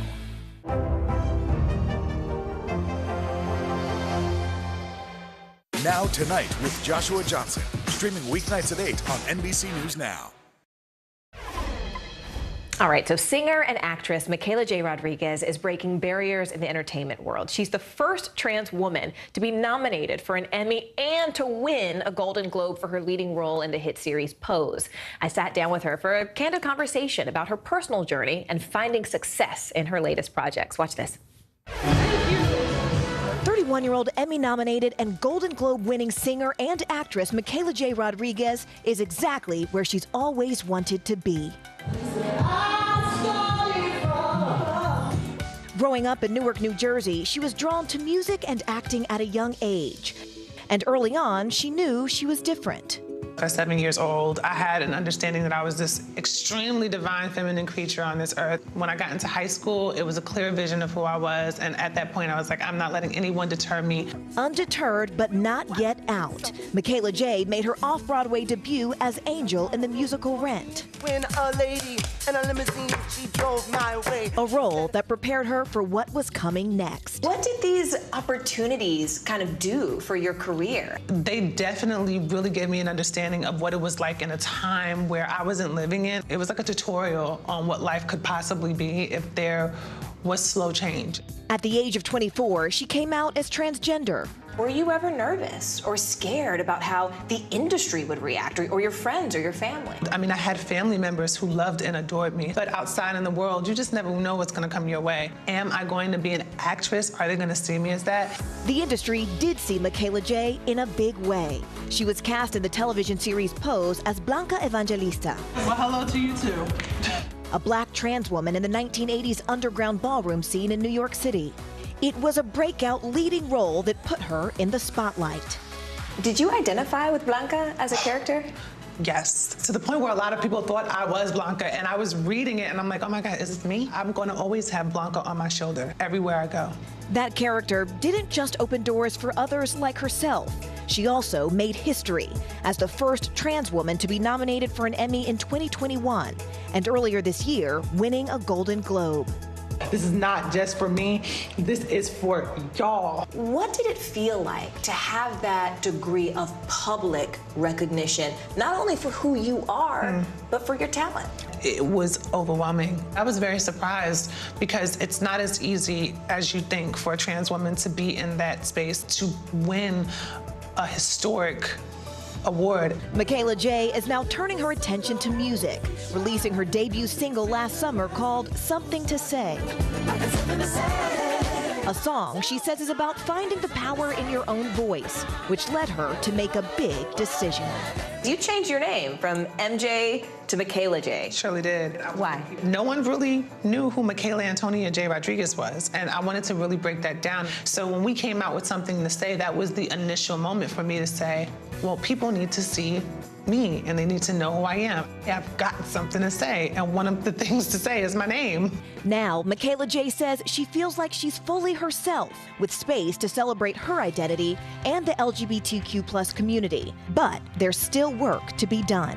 Why do you think it's so important that we tell diverse stories, inclusive stories, not just this month, but really all year? When you create space for us, then it makes it an even playing for us to do all of the things that we've dreamed about doing. This month, I think of as a celebrational time for us to just be happy and to live.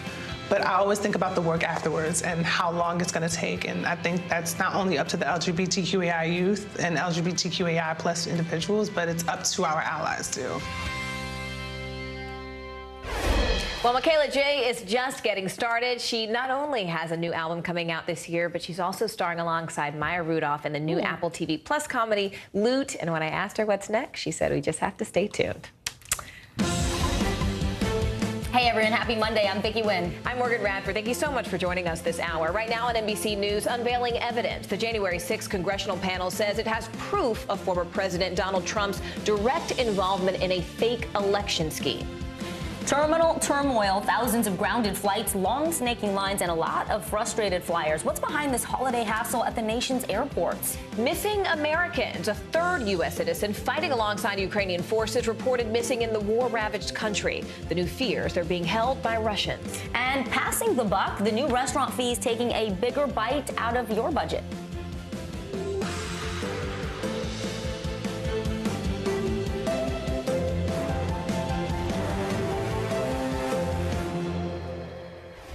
All right, so let's begin this hour with a look at what's next for the House committee investigating the January 6th Capitol riot. Yeah, 2 more hearings are slated for this week. Tomorrow, the focus will be on a failed scheme to push slates of fake electors to overturn the 2020 election. Now, this also comes on the backdrop of a new ABC News Ipsos poll that shows that 60% of people who are closely watching these hearings think the committee is conducting a fair and impartial investigation. NBC's Von Hilliard is in Illinois for us, and that's where former Vice President Mike Pence will be speaking speaking to a group of Republicans at dinner tonight. But let's go ahead and begin with NBC News reporter Julie Sirkin on Capitol Hill. Julie, it's great to see you. If you can, just sort of walk us through what we can expect from this week's hearings and really who the committee still wants to hear from. Yeah, Morgan, that's a great question. Well, tomorrow's hearing is going to focus on the pressure that former President Trump placed on state and local election officials. They'll hear from Brad Raffensperger, the Georgia Secretary of State, that widely reported phone call between the former president and him in which he tried to pressure him to overturn the election results in Georgia specifically. That's going to be a big theme tomorrow. Thursday's hearing, which was supposed to actually happen last week, is going to be on the pressure Trump put on the Department of Justice. We're expected to actually hear from Jeffrey Rosen, who was the acting attorney general under former President Trump, who disagreed with Trump's claims, Trump's false claims of election fraud, of a stolen election. I want you to take a listen, though, to Adam Schiff, because the committee is not done writing this story. They are not done investigating behind the scenes. Why not subpoena Mike Pence, for example, if he won't? I know you asked him to testify voluntarily. That didn't happen. We're not taking anything off the table in terms of witnesses who have not yet testified. We would still, I think, like to have several high-profile people come before our committee. But at the moment, I can't disclose what private conversations may or may not be going on with respect to certain individuals. But there are still key people we have not interviewed that we would like to. So Mike Pence is a possibility still? Certainly a possibility. We're not excluding anyone or anything at this point. That also, of course, includes Ginny Thomas, the wife of Supreme Court Justice Clarence Thomas, who the committee says they sent a letter to. She said publicly that she will cooperate. She's interested in talking to them. We'll see what happens down the line. All right, Julie, let's talk about that ABC News Ipsos poll. It also found nearly 6 in 10 Americans believe former President Trump should be charged with a crime for his role in the January 6th riot. 6 in 10. So, Julie, in terms of the committee's investigation and its presentations moving forward, do we have a sense of how much focus will now be put on the former president, and what will we hear that we really haven't heard already? Well, look, the committee will argue that they've spent every hearing thus far and every hearing going forward focusing on former President Trump, though not directly perhaps, but showing how he's put pressure on all these different vessels, on the Department of Justice, on his former vice president, on his supporters, on election officials, just how he pursued this scheme, this plot to overturn the election results. And speaking of charging Trump, that's their other focus, right? They want the current Department of Justice, President Biden's Department of Justice, to pay attention to this too. They're, of course, running their own parallel probe into this. They've asked the committee to turn over witness interviews, key transcripts, and documents that the committee has been gathering over the last year. And the committee said they plan to do so only after they finish conducting their own investigation. All right, Julie Sirkin, thank you. We appreciate it. On the backdrop of the January 6th hearings and his role that day, former Vice President Mike Pence is hitting the campaign trail in Illinois. Here's NBC News correspondent Vaughn Hilliard, who's traveling with Pence. Right, these are going to be former Vice President Pence's first public remarks since that Thursday, January 6th committee hearing that really honed in on the imminent danger that he was placed in on January 6th and the obstruction that ultimately led to the certification of those 2020 results being delayed until late that night of January 6th here. This is, for the former Vice President, all coinciding as he molds his own potential 2024 presidential run in what could be a square-off between him and former President Trump. Today here in Illinois, he is delivering a speech in Chicago on the economy before making his way here to Peoria, Illinois, to give remarks at a county GOP activist dinner. He has made several of these types of trips around the country over the course of these last several months, including the likes of Iowa and New Hampshire.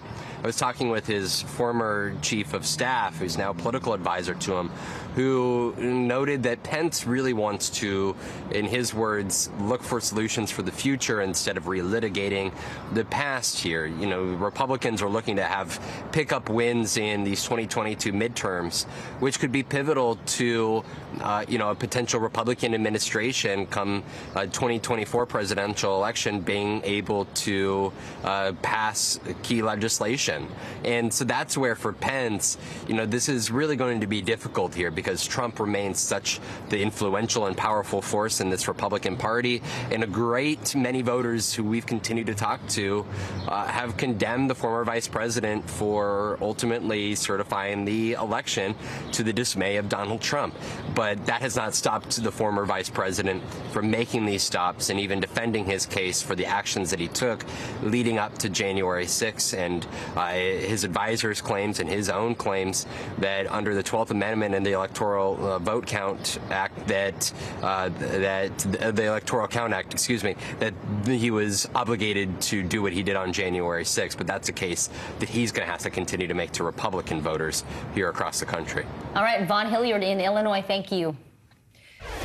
Millions of Americans are looking to make their way home today after a holiday weekend racked with flight delays and cancellations. In fact, as of this morning, still more than 1,000 flights have already been canceled or delayed. NBC News correspondent Emily Ikeda joins us now from Newark Liberty International Airport. Emily, I guess the first question is, what's it looking like today after all these flights got messed up over the weekend?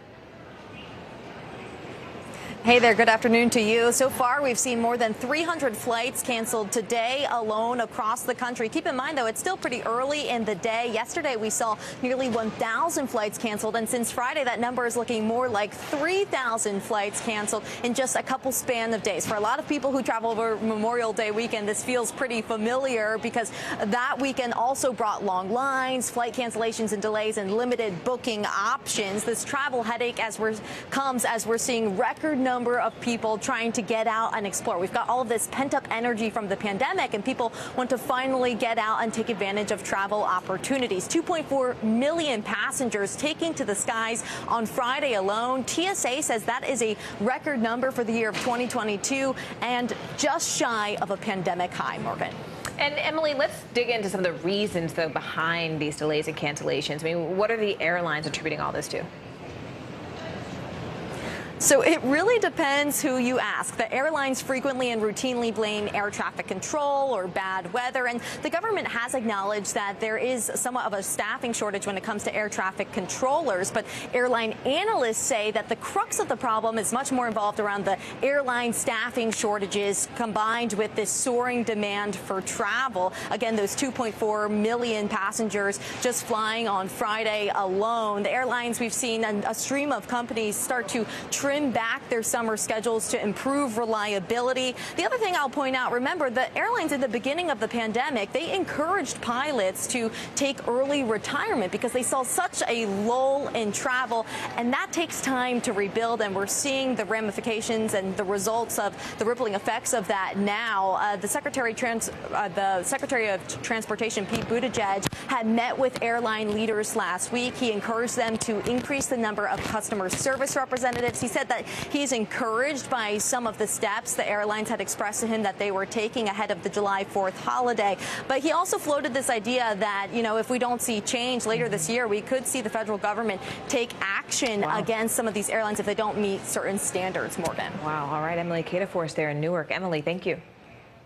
In California, 2022 is officially the driest year on record. This is leaving farmers suffering the consequences, as 97% of the state is currently living under a severe drought warning. NBC News correspondent Steve Patterson joins us now from Helm, California. Steve, California is home to many of America's farms. We used to call it the salad bowl for the country. So talk about how this drought is impacting farmers and, by extension, the rest of the country who depends on all that produce. The salad bowl, the bread basket, whatever you want to call it, this is the country's #1 agriculture industry, $50 billion in annual revenue. It employs 400,000 people, and right now it is in crisis because of how lack of water there is really across the state. I mean, take a look at this. This is one fallow field. I'm on Gary Bean's farm. Gary Bean has more than 1,200 acres of farmland here. He grows nuts, he grows almonds, he grows melons, he grows onions, tomatoes, but right now, half of it, more than 600 acres, is fallow. It is because he does not have enough water for the crops that he has. He cannot plant, which means he cannot produce, which means eventually in the grocery stores, in the marts across the country, we will feel that. Prices will go up because there simply isn't the production, the supply line to have those groceries available. And so right now, what's happening on these farms, it's a desperate situation. Farm workers can't find work because there aren't fields to work on. And so they have to leave a community like this in droves, which means it drives down the economy here in a place like the Central Valley. School enrollment is down. Things like, alcohol abuse is up because there is just limited opportunity. And so we spoke to Gary about this, about what it is like on this farm where you're trying to employ people, you're trying to keep farm workers together, you're trying to make a profit, but you don't have enough water to work with. Here's what he told me. Listen to this. So when you see this ground and you think about all the opportunities you could have, but instead nothing is growing, what's the emotion? I mean, is that heartbreaking for you? It's like I just told you, I have 4 grandchildren, 3 of them in college.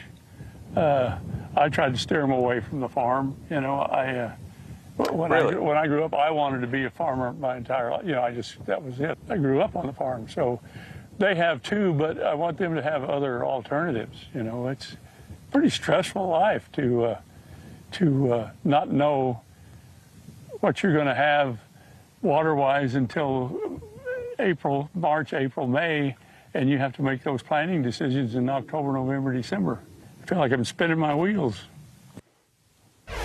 And so now what Gary and so many farm workers in the state have to do is drill down to get some of the groundwater that's underneath the earth out. And what that does is it creates another expense. It's so expensive to operate these drills that he has all over the farm pumping water out. And if one fails, that could be a catastrophe. It happened here last year. He lost a major contract that he couldn't fulfill because he couldn't get the water out. And so this is the crisis that is facing so many across the state. You add under the fact that we're about to hit another major heat wave, that it's been so dry, and of course with the climate crisis making all of this so much worse for everybody here. Steve, I grew up in California, lived there for many years. I understand this ongoing drought issue, and it seems to have gotten even worse over the past decade or so. You paint a really good picture about the cascading issues. It's not just the farms, it's the schools, it's what it does to the community, too. What's being done to reduce the impact of these ongoing droughts? Well, we can talk about it in a few ways. For the farm workers themselves, people that own farms, they just have to really get selective about the kind of crops they want to grow. It's why you'll see much more almond farmers doing well or keep focusing on those crops which create a higher yield. In other words, it's a higher price that they can get for the value that they have. On a more policy level, they've been instituting limits on drilling for groundwater because so many people are extracting it that there's less to go around. So the overall strategy is to try to make a bigger pool for everybody. But really, it's all about personal use. And that's why we're seeing, again, on a policy level, restrictions on water usage. 6 million Californians right now are under some level of restriction because there isn't enough water to go around. So things like watering your yard, in certain places that can only be done 1 day a week or at a certain time. But really, it's up to personal responsibility. It's things as simple and as stupid as it sounds, like brushing your teeth, turn the sink off, don't take a 15-minute shower. All of this really counts, and everybody has to do their part to pitch in to help solve this crisis. Yeah, remember cutting back on the lawns, too, and adding more of the native grasses. Yep. Those small things add up and make a difference. Steve Patterson, they say a picture is worth 1,000 words. Thank you for painting a really descriptive picture for us today with your live shot. We appreciate it. Thanks. 2 million people across the Southwest are now under flood watch, while 10 million people are under heat advisories in the upper Midwest. NBC News meteorologist Bill Cairns joins us now with the very latest. Hi there, Bill. Hi, and what a scene. It looked like Steve was out in the desert for the most part. Even the weeds weren't growing behind him. It's just incredible. That's obviously the long-term climate. That's the mega drought over the last decade. I'm going to talk now about the weather, not the climate, and this is going to be the immediate, what you feel. One of the things that we like to say is that weather is, what you dress for. Climate is your wardrobe, just to kind of let you know the differences between the two. So for the weather right now, your heat advisories are up in areas of orange. We do have heat warnings today from Minneapolis to Fargo. Fargo, North Dakota is in a heat warning. Even Mankato, too. So it's a lot smaller than last last week, but it will expand this week. And we're not even at the lunch hour yet in Sioux City, Iowa, and it feels like 96 degrees. Already feels like 94 in the 11 o'clock hour in Minneapolis. You get the idea. Now, that cold front has moved through Rapid City and Bismarck. You're finally getting your relief. You're in the 70s. So this is the last really hot day after a brutally hot weekend in areas of the northern plains. So here's how hot it will be for the max temperature this afternoon. And as far as records go, we're expecting all the little red dots on this map from Minneapolis all the way down through Florida. 71 record highs are possible this week. And keep your eye on Florida on Thursday. One or two locations have a chance of challenging the all-time hottest temperature ever in the state of Florida, which, by the way, goes all the way back to 1931 of 109 degrees. So that's pretty incredible. So today, 100 in Minneapolis. Tomorrow, the heat really pushes towards Chicago, St. Louis, Nashville. And at the end of the week, guys, look at Tallahassee, Florida. The hottest temperature ever in Tallahassee is 105. Oof. They're expecting to be 104 on Thursday. Cannot imagine. Okay, Bill Cairns for us. Bill, thank you so much. Okay. Nearly 4 months into the war in Ukraine, President Zelensky says this week could be historic. Zelensky expects Russia to ramp up attacks in the east, where Ukrainian forces have suffered heavy losses. Meanwhile, the search to find those 3 missing Americans continues. Information about where they might be is trickling in as their families hold out hope for their safe return home. NBC News correspondent Ellison Barber joins us now from Bucha, Ukraine. Ellison, let's start with those missing Americans. What do we know about what might have happened to them and what's being done to bring them home? Yeah, I mean, you can imagine the fear, the concern, the desperation of all of their families. And right now, it increasingly looks like, based on various evidence, the families have seen some things that we are seeing in Russian state media. What the family believes has happened is that all 3 of them are in captivity. We spoke to a family representative of the 3rd person said to be missing, Grady Kirpash. The State Department had acknowledged that he was the 3rd American that had gone missing in recent weeks, who had come to Ukraine to fight, but didn't identify that person or get into any specific details about the case. This weekend, we spoke to someone representing his family. They say that he is a former Marine veteran who came here to help fight, to help in any way that he could, humanitarian, training people, whatever it may be. They say that his wife last had a conversation with him on the phone on April 23rd, and then after that, they say it was like he vanished. He didn't answer any phone calls.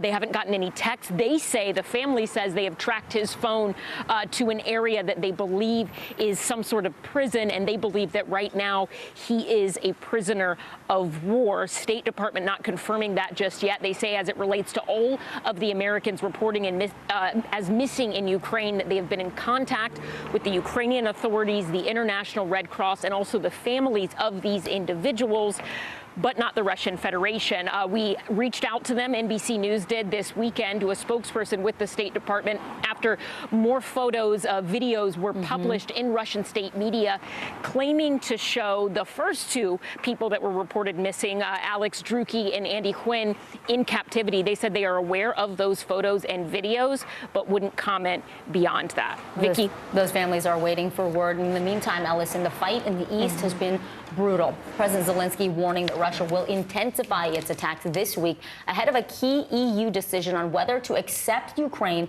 as a candidate for inclusion in the EU. So where does the fighting in the Donbass region stand right now, and why does Zelensky think this week will be different?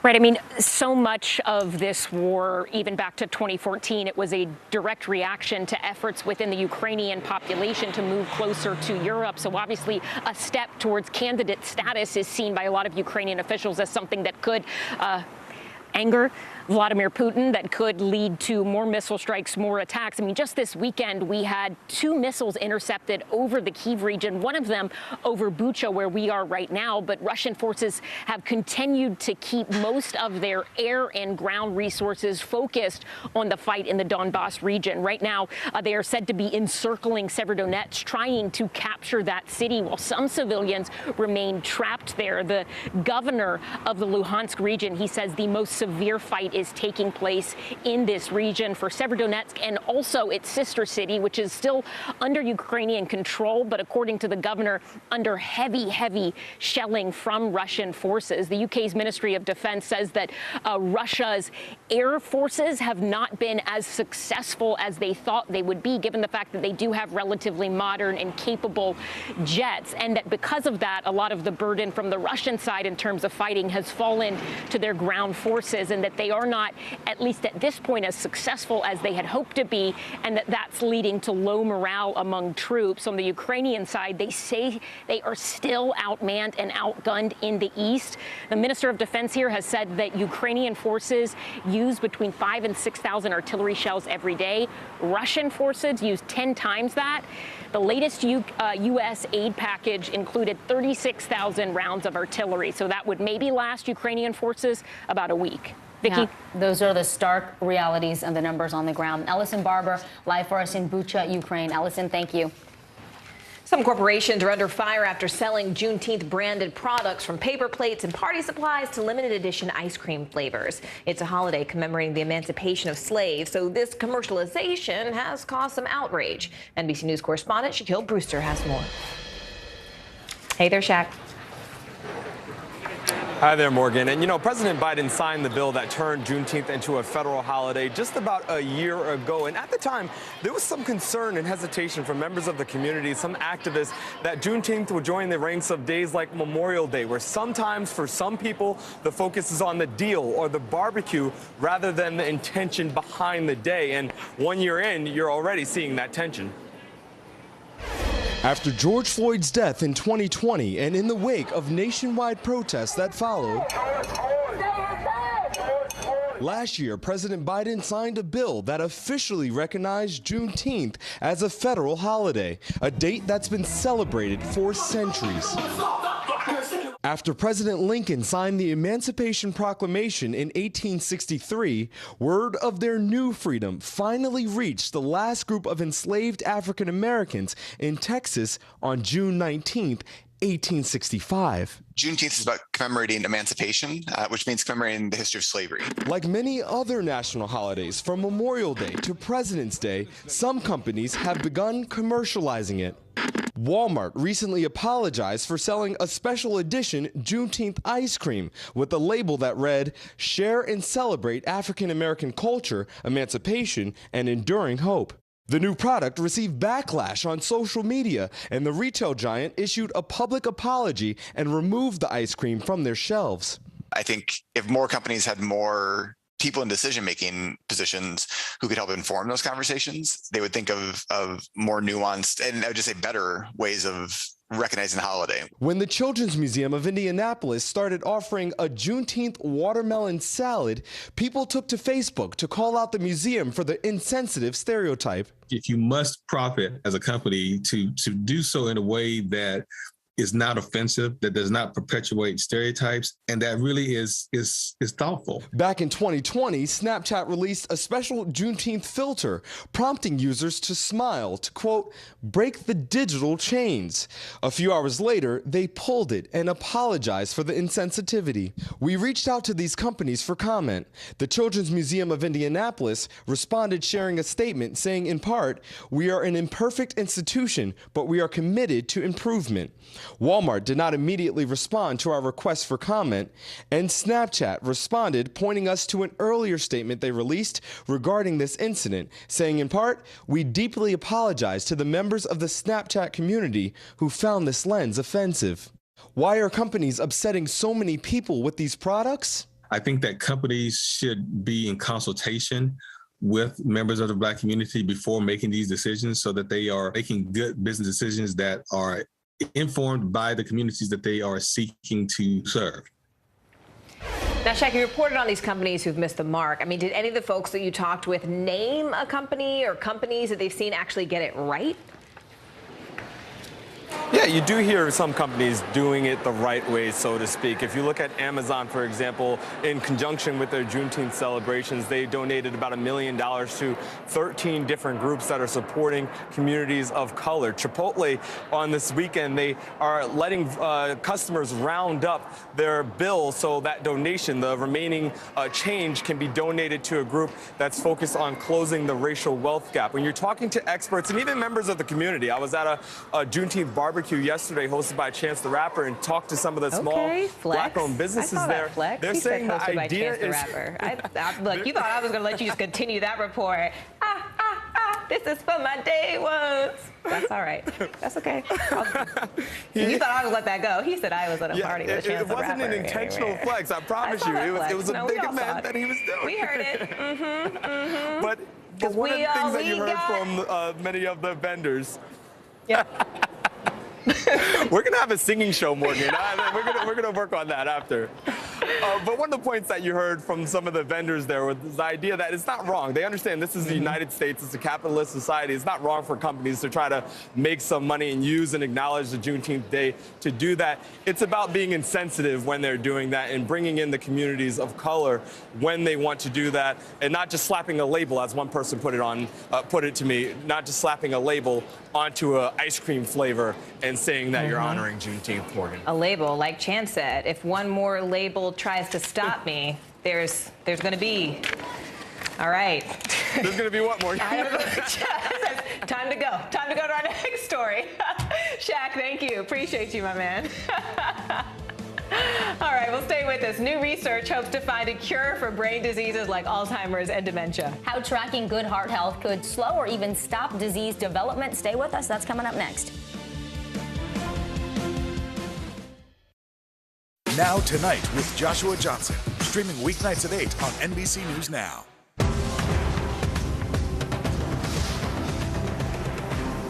The fire has grown leaps and bounds. What you see behind me is typical. How you doing? Pretty bad. NBC News, streaming free now.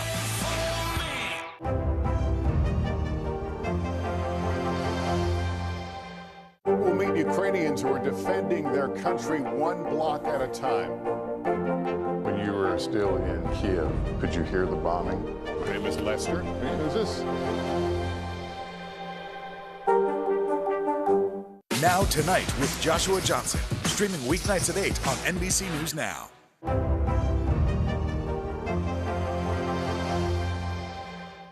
This is a very different kind of program. We're here to start conversation about the big things happening in our world. Professor, I'm not asking you to predict the future, but what do we think that the new normal is going to be? Is part of this that everyone's rethinking their jobs during this pandemic and their relationship to their employers? What is your biggest tip for any parent who's concerned about this? It's not my job to tell you what to think. My job is to think about what you tell me. Now Tonight with Joshua Johnson, streaming weeknights at 8 on NBC News Now. We'll meet Ukrainians who are defending their country one block at a time. When you were still in Kiev, could you hear the bombing?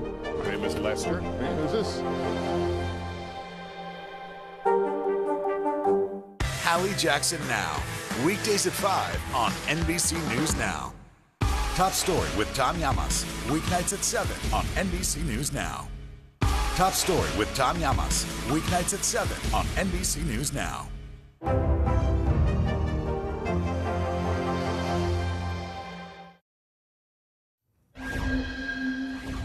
It is a major milestone in the fight against the coronavirus pandemic. Starting this week, the youngest Americans can start getting either the Moderna or Pfizer vaccines after the CDC unanimously approved them over the weekend. NBC News correspondent Jesse Kirsch is at the Cleveland Clinic, one of the many hospitals nationwide getting the vaccine. Jesse, walk us through this. How will the COVID vaccines be rolled out to parents and kids? Yeah, so Vicky, they're expecting a shipment here any day now, and they are hoping to have shots in arms of kids at the Cleveland Clinic starting on Wednesday. And we want to take you through what has become a pretty familiar space, I think, for many Americans. They have a gate here for security, and these are those special freezers where they've been holding the Pfizer vaccine for over a year now. And these freezers have helped ensure that there have been vaccines available for people of varying age groups, but now they're going to be able to get shots in the arms of some of the youngest kids in this country between ages 6 months and 4 years old for Pfizer, and those shots, we're told, are going to be going in this freezer. So this is one of those places they're going to be storing those shots, Vicky. They have opened up appointments online here at the Cleveland Clinic today, but they're not doing this massive blitz of a rollout to try to get people to sign up for appointments rapidly at this point, and that speaks to the fact that we're in a very different situation than we were more than a year ago when adults started getting the vaccines. And in fact, there's a recent survey from the Kaiser Family Foundation that found about 40% of parents with kids under 5 are taking a wait-and-see approach when deciding if they're going to get their young children vaccinated. So by no means are we seeing people rushing out the door in droves like we did with adults way back when. Yeah, it feels really different. And Jesse, you talked with a lot of parents of young children. What are they saying about getting them vaccinated? And for those who are hesitant, what is the message? Yeah, I think there's a mixed reaction. There are parents who are eager. In fact, there was one mom I talked with on Friday, so before we even had the thumbs up from the CDC, and that mom was already looking for an appointment. And then there are parents who are taking a different approach and are not looking to get their kids vaccinated right now. So we spoke with several parents. Here's what a couple of them told us. I'm going to get my children vaccinated at some point, but I'm not rushing out to do it. I'm not in any big hurry right now because, first of all, because they've already had COVID, and summer's coming, and we're not super worried about the COVID numbers right now. So by us giving our kids the COVID vaccine, building their immunity, we're hoping that, it'll give them the protection they need. So I think it'll allow us to safely let our kids, go back into the world. And something to note, though, from some of the health experts we've been hearing from, just because you've had a prior COVID infection, that is not something that natural immunity does not replace the boost you're getting from vaccination, according to doctors. And also one of our medical experts pointing out that she actually sees with people traveling a lot in the summer, greater risk. So obviously this is a decision families are going to have to make for themselves. But something that I think was a common thread, Vicky, throughout my conversations, whether parents were ready to get their kids vaccinated right now or holding off for now, clearly parents with young children continue to be thinking about having to alter their life. So whether that be birthday parties outside, avoiding indoor gatherings, making sure the masks are still on. So these families are still thinking and taking precautions, even if they're not ready to use vaccination as an added layer of protection, Vicky. And as we've heard, those are smart mitigation measures. It takes all sorts of things. Vaccines are just one part of it. Jesse Kirsch at the Cleveland Clinic. Thank you, Jesse. June is Alzheimer's and Brain Awareness Month, and revolutionary research is now underway in Nashville to see if heart health can actually impact your brain health. NBC News special anchor Maria Shriver shows us the celebrity who's at the center of this research and her personal inspiration. This is exciting. Right now, there are no effective treatments for Alzheimer's, and so much of the new research is looking at how to prevent it from developing in the brain. Well, this morning we go inside one major study that's tracking how good heart health may slow or even stop Alzheimer's from developing in your brain. And one of the people in the study is a face we all know and love. I'm engaged. I'm engaged. I'm getting married. She stole our hearts as Annie in the iconic 1991 movie Father of the Bride. Now actress Kimberly Williams Paisley is dedicating her heart and her brain to an even bigger project. This is the scary part for me. A groundbreaking study hoping to find treatments and even a cure for Alzheimer's disease. And you are really a big Alzheimer's advocate, but this is a different step. This is a new step for you. Why did you want to be part of this? We need people to participate in research. And I can do that, and I can amplify that need by showing what I'm doing. Kimberly's own family struggle with Alzheimer's started after her wedding to country music superstar Brad Paisley, when her mother, Linda, was diagnosed with a form of dementia caused by the disease. Over a decade later, she passed away. I've spent the 11 years watching my mother, who had Alzheimer's, watching her deteriorate, watching her go from being this vibrant, incredible, intelligent, funny woman to someone that I didn't recognize at all. And then I felt like, what else can I give? Like, what else can I do?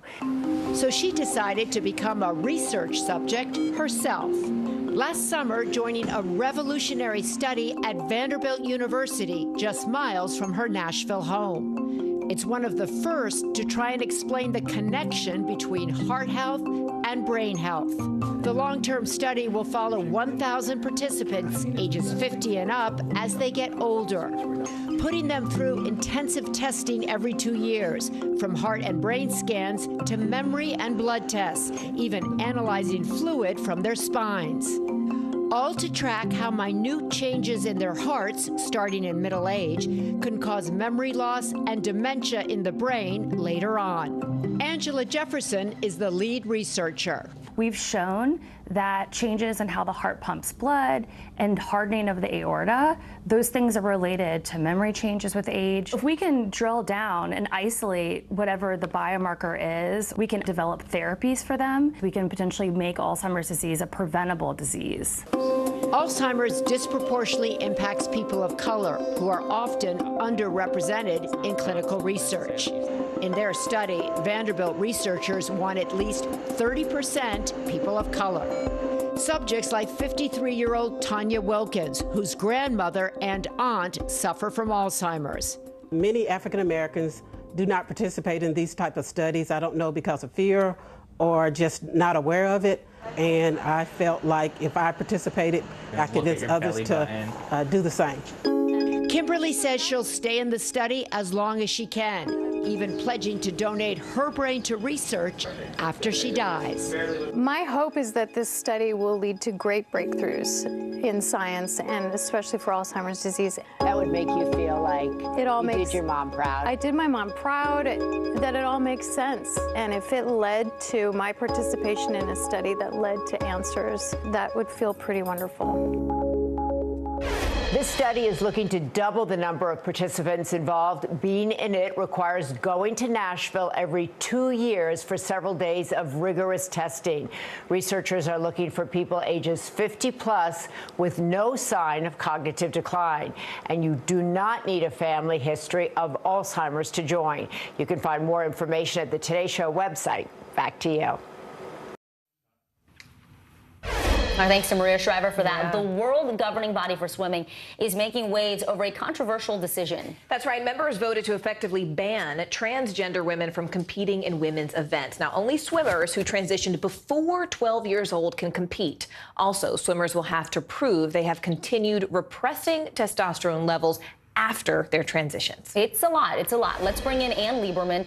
They're the Director of Policy and Programs at Athlete Ally. It's a group supporting the rights of LGBTQ athletes.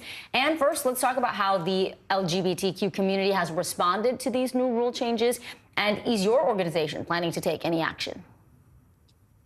First of all, I want to thank you both so much for having us here today. And there has been a tremendous amount of concern and backlash regarding this new policy, because essentially FINA's new eligibility criteria will hurt all women. It requires a gross violation of privacy and bodily autonomy for all women swimmers, because it essentially mandates invasive testing to decide who is and who isn't a woman, and also allows for any athlete to be randomly targeted or tested, which is absolutely humane and horrifying. So many groups like Athlete Ally and like others are asking, how does this actually protect women's sports and women in swimming? Because if we are bringing back mandatory gender testing that has not been in place for decades, how is this helping women?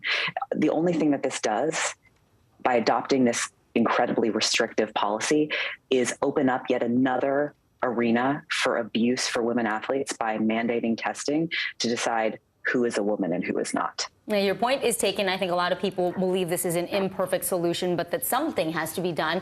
What do you say to the cisgender female competitors who say they're all for inclusiveness, for people being who they are, but that in most cases, swimming against trans athletes is not fair to them? Maybe not yet on this world stage at the Olympics where we don't really see many people, but, you know, the case of the Penn swimmer, right, at the college level, it's having an impact on female athletes, cisgender female athletes. So that's just one set of perspectives. We also have perspectives from other elite women and women who have swam against Leah Thomas, like Erica Sullivan, like Madeline Groves, and hundreds of other women who actually signed an open letter in support of Leah Thomas and her ability to compete. And these women fully support transgender women as their teammates and want to bring light to the actual challenges that face women in sports, which are incredibly salient right now as we come up Wednesday on the 50th anniversary of Title IX. And these are challenges like equal pay, uneven opportunities for women and girls in sport, especially women and girls of color, ending sexual harassment and sexual abuse. The list goes on and on. So part of this conversation really misses the perspective of hundreds of elite women athletes who do support transgender women and girls, and also women with intersex variations who are looking to compete in sport as well. But for the question of fairness, and what is the response? That it is fair? This is about so much more than sports. This is a question of, do transgender and non-binary people like myself, like so many other people across the country, deserve to participate in public life and be treated as equal citizens in this country? And to quote Erica Sullivan, who I mentioned previously, who competed directly against transgender athlete Leah Thomas in the NCAA championships, she wrote a wonderful op-ed in Newsweek, and she writes, "We are finding ourselves divided over a question that should have a simple answer. Should the transgender community be included and treated equally in all areas of life, including sports? Yes." So this is a question about fairness, yes, but fairness for all people in this country. And I want to believe that we live in a society and in a country where everyone should be treated with dignity and respect and should have access to sports, just as that is a fundamental part of who we are as a society and as a country. Ann Lieberman, Director of Policy and Programs at Athlete Ally, thanks for your time today. Thank you so much. Now, if you have not checked out your latest restaurant bill, new fees could be hiding in the fine print. What's fueling these new charges and why they may be sticking around for a while? Just after the break. Don't go anywhere. Top Story with Tom Llamas is your news playlist on NBC News Now. And now you can listen to it as a podcast, available anytime and anywhere. News is happening now. Look at what's making headlines around the world. Whenever it happens, wherever you are, it's here now. Top Story with Tom Llamas, weeknights at 7 on NBC News Now. We're here to start conversations about the big things happening in our world, because it's not my job to tell you what to think. My job is to think about what you tell me. Now Tonight with Joshua Johnson, streaming weeknights at 8 on NBC News Now. News is happening now. Look at what's making headlines around the world. We're coming on the air with breaking news. This is a significant moment. Whenever it happens, wherever you are, NBC News, streaming free now. The day's biggest political stories with trusted insight now and expert analysis now. A daily look at the politics behind the headlines. Meet the Press Now, streaming weekdays at 4 p.m. on NBC News Now. We'll meet Ukrainians who are defending their country one block at a time. When you were still in Kiev, could you hear the bombing? My name is Lester. Who's this? Top Story with Tom Llamas, weeknights at 7 on NBC News Now. Making Space, the inspirational podcast from Hoda Kotb. Listen now. From Brooklyn, we're next to the subway station. The state's reservoirs are alarmingly low. War will pass them by.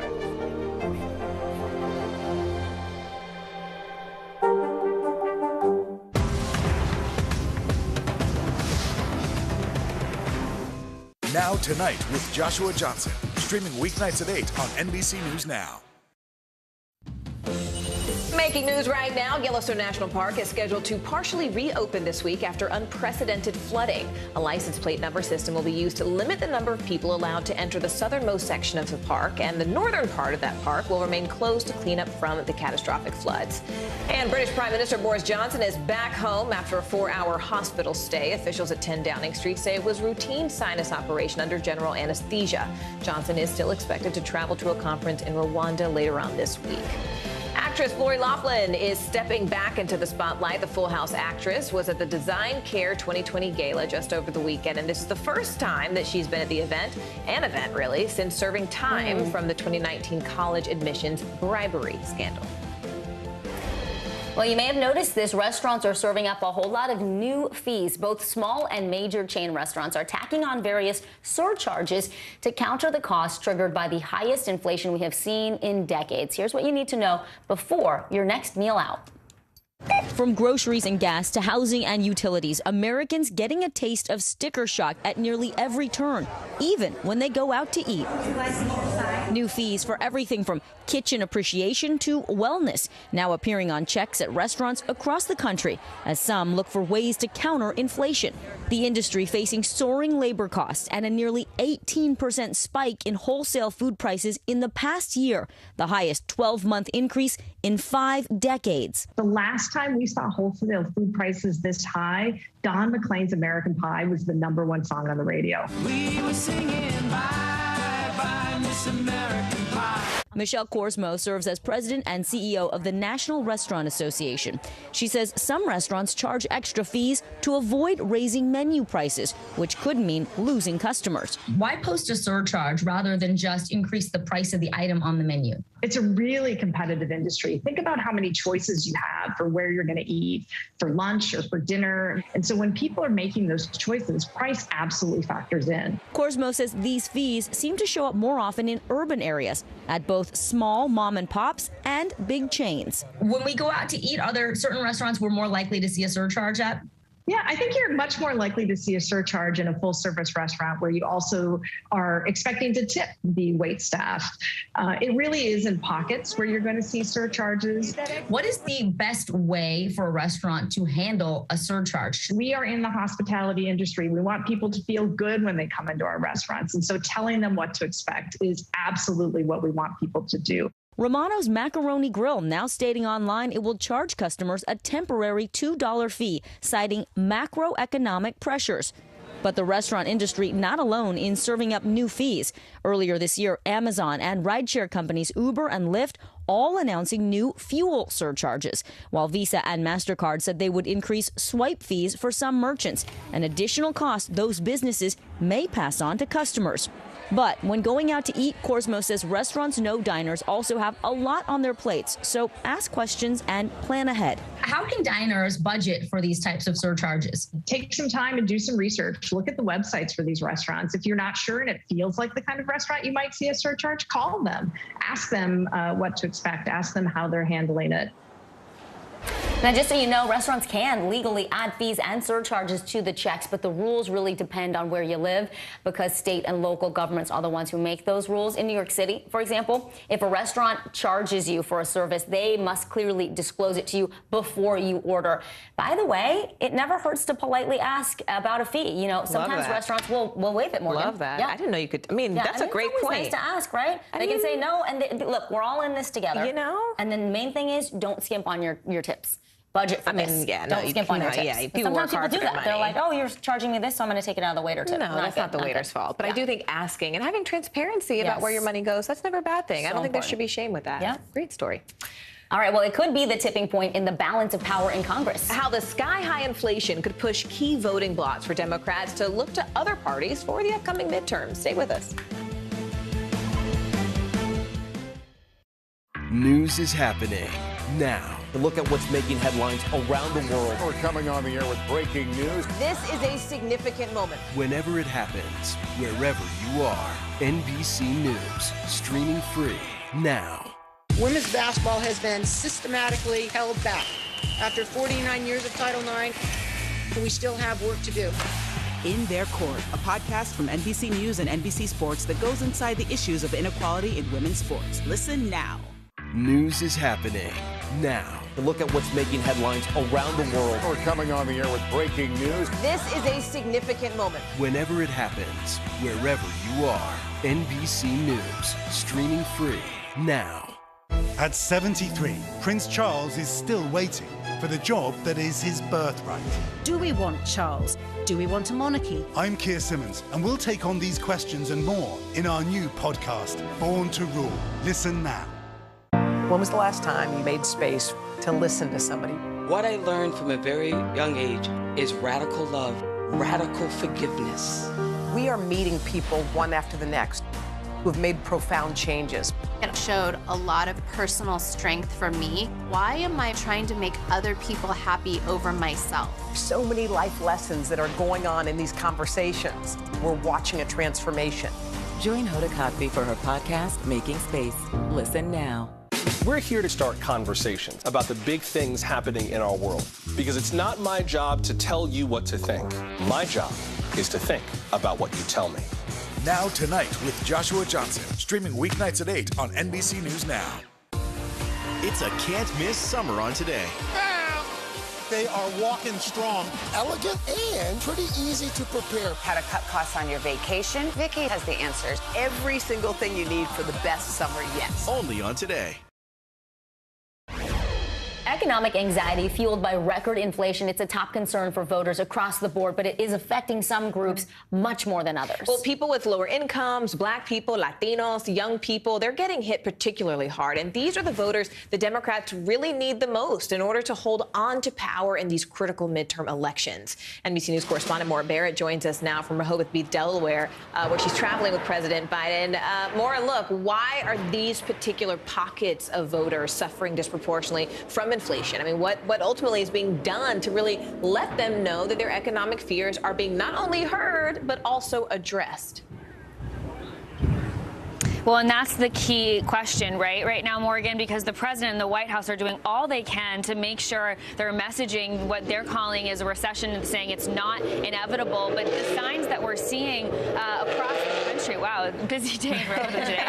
But basically, what we're seeing, unfortunately, in spending patterns with some of these groups, Black and Hispanic voters particularly, have higher unemployment rates right now. They have lower wages, and they're less likely to own their home. So then they're susceptible to those rising rent prices. And so when they're paying their bills each month, it's a big problem when it comes to when they're thinking about who they're going to be voting for in the midterm elections. You look specifically at states like Arizona and Nevada, which are two Senate seats that are up that could help determine where the Senate lies in terms of Democratic versus Republican hold. Gas prices and housing prices have been rising at a faster rate nationally in those two states. And so the Biden administration and Democrats are saying that they're working as hard as they can to prioritize this, but it's something that we've seen over the last couple of months just spiking endlessly. Democratic strategists telling NBC that they might have to switch the blame to corporations that are also spiking prices, like you just saw in Vicky's piece there, which is something that typically Democrats, they like not liking corporate America. Well, Maura, here's the thing. The prices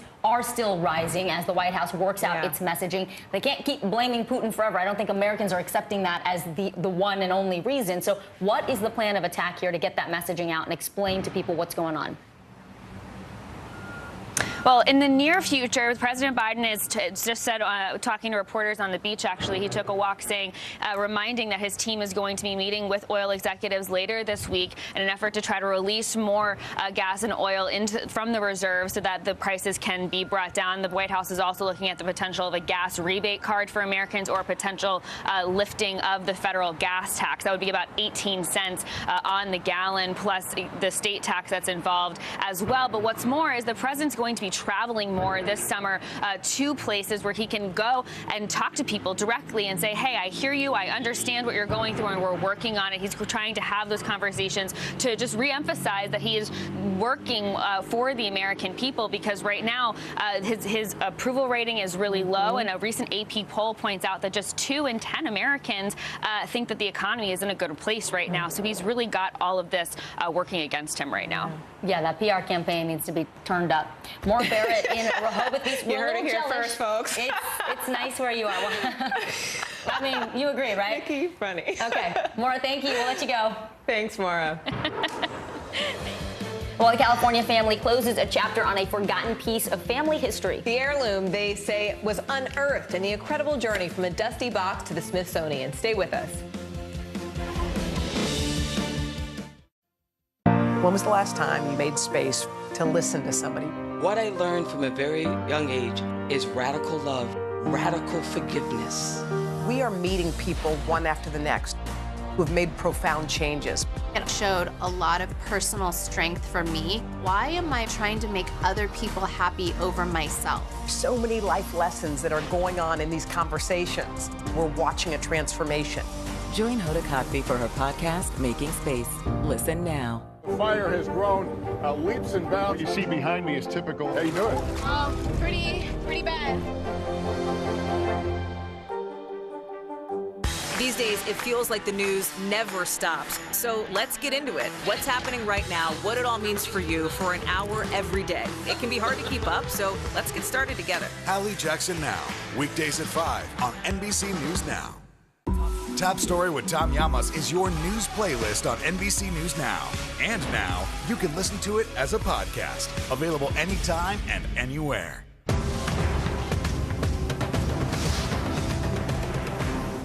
Women's basketball has been systematically held back. After 49 years of Title IX, we still have work to do. In Their Court, a podcast from NBC News and NBC Sports that goes inside the issues of inequality in women's sports. Listen now. When was the last time you made space to listen to somebody? What I learned from a very young age is radical love, radical forgiveness. We are meeting people one after the next who have made profound changes. It showed a lot of personal strength for me. Why am I trying to make other people happy over myself? So many life lessons that are going on in these conversations. We're watching a transformation. Join Hoda Kotb for her podcast, Making Space. Listen now.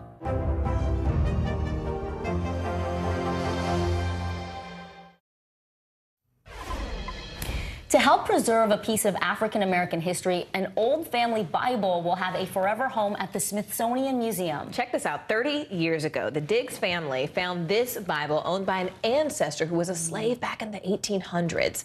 It is filled with personal family history, detailed accounts of what life was really like at that time. CNBC correspondent Shamari Stone has the story.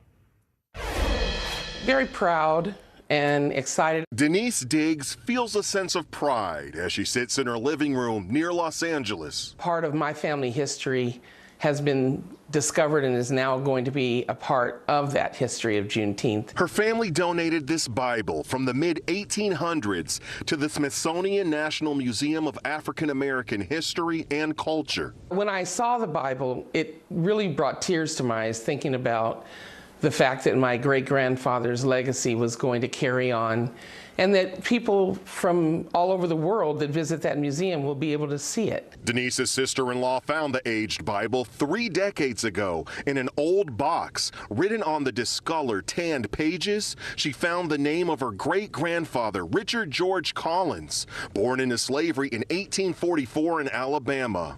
He wrote down all his family's names, birth dates, and marriages over 5 generations.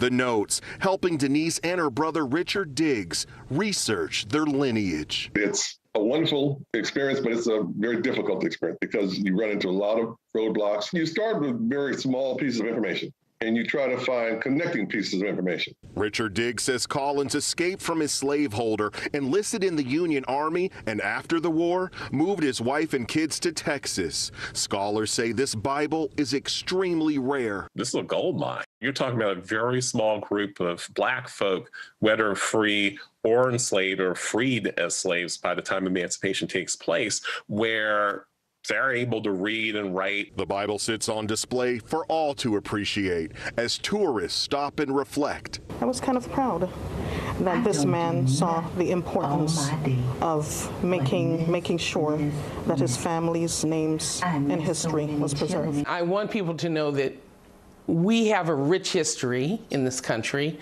that's worth knowing. I believe that the more people get interested in that, the more the barriers between us might drift away.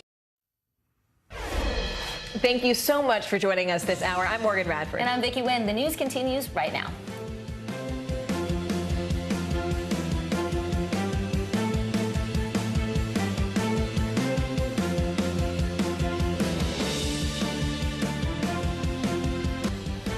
Hey everyone, happy Monday. I'm Vicki Nguyen. I'm Morgan Radford. Thank you so much for joining us this hour. Right now on NBC News, unveiling evidence. The January 6th congressional panel says it has proof of former President Donald Trump's direct involvement in a fake election scheme. Terminal turmoil, thousands of grounded flights, long snaking lines, and a lot of frustrated flyers. What's behind this holiday hassle at the nation's airports? Missing Americans. A third U.S. citizen fighting alongside Ukrainian forces reported missing in the war-ravaged country. The new fears they're being held by Russians. And passing the buck, the new restaurant fees taking a bigger bite out of your budget.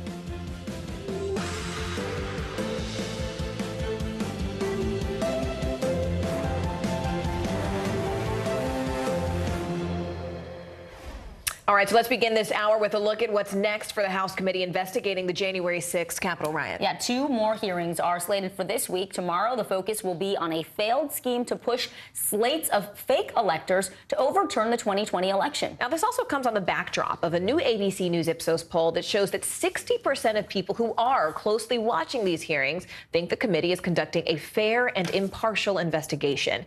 NBC's Von Hilliard is in Illinois for us, and that's where former Vice President Mike Pence will be speaking to a group of Republicans at dinner tonight. But let's go ahead and begin with NBC News reporter Julie Sirkin on Capitol Hill. Julie, it's great to see you. If you can, just sort of walk us through what we can expect from this week's hearings and really who the committee still wants to hear from. Yeah, Morgan, that's a great question. Well, tomorrow's hearing is going to focus on the pressure that former President Trump placed on state and local election officials. They'll hear from Brad Raffensperger, the Georgia Secretary of State, that widely reported phone call between the former president and him in which he tried to pressure him to overturn the election results in Georgia specifically. That's going to be a big theme tomorrow. Thursday's hearing, which was supposed to actually happen last week, is going to be on the pressure Trump put on the Department of Justice. We're expected to actually hear from Jeffrey Rosen, who was the acting attorney general under former President Trump, who disagreed with Trump's claims, Trump's false claims of election fraud, of a stolen election. I want you to take a listen, though, to Adam Schiff, because the committee is not done writing this story. They are not done investigating behind the scenes. Why not subpoena Mike Pence, for example, if he won't? I know you asked him to testify voluntarily. That didn't happen. We're not taking anything off the table in terms of witnesses who have not yet testified. We would still, I think, like to have several high-profile people come before our committee. But at the moment, I can't disclose what private conversations may or may not be going on with respect to certain individuals. But there are still key people we have not interviewed that we would like to. So Mike Pence is a possibility still? Certainly a possibility. We're not excluding anyone or anything at this point. That also, of course, includes Ginny Thomas, the wife of Supreme Court Justice Clarence Thomas, who the committee says they sent a letter to. She said publicly that she will cooperate. She's interested in talking to them. We'll see what happens down the line. All right, Julie, let's talk about that ABC News Ipsos poll. It also found nearly 6 in 10 Americans believe former President Trump should be charged with a crime for his role in the January 6th riot. 6 in 10. So, Julie, in terms of the committee's investigation and its presentations moving forward, do we have a sense of how much focus will now be put on the former president, and what will we hear that we really haven't heard already? Well, look, the committee will argue that they've spent every hearing thus far and every hearing going forward focusing on former President Trump, though not directly perhaps, but showing how he's put pressure on all these different vessels, on the Department of Justice, on his former vice president, on his supporters, on election officials, just how he pursued this scheme, this plot to overturn the election results. And speaking of charging Trump, that's their other focus, right? They want the current Department of Justice, President Biden's Department of Justice, to pay attention to this too. They're, of course, running their own parallel probe into this. They've asked the committee to turn over witness interviews, key transcripts, and documents that the committee has been gathering over the last year. And the committee said they plan to do so only after they finish conducting their own investigation. All right, Julie Sirkin, thank you. We appreciate it. On the backdrop of the January 6th hearings and his role that day, former Vice President Mike Pence is hitting the campaign trail in Illinois. Here's NBC News correspondent Von Hilliard, who's traveling with Pence. Right, these are going to be former Vice President Pence's first public remarks since that Thursday, January 6th committee hearing that really honed in on the imminent danger that he was placed in on January 6th and the obstruction that ultimately led to the certification of those 2020 results being delayed until late that night of January 6th here. This is, for the former Vice President, all coinciding as he molds his own potential 2024 presidential run in what could be a square-off between him and former President Trump. Today here in Illinois, he is delivering a speech in Chicago on the economy before making his way here to Peoria, Illinois, to give remarks at a county GOP activist dinner. He has made several of these types of trips around the country over the course of these last several months, including the likes of Iowa and New Hampshire. I was talking with his former chief of staff, who's now a political advisor to him, who noted that Pence really wants to, in his words, look for solutions for the future instead of relitigating the past here. You know, Republicans are looking to have pickup wins in these 2022 midterms, which could be pivotal to, a potential Republican administration come 2024 presidential election being able to pass key legislation. And so that's where, for Pence, this is really going to be difficult here because Trump remains such the influential and powerful force in this Republican Party, and a great many voters who we've continued to talk to have condemned the former vice president for ultimately certifying the election to the dismay of Donald Trump. But that has not stopped the former vice president from making these stops and even defending his case for the actions that he took leading up to January 6th, and his advisors' claims and his own claims that under the 12th Amendment and the Electoral Vote Count Act, that the Electoral Count Act, that he was obligated to do what he did on January 6th. But that's a case that he's going to have to continue to make to Republican voters here across the country. All right, Von Hilliard in Illinois, thank you. Millions of Americans are looking to make their way home today after a holiday weekend racked with flight delays and cancellations. In fact, as of this morning, still more than 1,000 flights have already been canceled or delayed. NBC News correspondent Emily Ikeda joins us now from Newark Liberty International Airport. Emily, I guess the first question is, what's it looking like today after all these flights got messed up over the weekend?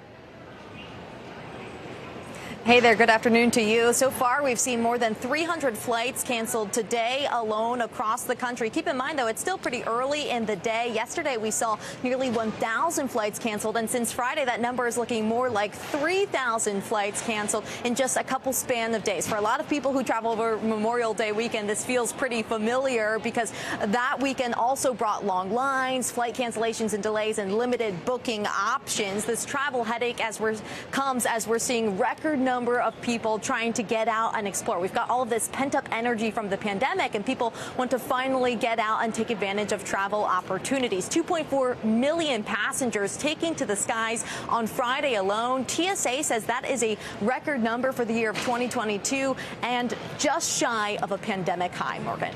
And Emily, let's dig into some of the reasons, though, behind these delays and cancellations. I mean, what are the airlines attributing all this to? So it really depends who you ask. The airlines frequently and routinely blame air traffic control or bad weather, and the government has acknowledged that there is somewhat of a staffing shortage when it comes to air traffic controllers. But airline analysts say that the crux of the problem is much more involved around the airline staffing shortages combined with this soaring demand for travel. Again, those 2.4 million passengers just flying on Friday alone. The airlines, we've seen a stream of companies start to trim back their summer schedules to improve reliability. The other thing I'll point out, remember, the airlines in the beginning of the pandemic, they encouraged pilots to take early retirement because they saw such a lull in travel, and that takes time to rebuild, and we're seeing the ramifications and the results of the rippling effects of that now. The Secretary of Transportation, Pete Buttigieg, had met with airline leaders last week. He encouraged them to increase the number of customer service representatives. He said said that he's encouraged by some of the steps the airlines had expressed to him that they were taking ahead of the July 4th holiday. But he also floated this idea that, you know, if we don't see change later this year, we could see the federal government take action against some of these airlines if they don't meet certain standards, Morgan. Wow. All right, Emily Cataforce there in Newark. Emily, thank you.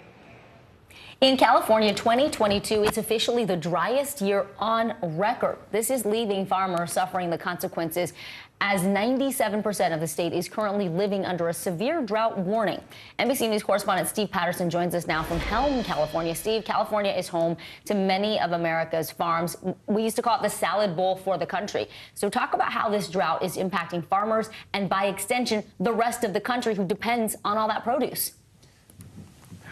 The salad bowl, the breadbasket, whatever you want to call it, this is the country's #1 agriculture industry, $50 billion in annual revenue. It employs 400,000 people, and right now it is in crisis because of how lack of water there is really across the state. I mean, take a look at this. This is one fallow field. I'm on Gary Bean's farm. Gary Bean has more than 1,200 acres of farmland here. He grows nuts, he grows almonds, he grows melons, he grows onions, tomatoes, but right now, half of it, more than 600 acres, is fallow. It is because he does not have enough water for the crops that he has. He cannot plant, which means he cannot produce, which means eventually in the grocery stores and the marts across the country, we will feel that. Prices will go up because there simply isn't the production, the supply line to have those groceries available. And so right now,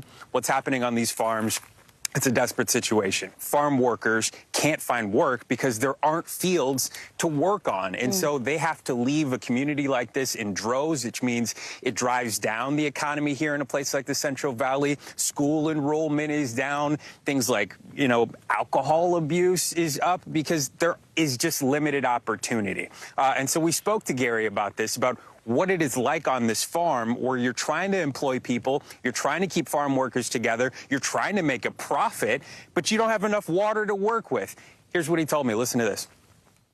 So when you see this ground and you think about all the opportunities you could have, but instead nothing is growing, what's the emotion? I mean, is that heartbreaking for you? You know, it's like I just told you, I have 4 grandchildren, 3 of them in college. I tried to steer them away from the farm. You know, when I grew up, I wanted to be a farmer my entire life. You know, that was it. I grew up on the farm, so they have too. But I want them to have other alternatives. You know, it's a pretty stressful life to not know what you're going to have water-wise until March, April, May, and you have to make those planning decisions in October, November, December. I feel like I'm spinning my wheels. And so now what Gary and so many farm workers in the state have to do is drill down to get some of the groundwater that's underneath the earth out. And what that does is it creates another expense. It's so expensive to operate these drills that he has all over the farm pumping water out. And if one fails, that could be a catastrophe. It happened here last year. He lost a major contract that he couldn't fulfill because he couldn't get the water out. And so this is the crisis that is facing so many across the state. You add under the fact that we're about to hit another major heat wave, that it's been so dry, and of course with the climate crisis making all of this so much worse for everybody here. Steve, I grew up in California, lived there for many years. I understand this ongoing drought issue, and it seems to have gotten even worse over the past decade or so. You paint a really good picture about the cascading issues. It's not just the farms, it's the schools, it's what it does to the community, too. What's being done to reduce the impact of these ongoing droughts? Well, we can talk about it in a few ways. For the farm workers themselves, people that own farms, they just have to really get selective about the kind of crops they want to grow. It's why you'll see much more almond farmers doing well or keep focusing on those crops which create a higher yield. In other words, it's a higher price that they can get for the value that they have. On a more policy level, you know, they've been instituting limits on drilling for groundwater because so many people are extracting it that there's less to go around. So the overall strategy is to try to make a bigger pool for everybody. But really, it's all about personal use. And that's why we're seeing, again, on a policy level, restrictions on water usage. 6 million Californians right now are under some level of restriction because there isn't enough water to go around. So things like watering your yard in certain places, that can only be done 1 day a week or at a certain time. But really, it's up to personal responsibility. It's things as simple and as stupid as it sounds, like brushing your teeth, turn the sink off, don't take a 15-minute shower. All of this really counts, and everybody has to do their part to pitch in to help solve this crisis. Yeah, remember cutting back on the lawns, too, and adding more of the native grasses. Yep. Those small things add up and make a difference. Steve Patterson, they say a picture is worth 1,000 words. Thank you for painting a really descriptive picture for us today with your live shot. We appreciate it. Thanks. 2 million people across the Southwest are now under flood watch, while 10 million people are under heat advisories in the upper Midwest. NBC News meteorologist Bill Cairns joins us now with the very latest. Hi there, Bill. Hi, and what a scene. It looked like Steve was out in the desert for the most part. Even the weeds weren't growing behind him. It's just incredible. So that's obviously the long-term climate. That's the mega drought over the last decade. I'm going to talk now about the weather, not the climate, and this is going to be the immediate, what you feel. One of the things that we like to say is that weather is, what you dress for. Climate is your wardrobe, just to kind of let you know the differences between the two. So for the weather right now, your heat advisories are up in areas of orange. We do have heat warnings today from Minneapolis to Fargo. Fargo, North Dakota is in a heat warning. Even Mankato, too. So it's a lot smaller than last week, but it will expand this week. And we're not even at the lunch hour yet in Sioux City, Iowa, and it feels like 96 degrees. Already feels like 94 in the 11 o'clock hour in Minneapolis. You get the idea. Now, that cold front has moved through Rapid City and Bismarck. You're finally getting your relief. You're in the 70s. So this is the last really hot day after a brutally hot weekend in areas of the northern plains. So here's how hot it will be for the max temperature this afternoon. And as far as records go, we're expecting all the little red dots on this map from Minneapolis all the way down through Florida. 71 record highs are possible this week. And keep your eye on Florida on Thursday.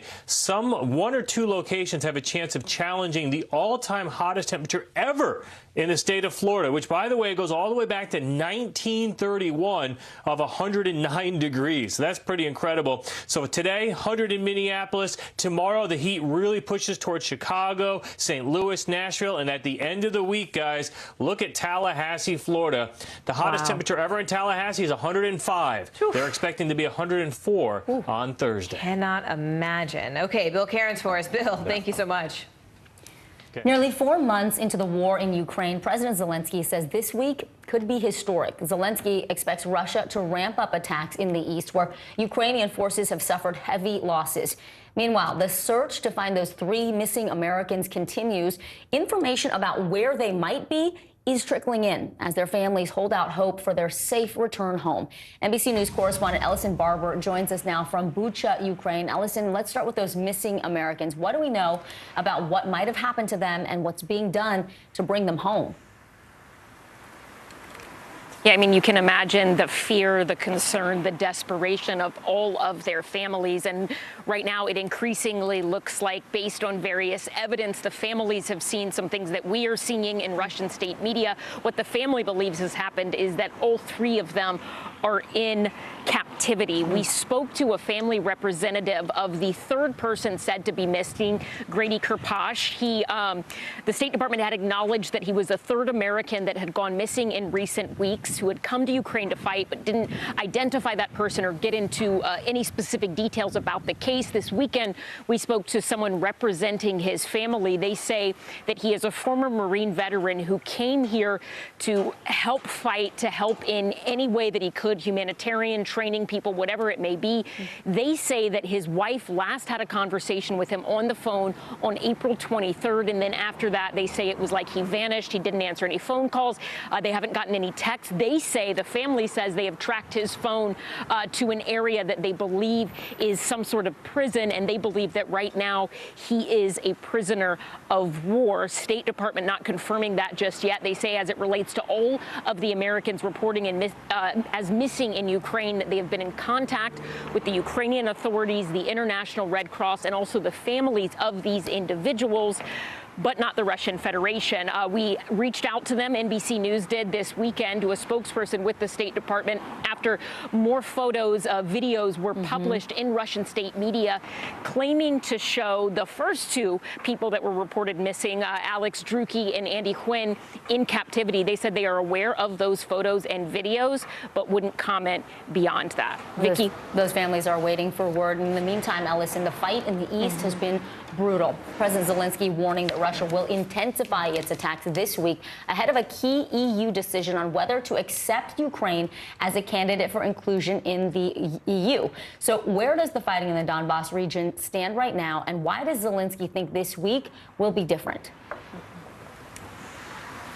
Right. I mean, so much of this war, even back to 2014, it was a direct reaction to efforts within the Ukrainian population to move closer to Europe. So obviously a step towards candidate status is seen by a lot of Ukrainian officials as something that could anger Vladimir Putin, that could lead to more missile strikes, more attacks. I mean, just this weekend, we had 2 missiles intercepted over the Kyiv region, one of them over Bucha, where we are right now. But Russian forces have continued to keep most of their air and ground resources focused on the fight in the Donbass region. Right now, they are said to be encircling Severodonetsk, trying to capture that city, while some civilians remain trapped there. The governor of the Luhansk region, he says the most severe fight is taking place in this region for Severodonetsk and also its sister city, which is still under Ukrainian control, but according to the governor, under heavy shelling from Russian forces. The UK's Ministry of Defense says that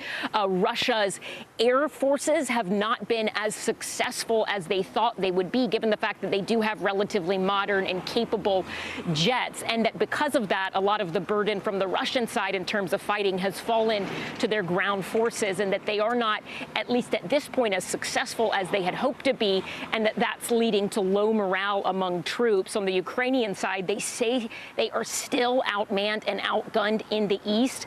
The Minister of Defense here has said that Ukrainian forces use between 5,000 and 6,000 artillery shells every day. Russian forces use 10 times that. The latest U.S. aid package included 36,000 rounds of artillery, so that would maybe last Ukrainian forces about a week. Vicki? Yeah, those are the stark realities of the numbers on the ground. Ellison Barber, live for us in Bucha, Ukraine. Ellison, thank you.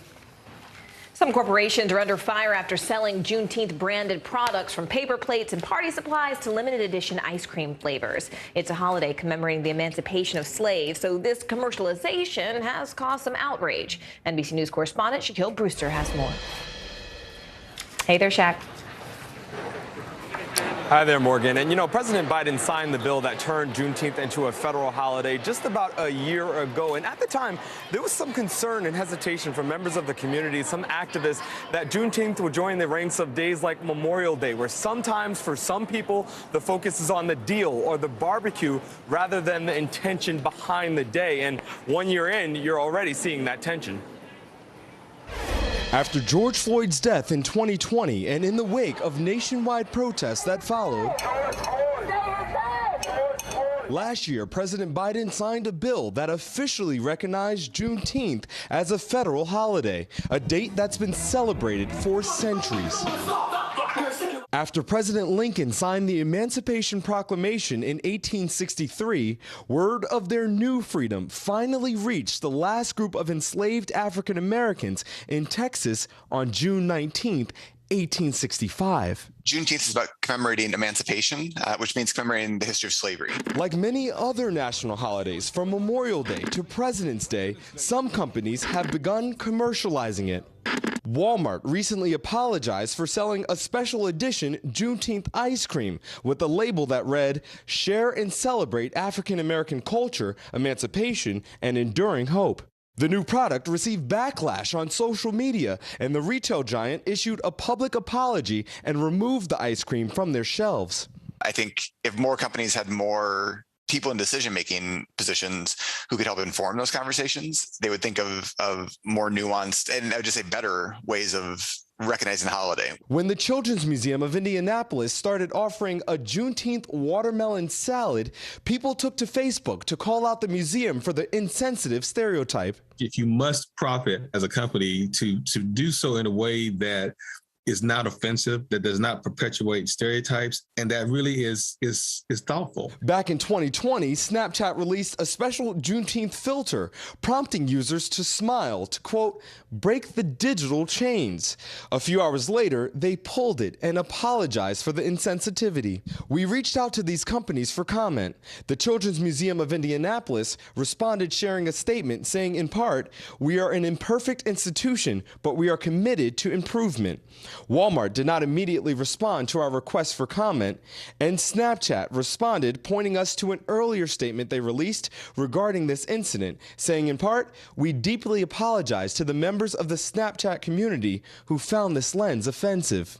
Why are companies upsetting so many people with these products? I think that companies should be in consultation with members of the Black community before making these decisions so that they are making good business decisions that are informed by the communities that they are seeking to serve. Now, Shaq, you reported on these companies who've missed the mark. I mean, did any of the folks that you talked with name a company or companies that they've seen actually get it right?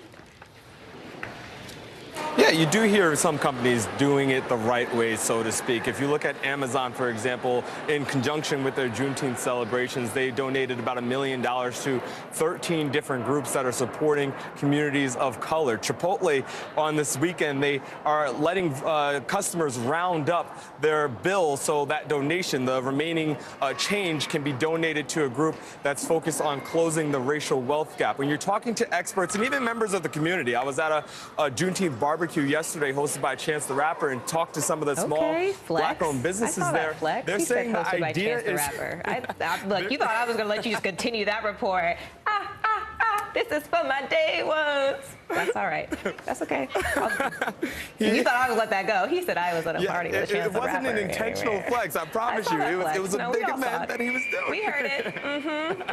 But one of the things that you heard from many of the vendors... Yeah. We're going to have a singing show, Morgan.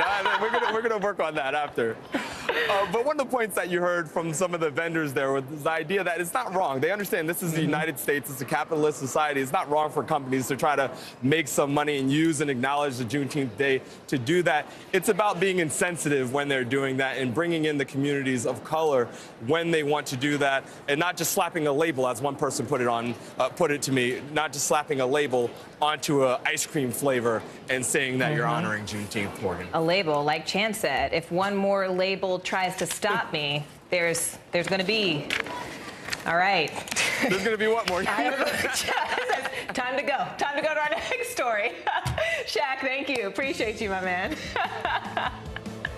All right, well, stay with us. New research hopes to find a cure for brain diseases like Alzheimer's and dementia. How tracking good heart health could slow or even stop disease development. Stay with us. That's coming up next. Women's basketball has been systematically held back. After 49 years of Title IX, we still have work to do. In Their Court, a podcast from NBC News and NBC Sports that goes inside the issues of inequality in women's sports. Listen now. These days, it feels like the news never stops. So let's get into it. What's happening right now, what it all means for you for an hour every day. It can be hard to keep up, so let's get started together. Hallie Jackson Now, weekdays at 5 on NBC News Now. Making Space, the inspirational podcast from Hoda Kotb. Listen now. Top Story with Tom Llamas is your news playlist on NBC News Now. And now, you can listen to it as a podcast. Available anytime and anywhere. We'll meet Ukrainians who are defending their country one block at a time. When you were still in Kiev, could you hear the bombing? My name is Lester. Who's this?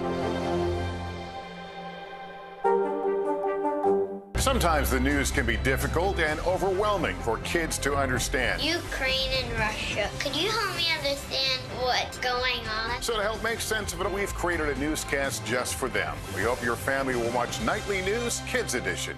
Sometimes the news can be difficult and overwhelming for kids to understand, so we've created a newscast just for them.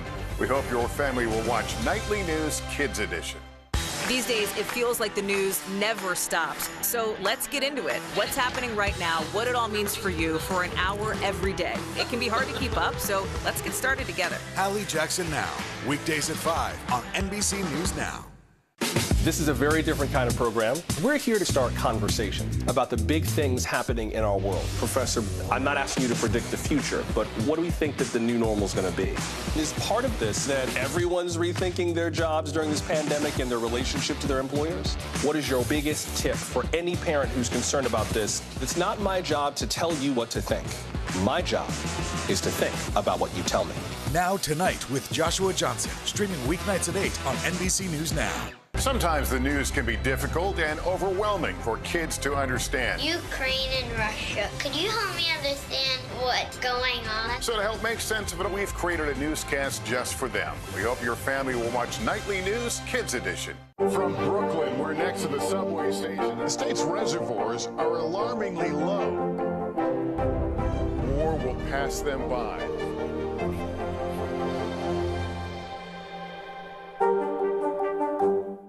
Women's basketball has been systematically held back. Our players and coaches have been harmed. After 49 years of Title IX, we still have work to do. In Their Court, a podcast from NBC News and NBC Sports that goes inside the issues of inequality in women's sports. Listen now. It is a major milestone in the fight against the coronavirus pandemic. Starting this week, the youngest Americans can start getting either the Moderna or Pfizer vaccines after the CDC unanimously approved them over the weekend. NBC News correspondent Jesse Kirsch is at the Cleveland Clinic, one of the many hospitals nationwide getting the vaccine. Jesse, walk us through this. How will the COVID vaccines be rolled out to parents and kids? Yeah, so Vicky, they're expecting a shipment here any day now, and they are hoping to have shots in arms of kids at the Cleveland Clinic starting on Wednesday. And we want to take you through what has become a pretty familiar space, I think, for many Americans. They have a gate here for security, and these are those special freezers where they've been holding the Pfizer vaccine for over a year now. And these freezers have helped ensure that there have been vaccines available for people of varying age groups, but now they're going to be able to get shots in the arms of some of the youngest kids in this country between ages 6 months and 4 years old for Pfizer, and those shots, we're told, are going to be going in this freezer. So this is one of those places they're going to be storing those shots, Vicky. They have opened up appointments online here at the Cleveland Clinic today, but they're not doing this massive blitz of a rollout to try to get people to sign up for appointments rapidly at this point, and that speaks to the fact that we're in a very different situation than we were more than a year ago when adults started getting the vaccines.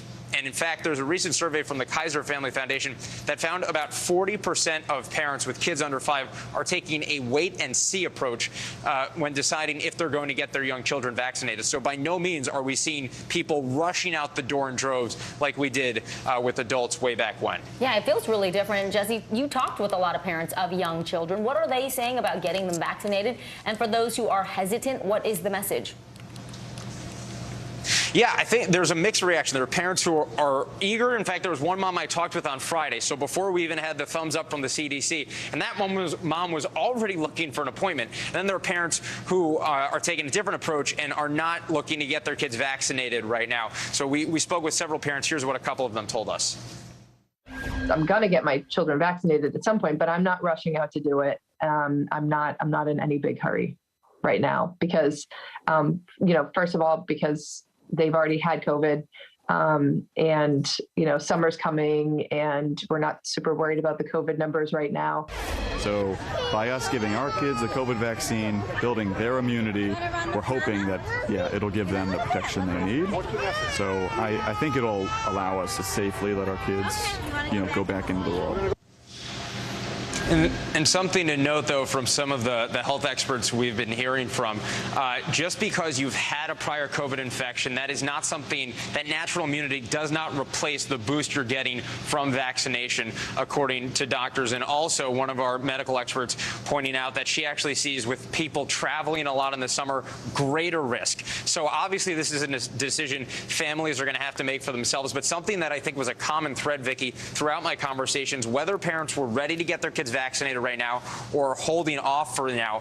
Clearly, parents with young children continue to be thinking about having to alter their life. So whether that be birthday parties outside, avoiding indoor gatherings, making sure the masks are still on. So these families are still thinking and taking precautions, even if they're not ready to use vaccination as an added layer of protection, Vicki. And as we've heard, those are smart mitigation measures. It takes all sorts of things. Vaccines are just one part of it. Jesse Kirsch at the Cleveland Clinic. Thank you, Jesse. June is Alzheimer's and Brain Awareness Month, and revolutionary research is now underway in Nashville to see if heart health can actually impact your brain health. NBC News special anchor Maria Shriver shows us the celebrity who's at the center of this research and her personal inspiration. This is exciting. Right now, there are no effective treatments for Alzheimer's, and so much of the new research is looking at how to prevent it from developing in the brain. Well, this morning we go inside one major study that's tracking how good heart health may slow or even stop Alzheimer's from developing in your brain. And one of the people in the study is a face we all know and love. I'm engaged. I'm engaged. I'm getting married. She stole our hearts as Annie in the iconic 1991 movie Father of the Bride. Now actress Kimberly Williams Paisley is dedicating her heart and her brain to an even bigger project. This is the scary part for me. A groundbreaking study hoping to find treatments and even a cure for Alzheimer's disease. And you are really a big Alzheimer's advocate, but this is a different step. This is a new step for you. Why did you want to be part of this? We need people to participate in research. And I can do that, and I can amplify that need by showing what I'm doing. Kimberly's own family struggle with Alzheimer's started after her wedding to country music superstar Brad Paisley, when her mother, Linda, was diagnosed with a form of dementia caused by the disease. Over a decade later, she passed away. I've spent the 11 years watching my mother, who had Alzheimer's, watching her deteriorate, watching her go from being this vibrant, incredible, intelligent, funny woman to someone that I didn't recognize at all. And then I felt like, what else can I give? Like, what else can I do? So she decided to become a research subject herself. Last summer, joining a revolutionary study at Vanderbilt University, just miles from her Nashville home. It's one of the first to try and explain the connection between heart health and brain health. The long-term study will follow 1,000 participants, ages 50 and up, as they get older, putting them through intensive testing every 2 years, from heart and brain scans to memory and blood tests, even analyzing fluid from their spines. All to track how minute changes in their hearts, starting in middle age, can cause memory loss and dementia in the brain later on. Angela Jefferson is the lead researcher. We've shown that changes in how the heart pumps blood and hardening of the aorta, those things are related to memory changes with age. If we can drill down and isolate whatever the biomarker is, we can develop therapies for them. We can potentially make Alzheimer's disease a preventable disease. Alzheimer's disproportionately impacts people of color, who are often underrepresented in clinical research. In their study, Vanderbilt researchers want at least 30% people of color. Subjects like 53-year-old Tanya Wilkins, whose grandmother and aunt suffer from Alzheimer's. Many African Americans do not participate in these type of studies. I don't know, because of fear or just not aware of it. And I felt like if I participated, I could convince others to do the same. Kimberly says she'll stay in the study as long as she can, even pledging to donate her brain to research after she dies.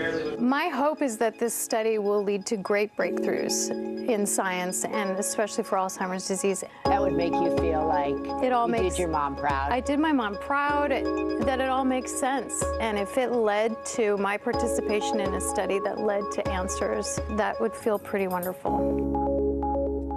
This study is looking to double the number of participants involved. Being in it requires going to Nashville every 2 years for several days of rigorous testing.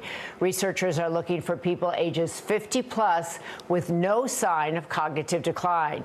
And you do not need a family history of Alzheimer's to join. You can find more information at the Today Show website. Back to you. Our thanks to Maria Shriver for that. The world governing body for swimming is making waves over a controversial decision. That's right. Members voted to effectively ban transgender women from competing in women's events. Now, only swimmers who transitioned before 12 years old can compete. Also, swimmers will have to prove they have continued repressing testosterone levels after their transitions. It's a lot. It's a lot. Let's bring in Ann Lieberman. They're the director of policy and programs at Athlete Ally. It's a group supporting the rights of LGBTQ athletes. And first, let's talk about how the LGBTQ community has responded to these new rule changes. And is your organization planning to take any action?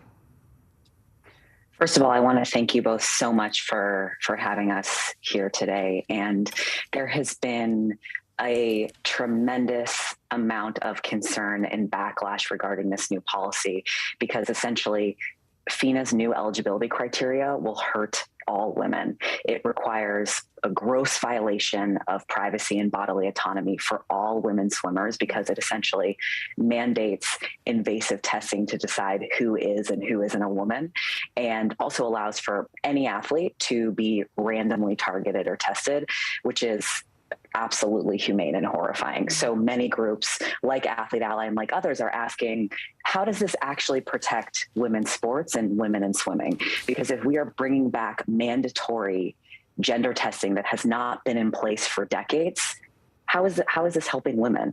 The only thing that this does by adopting this incredibly restrictive policy is open up yet another arena for abuse for women athletes by mandating testing to decide who is a woman and who is not. Now, your point is taken. I think a lot of people believe this is an imperfect solution, but that something has to be done. What do you say to the cisgender female competitors who say they're all for inclusiveness, for people being who they are, but that in most cases, swimming against trans athletes is not fair to them? Maybe not yet on this world stage at the Olympics where we don't really see many people, but, you know, the case of the Penn swimmer, right, at the college level, it's having an impact on female athletes, cisgender female athletes. So that's just one set of perspectives. We also have perspectives from other elite women and women who have swam against Leah Thomas, like Erica Sullivan, like Madeline Groves, and hundreds of other women who actually signed an open letter in support of Leah Thomas and her ability to compete.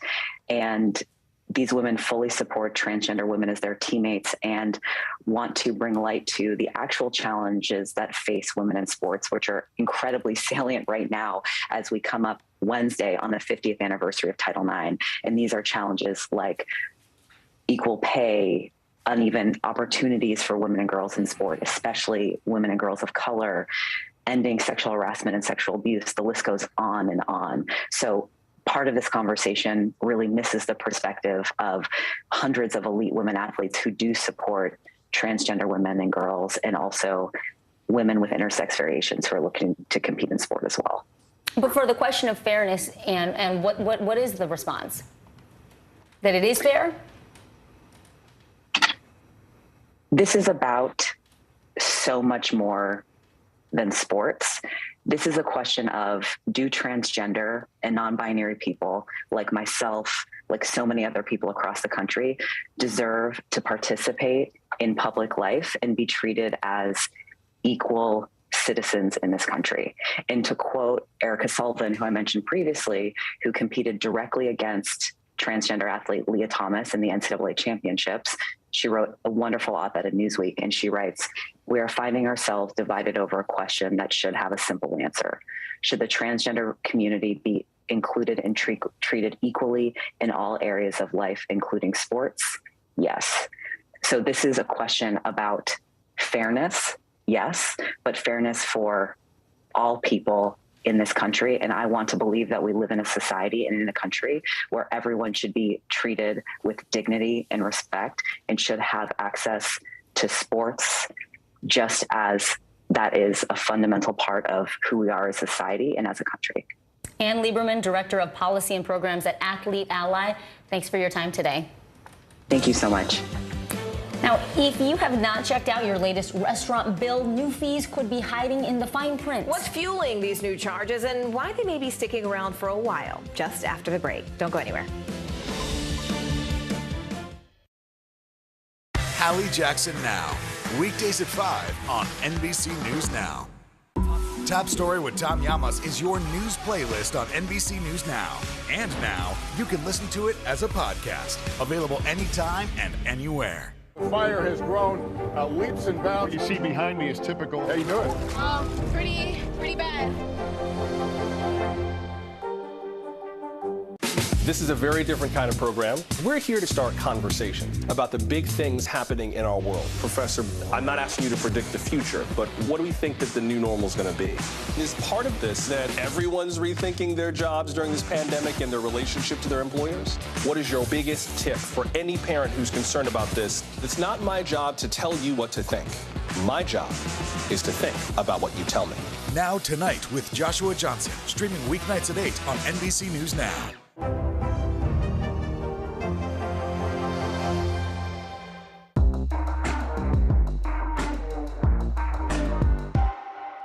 Now Tonight with Joshua Johnson, streaming weeknights at 8 on NBC News Now.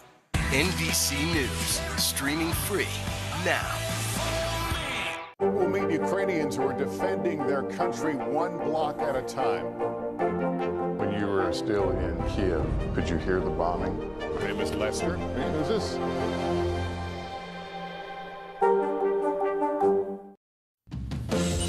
Making news right now, Yellowstone National Park is scheduled to partially reopen this week after unprecedented flooding. A license plate number system will be used to limit the number of people allowed to enter the southernmost section of the park, and the northern part of that park will remain closed to clean up from the catastrophic floods.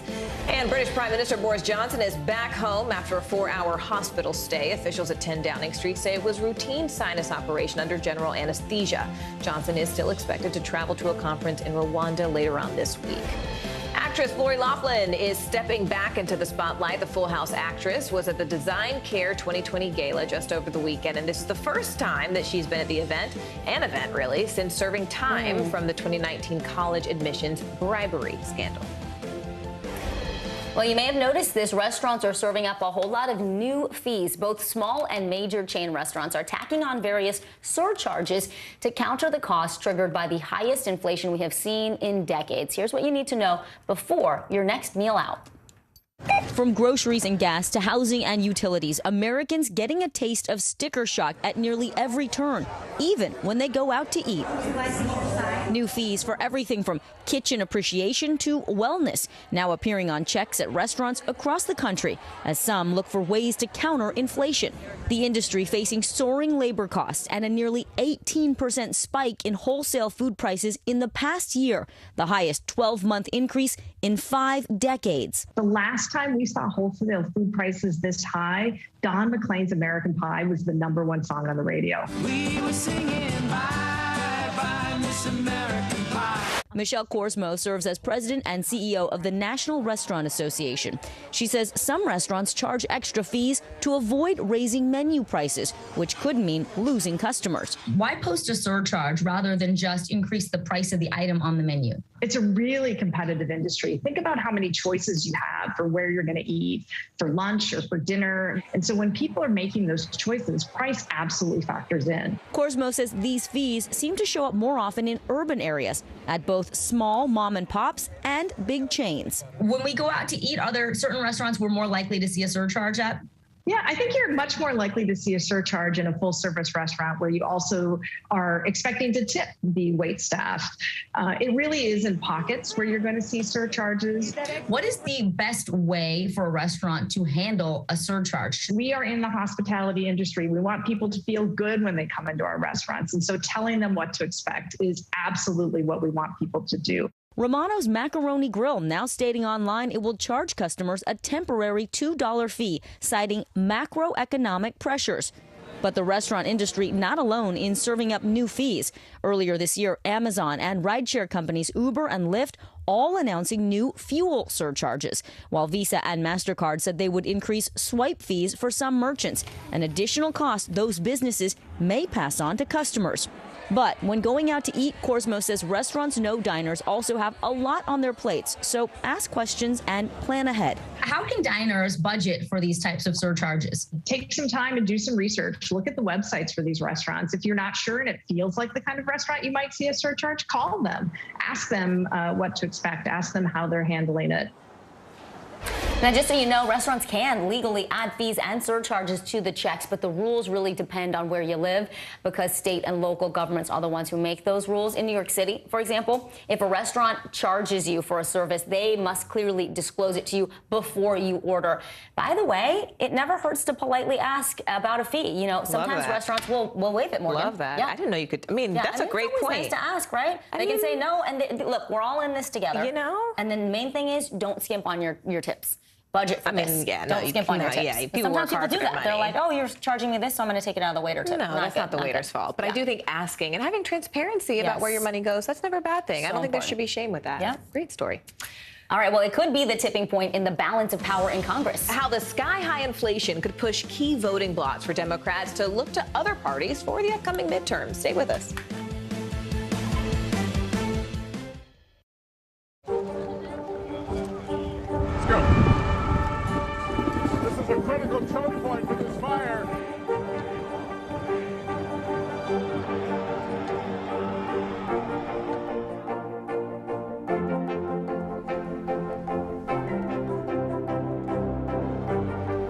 Unnecessary, unjustifiable, illegal. And good evening from New Orleans. Late military operation witnessing the massive crowds. I admire you both. Nice to really spend some time with you. Appreciate it.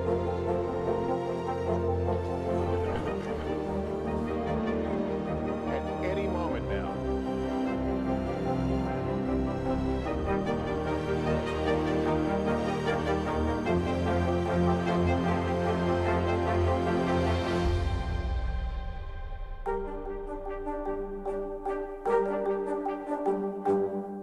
We're here to start conversations about the big things happening in our world, because it's not my job to tell you what to think. My job is to think about what you tell me. Now Tonight with Joshua Johnson, streaming weeknights at 8 on NBC News Now.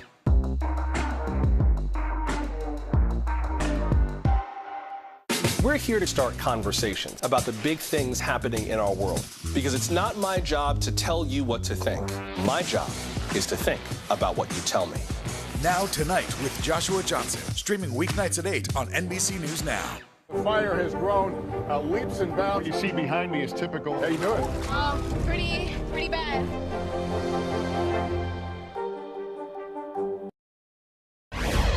Economic anxiety fueled by record inflation. It's a top concern for voters across the board, but it is affecting some groups much more than others. Well, people with lower incomes, black people, Latinos, young people, they're getting hit particularly hard. And these are the voters the Democrats really need the most in order to hold on to power in these critical midterm elections. NBC News correspondent Maura Barrett joins us now from Rehoboth Beach, Delaware, where she's traveling with President Biden. Maura, look, why are these particular pockets of voters suffering disproportionately from inflation? I mean, what ultimately is being done to really let them know that their economic fears are being not only heard, but also addressed? Well, and that's the key question, right now, Morgan, because the president and the White House are doing all they can to make sure they're messaging what they're calling is a recession and saying it's not inevitable. But the signs that we're seeing across the country, wow, busy day in Rehoboth today.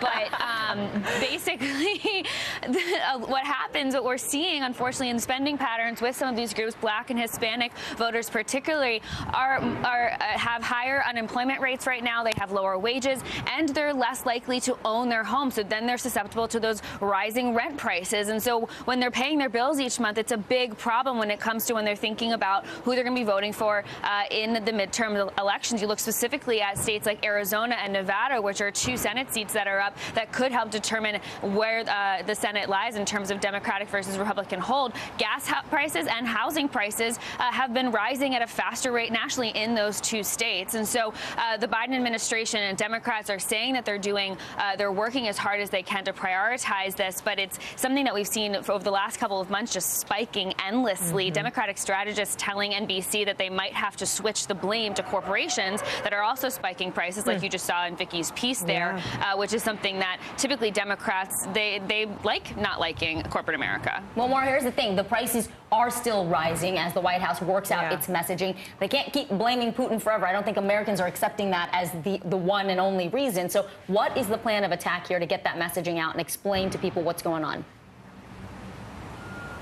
Well, in the near future, President Biden is just said, talking to reporters on the beach, actually, he took a walk saying, reminding that his team is going to be meeting with oil executives later this week in an effort to try to release more gas and oil from the reserve so that the prices can be brought down. The White House is also looking at the potential of a gas rebate card for Americans or potential lifting of the federal gas tax. That would be about 18 cents on the gallon, plus the state tax that's involved as well. But what's more is the president's going to be traveling more this summer to places where he can go and talk to people directly and say, hey, I hear you, I understand what you're going through, and we're working on it. He's trying to have those conversations to just reemphasize that he is working for the American people, because right now his approval rating is really low, and a recent AP poll points out that just 2 in 10 Americans think that the economy is in a good place right now. So he's really got all of this working against him right now. Yeah, that PR campaign needs to be turned up.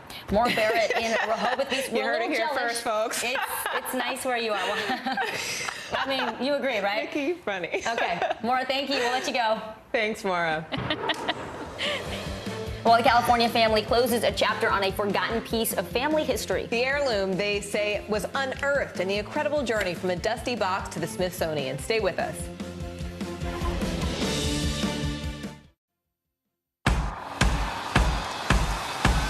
News is happening now. Look at what's making headlines around the world. Right now on Morning News Now. We're coming on the air with breaking news. And this is a significant moment. Whenever it happens, wherever you are, NBC News, streaming free now. We're here to start conversations about the big things happening in our world, because it's not my job to tell you what to think. My job is to think about what you tell me. Now Tonight with Joshua Johnson, streaming weeknights at 8 on NBC News Now. Top Story with Tom Llamas, weeknights at 7 on NBC News Now. News is happening now. Look at what's making headlines around the world. Whenever it happens, wherever you are, it's here now. Women's basketball has been systematically held back. After 49 years of Title IX, we still have work to do. In Their Court, a podcast from NBC News and NBC Sports that goes inside the issues of inequality in women's sports. Listen now. News is happening now. Look at what's making headlines around the world. Whenever it happens, wherever you are, it's here now. This is a very different kind of program. We're here to start conversation about the big things happening in our world. Professor, I'm not asking you to predict the future, but what do we think that the new normal is going to be? Is part of this that everyone's rethinking their jobs during this pandemic and their relationship to their employers? What is your biggest tip for any parent who's concerned about this? It's not my job to tell you what to think.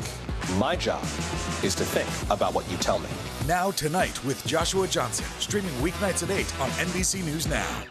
Top Story with Tom Llamas, weeknights at 7 on NBC News. To help preserve a piece of African American history, an old family Bible will have a forever home at the Smithsonian Museum. Check this out. 30 years ago, the Diggs family found this Bible owned by an ancestor who was a slave back in the 1800s.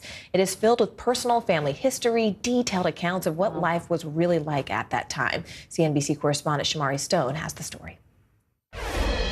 Very proud and excited. Denise Diggs feels a sense of pride as she sits in her living room near Los Angeles. Part of my family history has been discovered and is now going to be a part of that history of Juneteenth. Her family donated this Bible from the mid-1800s to the Smithsonian National Museum of African American History and Culture. When I saw the Bible, it really brought tears to my eyes thinking about the fact that my great-grandfather's legacy was going to carry on, and that people from all over the world that visit that museum will be able to see it. Denise's sister-in-law found the aged Bible 3 decades ago in an old box. Written on the discolored, tanned pages, she found the name of her great-grandfather, Richard George Collins, born into slavery in 1844 in Alabama.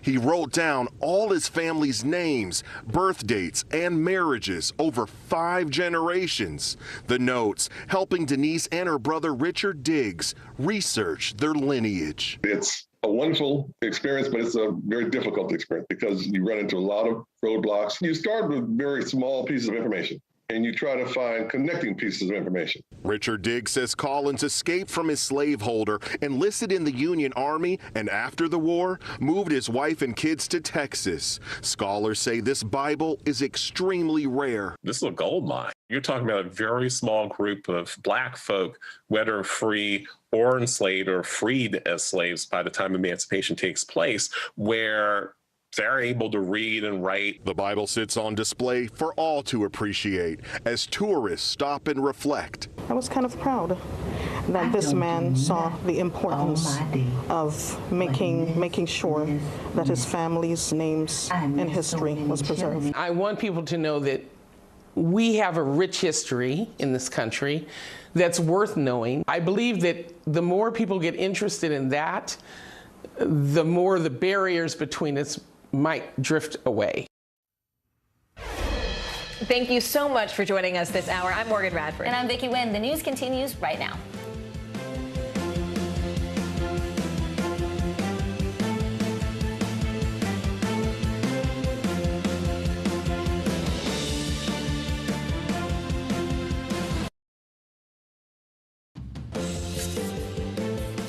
Right now on NBC News Now, going nowhere. Passengers from coast to coast left stranded after thousands of flight cancellations. Why it happened and what's being done to get Americans moving again. Making the case. The House January 6th committee prepares to lay out new allegations against former President Donald Trump. What to expect from tomorrow's public hearing on Capitol Hill. And honoring freedom, America commemorating Juneteenth as a national holiday.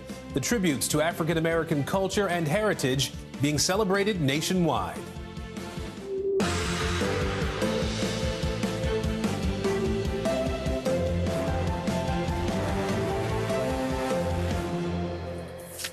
I'm Aaron Gilchrist at NBC News headquarters in New York, 2 p.m. here, 11 a.m. out west, and a travel nightmare has millions of Americans stranded at our nation's airports. More than 3,000 flights were canceled over the weekend. The major factors: bad weather, staffing shortages, and air traffic control. The Biden administration now considering suspending the federal gas tax as well. That would take the cost of a gallon of regular unleaded down roughly 20 cents. Leading us off this hour, NBC News correspondent Emily Ikeda at Newark International Airport in New Jersey, and editor-in-chief of Investopedia, Caleb Silver. Emily, we'll start with you here. There are more than 100 flights delayed or canceled right there at Newark just today. Talk to us about what's causing all the problems we're seeing. Hey there, Aaron. Well, you can see behind me just some of the summer travel boom playing out. This airport, Newark Liberty, is really just buzzing with activity as so many people are trying to get home. But as you mentioned, they continue to face cancellations and delays. Several hundred flights have been canceled today alone across the country. Just yesterday, we saw nearly 1,000 flights. So we have seen that increase, that number start to ease compared to earlier this weekend. Some 3,500 flights canceled since Friday. So we're talking about a lot of people impacted by these widespread disruptions that many airline experts have credited to this kind of perfect storm scenario of this soaring demand, while also staffing shortages really have impacted so many airlines. The airlines throughout the weekend have pointed fingers and placed blame on air traffic control and bad weather. But again, airline experts are underscoring the impact of staffing shortages. Take a listen here. We just don't have enough people. And it's not only the airlines. that don't have enough people. It's the airports, it's the catering costs, it's everything that has to do with traveling. The two biggest costs that the industry has are labor cost and fuel cost. And right now, jet fuel is over $4 a gallon. I've never in my career, and I've done this for more than 30 years that I admit to, I've never seen fuel costs this high, this sustainably long. And those jet fuel prices is just one of the driving factors behind the high cost of travel. Right now, Aaron, the average round trip price is pushing $400 for the month of June. And as we know, you're not going to save much if you hit the road instead because of the average cost of a gallon of gas hovering around $5, Aaron. Yeah, hurting in so many different ways right now. How are travelers dealing with this? How are they coping with all this? And are the airlines saying anything about when they expect things to get back to normal? Well, you can certainly sense that frustration is mounting among travelers, especially for those who took to the skies just a few weeks ago over Memorial Day weekend. We saw a similar number of cancellations then, nearly 3,000 flight cancellations over Memorial Day weekend. So to be hit kind of back to back, there are definitely growing fears around, okay, well, what is July 4th weekend going to bring? It's such a popular time to travel. And unfortunately, airline experts don't anticipate that these disruptions will ease anytime soon. Thousands of employees, remember, left the industry throughout the pandemic. Specifically, airline experts will point to, a lot of pilots that were encouraged to take early retirement during that major lull in travel in the beginning of the pandemic. And this all takes time to rebuild. Aaron? Emily Ikeda for us at Newark International today. Emily, thank you. I want to bring in editor-in-chief of Investopedia, Caleb Silver now. Caleb, so many things to talk about. Let's start with gas prices if we can. How big of an impact, an economic impact, would it make if the Biden administration did suspend the federal gas tax, as we're hearing may happen?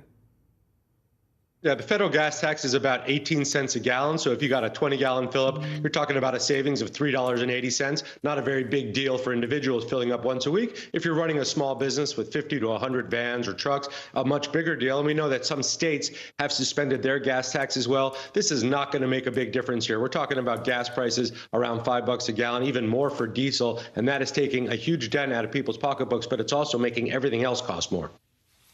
One of the other big things we're talking about lately, crypto, right? Cryptocurrency is getting hit really hard right now. Bitcoin down 57% just this year alone. Help us understand the broader impact the crypto crash could potentially have on the larger economy.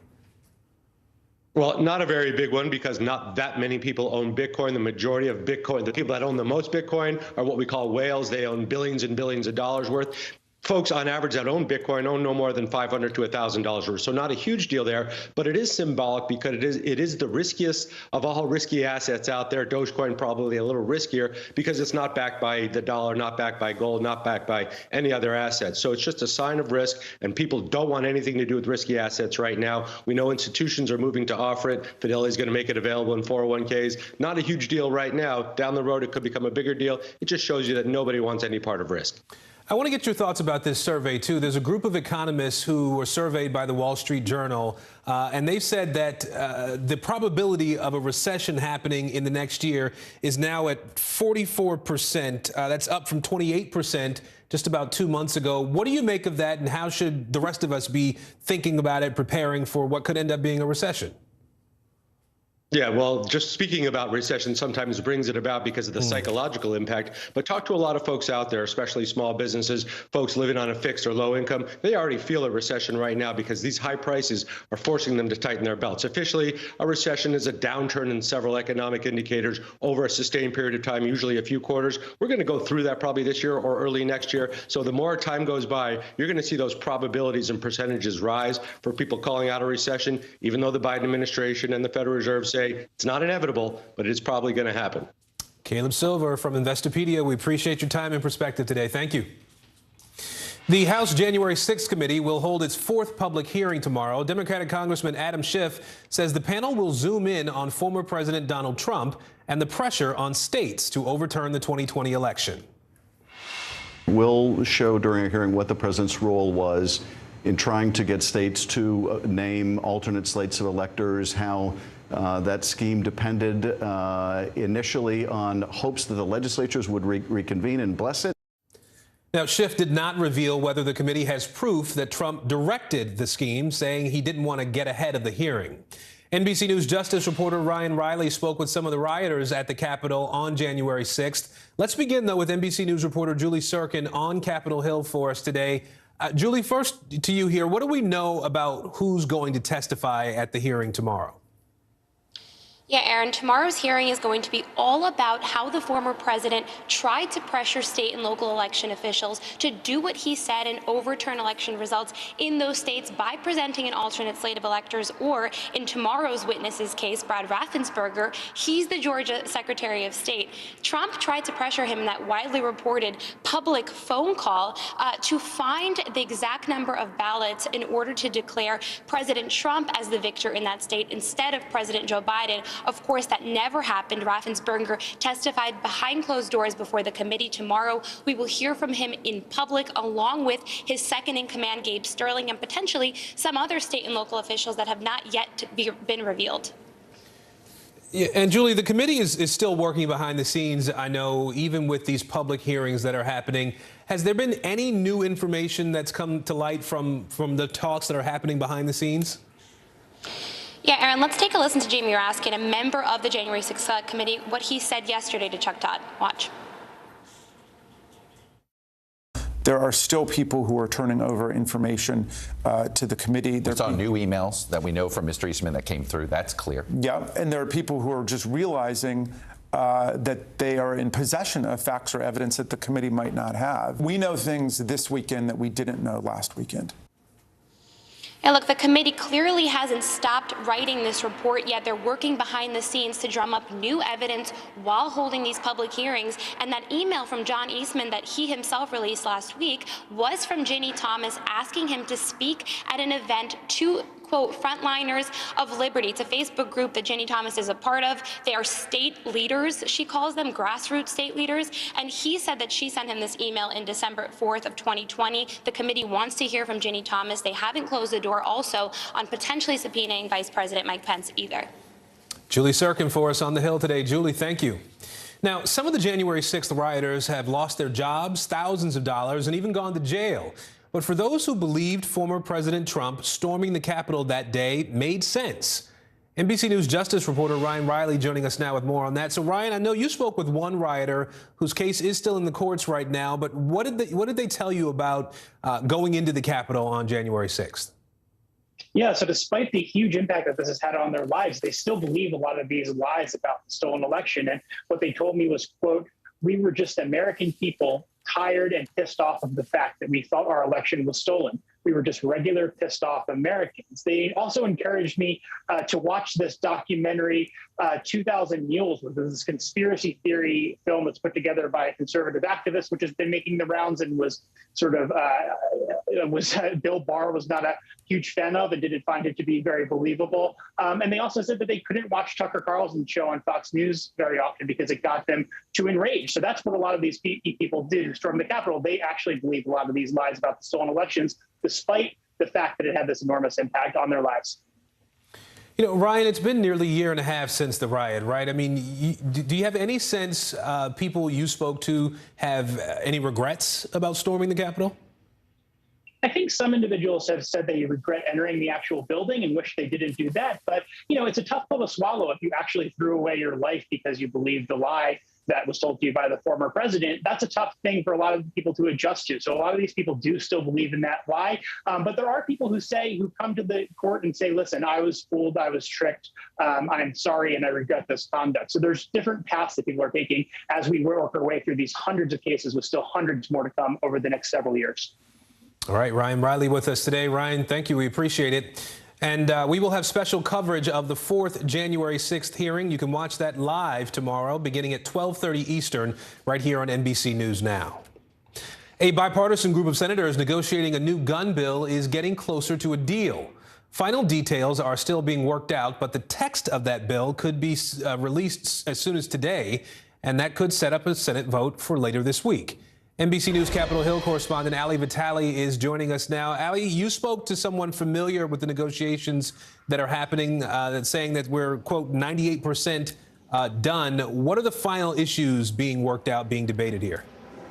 Look, that 2% could be nothing, and that 2% could really be something. That's where people keep saying that cliche, the devil is in the details. But as they've been crafting this bill, they have found sticking points that speak to, for example, the boyfriend loophole, that so-called way that they would regulate the ways that people in non-traditional relationships, such as marriages, and have domestic abuse records would be dealt with in terms of them being able to buy a gun. As they've been crafting that legislation, Republicans want that to be a narrower definition. Democrats want it to be a broader definition. It's why when they're crafting this legislation, it's taken a little bit longer than people thought that it would. Nevertheless, the tone and tenor of the negotiations has changed significantly from when John Cornyn, the lead Republican, left town on Thursday saying he was frustrated, to now our sources telling us in a much more cautiously optimistic way they think they're 98% of the way there, and that we could see bill text as early as today, Aaron. And so, Ali, so much has been made of the fact that this bill was negotiated by this bipartisan group of lawmakers there in the Senate so it could actually pass the Senate. How is support for the bill looking in the House right now? Well, look, we know that Democrats have larger margins to play with in the House than they do in the Senate with that 50-50 split. It's why, based on the 50-50 split and the Senate rules around the filibuster, you needed to make this a bipartisan effort. And it's why what the Senate negotiates is basically going to be what the House ends up passing, even though the House did pass its own version of gun reform bills over the course of the last few weeks. There are also, though, some Republicans who are willing to cross party lines on this. People like Chris Jacobs, for example, that guy who lives near Buffalo, is now resigning his seat, not running for re-election, but after the Tops Market shooting said that he supported going as far as an assault rifle ban, and he's a Republican. So there are people here in this body on the House side who could cross lines and vote for it. Broadly speaking, when you talk to Democrats, they just want something done. Broadly speaking, when you talk to Republicans, they're not on board. But at the end of the day, the numbers are such that whatever the Senate passes, if they manage to pass it, will likely pass the House. Ali Vitale for us on the Hill today. Ali, thank you. Now, as President Biden prepares for a trip to the Middle East next month, he says there are currently no plans to make a stop in Ukraine. Mr. President, are you still planning to go to Ukraine? That depends. On what?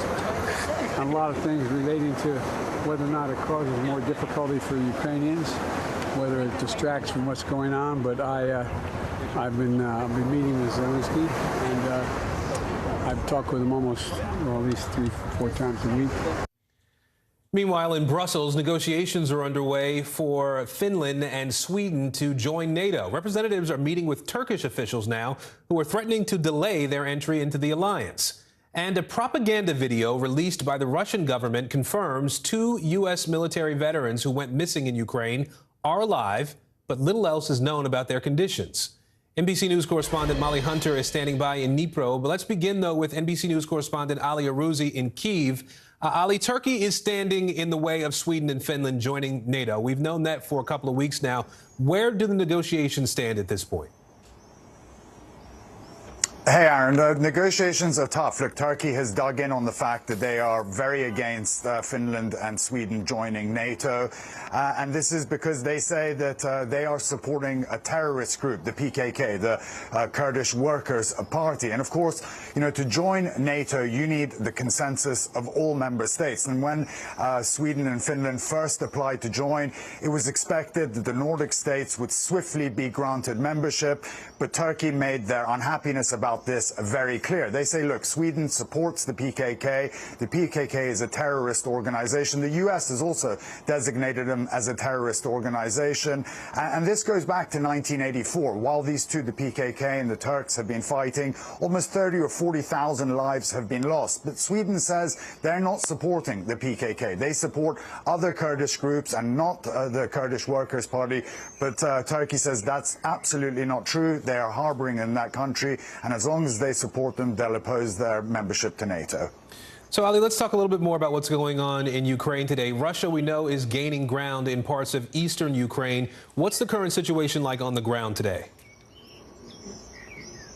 Aaron, they're making slow but steady progress. Look, everything we're hearing from the Eastern Front is that the Russians are doing everything they can to capture Severodonetsk. The military governor of the Luhansk area, Sergei Hadai, just said on Sunday that the Russians have now brought in an enormous amount of reserves to try and take that place in the coming days. But the Ukrainians, as you know, are putting up a fierce fight there. I spoke to a Ukrainian soldier who's fighting on that front yesterday. He said, look, the Russians are shelling them, missiling them, airstriking them morning, noon and night. They can't even sleep at night that the shelling is so heavy. And if they don't get the Western military aid that they need so desperately, the Russians will keep advancing. They say if they get that aid, they could tip the scales in their favor, but it still hasn't arrived. As you know, the Biden administration pledged $1 billion in military aid. In that military aid was 36,000 rounds of 150 millimeter ammunition. This soldier told me that that will last maybe a week on that front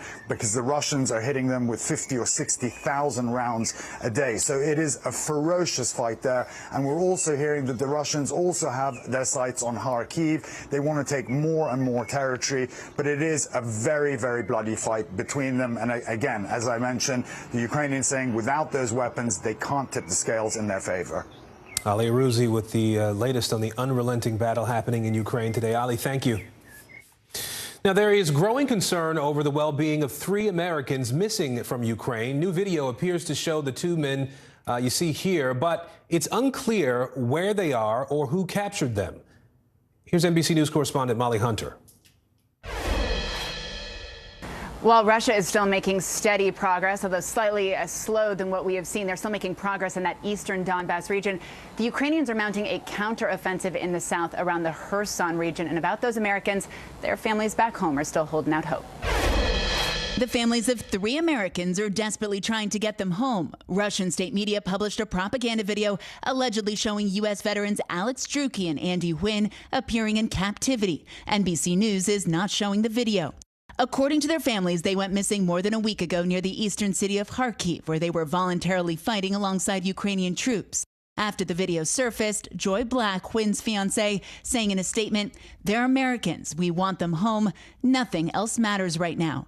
The State Department has not commented on the video or confirmed the names of the 3 Americans. According to his family, the 3rd American, also a U.S. vet, is Grady Kerpass, who was in regular touch until the end of April. Everything seemed to be good. He was in good spirits. He was super happy. He was felt like he was doing the right thing. Kerpass's family believes he's still alive. We want to have an answer for the family.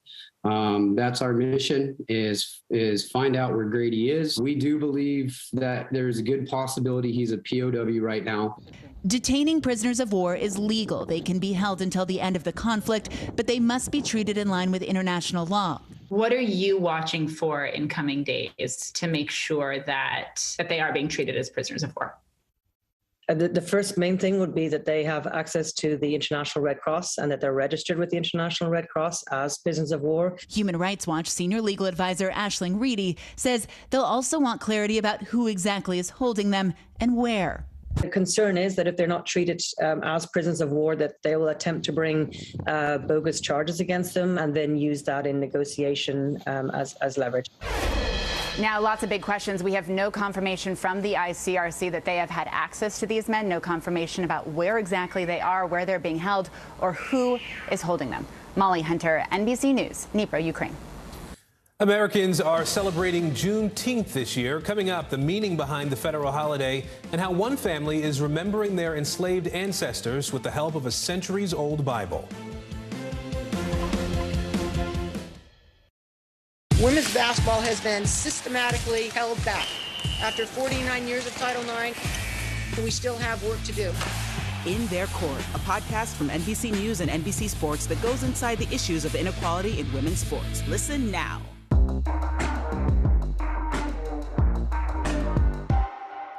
Sometimes the news can be difficult and overwhelming for kids to understand, so we've created a newscast just for them. We hope your family will watch Nightly News Kids Edition. NBC News, streaming free now. Top Story with Tom Llamas, weeknights at 7 on NBC News Now. We'll meet Ukrainians who are defending their country one block at a time. When you were We're still in Kiev. Could you hear the bombing? My name is Lester. Hey, who's this?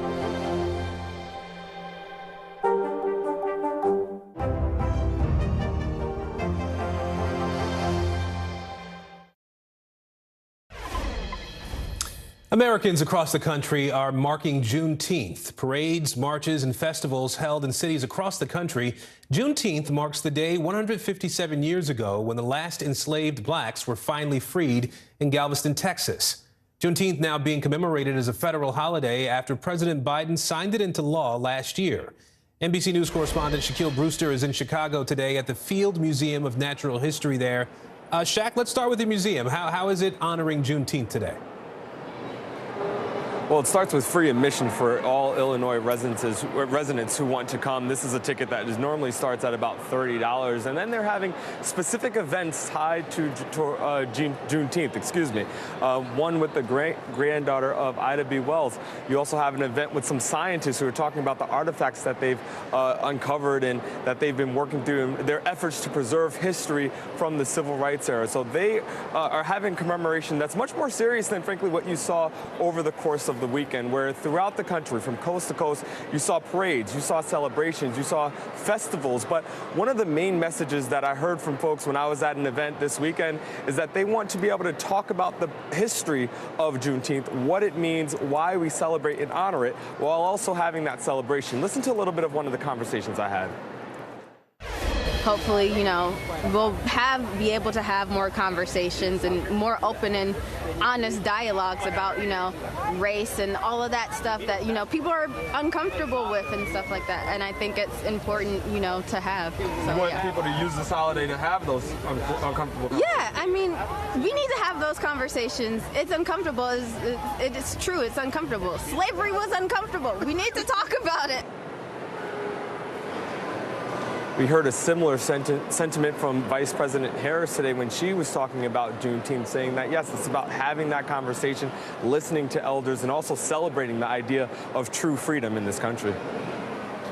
Shaq, Juneteenth became a federal holiday just last year, obviously with the president signing that bill. What's been done in the past year to try to raise awareness about the observance? Well, there's been a lot that's been done, especially on the corporation level. You're seeing a lot of companies honor it. There's been a lot of companies allowing their employees to have that paid time off. One thing that you've been seeing is that just the existence of a federal holiday does raise awareness. Look at this recent poll from Gallup. We saw that about 60% of Americans say that they either know a lot or some, or have a familiarity that they describe as a lot or some familiarity with Juneteenth. That's up from 37% just a year ago. So you get the idea that because this is a holiday that's being discussed more, because it's a holiday that some people get to observe with a day off, some of them with a paid day off, it's something that gets more attention and brings more attention to the holiday and causes people to go ahead and look up what exactly this holiday celebrates. Yeah, I grew up in the South, and this is not something that was taught for kids, so it's good that there's now more conversation happening around this. Even if it took a few extra years. I do want to ask you, you mentioned businesses, right? This is the first Juneteenth that's actually an official holiday in this country. And there's some controversy already around some of the companies that are, some have accused them of capitalizing on this. Talk a little bit about that. Yeah. Multiple companies had to or tried to release a product connected to Juneteenth and had to retract it and apologize. I'm thinking about a Juneteenth ice cream flavor that was released. There was also a Juneteenth watermelon salad that was being offered at a museum. One thing that you're hearing from experts is it's not about just slapping a Juneteenth label on it, but really doing what you can to honor the history of what this holiday is celebrating. Absolutely. Shaq Brewster for us in Chicago today. Shaq, thanks. Well, a family in California is observing today's holiday by remembering their enslaved ancestors.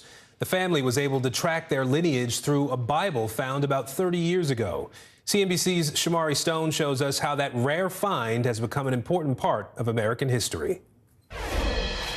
Very proud and excited. Denise Diggs feels a sense of pride as she sits in her living room near Los Angeles. Part of my family history has been discovered and is now going to be a part of that history of Juneteenth. Her family donated this Bible from the mid-1800s to the Smithsonian National Museum of African American History and Culture. When I saw the Bible, it really brought tears to my eyes, thinking about the fact that my great-grandfather's legacy was going to carry on, and that people from all over the world that visit that museum will be able to see it. Denise's sister-in-law found the aged Bible 3 decades ago in an old box. Written on the discolored, tanned pages, she found the name of her great-grandfather, Richard George Collins, born into slavery in 1844 in Alabama. He wrote down all his family's names, birth dates, and marriages over 5 generations. The notes helping Denise and her brother Richard Diggs research their lineage. It's a wonderful experience, but it's a very difficult experience because you run into a lot of roadblocks. You start with very small pieces of information, and you try to find connecting pieces of information. Richard Diggs says Collins escaped from his slaveholder, enlisted in the Union Army, and after the war, moved his wife and kids to Texas. Scholars say this Bible is extremely rare. This is a gold mine. You're talking about a very small group of Black folk, whether free or enslaved or freed as slaves by the time emancipation takes place, where they're able to read and write. The Bible sits on display for all to appreciate as tourists stop and reflect. I was kind of proud that this man saw the importance of making sure that his family's names and history was preserved. I want people to know that we have a rich history in this country that's worth knowing. I believe that the more people get interested in that, the more the barriers between us might drift away. Shamari Stone reporting there. The next time you head out to eat, you may find a side of extra fees added to your bill. Still ahead, how restaurants are taking a bite out of rising inflation costs and what diners need to know. News is happening now. Look at what's making headlines around the world. Whenever it happens, wherever you are, it's here now. Now Tonight with Joshua Johnson. Streaming weeknights at 8 on NBC News Now. News is happening now. Look at what's making headlines around the world. We're coming on the air with breaking news. This is a significant moment. Whenever it happens, wherever you are, NBC News. Streaming free now. Sometimes the news can be difficult and overwhelming for kids to understand, so we've created a newscast just for them. We hope your family will watch Nightly News Kids Edition. The fire has grown leaps and bounds. What you see behind me is typical. How you doing? Pretty bad. NBC News. Streaming free now. Top Story with Tom Llamas. Weeknights at 7 on NBC News Now. Bottom of the hour now. Here are the stories we're watching right now. In Washington, D.C., a 15-year-old boy is dead after gunfire at a Juneteenth celebration. A police officer and 3 others were also hurt. Police say a fight broke out at a music festival, cell phone video showing hundreds of people suddenly scattering. Officers said they were trying to clear the area, and that's when the shots were fired, killing the boy. More gun violence in San Antonio, where a shooting at a barbecue left at least 2 people dead and 5 others injured. Police say a family was barbecuing in front of their house on Sunday night when a car drove by and unloaded about 20 to 30 rounds. It's unclear whether the shooting was targeted. And in New Jersey, firefighters are battling a wildfire in the Wharton State Forest. The fire more than doubled in size on Sunday to more than 2,000 acres. It's being fueled by dry and breezy conditions. No injuries have been reported. With recession fears growing by the day, the state of our economy is under the microscope. President Biden under pressure, too, to ease up on the financial squeeze impacting Americans everywhere. One area that's been hit hard, summer travel and gas prices. You know it, you're living it. The national average now just below the $5 mark. But a number of states, well, you're paying well above $5 now. The average in California, for example, $6.39 a gallon. And it's not just regular folks struggling to keep up with rising costs. Businesses are feeling the pressure, too. Let's start our coverage this half hour with NBC News White House correspondent Mike Memoli. Mike, we saw an economic roller coaster last week, obviously. It's a new week now. How is the White House laying out the president's plan to help Americans tackle inflation? Well, Aaron, we keep hearing White House officials talk about their pillars for reducing inflation. Really, these boil down to one, respecting the independence of the Federal Reserve to tackle inflation through the controlling of interest rates. The other one is about a legislative plan that they have to lower the cost of things like prescription drugs that they say would help ease the burden of gas prices, which the White House really understands is the #1 most sort of tangible factor that is leading Americans to feel like they're falling behind. And the president today, taking a walk on the beach in Rehoboth Beach, Delaware, was asked about some potential steps the administration is considering. Take a listen to his answers. I hope I have a decision based on data I'm looking for by the end of the week. Will you be sending Americans gas tax cards, gas rebate cards? Well, that's part of what we're considering. That's part of the whole operation. So the main option that appears to be on the table, Aaron, is ending, or at least putting on hold, the federal gas tax. That would shave 18 cents off of the price of gas per gallon for most Americans. Now, we've seen a number of governors, including Democratic governors, already do this at the state level. One of the downsides for doing this, though, Aaron, is that the gas tax at the federal level helps pay for infrastructure, helps pay for construction. That's one of the things that the White House has been celebrating, the bipartisan infrastructure law. So temporarily ending the gas tax at the federal level would potentially put some infrastructure projects at risk. So it's a real balancing act for the White House. Yeah, my grandmother would call it robbing Peter to pay Paul. This kind of sounds like what you're dealing with there. I do want to ask you about the politics of all this, too, right? All of this is happening with the midterms fast approaching. How concerned is the White House about the role the economy is going to play in its electoral prospects down the road? Yeah, they're very concerned, Aaron. If you look at just about every public poll right now, inflation, the economy is the #1 issue. And if you look at just about every public poll right now, you'll see that President Biden's approval rating on the economy is even lower than his overall approval rating, which is in just hovering around 40%. So the White House has been doing a number of things, both on foreign policy. You look at the president traveling to Saudi Arabia, for instance. That's partially about trying to get OPEC to increase exports of oil to bring down the cost of gas. But it's also pointing the finger in multiple directions. We've seen it before with Putin's price hike. They're doing it now with the president, some members of his team, we should say, meeting with energy executives, oil refiners later this week to try to put pressure on them to expand production here at home. And they're also pointing the finger at Republicans, saying that the president has put forward some common sense ideas in their view to lower costs for Americans. Republicans standing in the way. It's an election year, so they're trying to really share the blame here, Aaron. All right, Mike Memley for us at the White House today. Mike, thank you. Now, as Americans and businesses try to keep up with inflation, some restaurants have started passing costs on to customers. Instead of boosting menu prices, though, they're tacking on an extra fee to your bill. NBC's Vicki Nguyen tells us what to look out for. Hey there, with inflation at a 40-year high, rising costs on items like food and gas have taken a bite out of nearly everyone's bottom line, including restaurants. They are now cooking up new ways to make ends meet that could cost you a little more when dining out.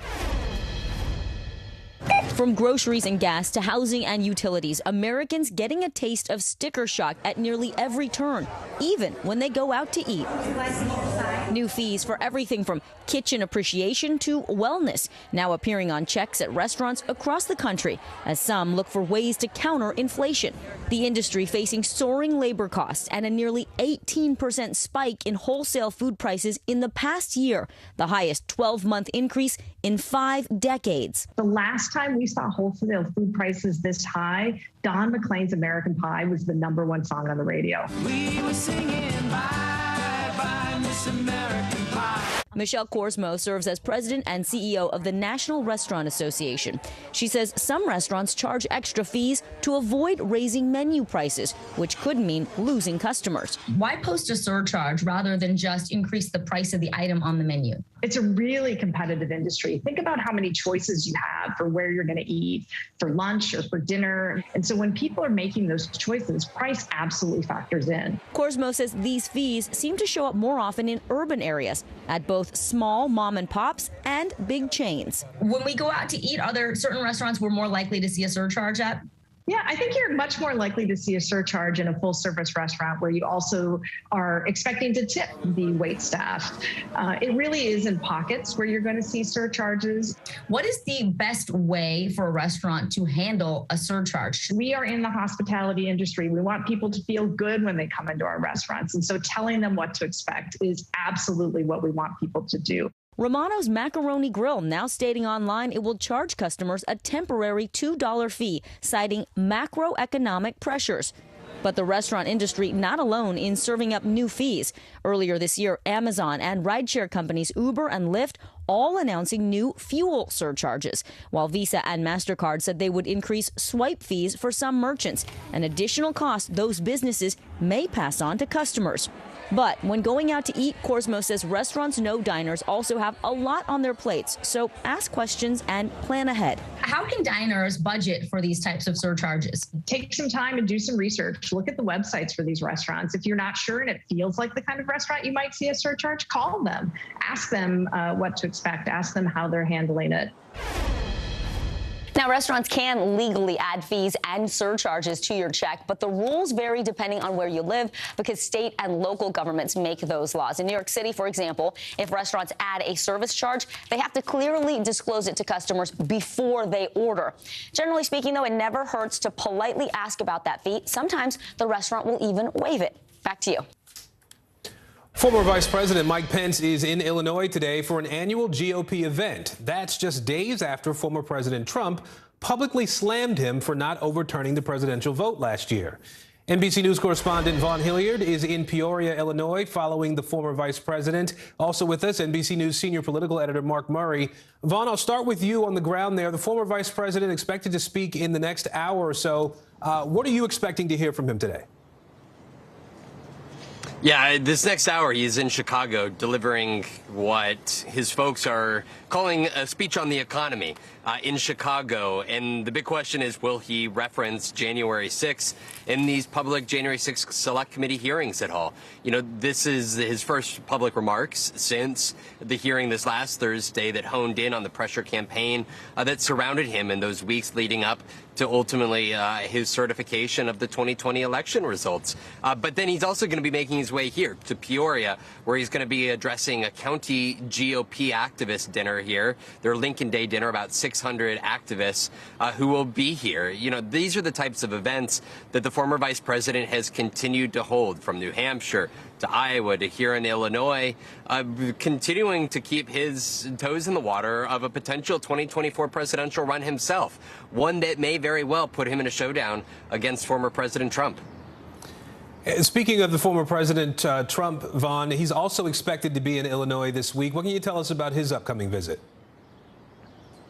Yeah, he's having a rally here in rural Illinois on Saturday. This is a part of a continuation of the former president's purge campaign, if you will, essentially trying to oust Republicans who he is deemed to be not sufficiently loyal to him. That target this time around is Rodney Davis, who voted to certify the election as well as voted for what would have been a bipartisan January 6th independent commission.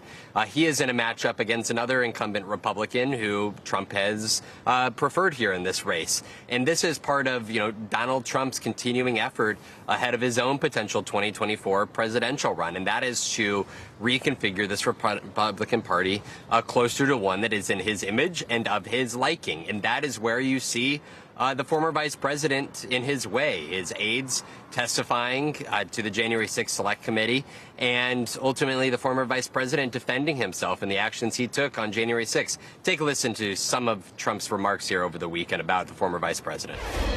I never called Mike Pence a wimp. I never called him a wimp. Mike Pence had a chance to be great. He had a chance to be, frankly, historic. Mike Pence had absolutely no choice but to be a human conveyor belt. Mike did not have the courage to act. And this is where it's going to be interesting what we hear from the vice president, not only later this next hour, but also later here tonight, in the extent to which he tries to defend his actions there on January 6th. All right, Vaughn Hilliard for us in Peoria, Illinois today. Vaughn, thank you. I want to bring in NBC News senior political editor Mark Murray now. Mark, it seems fairly clear now that the former vice president is trying to put some distance between himself and his former boss. Talk a little bit about how precarious things are for Pence, given the Trump base still being so loyal to him. I wouldn't be surprised if Mike Pence says nothing about January 6th tonight. Yeah, Aaron, precarious is the perfect word here. And we've actually seen Republicans survive primary challenges against Trump-backed challengers when even if those people have actually criticized the former president, if they ignored what he was saying about the 2020 election, but they've had much less success when they've actually been seen as being hostile or tried to cross Donald Trump. And so Mike Pence, as he is thinking about dipping those toes in the presidential waters, as Vaughn was just talking about, has to walk quite the tightrope here on, I am someone who decided not to go along with Donald Trump's schemes on the 2020 election, but I'm not going to overtly cross him. And so I agree with you completely that what he ends up saying or doesn't say will be very, very revealing. But then primary season rolls around for 2024, right? What implications could a battle between former President Trump and Mike Pence have on the larger Republican Party? Yeah, we have a long ways to go still to 2024, but our NBC News polling from last month shows 55% of Republican primary voters say that they want to still be led by Donald Trump, while 45% want to go in either a different direction or it's time to move on. That polling suggests two things, Aaron. One, that still a majority, although not an overwhelming majority, want Trump still in charge of the Republican Party. But there's also room to maneuver if you're not seen as Donald Trump. But as we look ahead to 2024, we have to look at the composition, the size of the field, whether if a lot of the non-Trump people end up dividing up that anti-Trump vote. And so we have a long ways to go. And I want to see every single piece on that 2024 chessboard for Republicans, including if Donald Trump does still want to run for president in 2024. All right, Mark Murray for us in our D.C. bureau today. Mark, thank you. Well, still ahead, an orchestra that is truly in perfect harmony. First, though, talk about getting a lift. A man in Australia was able to stop a woman from stealing his car. Look at this. All it took was a little bit of gumption and a bit of heavy-duty construction equipment.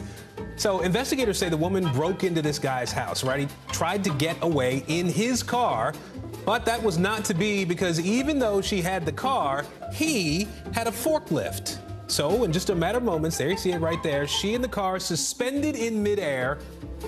The woman is back on the ground now. She's facing charges. The moral of the story here? Mess with the wrong guy and your heist could turn into a hoist. And yes, that really happened.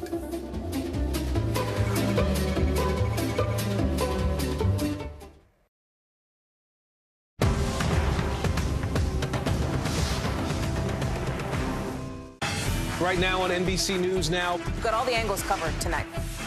Look at what's making headlines around the world. We've got 3 new developments just this afternoon. We begin this hour with breaking news and the growing impact of Russia's assault. This is what it looks and feels like to try to escape Ukraine. I don't want us to say goodbye.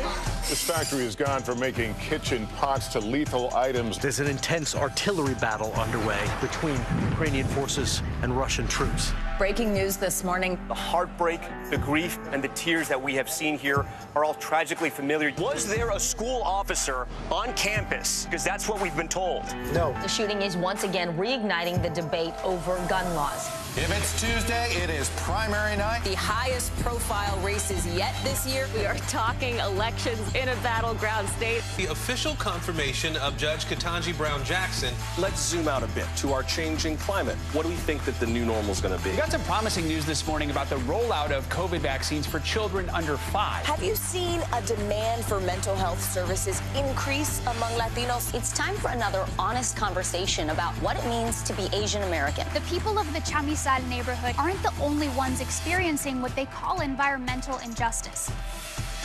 We're here to try to start conversation. A lot to talk about as we continue our rolling coverage. We're coming on the air with the news NBC Scoop. Bringing the news to you is not only a job, it's an honor.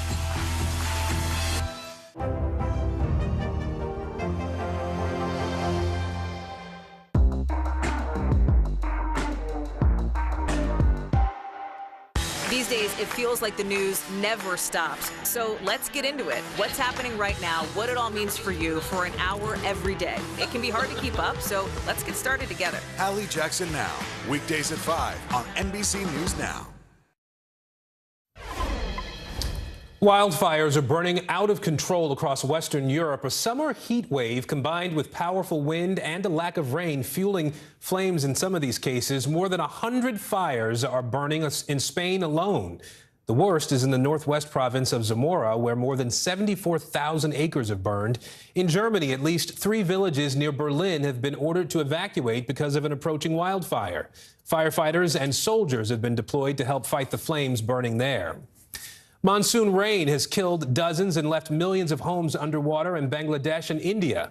Experts say climate change is increasing the frequency, ferocity, and unpredictability of floods in that region. Here's Sky News reporter Sadia Chowdhury with the latest.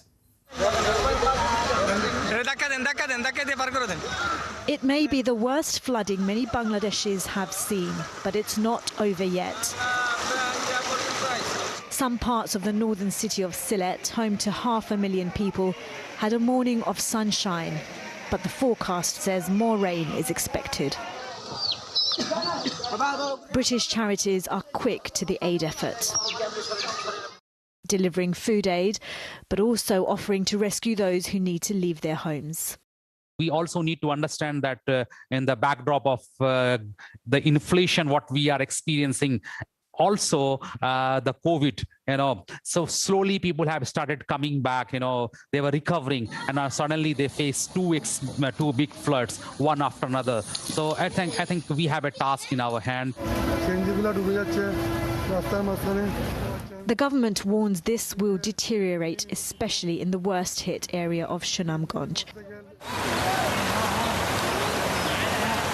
In neighbouring India, 32 of 35 districts in Assam are underwater.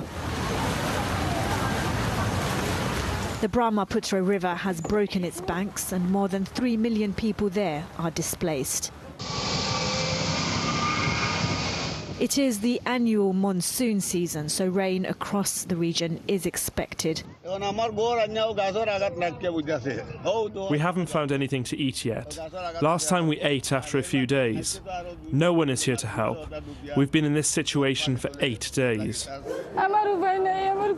I'm so helpless. I don't have a father or a brother. I'm in this helplessness.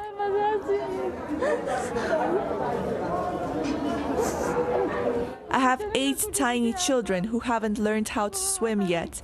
Friends from my local village rescued me and my children. It's crucial for crops which are planted during this season. But extreme downpours can end up being disastrous. This region has had increasing extreme weather in recent years, and environmentalists say climate change may lead to more disasters, especially in low-lying and densely populated Bangladesh. Well, today is World Refugee Day, and in honor of that day, we want to highlight a special orchestra that's bringing together refugees from all over the world, including those from Ukraine, where the UN says more than 7 million people have fled. NBC News correspondent Ann Thompson introduces us to the Refugee Orchestra Project. Hey there, this group is the ultimate melting pot, taking its talents and experiences from around the world and delighting the most varied of crowds. From a Massachusetts green near the hub of the American Revolution, the sound of freedom. Made by those who know all too well its cost, refugees. This is the Refugee Orchestra Project, led by conductor Lydia Yankovskaya, who immigrated from Russia in 1995. How did the Refugee Orchestra Project come to be?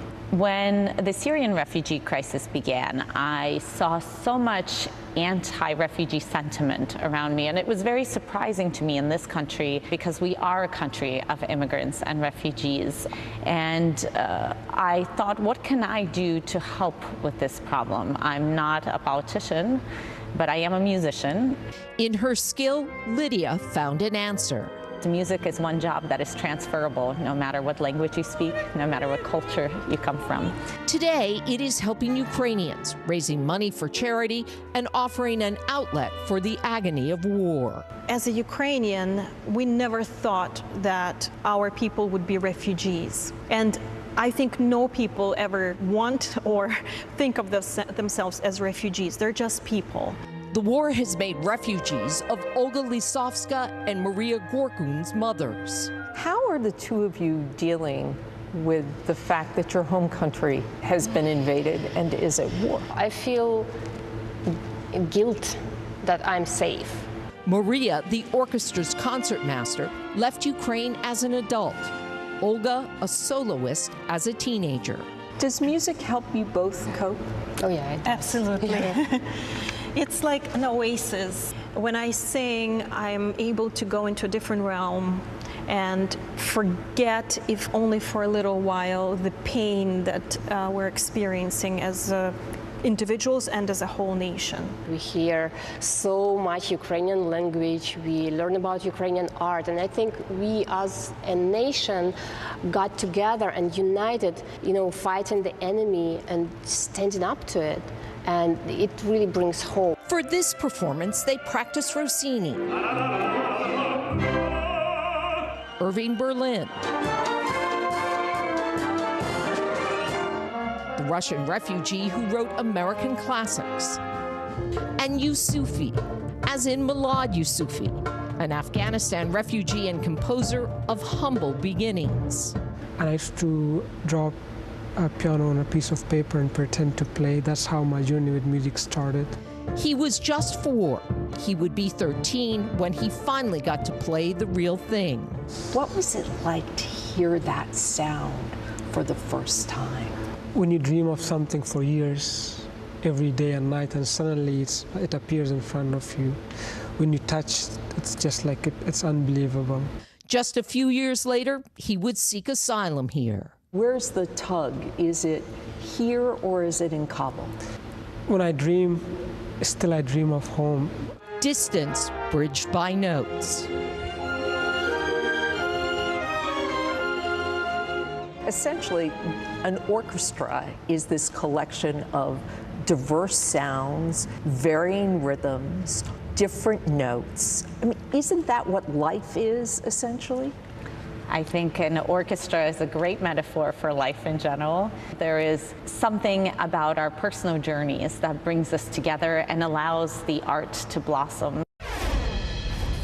The Refugee Orchestra Project has a core group of 15 musicians, and it adds local musicians as it travels the country and the world. The version we saw included musicians from Palestine, Belarus, Hungary, as well as Ukraine, Russia, and Afghanistan. And yes, after all this, they are going to Carnegie Hall. That's going to happen in August. Back to you. Well, a major decision involving transgender athletes. After the break, what it could mean for generations of swimmers to come.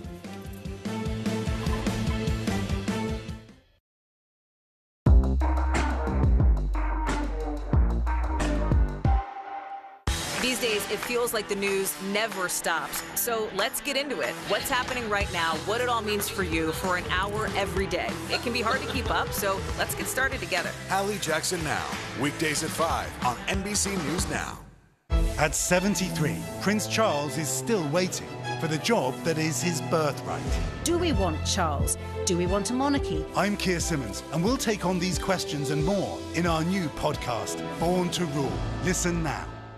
Right now on NBC News Now, look at what's making headlines around the world. We've got 3 new developments just this afternoon. We begin this hour with breaking news. This is what it looks and feels like to try to escape Ukraine. I don't want to say goodbye. This factory has gone from making kitchen pots to lethal items. There's an intense artillery battle underway. Breaking news this morning. The heartbreak, the grief, and the tears that we have seen here are all tragically familiar. Was there a school officer on campus? Because that's what we've been told. No. The shooting is once again reigniting the debate over gun laws. If it's Tuesday, it is primary night. The highest profile races yet this year. The official confirmation of Judge Ketanji Brown Jackson. Let's zoom out a bit to our changing climate. climate. What do we think that the new normal is going to be? The rollout of COVID vaccines for children under 5. Inflation is cutting into almost everything. Another honest conversation about what it means to be Asian American. We're coming on the air with the news NBC Scoop. Bringing the news to you is not only a job, it's an honor. Sometimes the news can be difficult and overwhelming for kids to understand, so we've created a newscast just for them. We hope your family will watch Nightly News Kids Edition. Women's basketball has been systematically held back. After 49 years of Title IX, we still have work to do. In Their Court, a podcast from NBC News and NBC Sports that goes inside the issues of inequality in women's sports. Listen now. A dramatic ending to one of golf's biggest tournaments over the weekend. The PGA Tour's U.S. Open coming down to just one stroke. A shot from Will Zalatoris going just a little bit wide, as you can see right there. That handed 27-year-old Matt Fitzpatrick the championship, his first major title.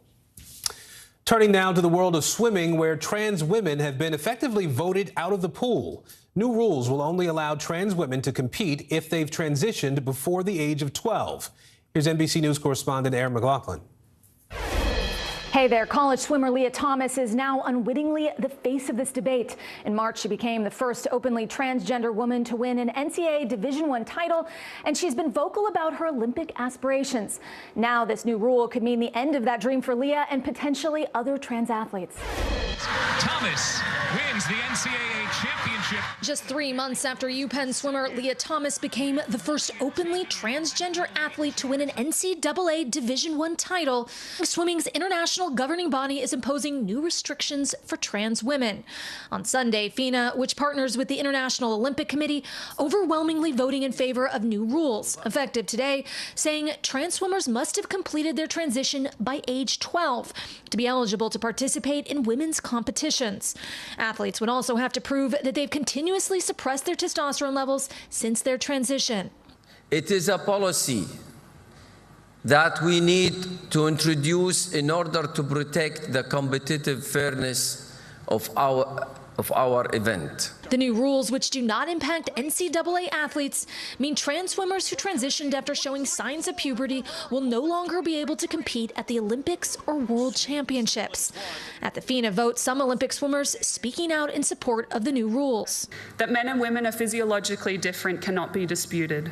In March, Leah Thomas had completed 34 months of hormone replacement therapy, surpassing the NCAA's 12-month requirement to compete on the women's team. But her participation in the pool was met with controversy, with many arguing Thomas had an unfair physical advantage, an idea she refuted in an interview with ABC News. Trans women are a very small minority of all athletes, and we haven't seen any massive wave of trans women dominating. I am very devastated by this decision. Skylar Baylor is a friend of Leah's and is the first trans athlete to compete for an NCAA Division I men's team. What does this mean for Leah and her future? Knowing her, imagine that she will fight as much as she can for her right to compete just like anybody else. Leah Thomas has declined our request for comment. FINA also says they will work to establish an open category for trans athletes to be able to compete at an elite level. But that move is also receiving criticism, with some arguing a separate category for trans women will further exclude them from the sport. Back to you. Right now on NBC News Now, dose of protection. Young children across America will soon get their first COVID vaccines. How suppliers are rushing to get the shots where they're needed most. Inside the riot, January 6th, investigators prepare to reveal new details about the Capitol riot. Who's being called to testify at the hearing tomorrow? And historic first, America recognizing Juneteenth for the first time with a national holiday. How people of all backgrounds are celebrating our shared history.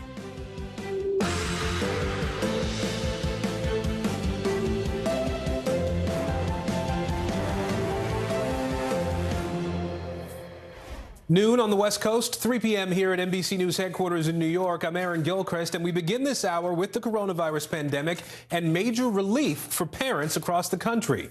The CDC now authorized both the Pfizer and Moderna vaccines for use in kids under the age of 5. Shots are expected to be administered as soon as tomorrow. So let's take a look at the numbers now. Over the last 2 weeks, COVID cases in the U.S. have dropped by nearly 1%. COVID-related deaths, however, are up by nearly 7% in that same time frame. We're going to get some expert analysis from Dr. Uche Blackstock in just a moment here. Let's begin, though, with NBC News correspondent Jesse Kirsch. He is at the Cleveland Clinic for us today, where shipments of the vaccines are starting to roll in. Jesse, first, how many doses are coming in where you are, and what's the timeline for actually administering these shots? So the hope here at the Cleveland Clinic, Aaron, is that they're going to start putting shots in kids' arms on Wednesday. I just talked with one of the top doctors here who runs a lot of the primary care teams that they have here at the Cleveland Clinic in its offices all over the area. And she said they've had about 50 calls so far from parents today, or 50 appointments made, I should say. So they're only doing online appointments right now. But that number right there kind of underscores for you that we're not looking at the kind of crush of demand that we saw in the early days of COVID vaccines. And that is because we've seen some survey data pointing to this as well. It appears that there isn't the rush of demand for these vaccines for young children that there were for other age groups earlier in the pandemic. We did talk to one of Pfizer's doctors about this announcement yesterday. They now have a vaccine authorized by the FDA, endorsed by the CDC for 4-year-olds down to 6-month-olds. Here's what that doctor told us. With each successive pass, we accumulate more and more information reassuring us about the safety profile of the vaccine. And we'll continue to do that in this younger age group. We will look now at there's 18 million children in the United States who are now eligible to receive, between 6 months and 4 years of age, who are now eligible to receive the vaccine. We'll be monitoring what happens in those children very carefully, just as we've done in older children, to just provide further reassurance. And a doctor I just spoke with here from the Cleveland Clinic telling me that she has a teenage child, but if her child was in that young age group right now, if she could get her hands on one of those shots today, she'd give it to her child right now. Yeah, a lot of parents have been feeling that way for a long time now. Jesse, what are you hearing from some of those other parents, though, now that the vaccines are finally approved for the youngest kids? Yeah, so that authorization from the FDA had come out last week, and then we were waiting to hear from the CDC. And in that gap, I spoke with a mother who said she was already all in, ready to get her child vaccinated. In fact, was already looking for appointments. There are also parents who wanted to take this wait-and-see approach, which, according to the Kaiser Family Foundation in a recent survey, they think about 40% of families are looking at that kind of situation. So there's a mix of opinions on this from parents. Here's what some have told us. We're really excited to get them vaccinated. I definitely understand people being hesitant. We're making decisions for our kids, which is harder than making decisions for ourselves, I think. You know, we're really lucky to have an awesome pediatrician who's been guiding us through it. For us, it's just weighing the benefits versus the risks. From parents who do and do not want to get their kids vaccinated right now, we've heard a similar theme, though, Aaron, that they're still taking precautions. So COVID-19 very much in the minds of young families, Aaron. As well it should be. Jesse Kirsch for us today at the Cleveland Clinic. Jesse, thank you. I want to bring in Dr. Uche Blackstock now. She's an emergency medicine physician and an NBC News medical contributor. Dr. Blackstock, we appreciate you making some time today. Are these vaccines different in any way from the shots that adults have already been receiving and older kids have been receiving? So, Aaron, thank you so much for having me. So the pharmacologic composition or the chemical composition of the vaccines are not any different, but the dosing is the quantity of the medication. For the Moderna vaccine, it is 1/4 of the adult dose. And for the Pfizer vaccine, it's about 1/10 of the adult dose. So that's something that parents should know. But in terms of the composition of the vaccine, it is the same as for adults. So Jesse mentioned some hesitation, right? Some parents who are vaccinated themselves are a little worried about their kids getting these vaccines. What do they need to know in terms of the safety of the vaccines, the level of protection that they're going to provide at 1/4 and 1/10 of the dose?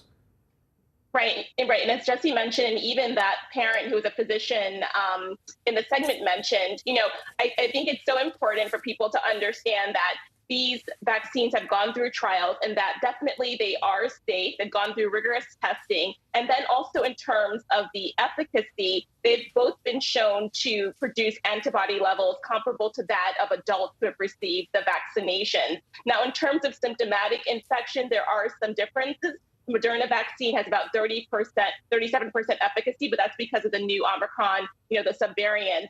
And the Pfizer vaccine has a higher efficacy, but the sample size was quite small. Overall, this is very positive information that we have, which is why both CDC and FDA advisory committees, voted to recommend these vaccines for children.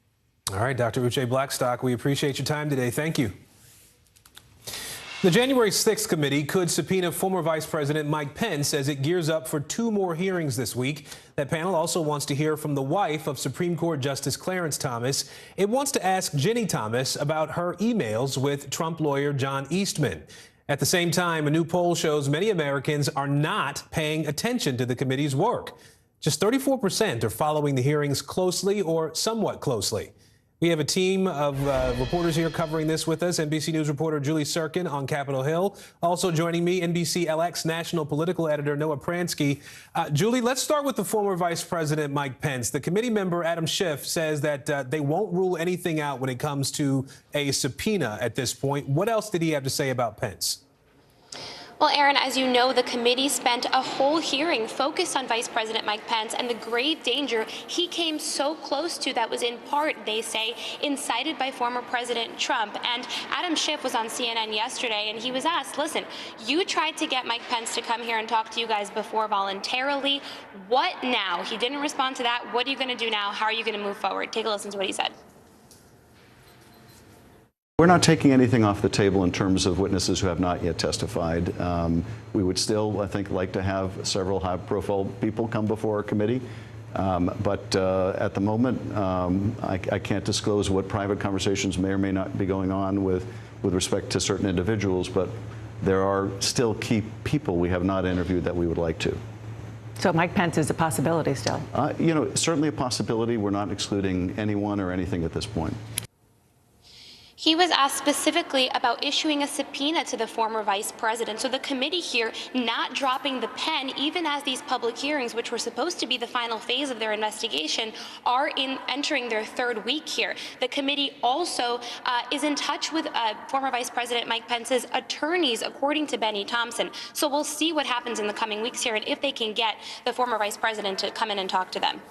So let's talk about Ginny Thomas a little bit here, Julie. She has said that she will voluntarily testify. What else do we know about conversations between her and the committee at this point?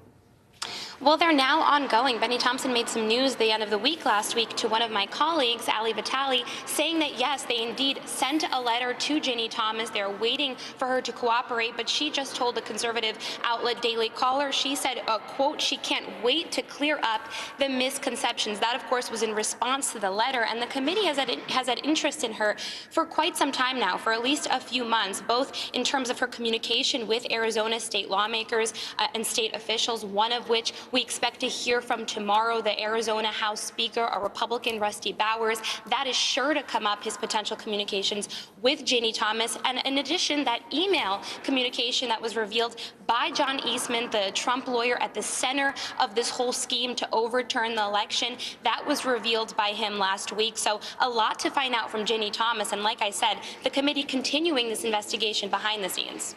All right, Julie Serkin for us on the Hill today. Julie, thank you. Now, tomorrow's hearing, as we've said, will focus on former President Trump's efforts to pressure state officials to overturn the 2020 election results. Georgia Secretary of State Brad Raffensperger is expected to testify at that hearing. Trump called him in January of 2021, urging him to, quote, find enough votes to reverse Biden's victory. Another Georgia election worker falsely accused of ballot fraud by both Trump and Rudy Giuliani will also testify. We also expect to hear from Arizona State House Speaker Rusty Bowers. He resisted efforts to overturn Biden's victory. Noah Pransky, the national political editor for our sister network LX News, is here with me now. And Noah, I know that you've spoken to Secretary Raffensperger several times over the last year or so. What would you expect to hear from him in testimony tomorrow? Yeah, Secretary of States never want to be in the headlines because if they are, it typically means something went wrong. But in this case, we now know it was really only wrong in the case of the former president's head. The Secretary of State is expected to say, talk about the integrity of the vote in Georgia and the pressures he faced. He's gotten very good in the last year and a half since he has been thrust into this spotlight to explain what went wrong, if anything, and ultimately the things that they did to discover that really there were no major significant issues of fraud in this case. They did forensic audits. They brought the Georgia Bureau of Investigation in. They found that there was nothing significant at all in Georgia. All right. I want to ask you, too, about the public's view of the hearings that we've seen so far. We'll put some numbers up on the screen here. 34% of Americans are following the hearings closely or somewhat closely, according to this new ABC News Ipsos poll. That same poll shows that 6 in 10 people think the committee is conducting a fair and impartial investigation. So we get an idea of some of the numbers here. What else stood out to you in this poll? Well, that 6 in 10 number is significant because it's actually quite a bit higher than some similar polling we've seen over the last year. Going back to some polls done last summer, as well as an ABC poll from this spring, that number was about 50%. It was hovering right around 50-50 split. Would this be a fair investigation?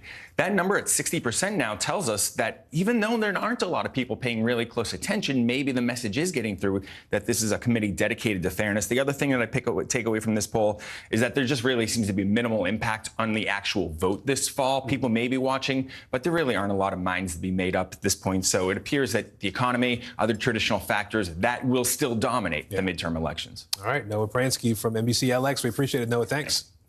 And be sure not to miss our special coverage of the 4th January 6th hearing. You can watch that live tomorrow, beginning at 12:30 Eastern here on NBC News Now.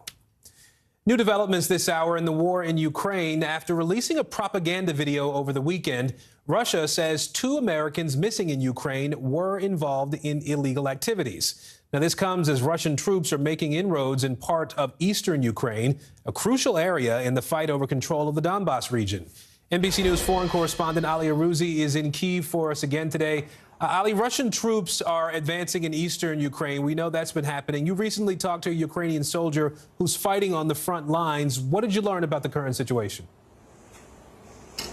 Hey, Aaron, that's right. Look, the fight is really raging there. And we just heard from the military governor of the Luhansk area, Sergei Hadai. He said the Russians have made a lot of advances and the Ukrainians are now only in control of the Azot chemical plant and where a whole bunch of civilians are holed up in there. And look, the soldier I spoke to, he spoke about this grinding attritional war where the Russians are just wearing them down by sheer brutality. They're talking about airstrikes morning, noon and night. And they're saying that they're outnumbered and outgunned by the Russians, but they're fighting really hard. Let's take a listen to what he had to say.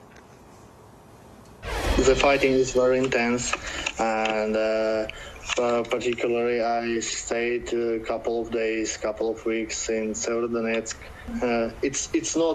It's not severe, but it's very hard. A lot of artillery and mortar and multiple launch rocket system shelling of the industrial area of the city itself. And Aaron, I mean, he was telling me that he's exhausted. He's been fighting since the war broke out on the 24th of February, but they still have the fighting spirit in them. He said if they get these MLRS systems, these advanced rocket systems from the U.S., more artillery, that they can win this fight. But without it, it's going to be a really tough slog for them. You know, Ali, we've talked about how this war is having impacts, beyond the fighting that's happening. There's more concern now about how the war in Ukraine is impacting the food supply around the world, really. We heard President Zelensky talk about that today. Walk us through his message.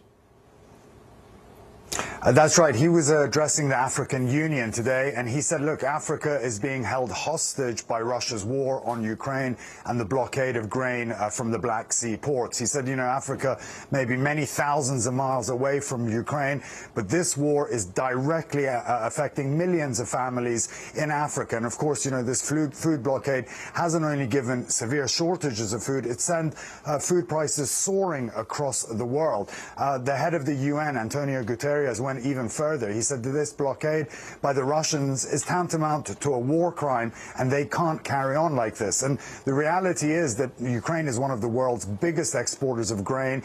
They used to ship out 5 to 6 million tons of grain from the Black Sea every month. Now that's down to a trickle. They have to drive it out. They have to get it out by trains, which has huge logistical problems. But Zelensky said he's in negotiations to try and free up some of this grain, but it's intensely complicated. So this is having a severe effect on all corners of the world. And today we just had reports that the Russians hit Odessa, where a lot of grain is stored. They wrecked a grain storage warehouse there. So they're not only blocking grain, they're destroying grain that's being stored here in Ukraine as well. All right, Ali Arouzi for us in Kyiv tonight. Ali, thank you. Now, the Kremlin press secretary spoke exclusively with NBC News about the Americans missing in Ukraine. Now, before we show you this interview, we want to note the Russian government is cracking down on journalists and limiting what reporters can say under threat of imprisonment. Here's NBC News senior international correspondent Keir Simmons. Well, Aaron, this was a wide-ranging interview with the Kremlin spokesman Dmitry Peskov that lasted for more than an hour. We covered a lot of subjects. The crisis of food caused by the conflict in Ukraine. We covered the question over President Putin's health. Dmitry Peskov insisting that he is healthy, pointing out that last week he took part in more than 3 hours of debate at the St. Petersburg Economic Forum. But we also focused heavily on those 2 Americans captured in Ukraine, Alex Drueke and Andy Wen. And I asked him if he knew about them and what had happened to them and who was holding them. This is the first time the Kremlin has commented on their case. Take a listen. Russian television has broadcast interviews with 2 Americans captured in Ukraine, Alex Drueke and Andy Wen. Where are they? Who is holding them? And what happens next? Well, so they are they're soldiers of fortune, and they were involved in illegal activities on the territory of Ukraine. They were involved in firing and shelling our military personnel. They were endangering their life. And they should be responsible. They should be held responsible for those crimes that they have committed. Those crimes have to be investigated. So they are being held in a due place, to ensure that the investigation of their crimes is being completed. By Russian authorities or by Donetsk authorities? By the authorities. Are they prisoners of war? Are they prisoners of war? I wouldn't start explaining the juridical side of their capture. The only thing is clear. So they have committed crimes. What are the crimes they've committed? Because obviously, as you know, under the Geneva Conventions, fighting in a conflict is not something that you can be tried for. So what are the crimes you're talking about? But they are not a Ukrainian army. They are not a subject to Geneva Convention. They are not. You don't know that. They are not members of the Ukrainian army. You're certain that they weren't enlisted. You believe they weren't enlisted in the Ukrainian army. It will be investigated in due course. So you're trying to establish whether they were enlisted. But Geneva Conventions cannot be applied for soldiers of fortune. And as I say, Aaron, this was an interview that went on for a substantial amount of time on many subjects. We will air more of it on NBC Nightly News later today. I did ask him, though, about the comments by NATO leaders saying that the West should prepare for a long conflict. He seemed to agree. Perhaps it's the only thing that NATO and Russia agree on right now, saying, yes, this will be a long crisis. Aaron? Well, stay with us. Tomorrow is the official start of summer, and we're already seeing triple-digit temperatures. Coming up, the extreme heat and the impact it's having on the nation's food supply. The fire has grown leaps and bounds. What you see behind me is typical. How you doing? Pretty bad. News is happening now. Look at what's making headlines around the world. Whenever it happens, wherever you are, it's here now. To cover the news, you have to be in it. This is how so many towns and cities are protecting themselves. They're pushing the gates open. Was there a school officer on campus? That's what we've been told. No. Top Story with Tom Yamas. Weeknights at 7 on NBC News Now. The day's biggest political stories with trusted insight now and expert analysis now. A daily look at the politics behind the headlines. Meet the Press Now, streaming weekdays at 4 p.m. on NBC News Now. The fire has grown leaps and bounds. What you see behind me is typical. How you doing? Pretty bad. This is a very different kind of program. We're here to start conversation about the big things happening in our world. Professor, I'm not asking you to predict the future, but what do we think that the new normal is going to be? Is part of this that everyone's rethinking their jobs during this pandemic and their relationship to their employers? What is your biggest tip for any parent who's concerned about this? It's not my job to tell you what to think. My job is to think about what you tell me. Now Tonight with Joshua Johnson, streaming weeknights at 8 on NBC News Now. We are closely tracking the dangerous heat still plaguing much of the country. Nearly 30 cities could break record highs today in the northern plains and in the Midwest. And after a short break, a second wave of stifling temperature is headed east. That heat is only adding to the drought crisis out west. California now seeing its driest year on record. Meteorologist Bill Cairns tracking the temperatures for us in just a moment here. Let's begin with those drought conditions out west. NBC News correspondent Steve Patterson is in Helm, California. Steve, 97% of California now under severe drought conditions. We can see a lot of sand and dirt out where you are. The state we know produces, nearly a quarter, I should say, of the nation's food supply. What are farmers telling you? Tell us about what you're seeing out there. Yeah, nearly a quarter of the nation's food supply, 40% of all the fruits and nuts, and it looks dry. It looks like I'm in a desert. This is supposed to be farmland. Wow. This is a fallow field, one of hundreds and hundreds in this state. 395,000 acres right now are left fallow, which means it is a field that is supposed to grow crops, but they can't plant those crops because they don't have enough water. So the total surface area of fallow fields in California is larger than the size of Los Angeles. The farm I'm standing on right now has 1,200 acres. More than 600 have been left fallow, which means half this guy's farm, his name is Gary Bean, has been left without growing anything. This is his yield. This is his livelihood. The people that should be working right now on this field are not working because they don't have any work to go around. And so a lot of farm workers are left without jobs. I think we've lost something like 8,700 jobs, a loss of $1.2 billion to the agriculture industry, an industry that, as we mentioned, is huge. It is the largest agriculture industry in the state of California. And so farmers are in crisis. They're looking for any way they can get their hands on water. And a lot of that consists of groundwater drilling. It's trying to go under the surface of where I'm standing to dig out any water they can find. That's expensive. That's a limited resource. That's a temporary solution to something that has been now 3 years running, just bleeding us dry all across this state. I spoke to Gary. Gary Bean owns this farm, about what he's going through. When he looks out and he sees something like this, what does he think? Here's what I asked him. So when you see this ground and you think about all the opportunities you could have, but instead nothing is growing, what's the emotion? I mean, is that heartbreaking for you? You know, it's like I just told you, I have 4 grandchildren, 3 of them in college. I tried to steer them away from the farm. You know, when I grew up, I wanted to be a farmer my entire life. You know, that was it. I grew up on the farm, so they have too, but I want them to have other alternatives. You know, it's a pretty stressful life. So as I walk back to you in this arid landscape that should be tomatoes or onions or melons or whatever Gary was planning to grow, he has to switch to more high-yield crops. So you've heard a lot about how California is one of the largest producers of almonds. Well, almonds take a lot of water, but Gary can get more money producing almonds than he can growing what would have been probably melons here. And so it's a situation where it's very cyclical, where the cycle of water in such limited resource is leading to smaller and smaller pools of it, which is a real crisis here for farmers in California. Not to mention, it's hot. It's going to get much hotter than this, and it's been dry for I don't know how long this region has been since it's seen rain.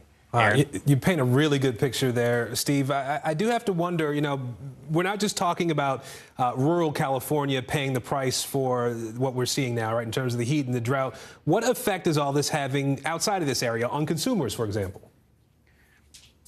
Well, I mean, we're trying to mitigate this here in California. So, you know, in the city of Los Angeles, for instance, there are limitations on the amount of water you can use. It's twice a week now on odd or even number days of the week, depending on who you are. So trying to limit that has led to the affected home for residents, but that's all in the process to try to help things here. In the meantime, the rest of us all across the country, because this area produces so much of what we eat, it will inevitably mean that prices in grocery stores will go up on top of the inflation that we're experiencing, on top of the gas prices, on top of the interest rates that we're having. It's just another economic strainer on families across this country. Right now, it's specialty items, but I will bet you in a few years, it's going to hit us pretty hard. Yeah. Aaron? Insult to injury. Steve Patterson for us in California today. Steve, thank you. NBC News meteorologist Bill Cairns is joining me now to talk a little bit more about the weather we're dealing with. Obviously, you know, it's been a week or so. We've had this tough heat that a lot of parts of the country are dealing with. How much of this is sort of the cycle that we see with weather sometimes, that sort of regular heat versus climate change heat? Yeah, when we're talking about a heat wave that's in the Midwest or the Southeast, that's more weather influenced by climate change. Remember, since the pre-industrial, we've warmed up on average about 2 degrees. So if it was maybe 98 where you were, maybe instead it should have been 96. When we take a look at California and that mega drought, which now goes back over a decade, that is a more dramatic impacts of climate change over a longer period of time. So again, you always remember, this is kind of the saying that I tell people, you're dressing today for the weather. Your wardrobe in your closet, that's what you do for the climate where you live. And as the climate where you live changes, you'll change your wardrobe, obviously. So here's what we're looking at. 10 million people, and this number is going up because now we got new heat advisories issued. So last week at one point we had 100 million. Right now we've shrunk it down to about 10 million people, and the worst of the heat is in the northern plains. It feels like 102 in Minneapolis, also 102 in Sioux City. So brutally hot today, unusually hot in this region. Numerous record highs will fall today. We should hit 100 degrees, the actual temperature in the shade in Minneapolis. And all of these red dots are potential record highs as we go throughout this week, at least 71 of them. And we'll watch Florida carefully. Thursday's the peak of the heat in the deep south. Florida's all-time hottest temperature is 109 degrees. You have to go all the way back to 1931. And we're going to be close to that in a few spots in the Panhandle on Thursday. Even Tallahassee has a chance of breaking your all-time hottest temperature you've ever seen. So here's today's highs. And then I mentioned that 99 in Minneapolis. They were warming it up again. Dallas and Houston. Detroit, Chicago. Today's not bad. But then tomorrow the heat pushes your way. Chicago near 100. St. Louis near 100 again. Nashville's going to have a couple days in a row here near 100. And I mentioned that Tallahassee stat. 105 is the hottest temperature ever in Tallahassee. Thursday right now, the forecast is 104. So going to be close. Going to be hot for sure. Yes. All right, Bill Cairns. Bill, thank you. Well, a dramatic move by the Israeli government, why leaders are dissolving the parliament, and what it means for millions of voters across that country.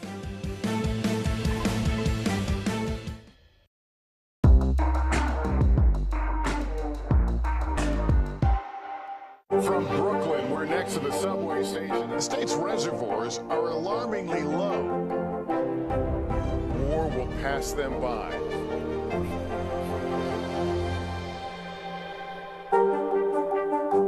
NBC News, streaming free now.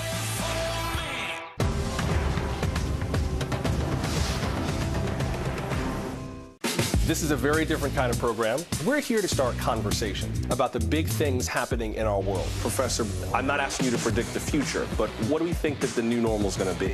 Is part of this that everyone's rethinking their jobs during this pandemic and their relationship to their employers? What is your biggest tip for any parent who's concerned about this? It's not my job to tell you what to think.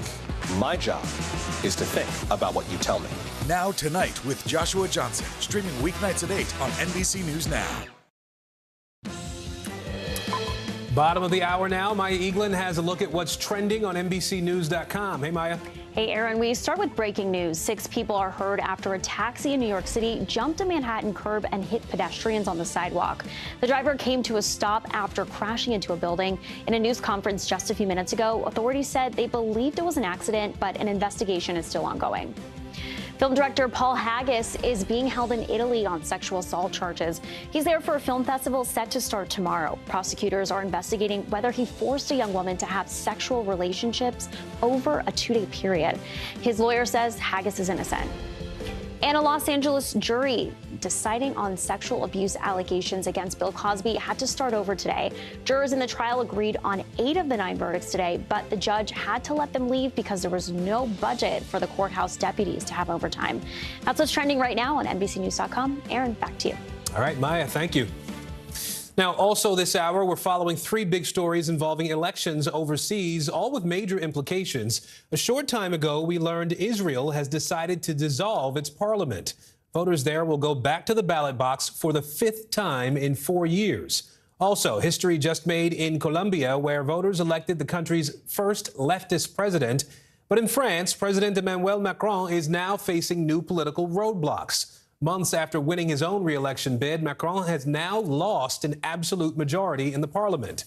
NBC's George Solis standing by for us. We begin, though, with NBC News foreign correspondent Ralph Sanchez and Matt Bradley. Ralph, we'll start with you, if I can, in the developments out of Israel, where you are. The prime minister and the foreign minister there have agreed to dissolve the parliament. How did we get to this point, and what does this really mean for the Israeli government?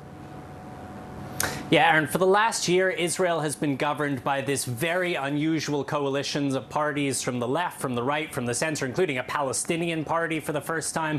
These are people who did not agree on very much, except that they wanted to get rid of Benjamin Netanyahu, the former prime minister. For the last couple of months, this government has just been limping along. They have not been able to pass the bills they wanted to. And tonight, the prime minister announcing they cannot go on like this. They are heading to fresh elections. That means a couple of things. This new election will be in October. As you said, it will be the 5th election in 3 years. And there is going to be a new interim prime minister in the meantime. That is Yair Lapid, the centrist foreign minister. And it will be Yair Lapid who will meet President Biden when he lands here in Israel next month, Aaron. All right, Raph, thank you. Let's turn to Matt Bradley now. Matt, you've been monitoring the elections in France pretty closely here. Talk to us about what this means for Macron to lose an absolute majority in the parliament. Yeah, I mean, what this means is that he essentially doesn't have full control over Parliament anymore, which means he'll no longer be able to ignore Parliament, which is what he's been doing ever since he was elected in 2017. I mean, ignore is maybe a strong word, but he's run roughshod over it because Emmanuel Macron's political party and his whole ideology has dominated the French government for the better part of the last 5 or 6 years. So this is a major change, and what it means essentially is that Emmanuel Macron's party, which is La République En Marche, will no longer have a full majority. It means they'll no longer have more than 50%. When they were first selected back in 2017, they had nearly 2/3, just to show how humbled they are now.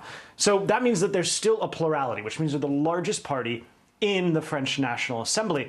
But practically speaking, every time now that Emmanuel Macron and his top deputies and leaders of his party want to get legislation passed, they're going to have to go painstakingly through to negotiate with either side. The big revelation last night in France was that the far-right party run by Marine Le Pen actually won more than 80 seats in the National Assembly. That's a huge increase from the 8 her party had before. So the far-right has gotten a lot more power, but the far-left has also unified and gotten a lot of new numbers. So we've seen the extremes in French politics rising up very much at the expense of the center that's dominated by Emmanuel Macron. All right, Matt Bradley for us in London today. Matt, thank you. Let's turn to Colombia now, where history has been made. Gustavo Petro won that country's presidential race on Sunday, making him the country's first leftist leader. His running mate, Francia Marquez, will be the country's first Afro-Colombian president, female vice president, I should say. NBC News correspondent George Solis is following this story for us now. He joins us. George, what do we know about Petro and his goals for Colombia? Hey, Aaron, right. So this is a history-making election in Colombia for many reasons. Number one, as you mentioned, leftist president, the first in the nation's history. You also have the election of the first female black vice president. And his platform here has been to try to bridge the gap between the wealthy and the poor. Now, he wants to do some of this by reestablishing some programs that maybe have been ignored, especially at a time when so many people there are dealing with record poverty, joblessness, and violence. Many of them hoping that he is the change that they have been hoping for. We have been hearing reports of celebrations that we have not seen in years on the streets of Colombia. Now, he wants to do other things with social programs and reestablish some relationships here in the United States, specifically with the drug trade, although some do believe that that could be a point of contention. So we understand the idea here in terms of what this new president wants to do. Can you talk us through some of the challenges, George, that would lie ahead for Petro's agenda, and you know, what's his administration facing? That's right, Aaron. Well, as the first, he has to get over that burden of trust. A lot of people want to see if his talks is just that. Obviously, you have a progressive government now in control. This is the first time that they've really seen this. And this was a guy who was once a member of an ex-rebel group that was trying to, in essence, contend with the government. So many are curious to see if his words are just going to be that or if he'll take action. And we did speak to one analyst today who is in Bogota right now, who can tell us a little bit more about some of the atmosphere right now in Colombia. Let's take a listen. This is a country where over the last 3 years, we've gone from having 90% of the population eating 3 meals a day to just 70% of the population. We're talking about 14 million people who are only eating 2 times a day, daily economic struggles, deep inequality. And I think all of that has erupted and really framed the context for this election and was the absolute dominant campaign issue. That's right, Aaron. So again, many people frustrated with what they've been seeing and what they've been dealing with. So they are hoping that by electing this progressive, this leftist president, that this is the real change they have been hoping to see. Aaron? All right, George Solis with us today. George, thank you. The Republican Party in Texas has now made the 2020 election lie a part of its official platform. At their convention this weekend, party officials adopted a resolution saying President Biden was not legitimately elected. At the same time, they're shunning Texas Senator John Cornyn for participating in the bipartisan gun talks. NBC News correspondent Morgan Chesky is following this story from Dallas for us today. Morgan, walk us through what happened at the convention there and what Texas Republicans voted on specifically. Yeah, it certainly was an interesting weekend, Aaron. This convention in Houston was the first in-person gathering of Texas Republicans since 2018. Of course, the pandemic canceling prior meetings, and we heard them take very staunch stances on a multitude of issues. But as you mentioned, they did file a resolution, or vote on a resolution rather, that acknowledged that Joe Biden winning the presidency was illegitimate. They also officially rebuked Texas Senator John Cornyn, in office since 2002, for working with Democrats to create this bipartisan framework for gun legislation, the most substantial gun legislation we've seen in the last 30 years. And he was actually booed as he stood on stage there in Houston with about 5,000 people in attendance out of a potentially 10,000 invited. It was a stunning sight to see the elder Texas senator there being jeered by his own constituents, essentially. But they also voted on a series of facets of the platform, as they call them, planks, Aaron. And these were dozens and dozens of topics and issues. But among those they voted on over the weekend, there have been several that have drawn real scrutiny over the last several days. I want to share some of those with you, and they include requiring Texas students to, quote, learn about the humanity of the preborn child and teach that personhood begins at fertilization. They would like to remove the Texas legislators' power to regulate the wearing of firearms, treating homosexuality as a, quote, abnormal lifestyle choice, changing the U.S. Constitution to repeal the federal income tax, and declaring all businesses and jobs as essential and a fundamental right. That, of course, in response to those pandemic policies we saw, which either curtailed hours or shut businesses down altogether. Now, it should be clear, I should know that these delegates voted on these planks, to create the Texas GOP platform. Those votes are being tallied as we speak, but this does really show kind of the mission statement, if you will, of the Texas GOP party and where it stands today. Aaron? All right, Morgan Chesky in Dallas for us today. Morgan, thank you. A new campaign video from a GOP Senate candidate is drawing a lot of controversy. It comes from former Missouri Governor Eric Greitens, who is now running for Senate. The video, which we are not showing you, depicts Greitens and armed men bursting into a home. They are shown hunting for so-called rhinos, also known as Republicans in name only. I want to bring in NBC News Deputy Political Editor Ben Camisar now. Ben, why is Greetings taking aim at members of his own party right now? Yeah, so this ad, it's while it's shocking, it's as far as politics goes, it's a relatively straightforward play. Many Republicans, Democrats, Independents, what have you in the state, they're not going to vote for Greitens because he's been accused of domestic abuse and sexual misconduct. Greitens has denied those allegations, but he's been accused. If he was running against one other person in a Republican primary, he probably wouldn't win. A binary choice, if you will, doesn't usually go well for candidates facing allegations like that.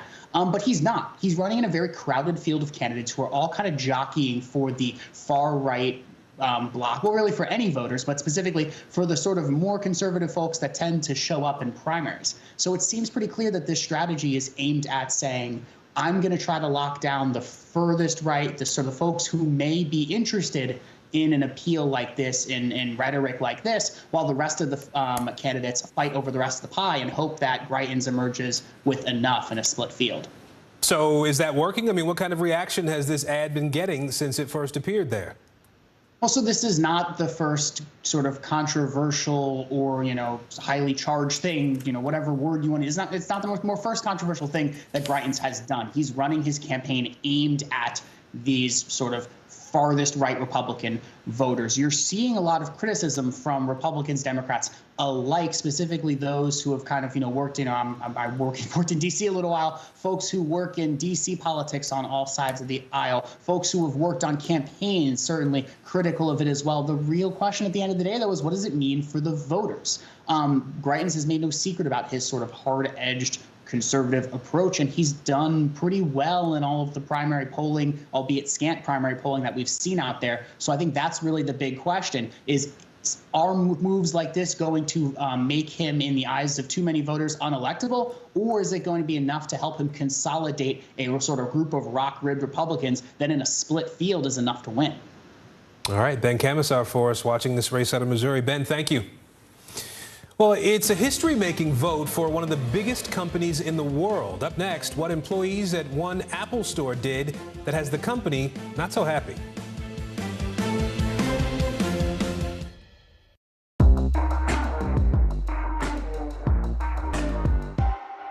We'll meet Ukrainians who are defending their country one block at a time.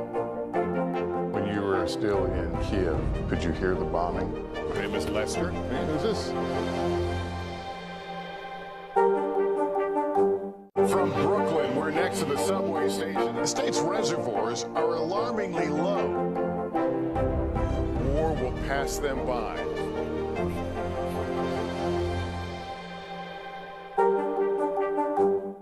This is a very different kind of program. We're here to start conversation about the big things happening in our world. Professor, I'm not asking you to predict the future, but what do we think that the new normal is going to be? Is part of this that everyone's rethinking their jobs during this pandemic and their relationship to their employers? What is your biggest tip for any parent who's concerned about this? It's not my job to tell you what to think. My job is to think about what you tell me. Now Tonight with Joshua Johnson, streaming weeknights at 8 on NBC News Now. When was the last time you made space to listen to somebody? We are meeting people one after the next who have made profound changes. I think you're going to be blown away by the life lessons. Join Hoda Kotb for her podcast, Making Space. Listen now. From Brooklyn, we're next to the subway station. The state's reservoirs are alarmingly low. War will pass them by.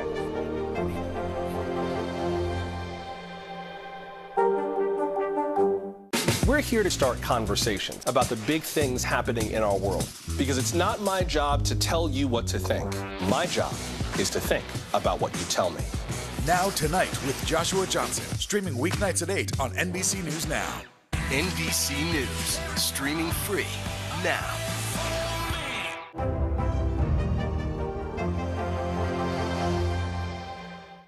This is a very different kind of program. We're here to start conversation about the big things happening in our world. Professor, I'm not asking you to predict the future, but what do we think that the new normal is going to be? Is part of this that everyone's rethinking their jobs during this pandemic and their relationship to their employers? What is your biggest tip for any parent who's concerned about this? It's not my job to tell you what to think.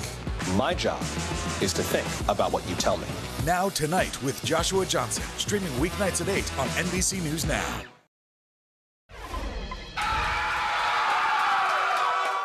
Workers at an Apple store near Baltimore made history this weekend. They are the first out of more than 270 Apple retail stores nationwide to unionize. Apple had been actively campaigning against employees organizing a union. NBC's Stephen Romo is joining us now to talk a little bit more about this. So, Stephen, talk to us about how this process played out there in Maryland and what's happening now that the union is going to be coming into place there.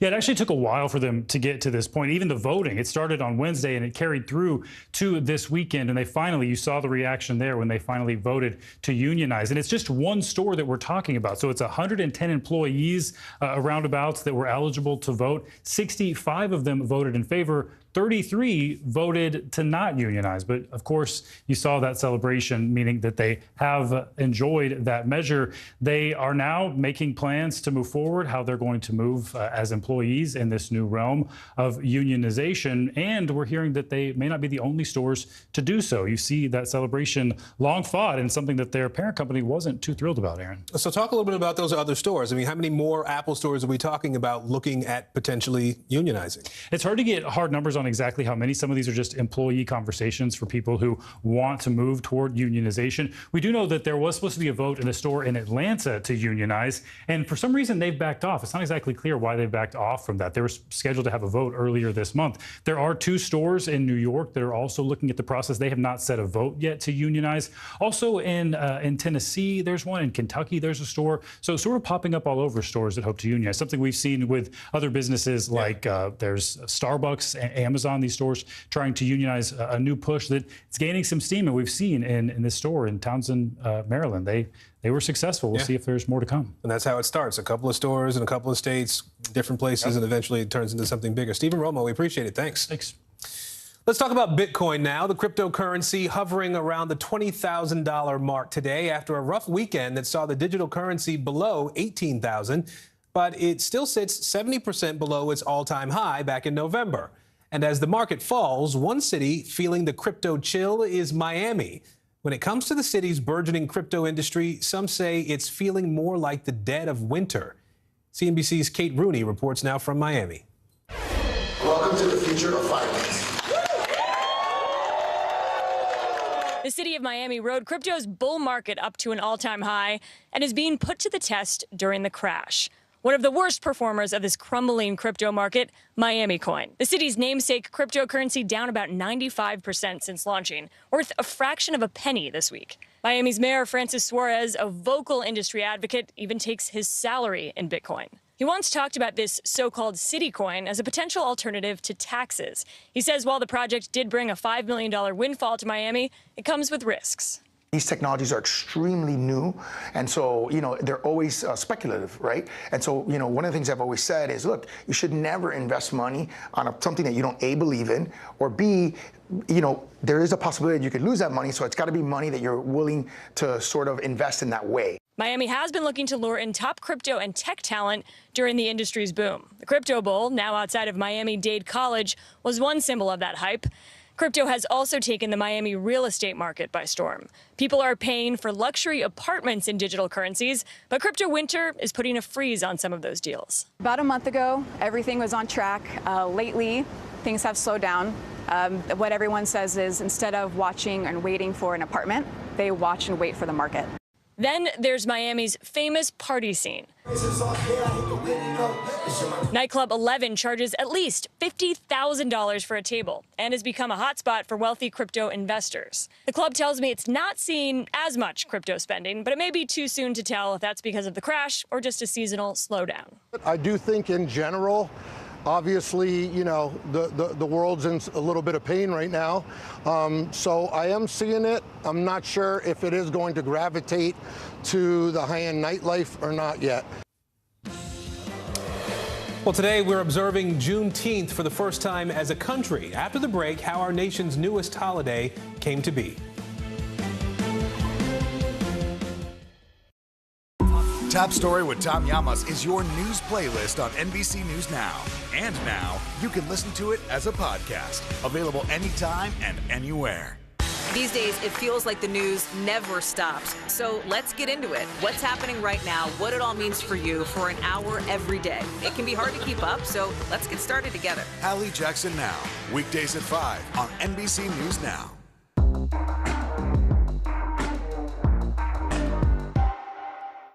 This is a very different kind of program. We're here to start conversation about the big things happening in our world. Professor, I'm not asking you to predict the future, but what do we think that the new normal is going to be? Is part of this that everyone's rethinking their jobs during this pandemic and their relationship to their employers? What is your biggest tip for any parent who's concerned about this? It's not my job to tell you what to think. My job is to think about what you tell me. Now Tonight with Joshua Johnson, streaming weeknights at 8 on NBC News Now. Top Story with Tom Llamas, weeknights at 7 on NBC News Now. Sometimes the news can be difficult and overwhelming for kids to understand, so we've created a newscast just for them. We hope your family will watch Nightly News Kids Edition. Top Story with Tom Llamas, weeknights at 7 on NBC News Now. Hallie Jackson Now, weekdays at 5 on NBC News Now. When was the last time you made space to listen to somebody? We are meeting people one after the next who have made profound changes. I think you're going to be blown away by the life lessons. Join Hoda Kotb for her podcast, Making Space. Listen now. News is happening now. Look at what's making headlines around the world. We're coming on the air with breaking news. This is a significant moment. Whenever it happens, wherever you are, NBC News, streaming free now. Hallie Jackson Now, weekdays at 5 on NBC News Now. Today, America observes Juneteenth for the first time as a national holiday marking the end of slavery. The country is also healing from the traumas and racism that still exist today. One group in Texas is taking a building that once housed the Ku Klux Klan and transforming it into a space for healing. NBC News correspondent Blaine Alexander has the story. Watch your step. This is a 100-year-old building. These crumbling walls hold a dark, terrifying history. What happened in this space? There were initiations here. There were meetings here. There were performances here. All for the Klan? All for the Klan. The Ku Klux Klan. In 1924, one of America's biggest Klan chapters was right here in Fort Worth, Texas. This 3-story brick building was their home, built to hold many of their 7,000 members. They paraded in downtown Fort Worth in full regalia. They even dressed up their horses. And they practiced all of that right here? Right here in this building. It is the only such Klan building still standing today, built complete with an auditorium, a performance stage, and a very clear message. This building was put here so that everyone would know who's in charge. People had to pass by this building almost every day. This is Main Street, so this was the main thoroughfare through which people moved. The architecture of the building is specific. It connotes power and intimidation. Watch your step. But now that power lies in new hands. Adam McKinney runs Tarrant County Coalition for Peace and Justice, part of a group that acquired this building. They're using a $3 million federal grant to give it new life. A performing arts center, offices and living space, a farmer's market. But most importantly, a community center catering to people of color, members of the LGBTQ community, the very people this place was built to exclude. So I'm really looking forward to opening these doors. Sharon Herrera runs LGBTQ Saves, a youth safe space, one of 8 groups to be housed inside. They're going to have a place that they can freely walk into and be themselves and not have to worry about being hurt or ridiculed or made fun of, that they're going to be fully accepted and loved. Why not just demolish the building? Why keep it standing? I feel like it would be a missed opportunity. The goal with our project is to never forget what happened here. The importance is to share the history as widely as possible. That history includes a small field less than a mile away. Here, 100 years ago, Fred Rouse became the only known lynching victim in Fort Worth history. He was murdered for crossing a picket line to go to work. A dark chapter that, until recently, was not even known by some in Rouse's own family. You share your grandfather's name, and yet what happened to him was a surprise to you. Yeah, never in a million years would I have ever guessed this. He learned 2 years ago in a phone call from Adam, a truth too painful for even his own father to share. They beat him. They shot him, riddled his body with bullets. They stabbed him. They drug him out of a hospital with only his hospital gown on. And if that wasn't enough, they hung him from a tree, and nobody did anything. His life stolen, but his legacy, that is set in stone. The new center will be named in his honor, the Fred Rouse Center for Arts and Community Healing. We're not going to let his legacy be forgotten, ever. What do you hope the rebirth of this building means to this community? I think the one word is transformation. Sunday was actually Juneteenth, the day that African-American communities have honored for generations. More than 150 years since word of Abraham Lincoln's Emancipation Proclamation made it to Texas. 2,000 soldiers arrived in Galveston Bay to deliver that decree to some 250,000 enslaved black people. For a long time, part of our black history, now becoming more and more a part of our shared American history. Celebrations of black culture across the country. This weekend, cities from Chicago to Washington, D.C. to Fort Worth, Texas, where people marched, all commemorating the fight for freedom and for Juneteenth to become a federal holiday. Just last year, President Biden issued a proclamation, but more importantly, he signed the Juneteenth National Independence Day Act, enshrining June 19th as a legal public holiday. I hope people understand not only the importance of Juneteenth to African-American culture, but also its relevance to all of American culture and history. 157 years ago, on June 19th, 1865, the U.S. Army went to Texas, the farthest of the Confederate states, to deliver word of President Lincoln's Emancipation Proclamation for enslaved people. Soldiers arriving in Galveston, posting for all to see General Order No. 3, a declaration of an absolute equality of personal rights and rights of property between former masters and slaves. Today, an original copy of that order is on display at the Dallas Historical Society. I've celebrated Juneteenth my whole life. My family was really big into celebrating, and to know that the only known original copy of the document is here in Dallas is always a big deal to me. At the National Archives in Washington, Lincoln's proclamation is on display, along with the original General Order No. 3, which was just found in 2020. Both of those documents are among the most treasured and important records in the National Archives. We're especially excited to be able to display the Juneteenth order again this year. It's only been on display twice. It was actually discovered by one of our research archivists in 2020. And while those important documents have solidified their places in history, slavery legally ended with the signing and ratification of the 13th Amendment to the Constitution. In December of 1865, the abolition of slavery became the law of the land. In 2022, the country joining together again, remembering our history, honoring our ancestors, and looking to the future. What your forebears have gone through, how far we've come as a people and as a country, and then also how much further there is to go. And finally this hour, your News Now Quickcast, the stories you need to know before we go. 6 people were hurt after a taxi in New York City jumped a Manhattan curb, striking pedestrians on the sidewalk. 3 people are in critical condition. Police say this appears to be an accident. The CDC has now authorized both the Pfizer and Moderna vaccines for kids under the age of 5. Shots are expected to be administered as soon as tomorrow. And airline passengers across the country are still trying to get where they're going. More than 3,000 flights were canceled over the weekend. Among the causes, bad weather and staffing shortages.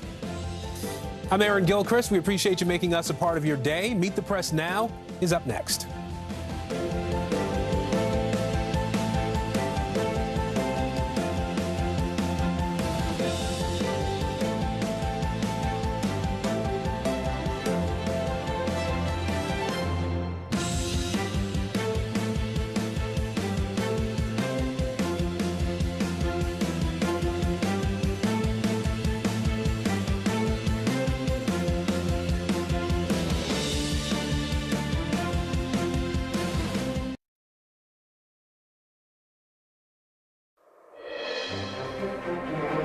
If it's Monday, new fallout amid the dramatic public hearings into the January 6th insurrection as the House Select Committee prepares to lay out the next piece of its case. Former President Trump's involvement in a scheme to install so-called fake electors to overturn the presidential election. Plus, lawmakers in Washington are closing in on a final deal on gun legislation, with sources on Capitol Hill telling NBC News the full text of a bill could be released as early as today. We'll have the latest coming up. And Americans across the nation celebrate Juneteenth as a federal holiday for just the second time, a day marking the effective end to slavery in the U.S. What it means amid a fraught moment of racial tensions in America. That's all ahead.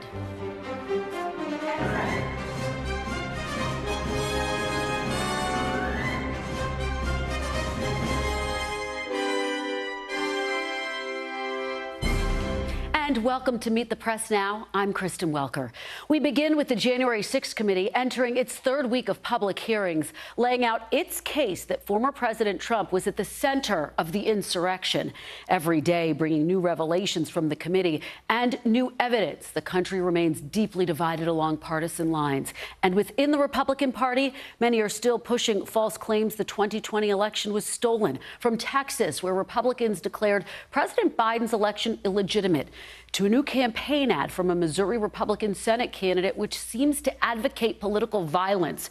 We're going to get into all of it in just a moment. But first, tomorrow we expect to hear from Georgia Secretary of State Brad Raffensperger and his top deputy about former President Trump's pressure campaign to overturn the results of his state's election.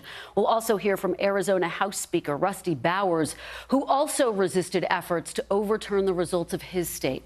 It comes after the committee presented evidence last week that former President Donald Trump tried to pressure then VP Mike Pence to overturn the 2020 election results, which Mr. Trump essentially confirmed in a speech in Nashville over the weekend. Take a listen. Mike Pence had a chance to be great. He had a chance to be, frankly, historic. But Mike did not have the courage to act. But as you heard a year and a half ago, Mike Pence had absolutely no choice but to be a human conveyor belt. He was a human conveyor belt. So I said to Mike, if you do this, you can be Thomas Jefferson. And then after it all went down, I looked at him one day and I said, Mike, hate to say this, but you're no Thomas Jefferson. And despite the January 6th committee's findings about the election, the Texas Republican Party continues to call President Biden's victory illegitimate, passing a resolution over the weekend that reads, quote, "We reject the certified results of the 2020 presidential election, and we hold that acting President Joseph Robinette Biden Jr. was not legitimately elected by the people of the United States." Again, folks, I'm reading a quote. And as a group of Republicans continues to embrace the so-called big lie, a leading Republican candidate for Senate this year, Missouri's Eric Greitens, is embracing political violence in a new ad. Carrying a shotgun, he leads an armed SWAT team to storm a home, encouraging voters to join him in going after rhinos. Rhino, of course, stands for Republican in name only. The ad is not airing on TV right now, but is on the web. To get us started and to delve into all of this, I am joined by NBC's Ali Vitale on Capitol Hill. Vaughn Hilliard is in Peoria, Illinois, where Mike Pence is set to speak tonight. And Morgan Chesky is in Dallas for us. And also with me is Michael Schmidt, Washington correspondent for the New York Times. Thanks to all of you for being here and starting us off. Ali, I do want to begin with you. I know you've been working your sources on Capitol Hill, talking to folks. What are you watching for tomorrow? What can we expect from the committee? Look, Kristen, we're starting to get a better view of the broad range of ways the committee is going to try to show that former President Donald Trump and his allies put on a sustained pressure campaign at the state level, trying to pressure state legislators as well as election officials to overturn the election results or to decertify that Joe Biden had won in those states. Two of the key states that I remember you and I were covering when we were in Wilmington, Delaware in November of 2020 were Georgia and Arizona, two states that Democrats had sought to make gains in for years, and of course finally won in 2020 with Joe Biden. Those are the two states that are going to be really on display tomorrow as election officials from Georgia as well as Arizona testify before the January 6th committee about the ways that they stood up to a sustained pressure campaign from people like Donald Trump, but also Rudy Giuliani. One of those people, for example, is going to be the Secretary of State, Brad Raffensperger. He was one of the people on that now infamous call where Trump said he just needed to find 11,780 votes, one more than what Joe Biden got in Georgia, to say that he won the state. I imagine, because this is something that we've seen over the course of several hearings, that the lawmakers leading these questions, including Adam Schiff, who's the lead lawmaker in this particular hearing, are going to do a lot to try to showcase what the former president's mindset was, what people around him were saying, and really going at this idea of intent and motive, something that they have continuously tried to show that Trump, for example, knew that certain tactics they were trying to put into play were illegal and did them anyway, or the fact that he knew he had lost the election but continued to say he hadn't regardless of that. All of those have been shown and on display in past hearings, and certainly will be at the center of what we see tomorrow when they actually get back here and do the first of 2 hearings this week. Yeah, in so many ways, the pressure campaign really did unfold in the states, Allie. One of the things that we have noted at the end of each hearing, they ask people who have more information to come forward with it. And over the weekend on Meet the Press, Chuck asked Jamie Raskin about that. Of course, Representative Raskin is on the committee. Here's how he responded. Take a look. We know things this weekend that we didn't know last weekend. And things that are going to be important facts that we didn't even know either? Yeah, I mean, it's all part of a picture. But again, you know, the general story has been known for a long time. We have a president who, for whatever reason, refused to accept the results of a presidential election and then organized a hit against American democracy through a number of different avenues to try to overthrow the election and install himself as president. Allie, my ears perked up when I heard him say we know things this weekend that we didn't know last week. Are you getting any new insights into what that new information might be?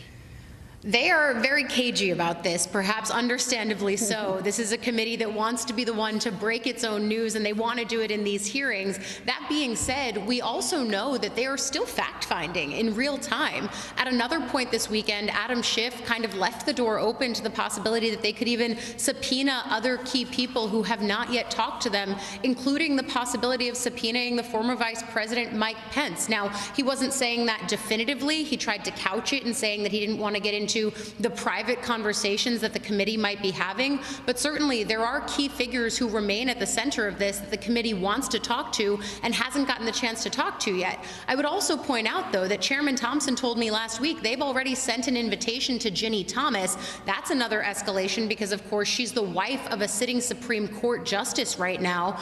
That would show that the committee is still inviting people to come talk to them, even as they're laying out these public hearings.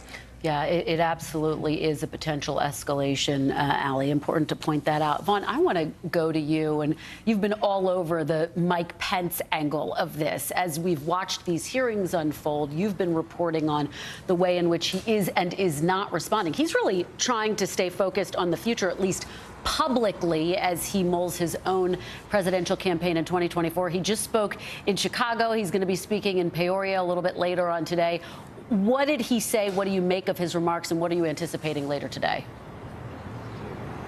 Right. I think the struggle for the former vice president as he looks towards his own potential 2024 presidential run is what you just said, the desire of him and aides to talk about the future. And I was talking to one aide of his who said, you know, he would rather do that than relitigate the past. But I think you and I got into political journalism to talk about issues and substance that impacts communities around America much more than we did insurrections. But when democracy is at stake, there are some difficulties for an individual that belongs to a certain political party, let alone the one who the former president is blaming for obstructing ultimately what he believed should have been the objection to the electoral slate of electors going back to states. And so I think that's where, you know, you just heard over the last 45 minutes in a speech in Chicago, the former vice president talk about the economy and American energy independence.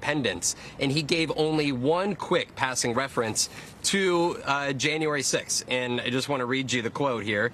He said that Americans have gone through a lot over the last years, including, quote, a divisive election, a tragic day in our nation's capital. But this is a former vice president, Kristen, who is trying to avoid getting himself caught up into the minutia of those weeks leading up to the very contentious difference between him and former President Trump. You know, this is, you just heard the former president right there at the beginning of the segment refer to him as a human conveyor belt who lacked, quote, courage. But, you know, for the former vice president, he sees himself as a strong partner to Donald Trump throughout the 4 years of the administration on the policy front, and he is hoping to have a potential outlet to carry that mantle in 2024. Yeah, he is walking such an incredibly fine line, Vaughn. You're absolutely right. He's really distanced himself from the former president, but at the same time talked about their policies that he's proud of. Morgan, I want to turn to you in Texas, this extraordinary development there, the future of the Republican Party. And of course, they signed off on a new platform there, the party claiming that President Biden was not legitimately elected. The platform criticizes the Republican gun deal negotiators. It calls homosexuality an abnormal lifestyle choice, opposes all efforts to validate transgender identity. Set the scene. What is the reaction there? Certainly one of shock, depending upon who you ask, Kristen, but a lot of folks here on the Republican Party would say that the handwriting has been on the wall for some time. This was the first in-person meeting for the Texas Republicans, for the convention rather, since 2018. Prior meetings canceled due to the pandemic. And so whenever they voted on this party platform, which contained dozens upon dozens of those planks, some of which you mentioned that have now become highly scrutinized, this essentially was them trying to come out and put forth a public mission statement, per se, of the state of the Texas Republican Party. And now we have a very clear glimpse of where they stand.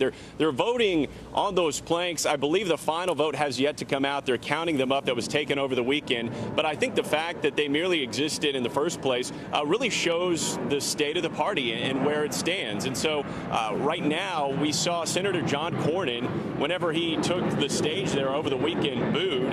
This is a senator from Texas, elected since 2002, who essentially in front of his own constituents was jeered at for reaching across the aisle, working with Democrats, coming up with that framework of gun legislation, the most significant of which we've seen in about the last 30 years. So it was certainly interesting to see the conversations that took place, in addition to the presidency being deemed illegitimate as a result of this convention that took place over the weekend. Kristen? Yeah, great context and way to soldier on through some really loud background noise there, Morgan. Thank you for that. Michael, let me turn to you now, because I know you've been doing a lot of reporting on the fallout from the hearings. And what we've seen from the hearings is that they've sort of laid out breadcrumbs, right, for a possible criminal referral or criminal case against former President Trump. Ultimately, that's going to be up to the Department of Justice. There's been a big debate about whether the committee should make a criminal referral. But again, ultimately, it's up to the DOJ. What are the challenges, though, in actually moving forward with prosecuting a former president?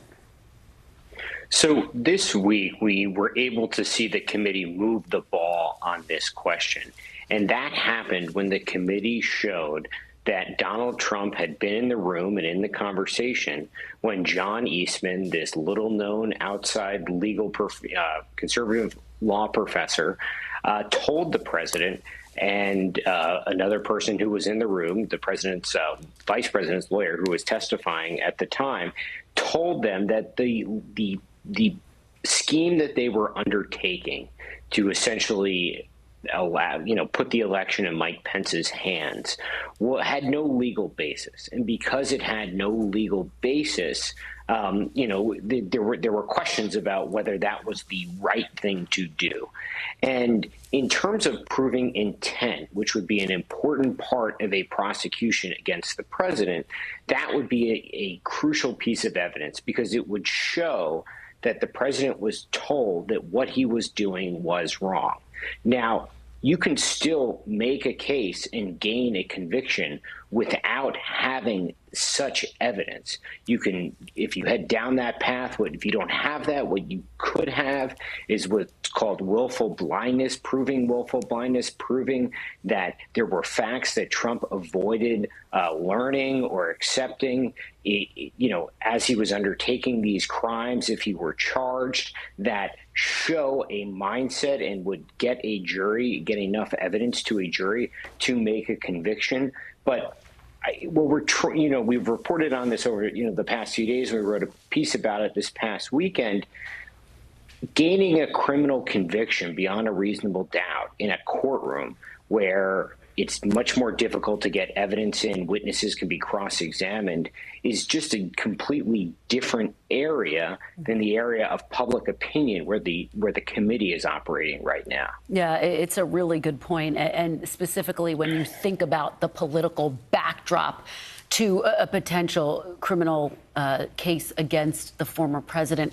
We've talked so much, Michael, about the fact that the pressure campaign really unfolded in the states. We heard that extraordinary audio tape that has been played over and over again with Mr. Trump saying to Brad Raffensperger, "I just need you to find me the missing votes," basically. We've all heard him say it. What are you going to be watching for tomorrow in addition to that? Other examples that show the president undertaking a scheme, not simply just to contest the election, but to contest the election in a way that shows that he really knew that he lost, but he was doing this anyway to stay in power.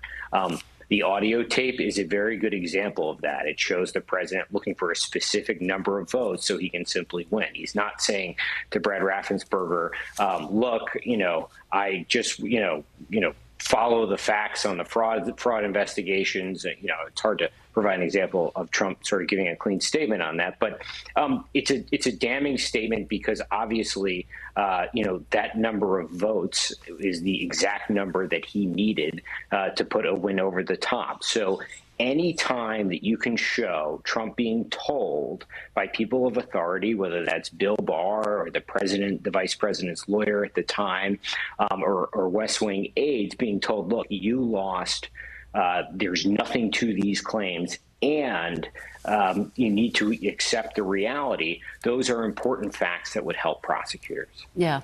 Really fantastic reporting, as always, Michael Schmidt. Thank you. And thanks to all of you for starting us off, Al, Yvonne, and Morgan. Great conversation as we begin another big week.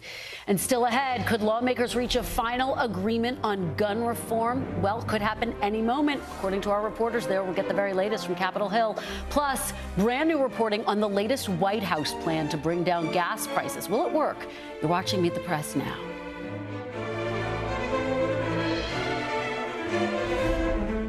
Hallie Jackson Now, weekdays at 5 on NBC News Now.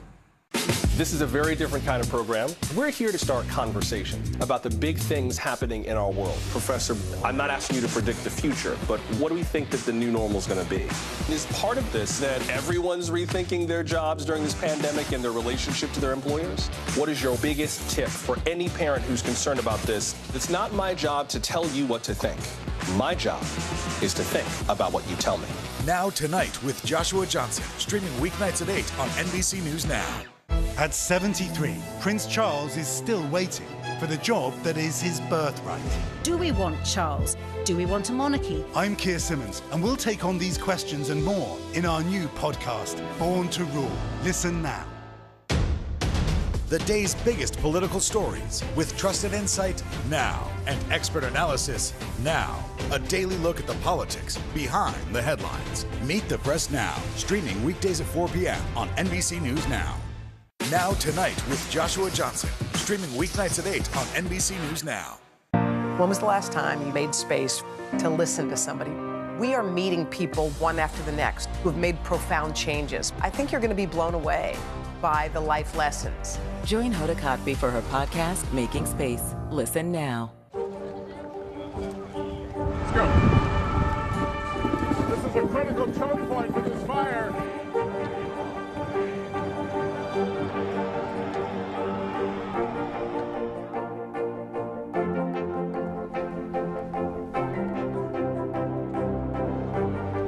Unnecessary,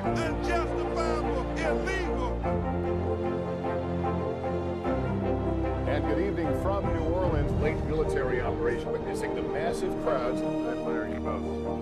Nice to really spend some time with you. Appreciate it.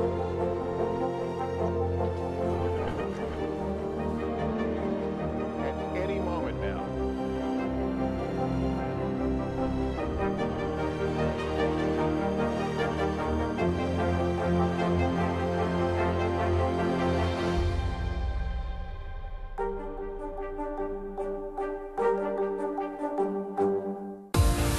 It's a can't-miss summer on Today.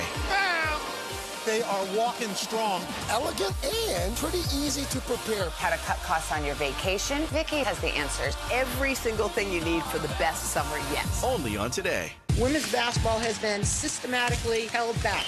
After 49 years of Title IX, we still have work to do. In Their Court, a podcast from NBC News and NBC Sports that goes inside the issues of inequality in women's sports. Listen now. Now Tonight with Joshua Johnson. Streaming weeknights at 8 on NBC News Now.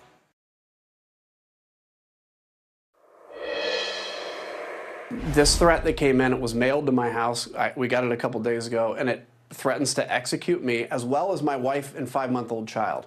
I've never seen or had anything like that. It was sent from the local area. I don't worry, but now that I have a wife and kids, of course, it's a little different. There are people that there is violence in the future, I'm going to tell you. And until we get a grip on telling people the truth, we can't expect any differently.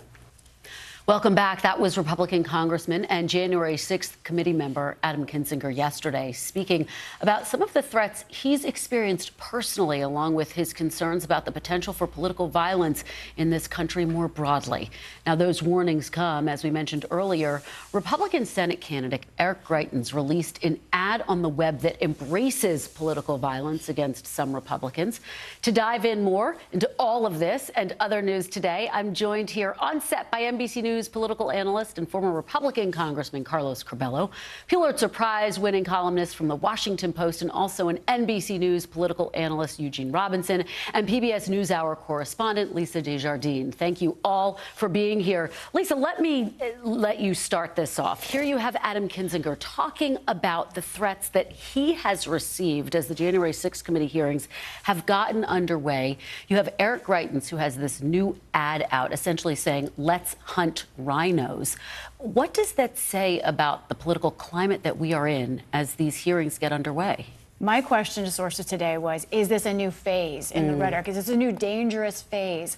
And it's interesting because I think there are some, like Representative Kinzinger, who are saying, yes, I'm very concerned that now we're even in a worse phase of potential political violence. But what's interesting to me is some of those offices that contain so-called rhinos, people who have been targeted with this rhetoric before, tell me, this is what we've been living with. They actually don't see this as new, which was stunning to me. But they say that it's still bad. It's been very bad. And yes, we are continuing to be worried. Eugene? It's appalling. It's appalling that this is where our politics have come to right now, that Republicans, who are, by the way, conservative Republicans, right, who are to the right of Ronald Reagan, are called Republicans in name only simply because they do not support Donald Trump. Simply, the Republican Party has become a cult of personality. That's the only way you can see it. Carlos, how concerned are you about extremism? Well, it's the reason a lot of people across the street are leaving Congress. It's the reason why some Republicans who wanted to vote for impeachment did not. It's the reason why some Republicans who wanted to vote for an independent commission to review what happened on the 6th of January did not, because they're afraid for their lives, for their families. And by the way, we've had a crescendo of violent political speech, I'd say, since the end of the Bush presidency, but in came Donald Trump and said, this is okay. Do more of it. I'm going to do it as well.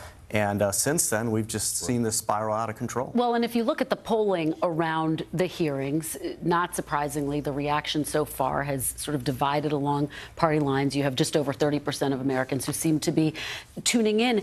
Eugene, what do you think the hearings can accomplish and should accomplish? Well, my view of these hearings is that, first and foremost, they're for history. I mean, they have to get the facts and present the facts to the public. And then whatever the political implications of that are, the political impacts of that are, will just happen. Can there even be a political impact in this climate, or is it just a wash? Sure there can. I mean, there can be at the margins. Now, there are the hardcore MAGA crowd that will never hear a bad word about Donald Trump, and there are a lot of Americans who will never hear a good word about Donald Trump. There are a lot of people, in the suburbs, in the swing districts, who, if they're paying attention, will form opinions. Lisa? I think that this committee is really trying to focus on the former President Trump's role, but I think the thing that might have an impact sooner is the idea of whether the 2020 election was stolen, with people who still have those doubts. I think they are ticking the dial on that one question right now. The rest of it, I agree, 2-3 cycles ahead. Convincing people that it wasn't. Yes, I think they're presenting very hard evidence, and they are directly answering some of the most widely spread conspiracies. Well, and the fact that the witnesses are Republicans and people very close to former President Trump, including his daughter and son-in-law, who are saying, no, this was not true. So that, I think, is having an impact. Those moments have been some of the most striking moments, They really undoubtedly. have been. I mean, when the family came on, that was amazing. Bill Barr was particularly strong. They've been laying sort of breadcrumbs, as I was discussing in the previous segment, for the possibility of a criminal referral. DOJ saying, the Attorney General says he's watching this very closely. Do you think there needs to be some type of action that comes out of these hearings, Carlos? I think it would be best if DOJ acted independently, not as a result of a criminal referral. I think the committee's work is to lay out all the evidence and then to preserve the integrity of the committee itself and say, no, this is, we believe in the separation of powers. We're not like Donald Trump. We're not going to tell other branches or agencies to intervene. Right? I couldn't agree more. I mean, I don't think there should be a criminal referral. There doesn't have to be. Do you think it could backfire, basically, is what you're saying? No, I think it's unnecessary, and I frankly think it's a bad idea because, as Carlos said, there is a separation here. This is Congress performing its duty. It's a legislative duty, by the way, because there is a legislative purpose to this. And Justice is doing what Justice is going to do. Merrick Garland's going to have a decision to make. There are implications, whatever. He sets a precedent either way, that a former president can be prosecuted or that a former president cannot be prosecuted. Both of those are weighty conclusions. And of course, this all comes against the backdrop of Americans saying their number one issue is the economy, is inflation. And that's their biggest concern. And there are concerns within the Democratic Party that some may run the risk of overstepping and focusing too much on the January 6th committee. I want to play some sound from over the weekend. Meet the Press, what Larry Summers told Chuck about a potential recession. Take a look.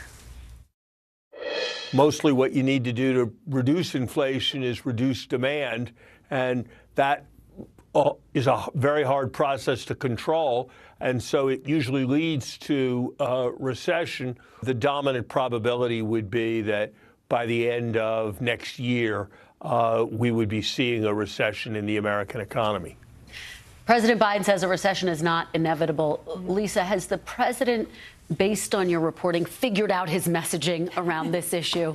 Well, we know Democrats have been meeting about that messaging. They are trying, the White House, Congress, they are working on it. Last week, we saw the House pass a series of bills that were trying to show we're doing something. But, it's incremental things like new sort of inspection systems for meat and food, and trying to really focus, I think, is their message, on corporate America. And they're going to try to raise the idea that it's not us, it's corporate America and greed. However, I think consumers don't see it that way. I think they think there's bigger issues here. Yeah, and my colleagues, Peter Alexander, Carol Lee, and I have been doing some reporting about the president weighing the possibility, again, of a gas tax holiday. He says he's going to make a decision within the next few weeks or so. But, Eugene, even that only has a minimal impact, and it needs congressional approval, which is not something that happens overnight. Exactly. It doesn't happen overnight. It runs counter to what the president is trying to do on climate change, for example, which is a huge existential issue. However, the urgent can take precedence over the important. So,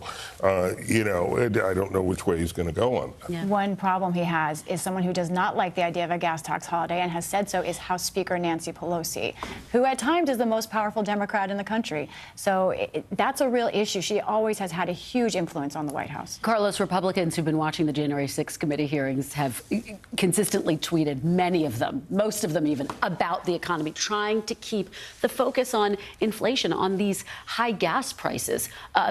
Is there a risk in that, though?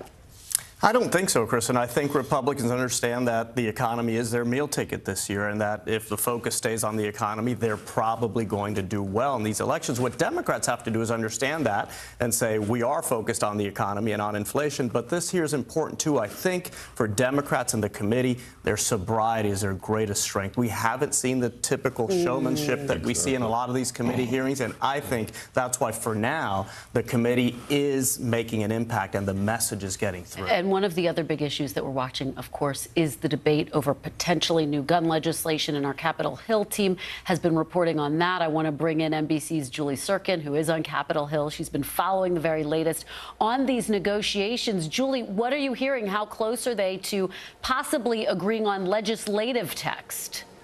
Well, Kristen, as you know well, it didn't look so good at the end of last week. Senator John Cornyn left the meeting early, the meeting of the core four, when they were deciding over these two main issues they had, closing the boyfriend loophole being the main one, and money for red flag grants. And he said, I'm frustrated, I'm done. It just didn't look good heading into the weekend. Fast forward to this morning, I woke up to texts from sources saying that they might have bill text by the end of the day today, saying that things have gone in a dramatically positive direction since Thursday, that last in-person meeting they had. And of course, if they have bill text by end of day today or even tomorrow when the Senate gets back, that puts them right on track to meet their goal of potentially passing this package this week before they leave town.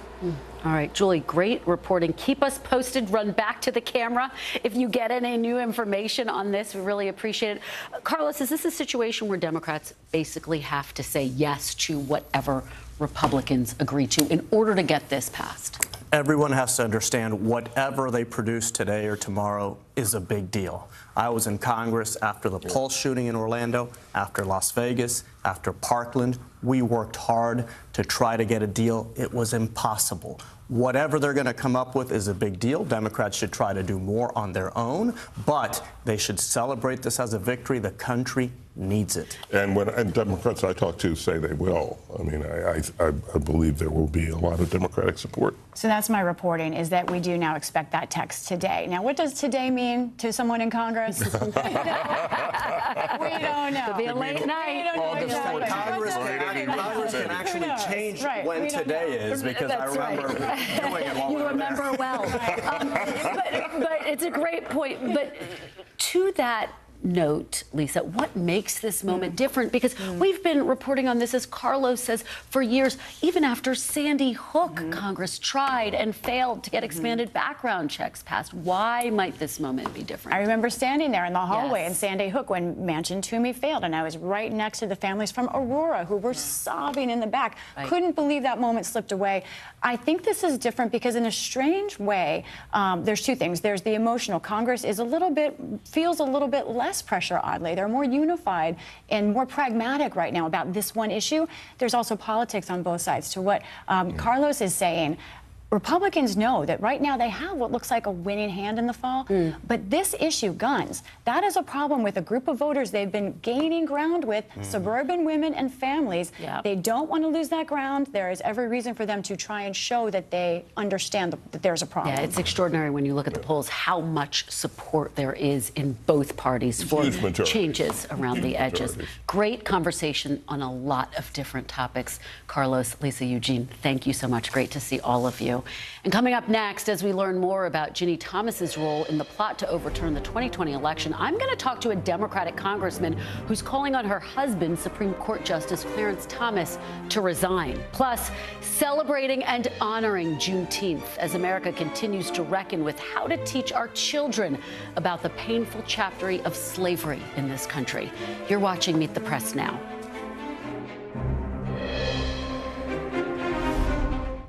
When was the last time you made space to listen to somebody?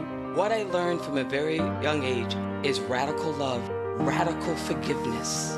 We are meeting people one after the next who have made profound changes. It showed a lot of personal strength for me. Why am I trying to make other people happy over myself? So many life lessons that are going on in these conversations. We're watching a transformation. Join Hoda Kotb for her podcast, Making Space. Listen now. Women's basketball has been systematically held back. Our players and coaches have been harmed. After 49 years of Title IX, we still have work to do. In Their Court, a podcast from NBC News and NBC Sports that goes inside the issues of inequality in women's sports. Listen now. News is happening now. To look at what's making headlines around the world. We're coming on the air with breaking news. This is a significant moment. Whenever it happens, wherever you are, NBC News, streaming free now. It's a can't-miss summer on Today. They are walking strong, elegant, and pretty easy to prepare. How to cut costs on your vacation? Vicki has the answers. Every single thing you need for the best summer yet. Only on Today. The day's biggest political stories with trusted insight now and expert analysis now. A daily look at the politics behind the headlines. Meet the Press Now, streaming weekdays at 4 p.m. on NBC News Now.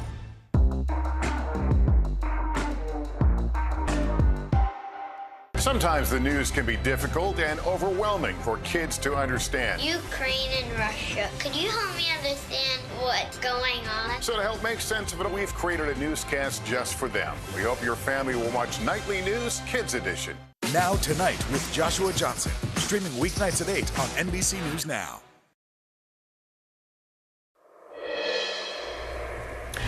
Welcome back. As we've been saying, the January 6th committee will hold its fourth hearing tomorrow, this time focusing on the pressure campaign at the state level to overturn the 2020 elections. The committee will hear from Georgia Secretary of State Brad Raffensperger and his deputy, as well as a Georgia election worker involved in the Georgia recount. NBC has also now confirmed Arizona Speaker of the House Rusty Bowers will be testifying before the committee. Bowers was one of the 29 Arizona lawmakers that Ginny Thomas messaged after Mr. Biden won Arizona in 2020. Thomas urged Bowers and others to choose a new slate of Arizona electors. As more information comes to light about Jimmy Thomas's role in the White House's efforts to overturn the elections, New Jersey Congressman Bill Pascrell is now calling for the resignation of Supreme Court Justice Clarence Thomas. I am joined now by New Jersey Congressman Bill Pascrell. Thank you so much for being here. I really appreciate it, Congressman. Kristen, you're doing a great job. Oh, thank you. I appreciate that so much. Well, we appreciate your joining your voice to the show today. I want to ask you, just taking a step back for a minute, back in March, some of your colleagues called for Justice Thomas to resign. But at the time, Leader Schumer, Senator Dermott, others called instead for the justice to recuse himself from the January 6th related cases. So I just want to start there and ask you, why are you calling for Justice Thomas's resignation? Why isn't recusal enough? Well, if you go back over the last 5 years, Kristen, many people stood up and many people sat down because they didn't have the courage to move forward. You just heard Adam speak, and I've heard Liz speak, and I've heard my brother, Benny Thompson. I mean, they've been talking about this for a long time. Talk is cheap. It's time for some action. I think the justice has broken the law. When you read the law, I have the law, I know what the law is, and I'm not a lawyer. So you may have to get a lawyer to translate to you, but I think I understand it pretty well. Well, Congressman, let me just challenge you on that point, because really you're concerned about the actions of his wife, not of the justice. So how do you argue that he broke the law? He would say, and he hasn't weighed in on this, but the counter argument is that this is about his wife, not about him. Mrs. Thomas has been working on this for a very long time. Before January 6th and after January 6th, as you well know, it's been well publicized. This is not a political investigation into Ginny, as she wants to put it. These Democrats are going to say anything. We're not going to say anything. I think that the January 6th committee has done so well because they've stayed with the facts. Mm-hmm. And I think Liz and Adam have specified that and are accurate to the point. So that's what we're talking about, the law. And just to be specific, what's your proof that he broke the law? I just want to be specific here, Congressman. What proof do you have? Well, I'm going to read. The law says that any justice, judge, or magistrate judge of the United States shall disqualify himself in any proceeding in which his impartiality is reasonably questioned. More specifically, the law goes on even further to talk about the relatives that could be involved in this kind of a situation. Her day will come, whether it's before the committee or a court, but there's no question she was one of the participants in the attempt to overthrow the count of the American people. As you know, and 62 judges support my position, not their position. As you know, that's the law. The committee has now reached out to her, has signaled they may want to hear from her. Do you expect the committee to subpoena her? I understand that she will be subpoenaed, and I understand that she might even, because of what she's written before to her friend, Mr. Meadows, he can ignore subpoenas all he wants. He said what he said. We have the text. He handed us the text. The committee that Who told you she might be subpoenaed, Congressman? Who told you she might be subpoenaed? Is that coming from Benny Thompson himself? No. I would never repeat anything Benny told me about this. He's my brother, I said. Okay. But I've talked to other people, not on the committee, and then I think she's going to be subpoenaed. All right. By the way, how else are we going to find out the truth? You have said in your statement, Congressman, you have said that Clarence Thomas is a, quote, corrupt jurist. And yet, Justice Sotomayor, speaking last week at the American Constitution Society convention, she was asked about this and how she's able to work with people that she disagrees with. She mentioned that she probably has disagreed with Clarence Thomas more than any other justice, but she also said this. Take a listen. He is a man who cares deeply about the court as an institution, about the people who work there, but about people. What is your reaction to that, and why not, given that she says that? Again, just ask for recusal. Why ask for his resignation? Do you run the risk of adding to a politically charged climate and that's already overheated, a lot of people would say? I would say to the justice in good faith that Mr. Thomas cannot possibly be seen as someone who is neutral in this situation. He's voted on some things already dealing with the past election. He should have never done that. He should have recused himself because the law says that. We cannot have relatives living with each other. And now I don't have any right to know what their private conversations are. But he knew, he read in the newspaper what was going on. And she was working with the participants before the insurrection and after the insurrection. And if there was any reasonable possibility that the law might be broken because he had to judge in those opinions, which he shouldn't have been involved in the first place, he's got to stay out of it. All right. So I don't care what my friend from the Bronx says. I'm telling you that's the law. All right. And Congressman, very, very quickly, before I let you go, what will you be watching for tomorrow? Oh, it gets better and better. You know why it gets better and better? Because it's the words of the people themselves. And most of them are not Democrats. Listen very carefully to what they say objectively. They were put in a tough situation. They were slyly threatened by the President of the United States, at least one of them, the Secretary of State of Georgia. He had the guts to stand up. I wish some Democrats had the guts to do what they did. And we'd be in a different position right now. All right. I've had it up here with words. We need to act. All right. Congressman Bill Pascrell, thank you so much for joining us and for your perspective. Really appreciate it. My honor to be with you, Kristen. All right. Thank you. Coming up next, we are live in Kyiv with the very latest from the war front in Ukraine. You're watching Meet the Press now. Right now on NBC News Now. We've got all the angles covered tonight. Look at what's making headlines around the world. We've got 3 new developments just this afternoon. We begin this hour with breaking news and the growing impact of Russia's assault. This is what it looks and feels like to try to escape Ukraine. I don't want to say goodbye.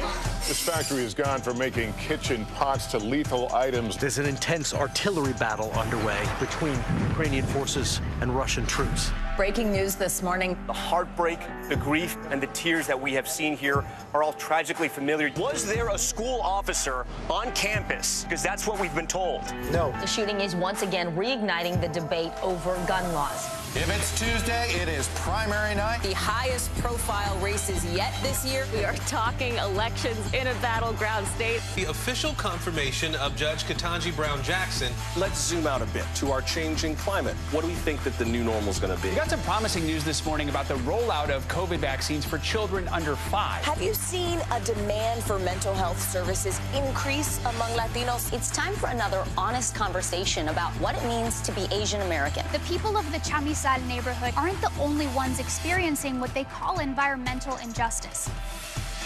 We're here to try to start conversation.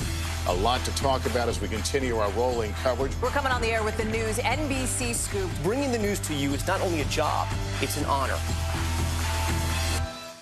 To cover the news, you have to be in it. This is how so many towns and cities are protecting themselves. They're pushing the gates open. Was there a school officer on campus? That's what we've been told. No. Top story with Tom Llamas, weeknights at 7 on NBC News Now. Still to come on the Channel 2 News. Well, the waters are certainly receding now. Still too close to call. Lester Holt reporting from the Ground Zero, as it's being referred to. It is, in fact, the taste of freedom. The Haitian people know a little something about resiliency. What's the biggest risk right now? Some of the troops who have been proud. I want to welcome you to the first presidential debate. In fact, we've been told we can't go any farther. Here are some resilient folks. Let me get a hint.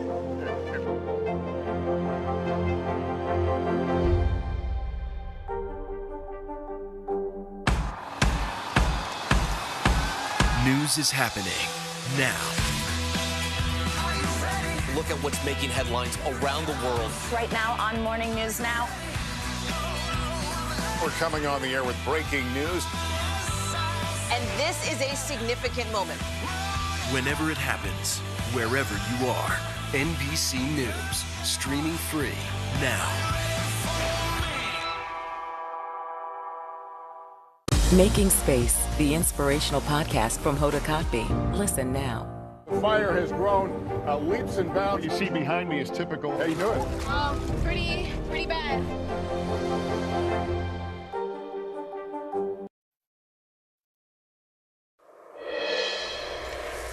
Welcome back. NATO Secretary General warned this weekend that the world should be prepared for the war in Ukraine to go on for years. He emphasized that whatever costs we're feeling now are nothing compared to the price the world will pay if President Putin takes control of Ukraine. Meanwhile, as the war continues to rage, we're learning more about 3 Americans who are missing after joining the fight in Ukraine. Videos of 2 of the men appeared on Russian state television Friday, confirming they had been captured. The 3rd man has been presumed missing after his family stopped hearing from him at the end of April. NBC's Ali Arousi joins us now from Kyiv, Ukraine. Ali, thank you so much for joining us. So what is the very latest on the ground there as Russia continues to press on in eastern Ukraine? Hey, Kristen. Well, the Eastern Front is very severe right now, especially in the Luhansk area. The governor of the Luhansk area said that the Russians have flooded the area with reserves, that they're battering them from the air, from the land with missiles, rockets. And they have the advantage because they have more men, more machines, more artillery. And the Ukrainians are trying to hold out. But the only area they control now is the Azot chemical plant. We had an opportunity to speak to a soldier who's fighting on the front line there. He was exhausted, but he's carrying on fighting. Let's take a listen to what he had to tell us. The fighting is very intense, and particularly I stayed a couple of days, couple of weeks in Severodonetsk. It's not severe, but it's very hard. A lot of artillery and mortar and multiple launch rocket system shelling of the industrial area of the city itself. And he very bluntly told us, like so many other Ukrainians tell us, that they need weapons from the West. Without those weapons, it's going to be so hard to tip the scales in their favor because of the massive advantage the Russians have in this war. You know, they're outnumbered, outgunned, and without that, they're probably going to lose that area, and that will give the Russians a much bigger advantage to sort of march westward, because after Severodonetsk and Lysychansk, the terrain here becomes very flat, and it will become much easier for the Russians to roll their tanks across. So this is a pivotal battle in this war. Ali, let me also, as you give us the big picture, ask you about those 3 Americans who are missing. What are you hearing? What is the latest there? Well, again, we don't know about their whereabouts. The Russians haven't denied or admitted that they have these 3 Americans. Their videos have been circulating on Russian media. They've been playing it for the last few days, but unusually the Russian Federation hasn't said anything about having them captive. But if indeed it is proved that they are in Russian custody, then their circumstances could be very dire. I mean, look, Kristen, we know that 2 British and a Moroccan were taken by the Russians in some fierce fighting. They were hauled up in this kangaroo court in the Luhansk area, and they got handed down a death sentence. So if these guys suddenly pop up in one of these courts in these separatist areas, their fate could be bad, given what's happened to the rest of the foreign fighters here. Absolutely, and we have heard President Biden say over and over again, urge Americans not to go and fight in Ukraine. All right, Ali Arouzi in Kyiv, thank you so much for your reporting. Please stay safe. And still ahead, America celebrates Juneteenth as we continue to reckon with a very challenging racial backdrop. You're watching Meet the Press now.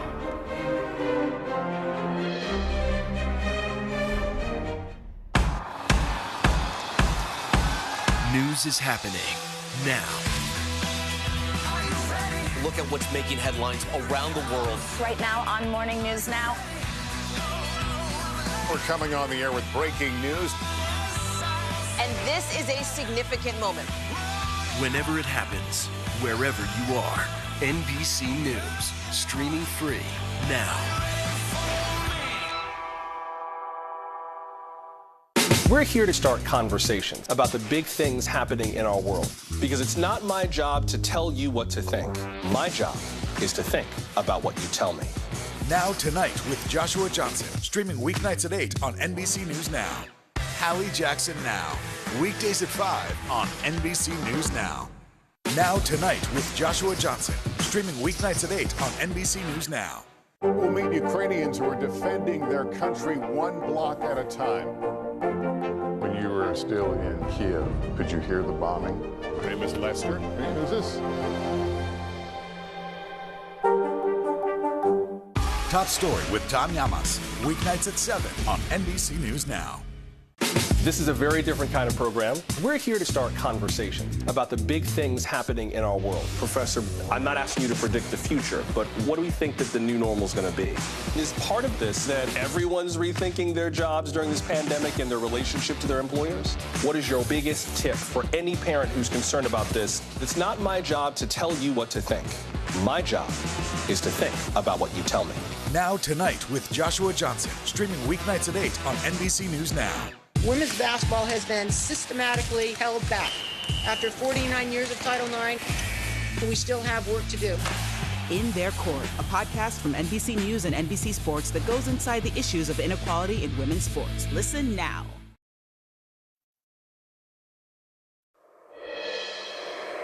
Let the children speak and let them teach us and let the elders remind us.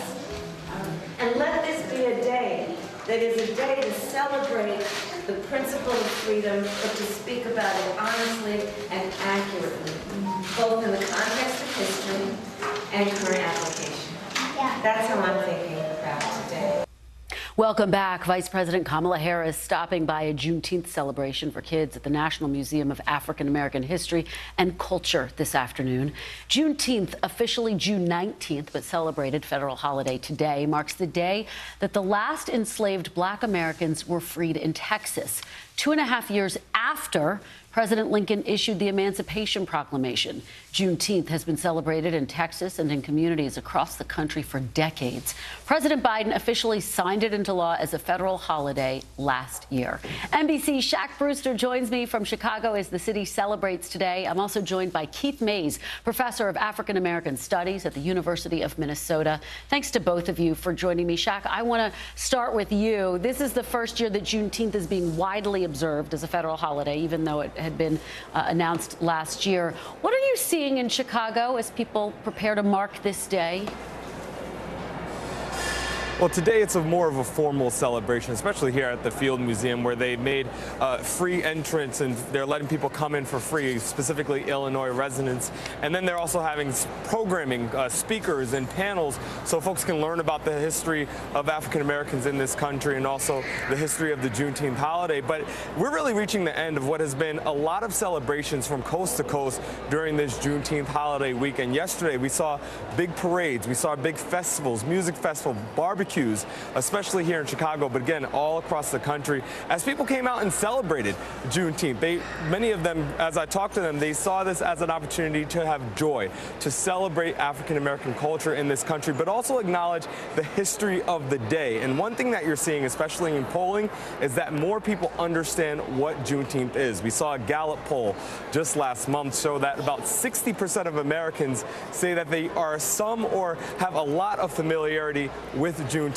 Kristen, that's up about 20 percentage points from just last year. So the fact that this is a federal holiday, the fact that there's a lot of events that you're seeing around it, yes, even the fact that it's getting commercialized in some sense, that is drawing a lot of attention to it, and it's raising the awareness about Juneteenth and sparking some real conversations among folks.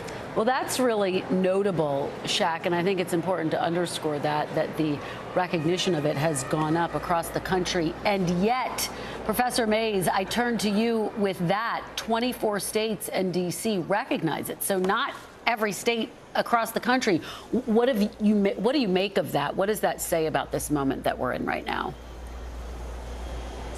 That there's still a lot of states out there, as well as a lot of people who are just unsure about what it means to embrace Juneteenth as it is to embrace other black holidays. We saw the same kind of hesitation with Martin Luther King Jr. Day for so many decades, Kristen. But I think we have to continue to move forward. And what President Biden did a couple of years ago was significant, only because it was the first time that this holiday received the kind of federal recognition that many of the organizations and many of the folks who had promoted Juneteenth for decades, if not over a century, wanted.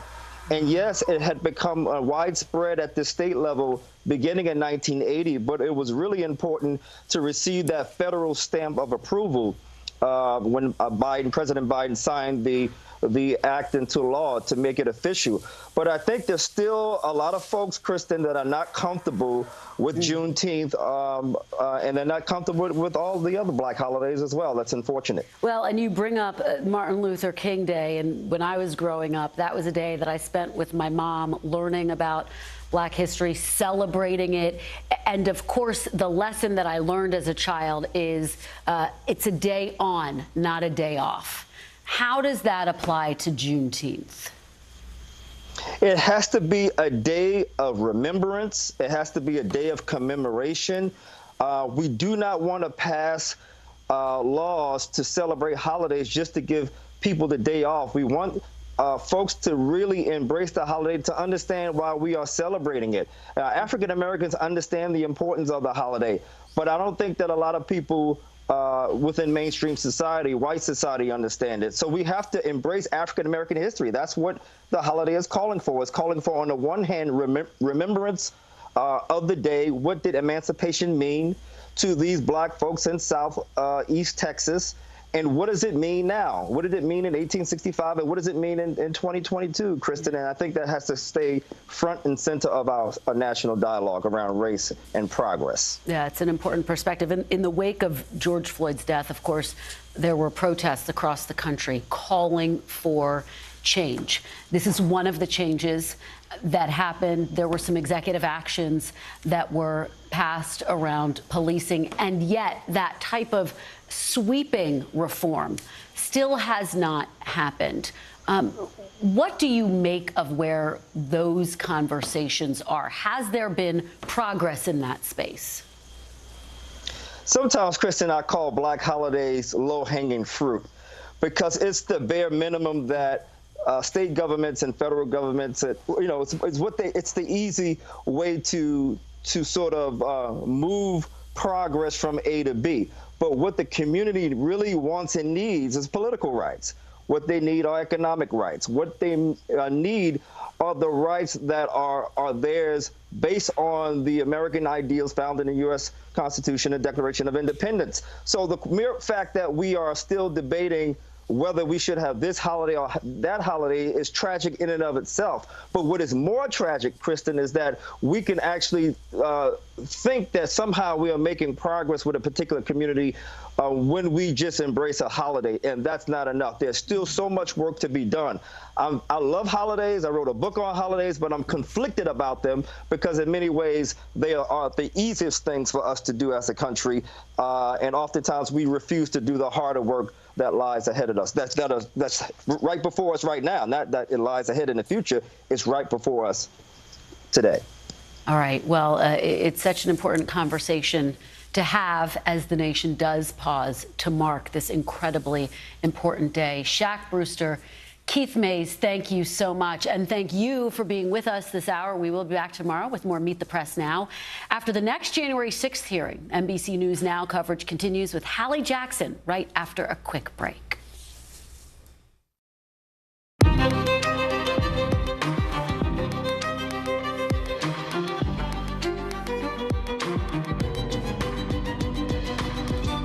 Coming on the air with the next phase in the January 6th committee hearings, with former Vice President Pence speaking now for the first time since the end of last week's hearings, calling January 6th a tragic day. We're going to bring you that. Plus, a deeper look at how the committee is getting ready to show that former President Trump tried to pressure state election officials. Plus, an extraordinary new ad from a Republican Senate candidate holding a gun, calling for some in the GOP to be hunted. The explosive reaction to that and the backdrop to it in Congress, where talks about a plan to change the country's gun laws seem to be inching forward. Plus, we're live in Texas, where the state's Republicans are putting both guns and election lies on the agenda, while they're also taking aim at the LGBTQ plus community. And a look at the NBC News exclusive interview with one of Vladimir Putin's top aides. Our Keir Simmons is live for us in Moscow with the answer to his questions on the Americans still detained by the Kremlin. And with millions of people under heat alerts today, we're going to spotlight California's so-called mega drought and why it's so brutal for the state's farmers. What it means for your next trip to the grocery store coming up a little later on in the show in tonight's original. Hey, I'm Hallie, and right now the January 6th committee is getting ready to lay out what one member calls evidence, right? Evidence of Donald Trump's involvement in this plot to try and overturn the legitimate 2020 election. They're planning to focus tomorrow on the former president's push to convince state officials to buy into his lies of election fraud. And we can now confirm tonight that you're going to hear from 4 people involved in elections on some level in these states. You've got this guy, Rusty Bowers, the Arizona House Speaker. Okay, he's on the screen. You've got Georgia Secretary of State Brad Raffensperger. President Biden, of course, won both Arizona and Georgia, but that did not stop Mr. Trump from his pressure campaign. As you might remember from this phone call to Raffensperger a couple days before the attack. Listen. I just want to find 11,780 votes, which is one more than we have, because we won the state. I cannot stress this point enough. The former president did not win Georgia or Arizona in 2020. But the committee is highlighting all of this to try to build a case, they say, of how these election lies led directly to the attack on the Capitol. And that's not all, right? There's even the hint now that the committee may even subpoena former Vice President Mike Pence, whose ex-legal advisors testified last week about the pressure campaign he faced from his former boss to try and reject the legit election results. So where is Mike Pence today? Well, right here on your screen, talking with local Republicans in Illinois after a speech in Chicago criticizing the way that President Biden is handling the economy. Now, he did mention January 6th, only for about 10 seconds, calling it a tragic day at our nation's capital and saying the 2020 election was divisive. Peoria is where we find our Vaughn Hilliard, who is on the road covering this for us, I should say. Vaughn, you know, it's interesting about Mike Pence here. The backdrop to it, if you step back, is 2024. He has not officially actually declared a run yet for president on his own terms in 2024. It is widely anticipated that he's going to do this. It's not a stretch, I don't think, to say that this is Mike Pence on the campaign trail, but he really has tried to look ahead, and we've seen this lately, even in the midst of these January 6th hearings, and not look back and rehash that day. Hallie, let's maybe look at it this way. 18 months ago was January 6th, the insurrection. 18 months from now, we're talking about the Iowa caucus to help determine the 2024 GOP nominee here. And as much as Mike Pence would like to look ahead, these hearings force him and his entire political operation to look back at Donald Trump's effort to get him to overturn the election. You know, he's got two speeches today here in Illinois, one here in Peoria, where he's going to be speaking at a dinner of county GOP activists in about 2 hours from now. But his first speech of the day was in Chicago. And over the course of 45 minutes, he focused on the economy and conservative principles. Take a listen to the one moment where he referenced back to January 6th. We've all been through a lot over the last several years. A global pandemic, social unrest, a divisive election, a tragic day in our nation's capital, and an administration seemingly every day driving our economy into the abyss of a socialist welfare state. Now, Hallie, the former vice president, over the course of these last 17, 18 months, has never sat down for a really direct interview, and he has yet to sit down with the January 6th select committee, and that is where you heard Adam Schiff select that they could still attempt to subpoena him. Whether the vice president would try to legally challenge the grounds of that subpoena, that's up in the air, and obviously those are questions that we could be looking at in the weeks ahead. Well, I think that's interesting, too, right? Because the committee, Adam Schiff has made clear that nothing is off the table at this point. It doesn't mean they're going to move forward with it, but they do want to keep their options open. It's interesting when you look at Mike Pence and the potential for a broader appeal inside the party, because tonight there is a sitting Republican member of Congress, Darren LaHood, who's willing to appear with him, even though his former boss is disparaging him in his appearance. As you well know, because you were there with this speech for Donald Trump, calling Mike Pence basically a human conveyor belt, as you reported, I think it was, Thursday or Friday here on the show, right? Right. That's right. And, you know, look, Darren LaHood won his race 2 years ago with about 70% of the vote here in this district. And Mike Pence, you know, was talking to one aide who they are looking to help some of these key Republicans who still view Mike Pence as an ally, obviously are willing to have the former vice president here alongside with him. And contrast that, if we may, to Donald Trump. Just 5 days from now, Hallie, he'll also be in Illinois. But what is he trying to do? He's engaging in a Republican versus Republican primary. He's trying to take out Rodney Davis, an incumbent Republican who voted to certify the election in 2020 and also voted for what would have been a bipartisan January 6th independent commission here. And he is trying to back and help out a fellow incumbent Republican who is challenging him because of redistricting here. But this is where these two individuals have very different tacks. You know, Mike Pence is trying to find the allies that he can within the party, whereas Donald Trump is, if we may, trying to purge those who have worked in his mind against him in the past. I want to talk about tomorrow here, Vaughn, because I've spent, as you well know, part of my day sort of re-prepping again for tomorrow because I'll be part of that special coverage on a couple of networks. You've got Brad Raffensperger, who we mentioned. We have, obviously, that Arizona state election official we mentioned. There's Raffensperger's top deputy in Georgia, Gabe Sterling. But what's interesting is we're going to hear from another election official, and she is somebody who is at the center of this, frankly, conspiracy theory surrounding what may have happened to ballots here. Our own Ben Collins has done extensive reporting on her and her family. Tell us more a little bit about this, because I think this is going to be really interesting to folks as we look ahead to what we'll see 24 hours from now. Right. This is where this investigation has so many arms to it. You're talking about conspiracy theory involving this one election worker and the idea that ballots were stored inside of this bin and then used to change the outcome in Fulton County. Of course, that's false. It's not real.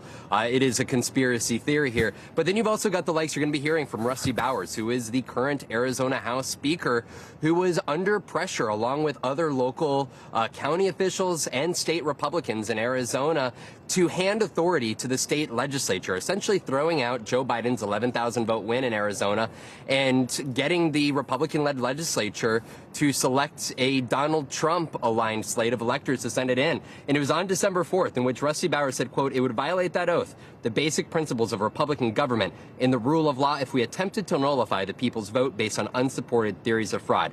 18 months after the Arizona Republican Speaker has released that statement, he is finding himself on Capitol Hill, and he is expected to lay out just the details of just what that pressure campaign looked like by former President Trump as well as Rudy Giuliani and others. Vaughn, live for us in Illinois. Vaughn Hilliard, thank you. We'll be seeing Vaughn and the rest of our team tomorrow during our special coverage of the January 6th hearing. That's starting at 12:30 Eastern right here, however you're watching on NBC News Now. So listen, guess what? You might be happy to hear me say this. A little bit of good news when it comes to gas prices. Hey, President Biden might make it even better. Here's the deal. The national average has dipped below $5 a gallon, okay? It's not amazing. It's still $4.98, but like that's better than $5.02, right? It's still up 40 cents higher than a month ago. But look at this. This is President Biden on the beach in Rehoboth today saying he's looking at giving us all a federal gas tax holiday. That means the price of gas could go down 18 cents. That's how much it would knock off, basically. There is, of course, a catch. There always is. This money for a gas tax holiday would come from a pot of cash used to build roads. The energy secretary says that is a challenge. President Biden saying he hoped to make a decision on that by the end of the week. And while the administration is kind of struggling with how to get a handle on those high gas prices affecting your summer road trips, the alternative to driving to your destination is standing in a line like this. Does that sound like a nightmare? Maybe. You've got airlines still trying to get things back on track today after thousands of flights were canceled or delayed over the holiday weekend, which also, by the way, happened to be the busiest travel day of the year so far. Nearly 2.5 million people traveled through TSA checkpoints on Friday. And throughout the weekend, there were 3,500 plus flight cancellations. Today, it is far better, 350. Right? You see it there, some 13,000 delays. Emily Aketa joins me now from Newark Liberty International Airport. Emily, I would have to think that like a good percentage of the people you were talking to today were just trying to catch up on flights that they should have taken over the weekend and are now late getting home, no? Yeah, we're seeing a bit of it all today, and you can really get the sense of being on the ground here that people's frustrations are absolutely mounting. You mentioned more than 3,500 cancellations across the country since Friday. Yesterday alone, nearly 1,000 flight cancellations, and it's especially aggravating for those passengers when a cancellation costs you, sentimental milestone, an important meeting, some kind of event that you're trying to get there by a certain deadline, and that was the case for one woman I spoke with who was supposed to be flying out of Philadelphia today, but her flight was canceled. The next available seat wasn't until tomorrow, and so she took an Uber and a train to get here to Newark in order to make it home in time to see her son before he was deployed. So many people with stories like this can empathize with these types of things. Take a listen to hear from some more frustrated travelers. I would never, ever travel Delta again. They really need to be held accountable for this. Usually it takes 3 hours and 15 minutes. It took 6 hours and a half. We wait in the plane, I have kids. It was a real bad experience, to be honest. I have faith in airlines. They've been through this for decades, so they have good systems to manage it.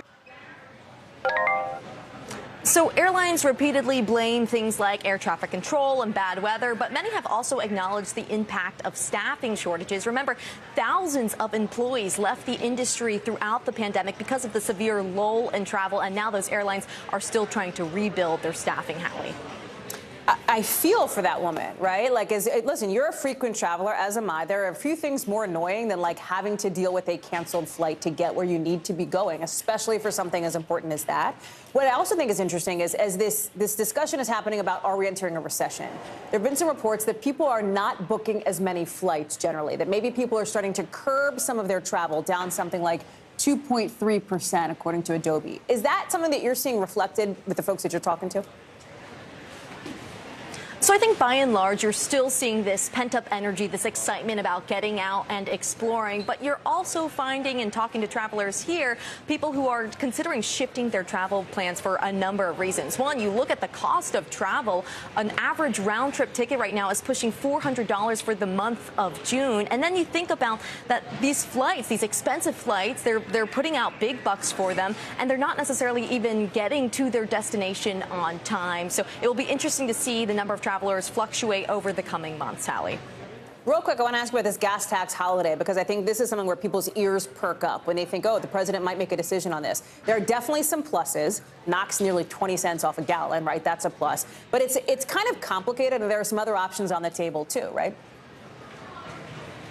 Yeah, absolutely. It's one of a number of things they're considering. Another thing is this sending out a gas rebate card to people. But it does appear that the more serious consideration is putting this pause on the federal gas tax. And you think about it, with gas hovering around $5 a gallon, that's certainly an obvious plus there if you can shave off some 18 cents or something around there, especially as millions are planning to head out on the roadways ahead of the July 4th weekend. But it doesn't come without costs. You think about, where does that tax typically go? It goes to major roadway projects, so there has been some concern expressed along those lines, Hallie.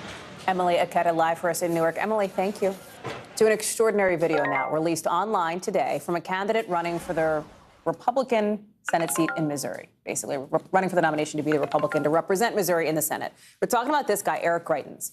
He's also the former governor, by the way, seen in a new campaign ad carrying a gun, encouraging the hunting of rhinos, right, which is like political jargon for Republicans in name only, R-I-N-O, Republicans who are perceived to be not loyal enough to the party.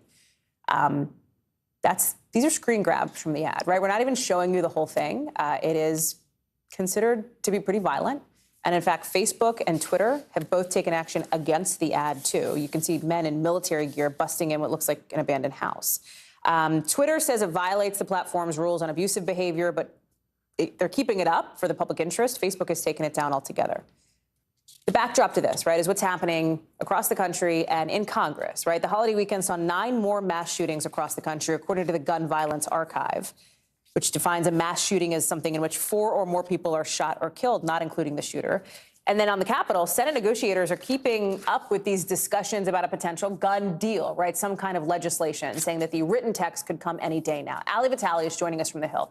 Okay, Ali, let me start with this Eric Greitens ad. And let me say ad, it's not airing on television right now. It's only online. I think that's important context for people, because there has been some criticism that perhaps this is simply meant to get attention, right? His campaign manager told the New York Times, we've reached out, that anybody who doesn't get the metaphor is, I don't want to misquote, but it's something like is either not telling the truth or missing the point. I guess trying to say that this is a metaphor. But this is getting so much attention today, Ali, from both sides of the aisle. Yeah, and rightly so. It's outrightly encouraging political violence at a time when political violence is at an all-time high. Threats to lawmakers were up over 100% between 2017 and 2020. And lawmakers here in this building that I stand in every day get threats when they reach across the aisle, when they vote for bipartisan infrastructure bills that would just literally put money towards funding roads and bridges. Things are at a fever pitch here. And when you see ads like this one encouraging that kind of political violence, it's concerning. It's why you're seeing Facebook take it down, and it's why there's so much criticism, and it's why we're not showing you the video. And when I say both sides of the aisle, that is the case, Al.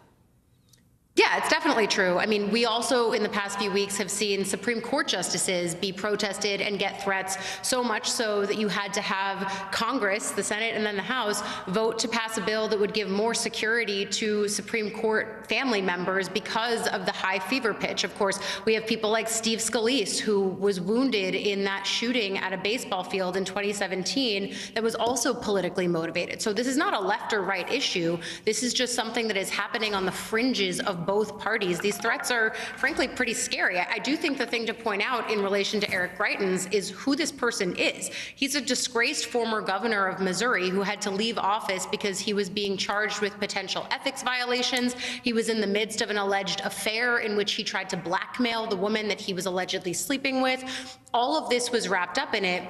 And then I will say today, after this ad came out, I had a source in Missouri say to me that this jogged a memory that he had of something that was filed in an affidavit by Greitens' ex-wife, where she says that there was a point where people were so concerned about him, not just her, but other people around him, where they tried to intervene so that he couldn't have access to his firearms, I think at 3 various points in 2018. So this is not someone who is, you know, he's the MAGA faithful, he's in Trump's orbit, the former president has flirted with endorsing him, but he's also not some fringe figure in Missouri politics. This is the former governor of the state. Backdrop to that piece of backdrop, right, Allie, is what's happening in the building where you're standing. And this discussion now more broadly in the wake of some of these horrific shootings, particularly Uvalde in Texas, in this country, discussions around, do we change the country's gun laws? That's what some of these senators are trying to work out. I know that you're being told, and your team's being told, it's like 98% done. What's up with the other 2%? Because it feels like every day we come on here and we say, hey, any day, could be as early as today, we're going to get this text so the process can move forward. Yeah, I know. That 2% is either like really, really close or 2% is really meaningful. And I guess we're going to see in the next few hours, because we were told that we could get the gun text by the end of the day today. If they do that, they're on track with that idea of being able to put this through the Senate, get a vote on it by July 4th. That's when they all head out of town. That's their arbitrary deadline. But yes, what my source told me is that they are 98% of the way there, and that the things that were up for debate, like the boyfriend loophole, closing the boyfriend loophole, as well as red flag laws, that those issues have been resolved. We're not sure in what capacity, but it could be that in the next few hours we find out, or we move to tomorrow where we have this entire conversation again and the cautious optimism renews and the negotiations continue. Allie Vitale, live for us on Capitol Hill. I guess you'll be watching, as we all will, over the next 24 hours. Allie, thank you. Yeah. To an NBC News exclusive now. And this one is a biggie. Our Keir Simmons sitting down today with the press secretary for the Kremlin, a guy named Dmitry Peskov. They covered a whole bunch of things. You can see Keir here with Peskov, including what is going on with WNBA star Brittany Griner, who's been held in Russia now for months. She was arrested, remember, after cannabis oil was allegedly found in her luggage. But today, Peskov says Griner broke the law. Listen. The special presidential envoy for hostage affairs is now leading the U.S. effort to secure Brittany Griner's release. So the U.S. government is now approaching this as a hostage situation. I would strongly disagree with that. We cannot call her hostage. Why should we call her hostage? What about? She violated Russian law. And now she's being prosecuted. It's not about being a hostage. As Keir points out, the U.S. has called her wrongfully detained. It's also the first time that we're hearing any Russian official at this level, at this high level, talk publicly about these two American veterans, Alex Drueke and Andy Wynn. You might remember their faces. These are the two men we've been talking about over the course of the last week who apparently were captured in Ukraine. We should note here that Russia has been cracking down on journalists and limiting what reporters can say under threat of imprisonment. All of this is the backdrop. Let me bring in Keir Simmons now live from Moscow. And Keir, let me start with Brittany Griner, whose story we have covered extensively on this show. You talked to Peskov, right? We heard what he had to say to you specifically. What is your sense of when Russia may release her? We know her court date is coming up next month, but what's your sense of what's really going on there?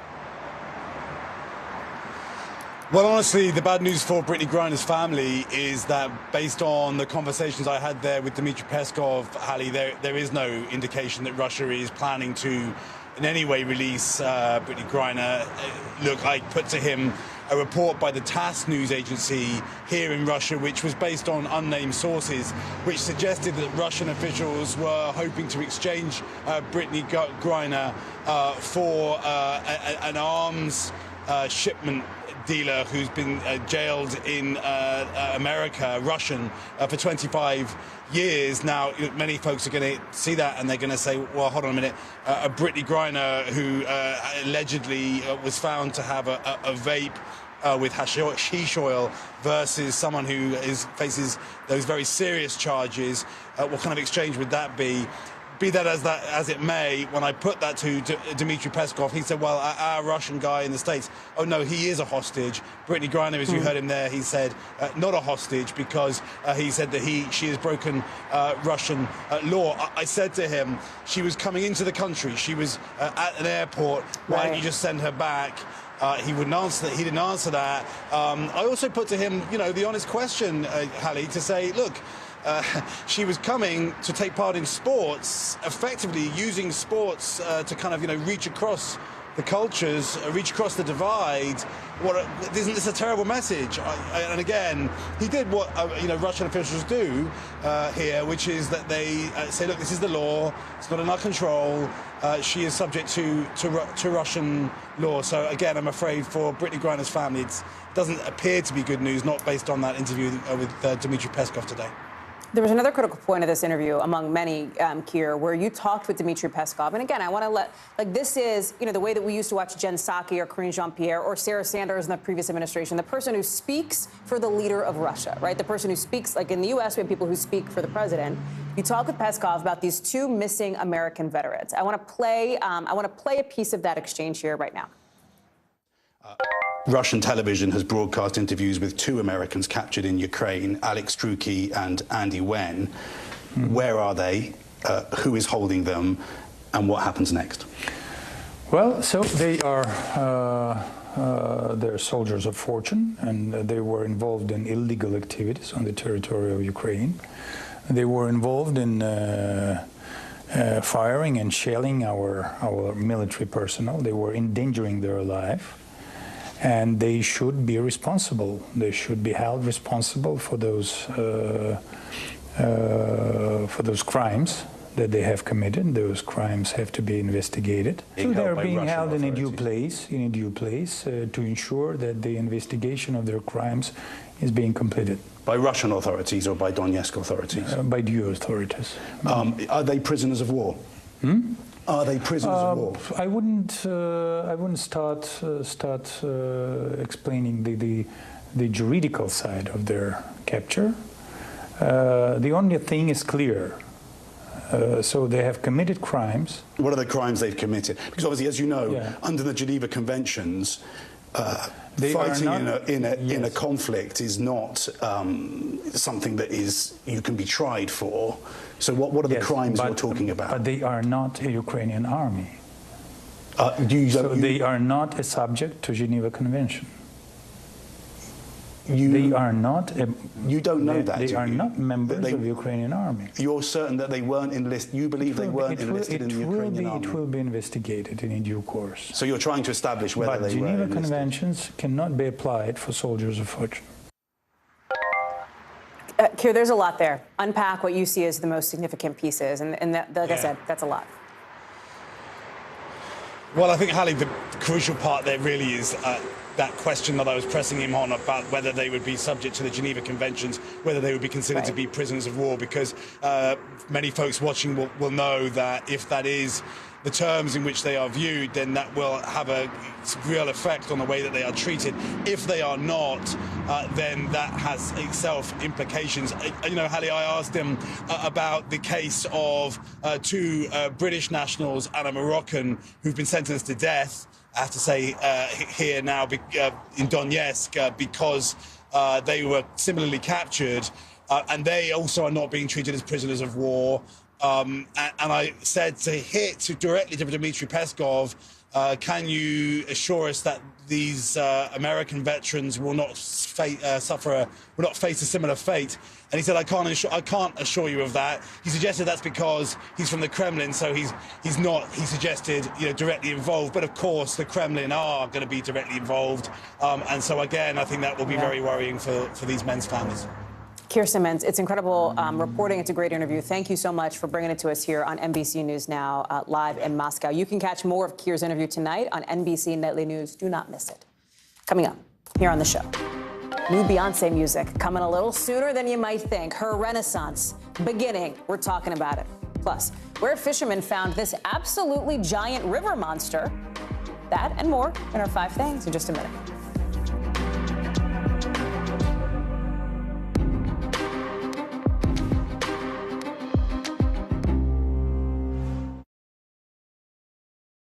Hallie Jackson Now, weekdays at 5 on NBC News Now. Now Tonight with Joshua Johnson, streaming weeknights at 8 on NBC News Now. We'll meet Ukrainians who are defending their country one block at a time. When you were still in Kiev, could you hear the bombing?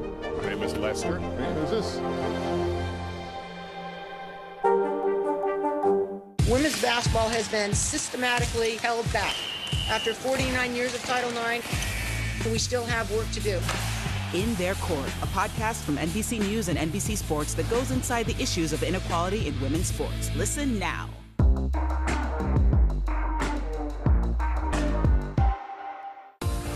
It's a can't-miss summer on Today. They are walking strong, elegant, and pretty easy to prepare. How to cut costs on your vacation? Vicky has the answers. Every single thing you need for the best summer yet. Only on Today. Women's basketball has been systematically held back. After 49 years of Title IX, we still have work to do. In Their Court, a podcast from NBC News and NBC Sports that goes inside the issues of inequality in women's sports. Listen now. News is happening now. Look at what's making headlines around the world. We're coming on the air with breaking news. This is a significant moment. Whenever it happens, wherever you are, NBC News, streaming free now. This is a very different kind of program. We're here to start conversation about the big things happening in our world. Professor, I'm not asking you to predict the future, but what do we think that the new normal is going to be? Is part of this that everyone's rethinking their jobs during this pandemic and their relationship to their employers? What is your biggest tip for any parent who's concerned about this? It's not my job to tell you what to think. My job is to think about what you tell me. Now Tonight with Joshua Johnson, streaming weeknights at 8 on NBC News Now. So sort of a split screen moment playing out here in D.C. and in Texas right now, right? We told you the January 6th committee tomorrow is going to focus on former President Trump and this pressure campaign on states to spread his lie that the election was stolen. Okay, other half of the split screen.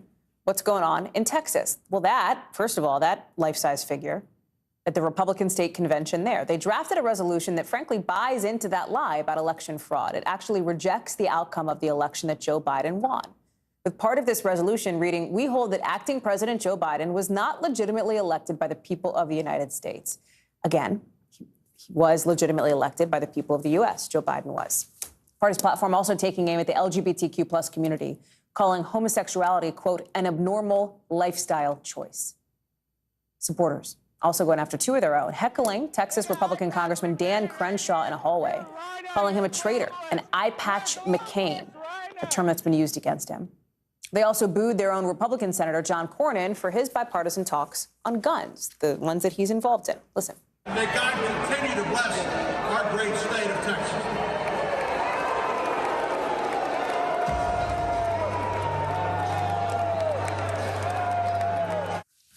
Joining me now is Morgan Chesky, who is live for us there in Texas. Morgan, a lot of the country got a look at the politics in this state. We've named some of the headlines. What stood out to you? What do you think is worth talking about today?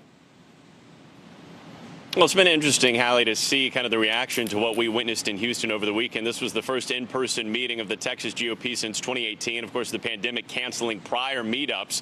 And we really did get a sense of where the party stands right now as they voted on this platform with dozens upon dozens of those party planks that you mentioned earlier, saying that homosexuality is an abnormal choice, essentially saying that President Biden was an illegitimate win with the presidency, and also publicly censuring Senator John Cornyn for those bipartisan works. The votes were taken, Hallie, on this party platform in an effort to kind of make it public as to where the Texas GOP stands right now. And I think it's left a lot of people realizing just how far right the party has become. Although I should point out that there were about 5,000 delegates in attendance. There were 10,000 people invited to attend in Houston in a state of 30 million people. So, you know, consider the numbers there. That said, all eyes, of course, on Texas as one of the, Republican states that, like Florida or Iowa right now, are drawing a lot of scrutiny as to where their stances are taken. And so I think a lot of people are going to be left waiting to see how many of these party planks that were voted on over the weekend actually translate to policy going forward, but certainly drawing no shortage of eyes here. Hallie? The stance on homosexuality, too, the party went so far as blocking a group called the Log Cabin Republicans. This is a group representing LGBTQ plus Republicans. They couldn't have a booth at the convention. And Donald Trump Jr., right? And again, you look at the Trump family, he stood up for this group, and he said this is like canceling allies, basically, people who stand with the GOP. You look at the broader context here, and I think this is really important. it's out of step, right? This move is out of step with where Republicans specifically are, and people can see it on screen in this third bullet point here. The majority of Republicans support same-sex marriage. This is, it feels, Morgan, like an example of where the Texas state Republican Party is out of step with national Republicans on this issue. It certainly seems like something you would have heard years and years ago, Hallie. The Log Cabin Republican group not able to have their event inside that main event hall. Instead, they were forced to have it days earlier from the big weekend event in essentially a hallway. They have put out a statement I'd like to share with you, kind of in response to this snub from the event, saying in part, Texas Republicans just saw on Tuesday night what happens when the party includes new faces and voices. A Democrat-held seat was flipped for the first time in nearly 100 years by a conservative Mexican woman.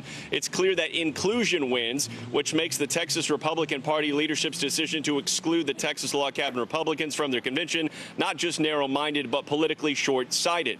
That Democratic-held seat that they mentioned that was flipped by that Mexican woman who is a Republican conservative, Mayra Flores, that is in South Texas. She'll hold that office before running again. It was a special election after the incumbent vacated the position, but it certainly drew a lot of eyes, Hallie. With the South Texas region predominantly being a Democratic stronghold up until relatively recently. Allie? Talked about it here on the show. You're right. Morgan Chesky, it's great to see you in the field out in Texas. Appreciate it. Thanks for being with us. Let's get you over to the 5 things our team thinks you should know about tonight. Number 1, on Sunday, Gustavo Petro won Colombia's presidential election. He'll be the country's first ever leftist leader. He's promised to fight inequality with things like free university education and some reforms to the pension system there. Number 2, today, a court in Japan upheld the country's ban on same-sex marriage. 3 same-sex couples had argued they've been discriminated against illegally. They say they do not have the same legal and financial benefits as straight couples. The court said the current rule is not unconstitutional because their constitution defines marriage as something between a man and a woman only. Number 3, take a minute. Just look at whatever this is, this humongo thing. Could you imagine catching that when you were fishing? Somebody in Cambodia did. It's the biggest freshwater fish ever caught. It is a stingray, like you can tell it has that shape. It is 661 pounds, right? It's 13 feet long. Scientists are like, we don't even know much about this kind of stingray. They tagged it before they released it back into a river so researchers can kind of like keep an eye on it, learn more about this massive species. Number 4, Lightyear didn't really blast off as much as expected in its opening weekend. The Toy Story prequel waked in about $51 million in ticket sales in the U.S. and Canada. That was below what industry analysts thought, that it was going to bring in like $70 million. Universal's Jurassic World Dominion, which opened a week before Lightyear, was actually the #1 movie at the box office with about $58 million in ticket sales. Number 5, guess who's dropping a new single tonight? Beyonce. It's called Break My Soul. It's from her new album, Renaissance. I know if you're on the East Coast, you're going to stay up late. If you're at the West Coast, it's a good little after-dinner cap. Midnight Eastern is when it comes out. The full album drops on July 29th. We got you covered for all your Queen Bee news on this show. Thank you so much. We come back. Celebrations all across the country for Juneteenth, but in a lot of states, it's still not an official holiday. We'll show you where and tell you why next.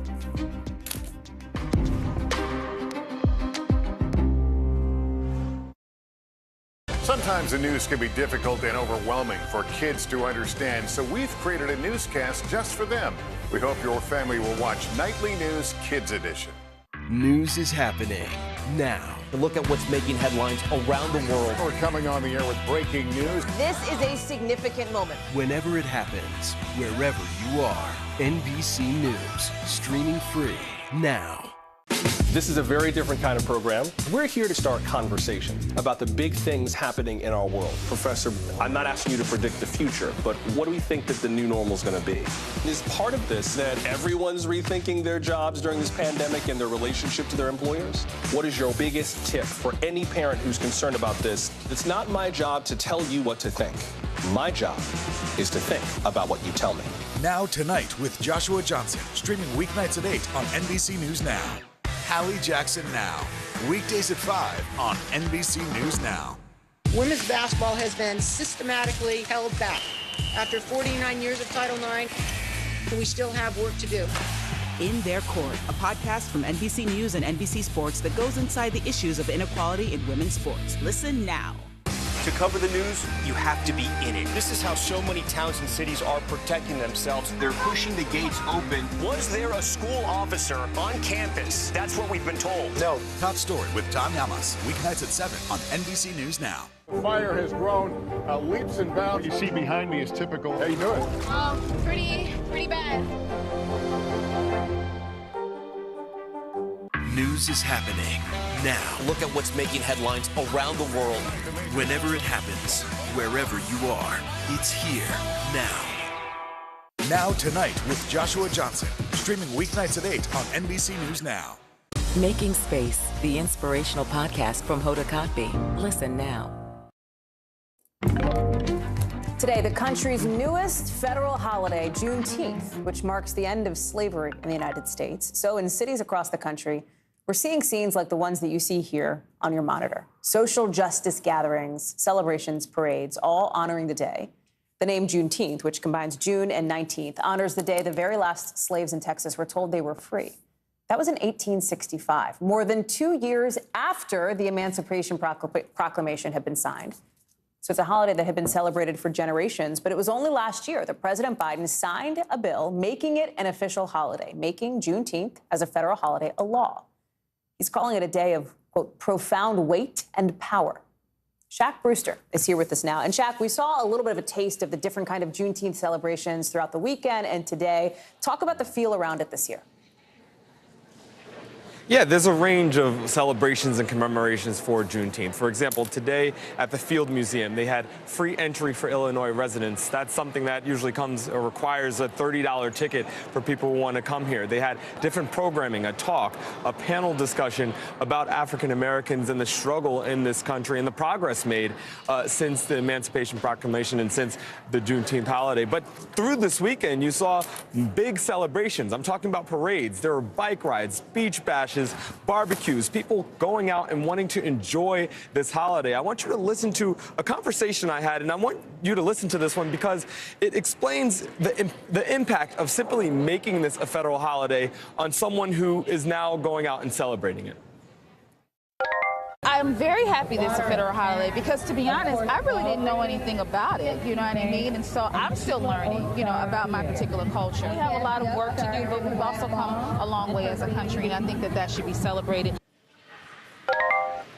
And that sentiment that you heard there is backed up by some data. We saw a recent Gallup poll that showed nearly 60% of Americans say they either have some or a lot of familiarity with Juneteenth. The big thing there is that was 37% just a year ago. So more people know about it because it's now a federal holiday and you're having a lot of events and a lot of commemorations surrounding it, Hallie. What's so interesting, though, Shaq, it is a federal holiday officially, right? But some people who are watching this might be living in a state where it is not actually like a paid public holiday, basically, like a recognized holiday in that state. Right. You can see on your screen in yellow states that do give workers a paid day off for Juneteenth. You've got some activists who want this to be treated like, the 4th of July, where just everybody gets it off and you get it off and you're going to get paid for it. Talk about some of that because, I think people see that image of President Biden signing Juneteenth into law, becoming a holiday, and think, well, sure, why wouldn't it be a holiday?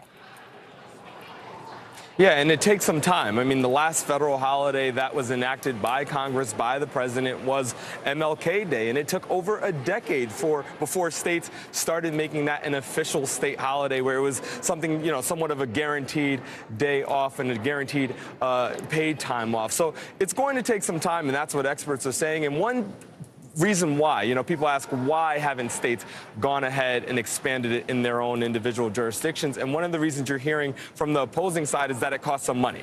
If you go to even smaller states, you're talking about hundreds of thousands of dollars. I'm forgetting the state, but one small state, around $600,000 a year, they pegged at the cost of expanding another paid day for state employees. So it's going to take some time, but you also have the sense that many different organizations and businesses are going ahead and taking the lead. They're giving their employees some time off, some of it paid, some of it unpaid. It's a patchwork system that you're seeing across the country, and it's going to take time until it gets to that point where you have it like other holidays, like a Memorial Day or like a July 4th. Shaq Brewster, live for us in Chicago. Shaq, thank you. Good to see you. Major backlash from the transgender community tonight after swimming's worldwide governing body announced a new policy. They say that trans women can no longer compete in women's elite competitions. The new policy says trans swimmers must complete their transition by 12 years old to be eligible to compete. They're also working to create an open competition category that would be inclusive for everyone, they say. Athlete Ally, an LGBTQ+ athletic advocacy group, is calling the new criteria discriminatory, harmful, unscientific. You have Caitlyn Jenner, who won gold in the Olympic decathlon before transitioning, who agrees with the new rules, though. She says if you go through male puberty, you should not be able to take medals away from females, period. Our Aaron McLaughlin has more. Hey there, Hallie. Swimming's international governing body is imposing new restrictions for trans women. On Sunday, FINA overwhelmingly voted in favor of new rules, which essentially mean trans swimmers who transitioned after showing signs of puberty will no longer be able to compete as a woman at the Olympics or World Championships.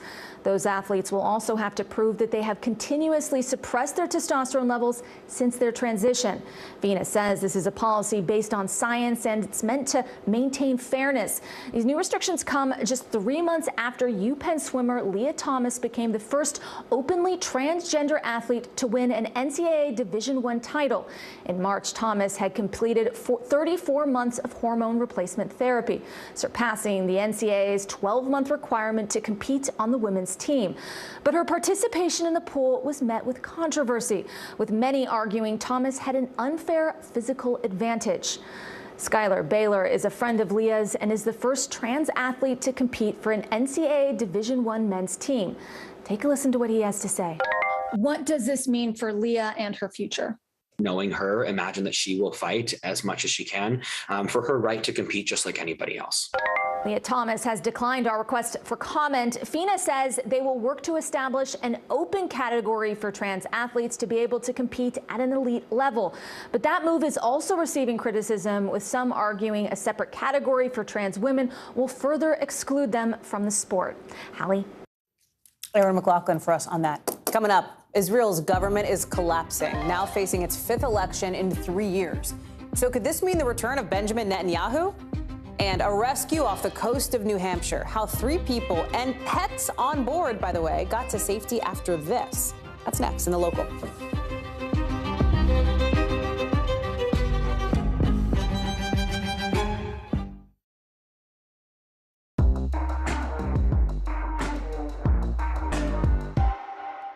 These days, it feels like the news never stops. So let's get into it. What's happening right now, what it all means for you for an hour every day. It can be hard to keep up, so let's get started together. Hallie Jackson Now, weekdays at 5 on NBC News Now. NBC News, streaming free now. Now Tonight with Joshua Johnson, streaming weeknights at 8 on NBC News Now.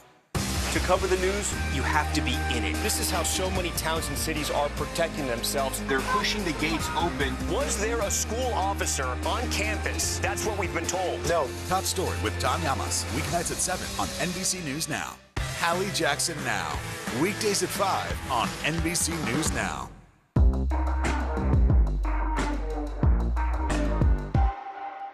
These days, it feels like the news never stops. So let's get into it. What's happening right now, what it all means for you for an hour every day. It can be hard to keep up, so let's get started together. Hallie Jackson Now, weekdays at 5 on NBC News Now.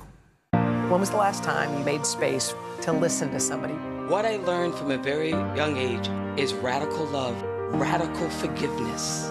We are meeting people one after the next who have made profound changes. It showed a lot of personal strength for me. Why am I trying to make other people happy over myself? So many life lessons that are going on in these conversations. We're watching a transformation. Join Hoda Kotb for her podcast, Making Space. Listen now. News is happening now. Look at what's making headlines around the world. We're coming on the air with breaking news. This is a significant moment. Whenever it happens, wherever you are, NBC News, streaming free now.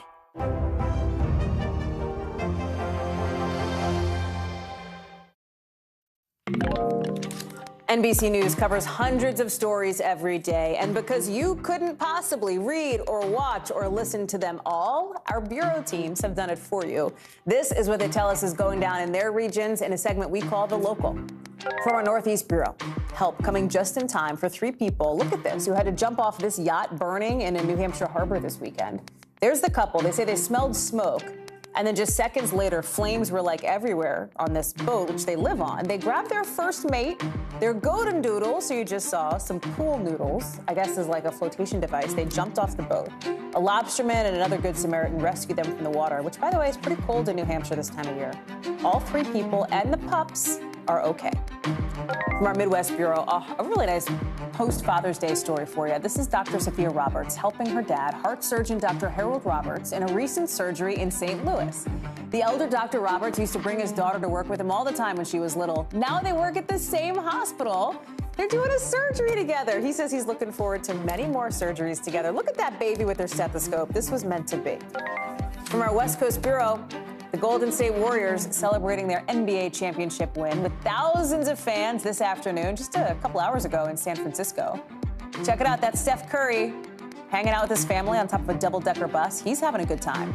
You know, the Warriors beat the Boston Celtics last week in Game 6 for their 4th championship in the last 8 years. To news from overseas now, with Israel's coalition government dissolving parliament today and calling for a new election. The 5th election now, this will be, in just the past 3 years. The current Prime Minister, Naftali Bennett, saying it wasn't an easy move to make, but called it, in his words, the right decision for Israel. The new round of elections is going to happen later this year, and it may mean the return of Benjamin Netanyahu, the former nationalist prime minister. Opinion polls forecast that his hardline party could once again emerge as the biggest. Raf Sanchez is with me now. So, we don't follow Israeli politics, Raf. It feels a little whiplashy. Naftali Bennett's only been prime minister for like a year now. Talk about what led up to this latest in this ping pong of politics in Israel. Yeah, whiplashy, ping pong, those are the right words. Those are the feelings Israeli voters are feeling tonight as they're heading into their 5th election in 3 years. Hallie, you'll remember Naftali Bennett, he's from the political right, but for the last year, he's been the head of this very unusual coalition government. Parties from the left, from the right, from the center, an Arab party in Israel's government for the first time. And these people agreed on basically nothing except that they wanted to get Netanyahu out of power last year. That was enough to get them into office, to hold them together for a year. But in the last couple of weeks, they have really been limping along. They've been unable to get their bills through Parliament. And tonight, Prime Minister Bennett and Yair Lapid, who's the foreign minister, who's his coalition partner, said they can't keep going on like this, and they called that election to try to break the deadlock, Hallie. You know, the former prime minister, a familiar name to I think a lot of people, Benjamin Netanyahu, he has promised to come back to office. His party is leading in polls right now. He's also, by the way, got these corruption charges against him. Help us understand how that all gets navigated in this new reality for Israel.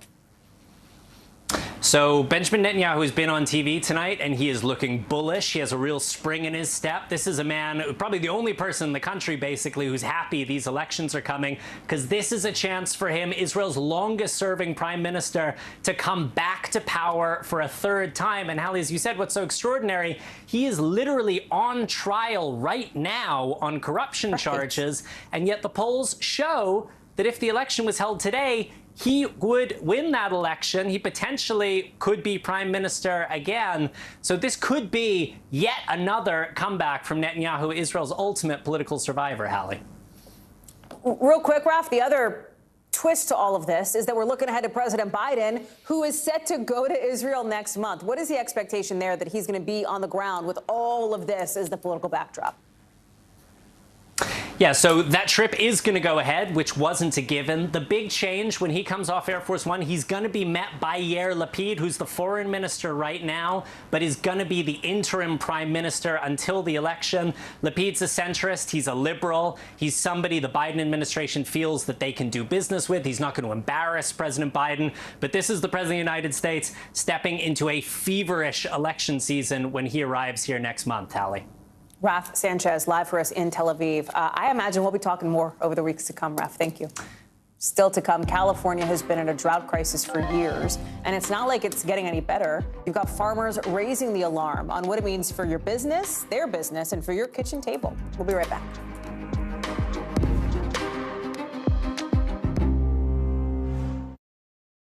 Now Tonight with Joshua Johnson, streaming weeknights at 8 on NBC News Now. Sometimes the news can be difficult and overwhelming for kids to understand. Ukraine and Russia. Could you help me understand what's going on? So to help make sense of it, we've created a newscast just for them. We hope your family will watch Nightly News Kids Edition. When was the last time you made space to listen to somebody? What I learned from a very young age is radical love, radical forgiveness. We are meeting people one after the next who have made profound changes. It showed a lot of personal strength for me. Why am I trying to make other people happy over myself? So many life lessons that are going on in these conversations. We're watching a transformation. Join Hoda Kotb for her podcast, Making Space. Listen now. We're here to start conversations about the big things happening in our world, because it's not my job to tell you what to think.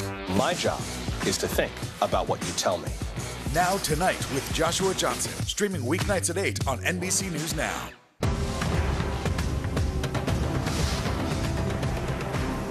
The fire has grown leaps and bounds. What you see behind me is typical. How you doing?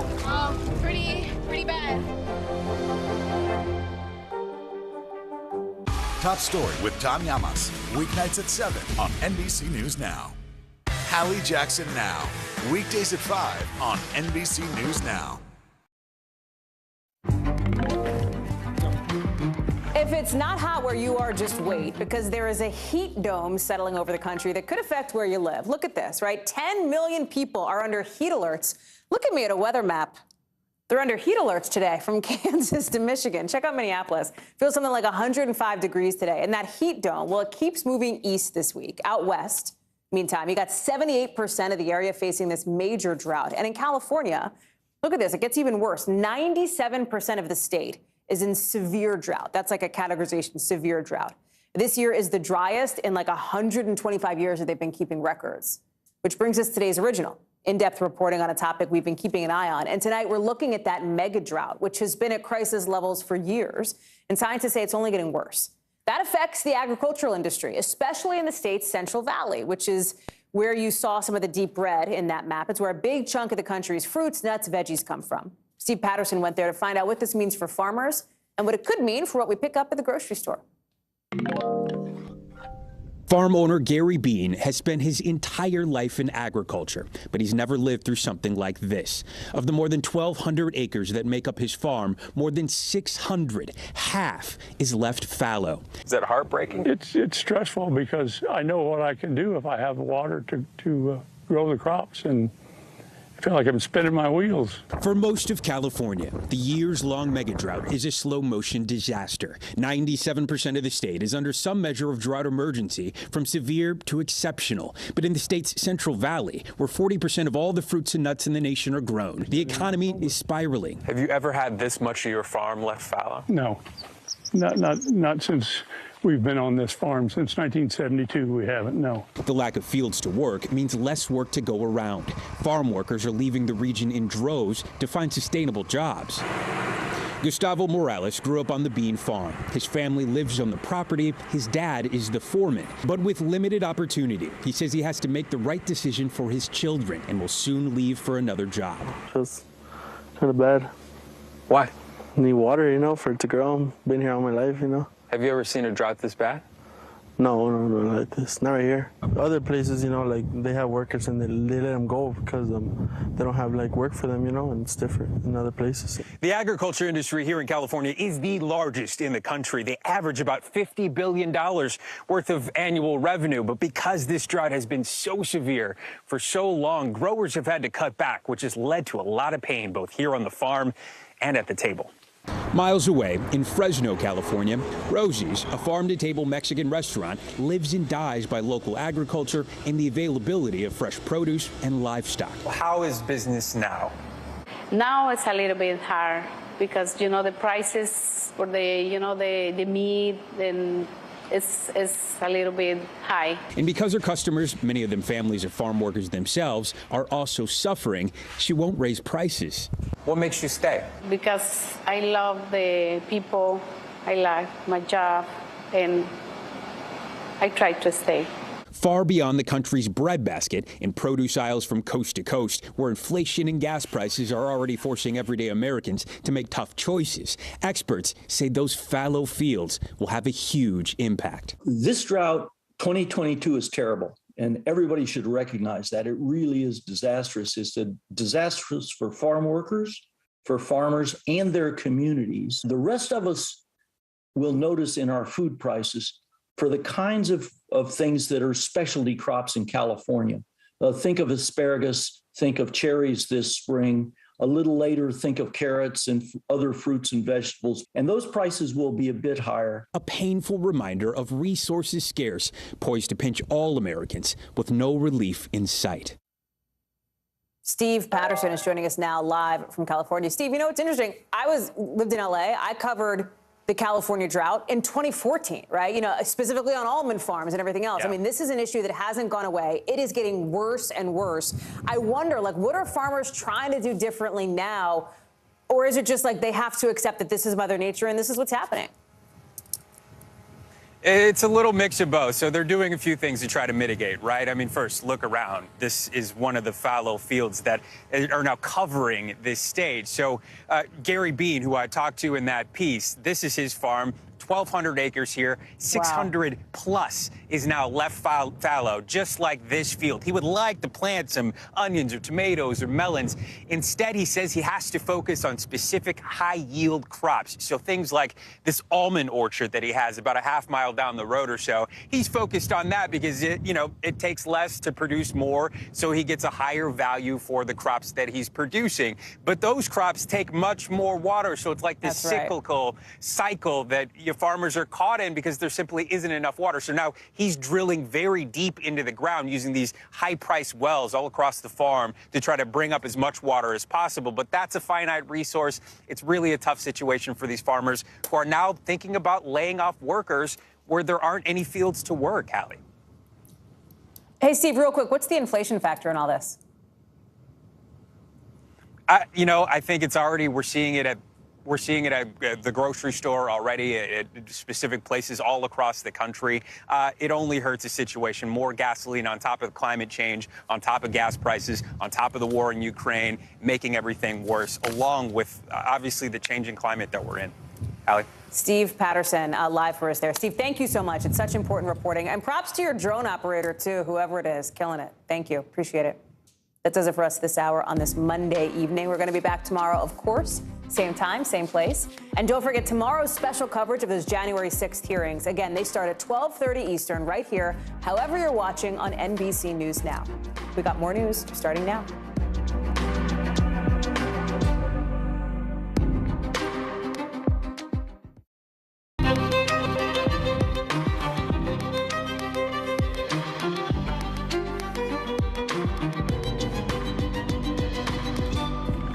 With the next phase in the January 6th committee hearings, with former Vice President Pence speaking now for the first time since the end of last week's hearings, calling January 6th a tragic day. We're going to bring you that. Plus, a deeper look at how the committee is getting ready to show that former President Trump tried to pressure state election officials.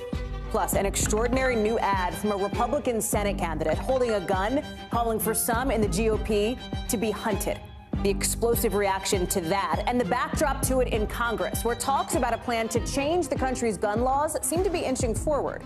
Plus, we're live in Texas, where the state's Republicans are putting both guns and election lies on the agenda, while they're also taking aim at the LGBTQ plus community. And a look at the NBC News exclusive interview with one of Vladimir Putin's top aides. Our Keir Simmons is live for us in Moscow with the answer to his questions on the Americans still detained by the Kremlin. And with millions of people under heat alerts today, we're going to spotlight California's so-called mega drought and why it's so brutal for the state's farmers. What it means for your next trip to the grocery store coming up a little later on in the show in tonight's original. Hey, I'm Hallie, and right now the January 6th committee is getting ready to lay out what one member calls evidence. right? Evidence of Donald Trump's involvement in this plot to try and overturn the legitimate 2020 election. They're planning to focus tomorrow on the former president's push to convince state officials to buy into his lies of election fraud. And we can now confirm tonight that you're going to hear from 4 people involved in elections on some level in these states. You've got this guy, Rusty Bowers, the Arizona House Speaker. Okay, he's on the screen. You've got Georgia Secretary of State Brad Raffensperger. President Biden, of course, won both Arizona and Georgia, but that did not stop Mr. Trump from his pressure campaign. As you might remember from this phone call to Raffensperger a couple days before the attack. Listen. I just want to find 11,780 votes, which is one more than we have, because we won the state. I cannot stress this point enough. The former president did not win Georgia or Arizona in 2020. But the committee is highlighting all of this to try to build a case, they say, of how these election lies led directly to the attack on the Capitol. And that's not all, right? There's even the hint now that the committee may even subpoena former Vice President Mike Pence, whose ex-legal advisors testified last week about the pressure campaign he faced from his former boss to try and reject the legit election results. So where is Mike Pence today? Well, right here on your screen, talking with local Republicans in Illinois after a speech in Chicago criticizing the way that President Biden is handling the economy. Now, he did mention January 6th only for about 10 seconds, calling it a tragic day at our nation's capital and saying the 2020 election was divisive. Peoria is where we find our Vaughn Hilliard, who is on the road covering this for us, I should say. Vaughn, you know, it's interesting about Mike Pence here.